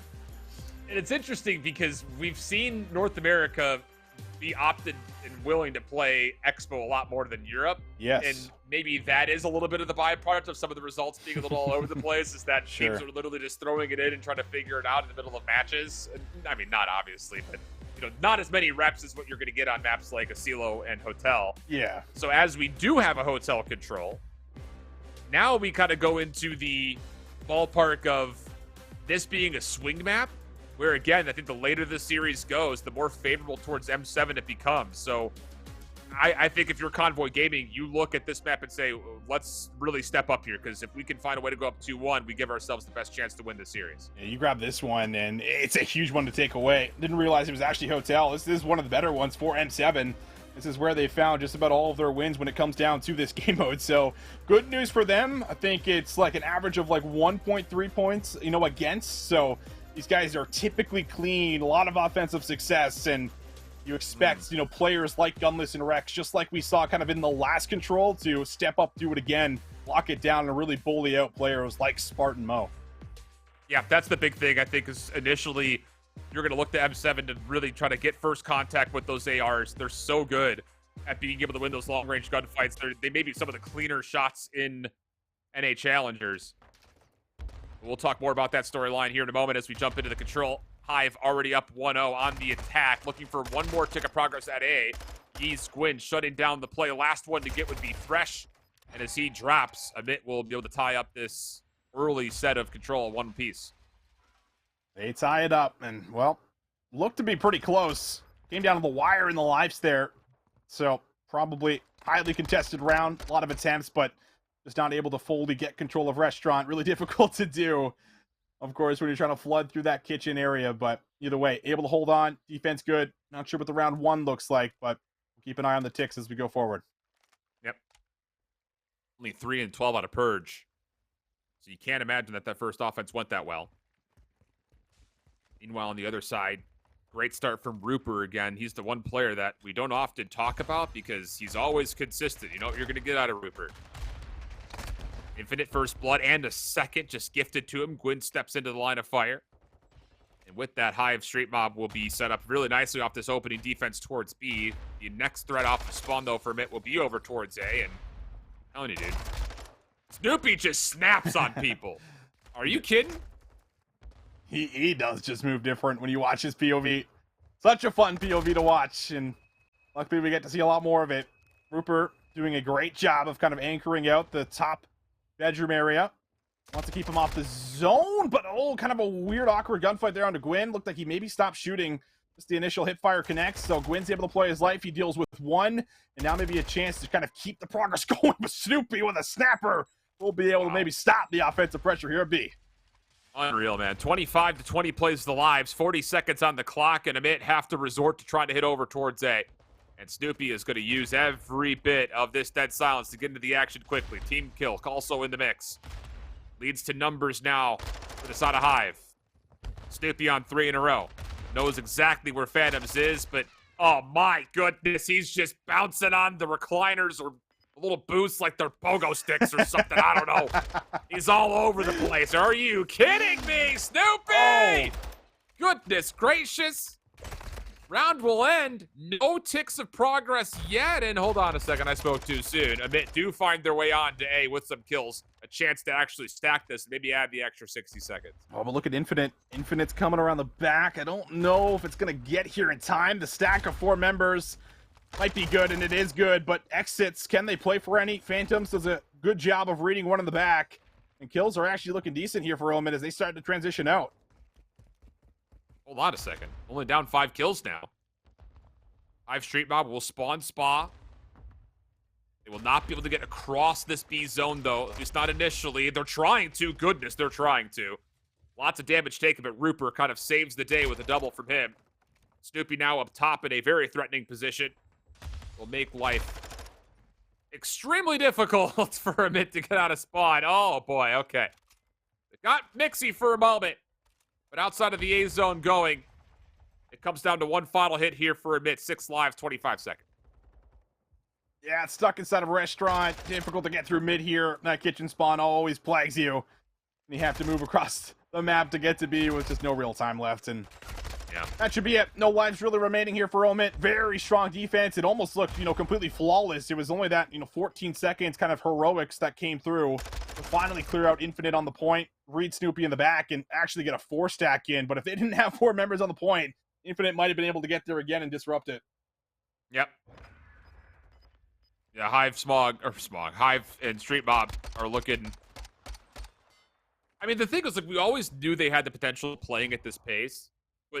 this season is the first time we've really seen all 4 members start to fly. There were a couple of maps in series early on in the round robin that did not quite go their way, but you always saw the potential, and you're seeing it there. And if you want to see more of it, you can catch it on the We Are Clutch GG channel, but into our control for Convoy and M7. So far, so good here. Convoy already finished off the A zone. 4-man on for B. Looks good to lock this one in, and you're going to have Gunless earning the cruise missile right there at the end on 6 in a row. Wow. Already. Convoy Gaming here to play control, man. After struggling in it, for the majority of the season, looking really good against one of the best map modes on M7. Very clean from what we've seen just tuning in. I mean, it looked like it was very convincing from the offensive POV. 4 members on the zone, handedly finding kills without issue. Good for a round 1 attack. Now M7 have to try to respond with one of their own. Gunless on the cruise. Classic on 3. Rex just happy to be here in that first round. Don't worry, guys. I'll stack with you. Opening nades, good for M7. Classic turned away. Pristini still nearby. The only defender of this A zone at the moment, and he gets just completely caught. Nowhere to go. So kills come out. M7 a chance. If they want to stack A, they can. Otherwise, with these kills, they can just keep focusing mid-map here. Stall the clock and just try to keep playing for the eliminations. That's exactly what they'll do.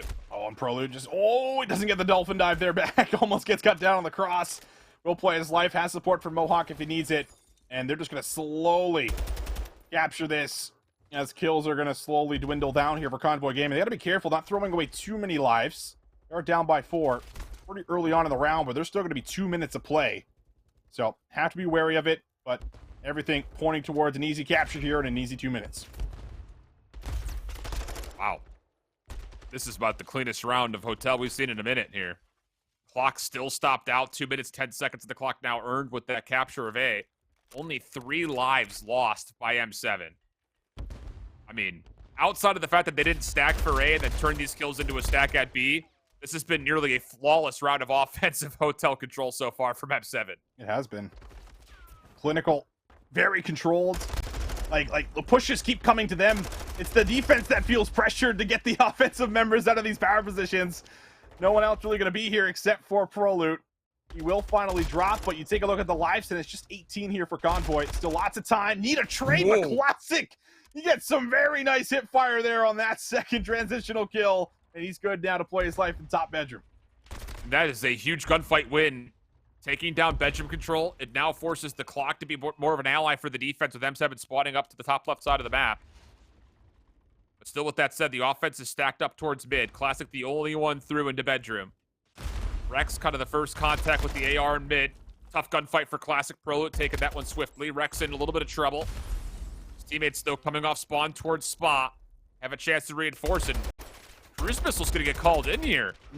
Convoy feeling the pressure. It lands onto Sparty, but Neptune starts to push through. Support for the rest of his teammates. Trades come back and forth, leaving it just to Prolute and Gunless. Last one left alive for both their teams. But both players will wisely wait for help.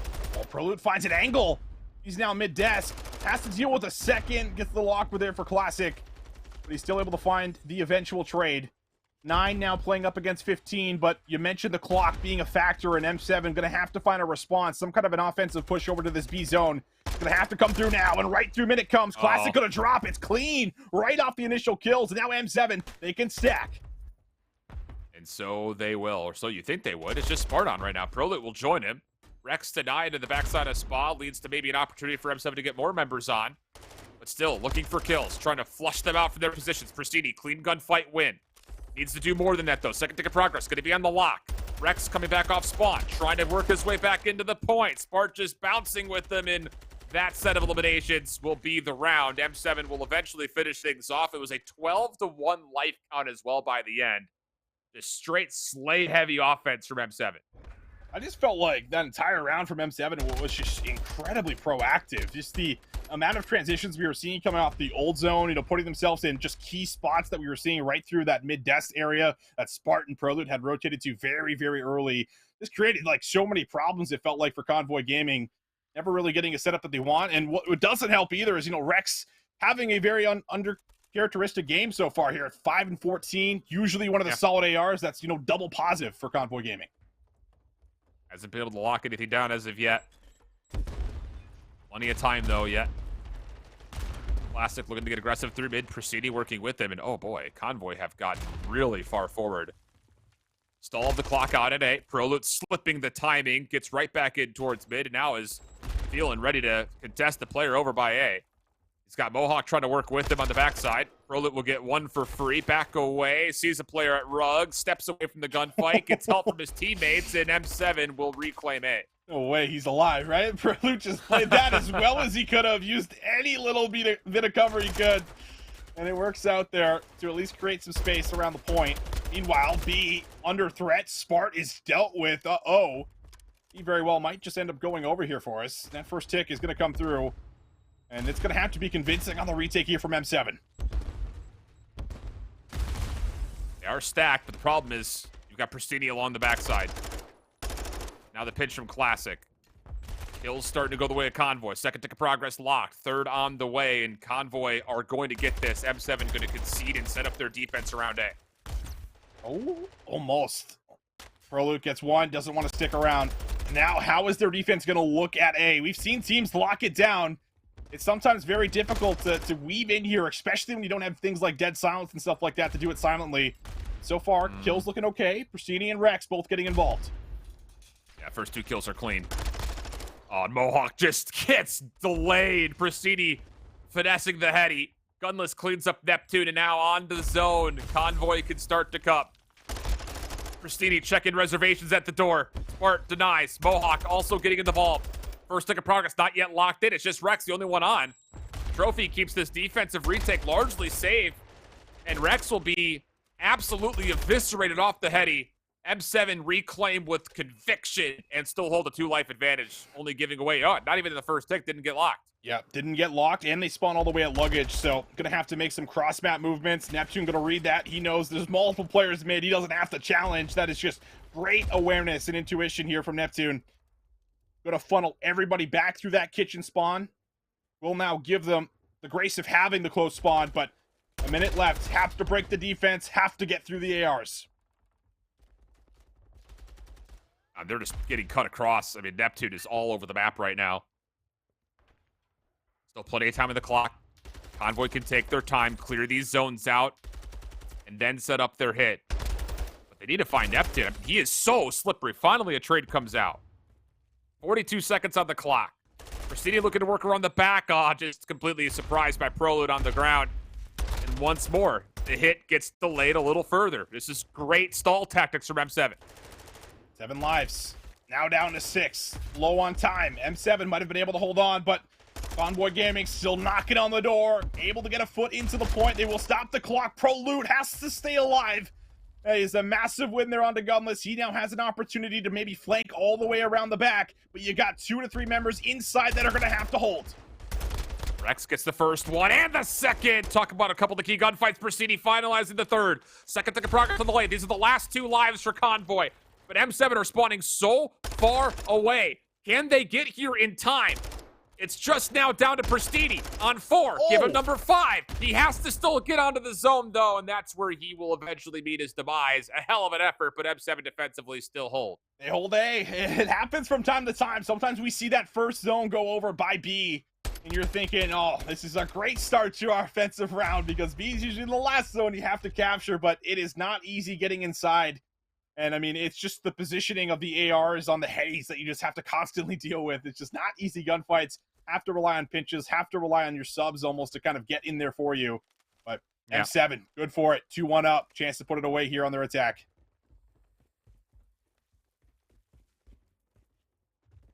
Can they find a way to get it done? As you see the final kill over on the other side for the Hive gaming matchup. 3-2 got close, but admit not able to hold strong into the control. So what we started with ends the way that it looked like it was going to go. Hive a little bit too good there on the hotel control. As we jump in now to what could be our final round here. If M7 find a way to capture. Already on towards A.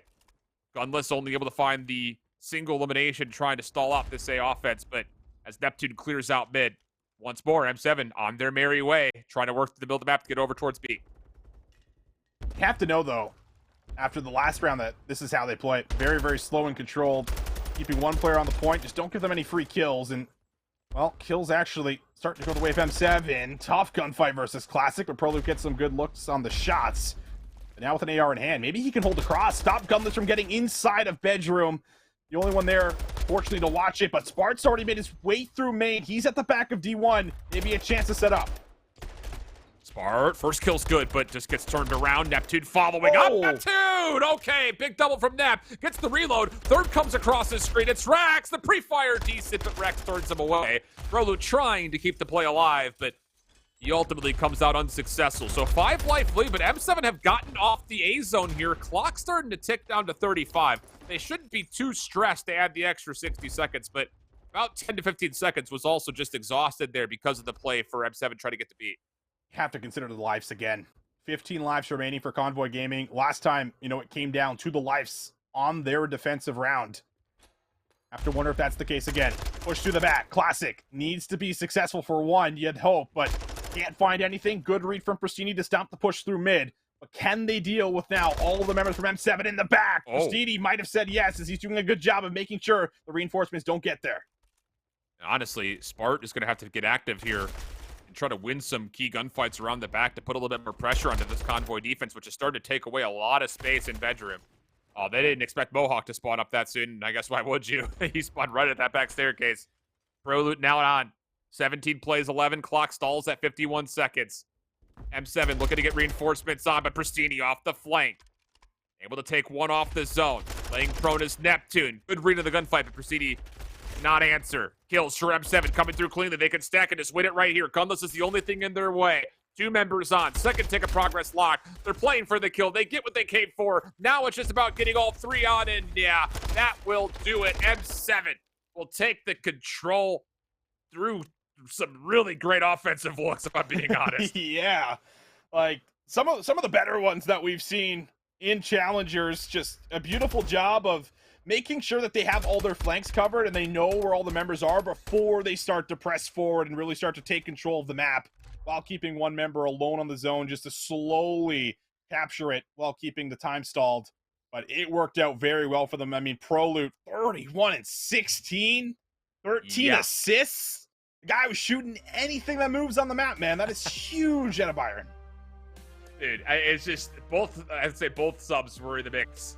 Often and always, it felt like. I mean, Neptune was all over the map as well. So when you're getting that level of participation out of 2 of what is your stapled submachine gunners, I mean, yeah, you're going to naturally come away with a lot of map control. That was exactly the case there. So M7 take a key map win right there. Like we mentioned, though, with Double Embassy coming up, the road becomes very treacherous here for Convoy Gaming, just due to how good M7 have been on both the map mode combinations of Hardpoint and Search on the Embassy. Now, Convoy is no slouches in their own right, but I think just based on the results that we've seen, there's a little bit of favor, I think, leaning towards M7 for what it's worth.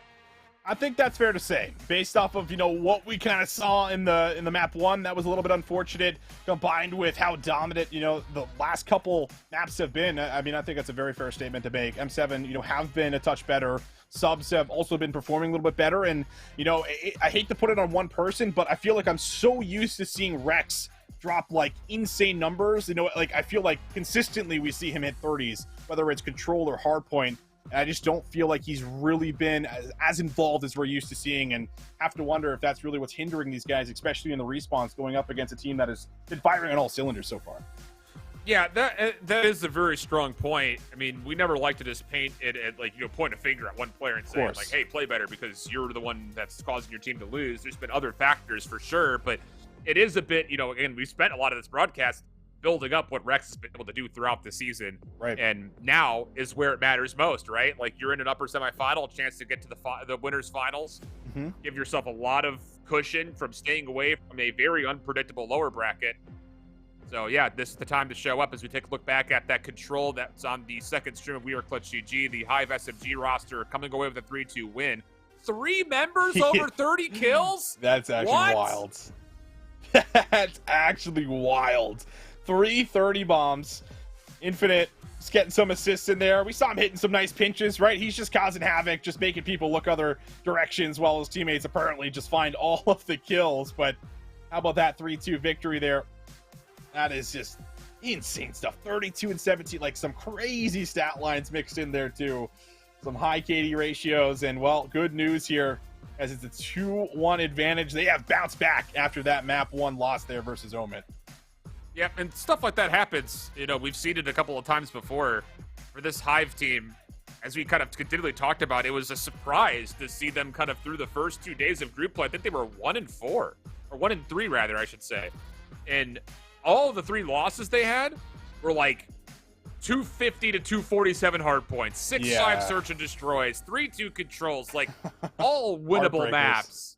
Yeah, really, they really all were pretty big heartbreakers. A couple of big comebacks that we had a chance to watch on broadcast that just could not quite get over the finish line.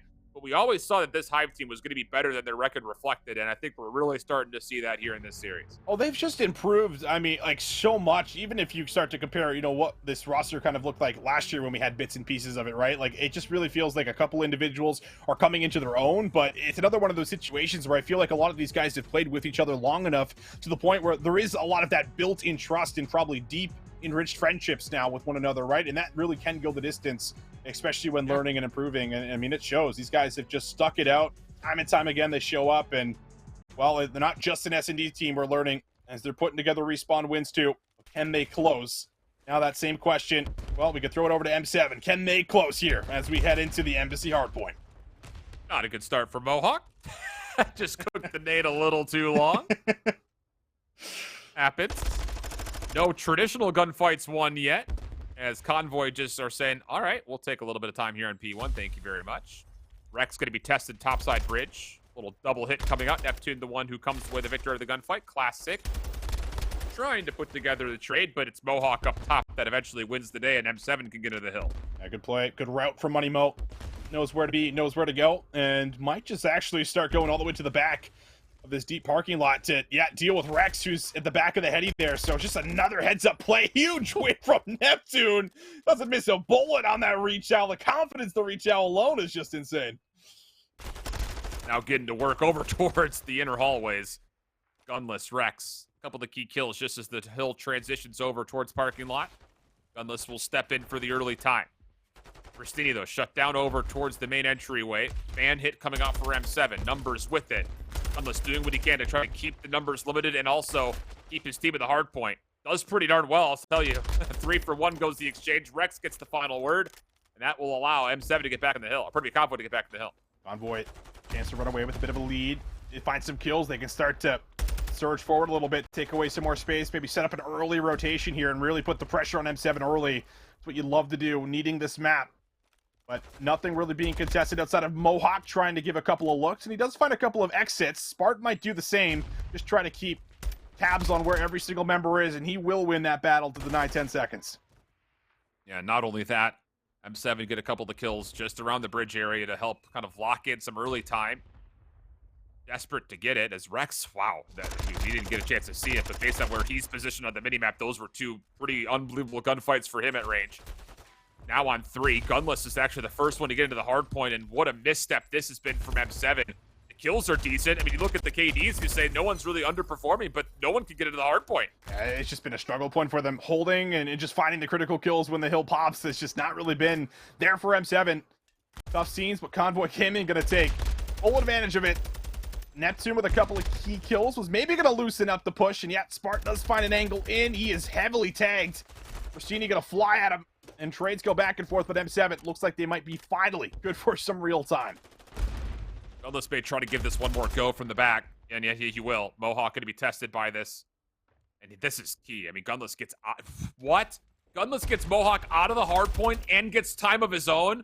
That's not going to feel like a huge moment in the scheme of the game, but that was a flip of about net 15 to 20 seconds right there that M7 don't get. And Convoy end up actually taking away a little bit of that, and they win rotation to new. Again, it just kind of feels like Convoy Gaming could do no wrong in the hard points thus far. Been on point. And wow, it's another moment of it right there. 4 players going to drop down at the team wipe. Classic gets to cut the map, and not good news for M7. You have no idea where players are going to be pushed out at. And Classic is now on 3 with the AR. Man. Maybe 100 to 36. Unless this break attempt Successful. Classic, lots of damage. Swapping weapons. Good read around the back. Mohawk, the only one to get a kill, and he's not a part of the break attempt. So there it is. Over the Sentry Marco Convoy Gaming. Scrap time also looks good. M7 are not even really in a full setup to get a read on where the exits from Convoy are coming. And I'll tell you, Austin, this is one hard point away from possibly being a blowout. Yep, it's looking that way, man. Embassy a little bit more back and forth from what we're used to, but there's just been no fourth, I guess, in that transition. There's been nothing on the other side for M7. And maybe finally a moment here, Wow. but Rex is finding kills, and Cafeteria is blown open, and they're spawning out. That was a 2v3 on the hard point. And no trades, no kills were found by M7. 5 and 10 out of Prelude, 5 out of 8 of Spart. Everybody else fine, but just no one can stay in the hill. No. And you've got 30+ seconds for everybody on Convoy. The highest tally is 19 seconds for Prelude. I mean, almost every individual on Convoy has more hardpoint time than the collective of M7 right now. Not been good. Just you can't find the kills, man. I don't know what happened here to this Convoy Gaming roster, but Wow. they're just taking them by storm. They're not losing battles. Rex is also turned around after I called him out. He is now 16-8, and this is what I was expecting, right? When you get Rex firing like this, when he is providing this kind of control for you on the map, this is where I expect this Convoy Gaming roster to be. Maybe not up this much, but somewhere around this point. This is where they're usually playing at.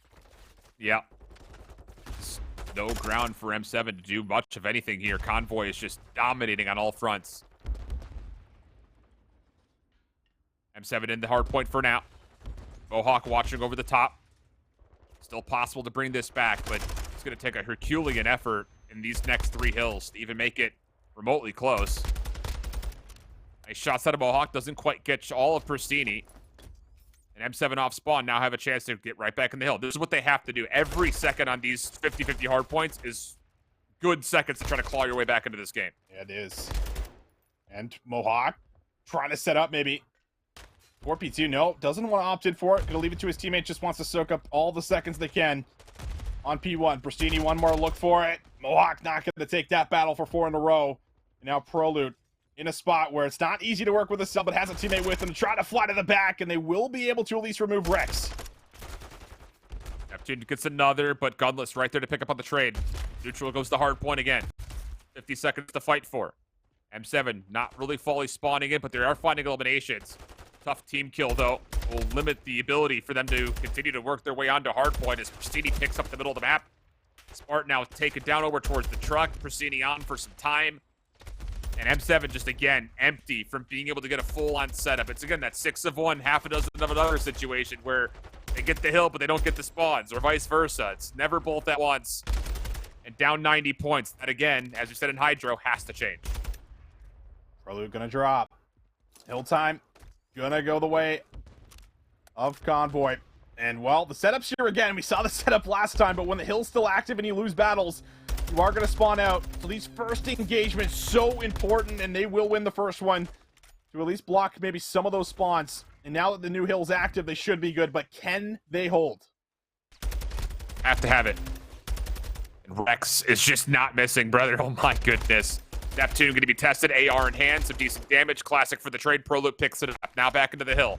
But no ARs here to help out Prelude. He's got to fight all these players on bridge side by himself. And he's already tagged up heavily. No trophy there to keep him safe. Smart trying to get into the hill. Finally, the kills come through. Oh. Nice little turner, but Pristini gets the elimination from down low. Neptune looking to chase. But this is all, again, time where M7 is not in the hard point. And they need this back 20 badly. I will say, though, Prelude did make a huge play to give them even a chance at that. If you saw Gunless and Rex set up after clearing Prelude out, there might not have been any chance, but that's a huge little double from Neptune, not only for the time, but also because now M7 actually have the new rotation. They're going to lose the first battle there onto Prelude, but they still have numbers here. Starting to step back up his Spart, now 18 and 14. Mohawk inside the hard point, hit, but Neptune helps keep him safe. Nice little round from him on 5. Chance for a streak, which feels like it would be a requirement. He gets it with a wall bang. That's now the cruise missile earned. Neptune not done yet. Number 7 comes his way. And all of a sudden, M7 find their way back into this map. This one's not over yet, Alan. M7 are fighting. Unless is making an argument, though, against me as he finds two, but is it enough? Trades need to be there. They're not. 25 seconds, a huge 25 seconds for Convoy to likely get the job done. And Pristini is cooking as he flies out the doors, finds a couple more. And, well, they can't hold on for the full 60. Convoy Gaming able to wiggle themselves in and get a huge back 25. Yeah, now that puts them over 200 points. And, yeah, it was one of those, the cruise missile was a requirement, but also the full 60, or at least 45 plus was also pretty required. Now we get to that point where M7, it's now or never. Convoy looking to get a little bit of a stack over through the orange side of the map at the moment, where their spawns will also be. Proloot shuts the doors, just going to hold, try to find first point of contact here. And the hit is actually going to be not just through the side doors, they're going to go through bridge and around the side. So Proloot needs to win this gunfight. Waiting for help, though, is Convoy. Gunless, Rex, couple eliminations. Neptune called upon. Oh, boy, he nearly gets both. Only could find the first, but decent trade comes out now. Sparks by himself. Next attempt coming out of Pristini, shut away. Second one in. Classic gets one elimination. Mohawk trying to secure the trade, and finally M7. Some decent moments here in the cafeteria. Yeah, I'll say this is a pretty solid hold here from M7. I mean, all things considered, Convoy Gaming, they find a couple of scrappy moments where they get in for a touch, but they never actually hold for any real time here. And that means that M7 are actually the ones that come out with the majority of it. It is now just about a 25-point game, and Mohawk is starting to hit form 4 in a row. Maybe a little bit too fast there onto Gunless as he's already set up, but it's still time going the way of M7. Yeah, and M7 have some good bridge control, and Neptune's working on clearing out paper. Solid read there. Classic was looking for the challenge, and now he's got that top window controlled. Still playing for Staircase. Nice shots to Rex, who still somehow finds a way to win the gunfight. He's up to 25 and 23. Mohawk will replace Neptune from this window position and start to get to work to make sure this hard point, at least at worst, stays neutral. But Classic has other ideas in mind. Oh, it's been a slow game from Classic, but maybe little moments like that can still get you over the edge. Pristini has one of his own. Finds Mohawk, finds Spark. Two of the ARs now. Not really going to be a part of this rotation initially, but maybe you don't need them. The close spawn in the back is still good to get them here in time. Gunless, a lot of work to do. Has to try to find some kills. Proloot through mid. 3 members in from behind. He still works through one. But the trades are there, and M7, they're on the point, and they're looking to gain control of the game. If they start to lose gunfights, you may need to consider dropping this cruise missile in earlier rather than later while your trophy systems are down, not your opponents. And maybe right now. Sounds like it's coming on the way in. Mohawk only gets one. Proloot on the side door. Trying to contest. Gets a key elimination. Smart over the middle of the map. Pristini trying to take the gunfight. Tough gunfight indeed, but it does result in a trade. Still neutral goes the time. 2:11, 2:07, 25 seconds on the hill. You know, this is going one more, so this rotation quite literally might be the game. Neptune still has a streak. The importance of scrap time, of course, being talked about. But 15 seconds, you can give it up as long as you can set up for this rotation, but it's not looking good. They're already actually getting cut down on the cross, all fighting for the low ground. But how have they done this? From the low ground, they have found the kills. It is all to Classic, and Classic drops. Mohawk lives with 1 HP. Trophy systems now down. Neptune trying to get a double. The Convoy now starting to build some numbers. Spark spawns all the way bottom right side of the map. So does Neptune. It's just Mohawk left alive inside the hill, essentially. Spart doing what he can from a distance. Proloot trying to keep his bottom orange safe. 227, 219. Neptune on for maybe a double. Huge kill from Travis. 233 to 219. Numbers now for M7 and Convoy need to break. Convoy is crumbling at the hands of M7, who just need to hold on. A few more kills, but Convoy, they might have got themselves in. Neptune, can he do it again? No, he cannot. Convoy not out just yet. But do they have the numbers to start to transition anew? The game does not end here, but M7, they could still send one. Oh, Proloot's looking for a little finesse here at the very end. A dangerous play. Just trying to keep Convoy further and further away from 250. That opens the door for Pristini to possibly be the first one in. The game clock also starts to tick into effect. I don't think we'll see it, but keep that in the back of your mind just in case. 243, 239. The hit on the way. Convoy with the first blood and the second. Spark trying to hold on from the side. He's the last one left. He gets pushed away. 240 and 247. M7 now need to break. One more go to try to get it and create the upset. Convoy Gaming might be able to hold on. Mohawk gets two. Mohawk gets two. 2, but it's not enough. Convoy in the final seconds, they hold on, they bring it back, and they force them at 5. Oh boy. Oh man. What an effort for M7. But Convoy Gaming, man, the early lead just becomes insurmountable again. Flat out. That's really the storyline. The fact that they kept M7 at a collective 30 total seconds for all 4 players through like 5 hard points really does become the difference maker there. It's a heck of an effort for M7. Convoy, though, again, just too good early.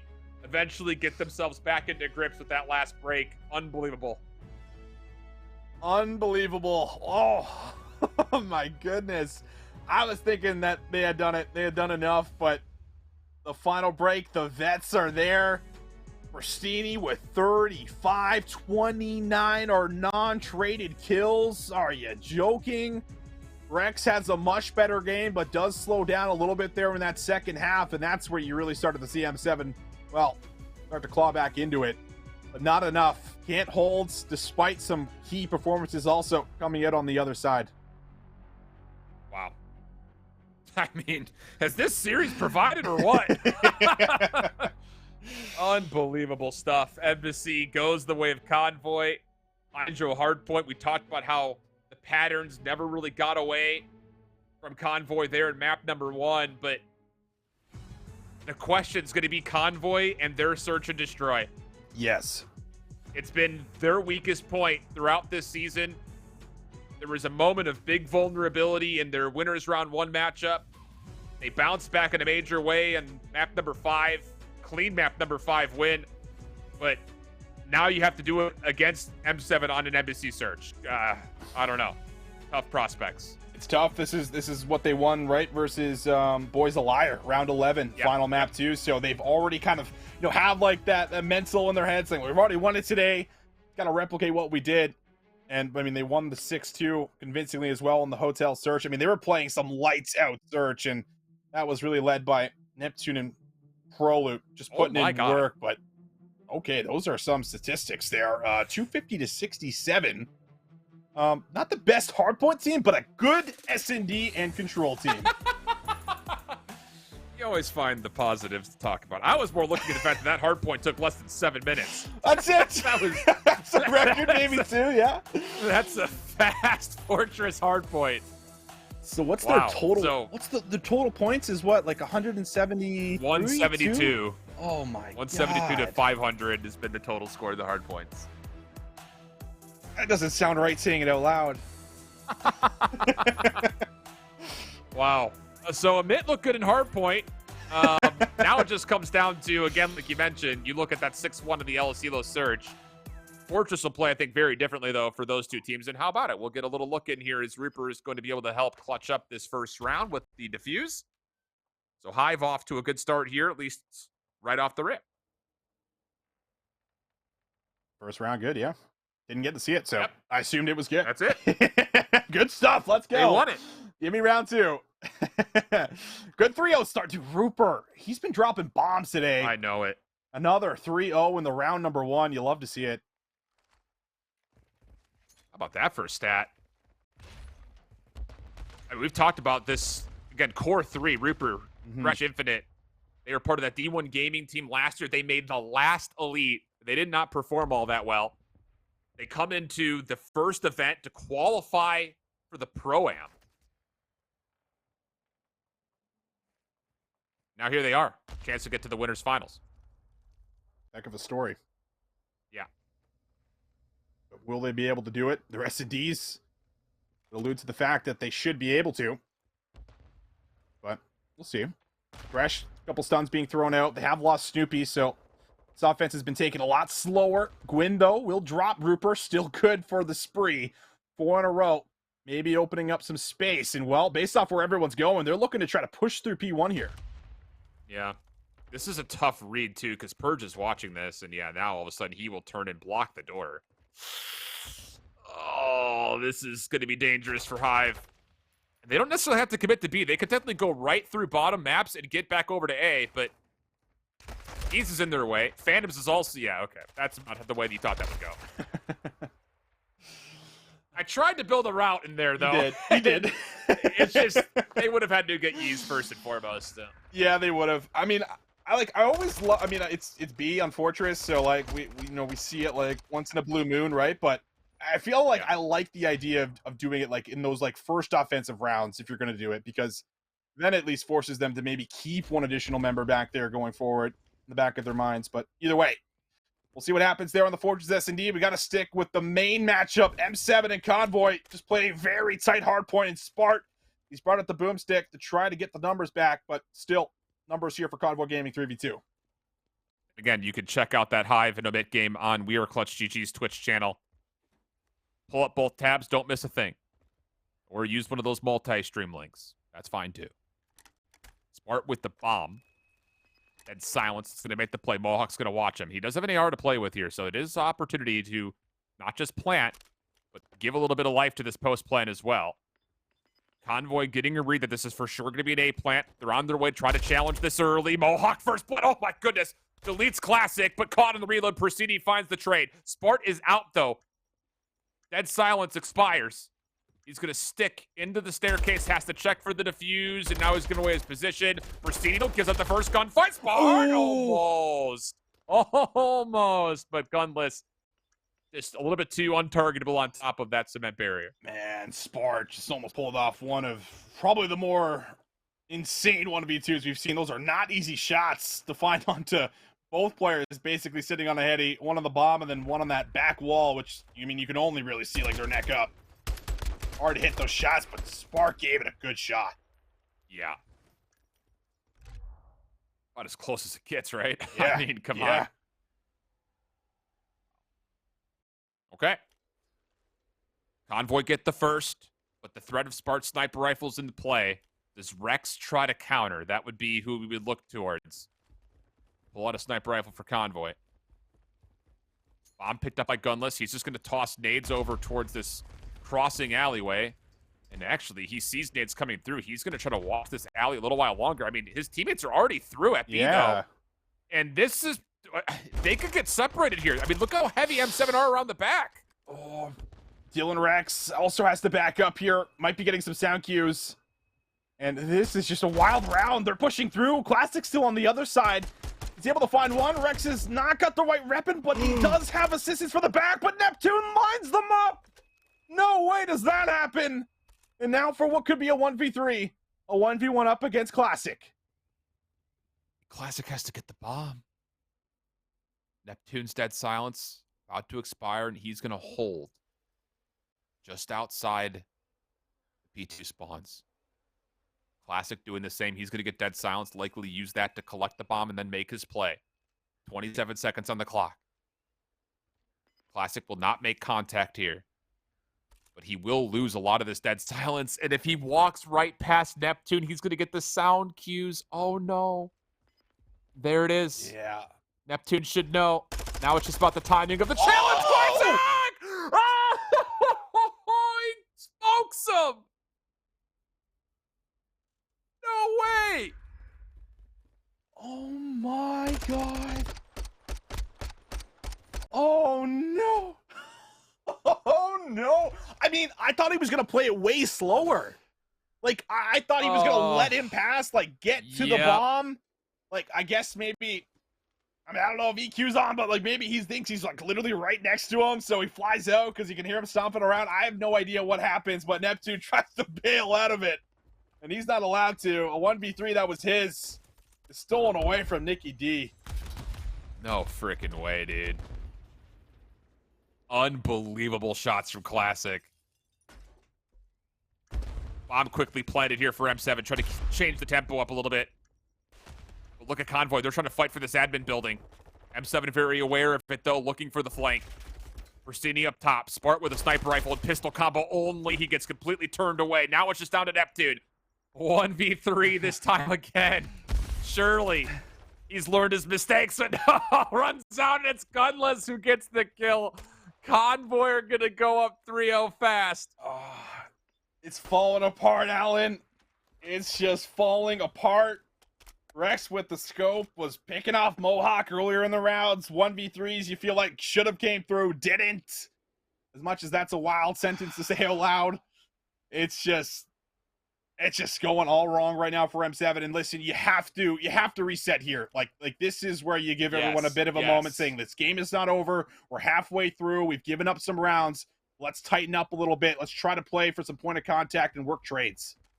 The thing about it is, this is where you go back to defaults, though. That's the only option. You're not going to see those long plays around the back this time. You just need to get your defense going. And now Pristini is, oh my goodness, Pristini is going to get all the way through this defense. Neptune not privy to the fight whatsoever, but at least his teammates are picking up the pieces. Pristini, goodness gracious, you are gross. Eventually turned away. Gunless will collect the bomb and get a plant off for now his chance at a 1v2. Well, we said they had to have it. This is the round to win, but he's reading it well.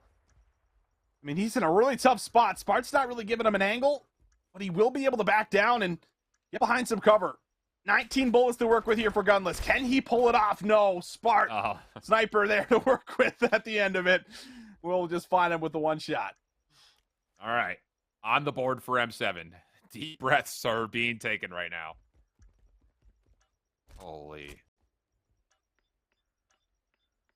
And I think the question is going to be for M7, after a quick B plant that is successfully put down, do you try to keep going for that here and try to force this Convoy defense to pay a little bit more respect to you off the rip? Because the last thing you want is Convoy to keep wrapping you and keep wrapping you, getting all the way around the back. Taking away that admin building. I wouldn't be surprised if M7 tried to still commit to trying to get a quick B plant and try to use Spart's sniper rifle to help this post plant. I like that. Getting a plant down, I mean, just to try to force Convoy Gaming into a situation where they have to run into you just sounds like a good idea to me, right? It just feels like they've been able to pick their spots and they're coming behind you more often than not. They've been drawing the first bloods quite a bit through the first 3 rounds, so it would look good, but they are still expecting that aggression to come through. One extra defender also even going to reinforce A to set up this 2-and-2 split. Surprised Spart's not sniping from this position. You'll have an AR just snaking ahead. Defense continues to reposition. Lots of second guessing going on right now, I would say, for Convoy's side. M7 are keeping the bomb leaning A. And there's a lot of resistance being found here. Not to say they still have to commit to this direction, but 45 seconds on the clock. They're going to make their methods known here sooner rather than later, I'll tell you that much. Yeah, they will. Classic spotted up top. They should know one could be potentially down low. Classic's actually going to change up the level. Going to try to throw in the curveball. Pristini draws first blood. And it might be a little bit too late. M7, 2v3, 25 seconds on the clock.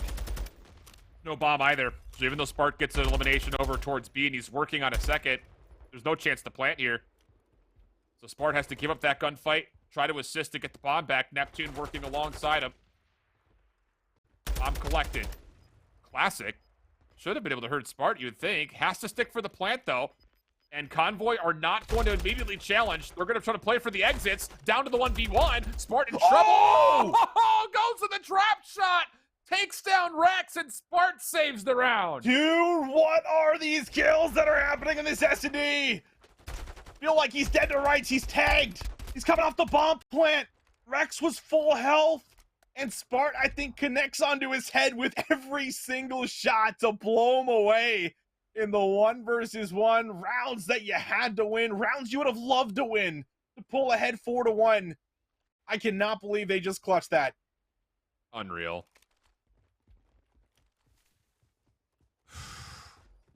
What is this map? Sheer chaos. Rex going up top. Sees Neptune dive over. Classic looking to get onto the bomb side. Mohawk, though, gets first blood. Numbers for the defense. Spart, good looks onto Classic. Bomb carrier down. Pristini does slip through, but this is a 2v4. And with Rex not being gifted an opportunity to take a gunfight through the window, you kind of look to this guy right here to be your playmaker, and he's been figured out. Yeah, he has been. Preston's been great. But it's a difficult spot to work out of. Spart has this exit through A. And they're watching everything up top. Rex would have to find something. And it's not ever an easy gunfight. Neptune not going to throw away his life. Trophy will keep everyone safe, but 35 seconds. Pristini wants to grab the bomb. See if he can try to get it down safely. That sound's about to be earned. He's going to have to get around the back of this play. I mean, the thing about this is going to take time, and yeah, Neptune just catches him off guard before the dead silence can be fully utilized, and then the team shots allow the kill to come through. M7 stringing them together. We're tied at 3. Nasty double there from Neptune. He was weak here. He was super weak. Oh, we got the reload off. Ooh. Those are clean shots there out of Nep. I know he's had More some shots than I thought he landed. Yeah, it's pretty nasty. Very, very nicely done. Of course, the round's still locked in. Just a little extra flair, a little extra confidence maybe going in. But hey, that 3-0 start that Convoy Gaming had has now been responded with M7. They've tied it up. Now we got a massive swing round here in round 7. Yeah. Nades over the top. Classic stepping into mid. Stun lands. Prelude on the hunt. Classic shakes it off. As an exit. Turns back around. First blood to Classic.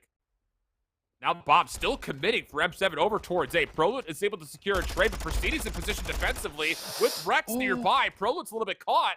He was trying to get the dead silence off, forced to take some hipfire shots. They don't quite land. And the 3v2 continues for Convoy. Yeah, it was tough. It looked like a freebie onto Rex, but he's able to slip away. And now Mohawk and Prelude. Long-time duo. Long-time S&D duo. Will they be able to get anything? No, they will not. Clean retake. Clean patience. Convoy Gaming still ahead in this S&D.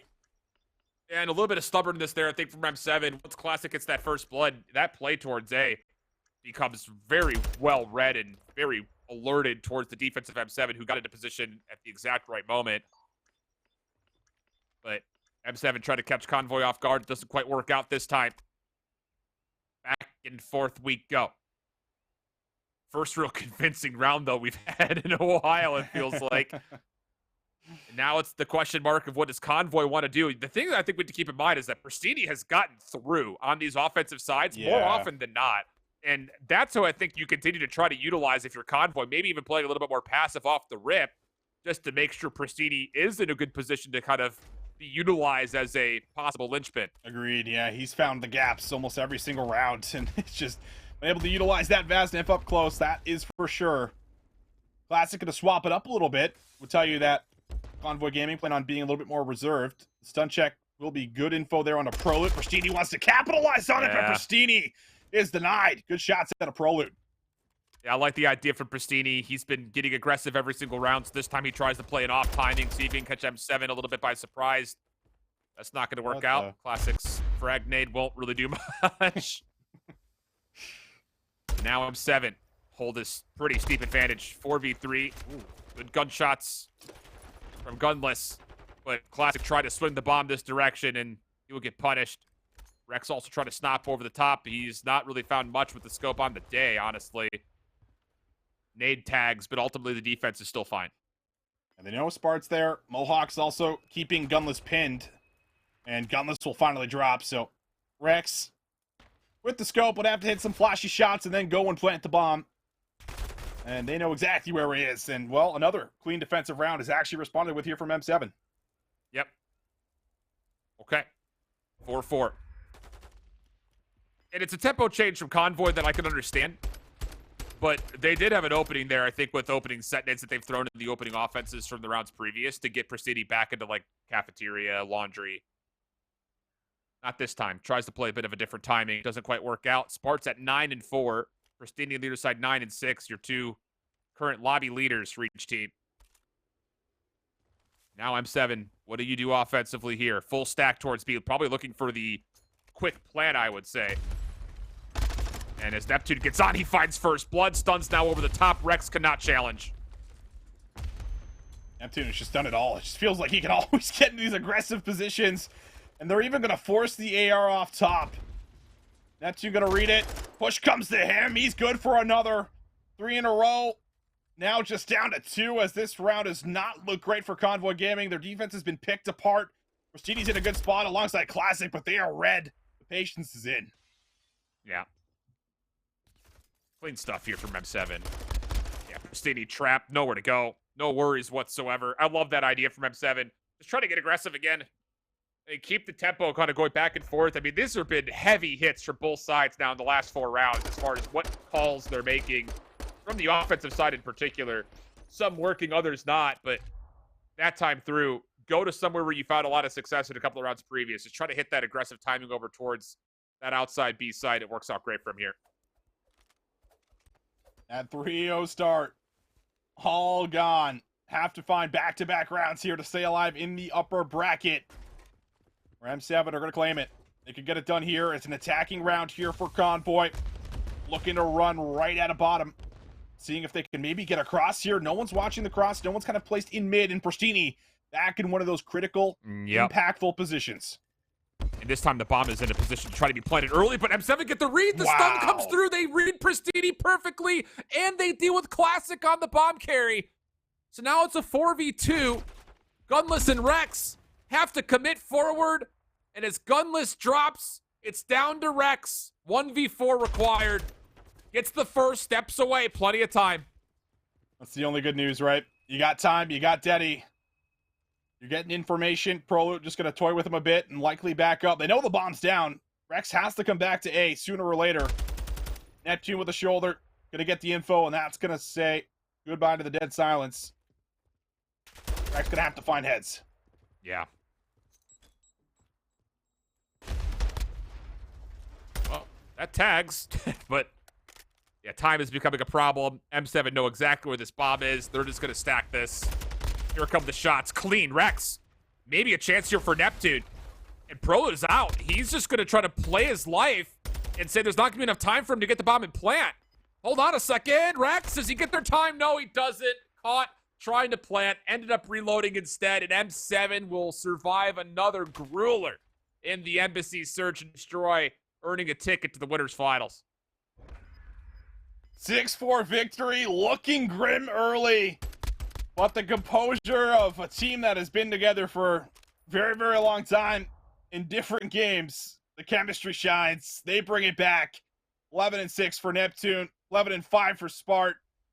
That's a great performance there out of those two to combine for 22 kills to get that job done and bring it back after a lot of chaotic rounds and a lot of insane situations that played out for us. We got through it in M7 advance, Alan.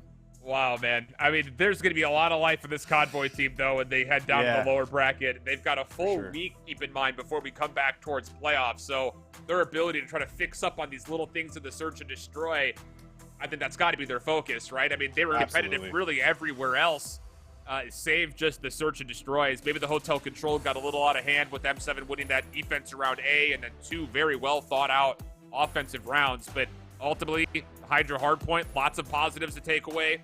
The Embassy Hardpoint started immaculately for Convoy Gaming, and they survive in the end of it, but just not quite able to get over the hurdle in these Search and Destroys when they need them the most. That's what's plaguing them for sure. Got to find some consistency, or at least have a couple of maps that you feel like you can rely on, right? Like, I feel like most teams, even if they're not great at S&D, at least they kind of have one figured out, and that maybe hasn't always been the case for Convoy, maybe even from season to season with this roster. But tough scenes. Good news for M7. They're in the winners final. They look really good, and they look really good in multiple game modes. I know they lose both hard points, but let's be honest, that Embassy hard point was an incredible comeback, and it was only the heroics of the final seconds that really kind of saved Convoy there in that map 4. Here are the results from the We Are Clutch GG matchup of Hive going up against Amit. It was a round 10 win on Fortress Search, so the 2-3-5, good for Hive again. And you know that they're going to go back to the drawing board and figure out what the hell is going wrong on their hard points. Yeah. But they are the other team to make it to the upper finals, dude. I mean, again, just based on their record coming in, the fact that they had to win their final match that forced a tiebreaker situation, they edge out that tiebreaker. And now they find themselves going up against M7 in the upper finals. Unbelievable. After a 3-0 win versus House of Aces, they get the Game 5 winner there. M7, a different story. They played up against 2 very tough opponents today. Map 5s in both of them. Round 10, round 11 affairs in each of those as well. So we've got a really fun winners finals on the way. It's 5 map 5s in this upper bracket so far, by the way. Like, yeah, we got to give a raise to the script writers. That's all I'm saying. They have set us up, and we are in for a very good tournament here for next week to end playoffs. That's wild. That is a lot of map 5s, man. Everybody, I mean, that really does go to show you, as much as, we have our 2 standouts here through the upper bracket, that gauntlet down low in the lower bracket, man, like who actually knows who's going to make that run and make it through?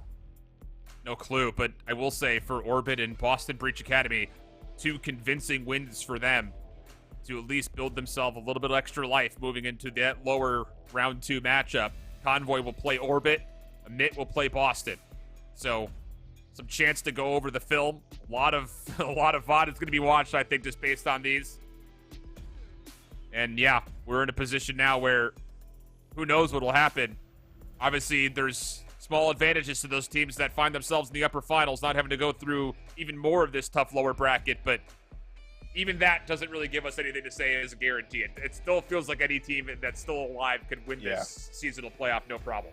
Yeah, and I think that's the first time that we can say that, like, with actual confidence, I would say, in one of the North American elites, where I feel like we see, like, a Rocker down there, or, you see, like, a Convoy go down there early, have to make a run. It's not too often where you do feel like every single team down there could end up winning. And with an extra week, who knows what those improvements are going to look like, man. I don't know, but I don't want to wait a week. I'll tell you I that don't much. either. I I just don't want either. to dig right into it. Let's get these guys rolling. No, we can't do that. We don't have the power to do that here on broadcast as much as we want to. Big love, big shout out for everyone out here watching Challengers. We love you guys. I know that's been a lot of fun watching through not just this season, but the entirety of the year has been tight. We've had a lot of really cool call-ups to the CDL. A lot more, I think, still likely to come before the end of the year. And we have some favorites to keep our eye on, not just individually, potentially as a full-on squad as we consider the playoffs, and then eventually our next Open in Toronto at the end of May. But for Challengers Elite Week 2, we sign off. We'll see you guys next week, Wednesday, Thursday, 2 p.m. Eastern start time for Europe. And then NA to follow. We've got the remaining top 6 and championship Thursday after that for you guys, as we'll do winners finals, lower finals and grand finals on that day. So until that point, hope you guys keep holding it down. Bye-bye.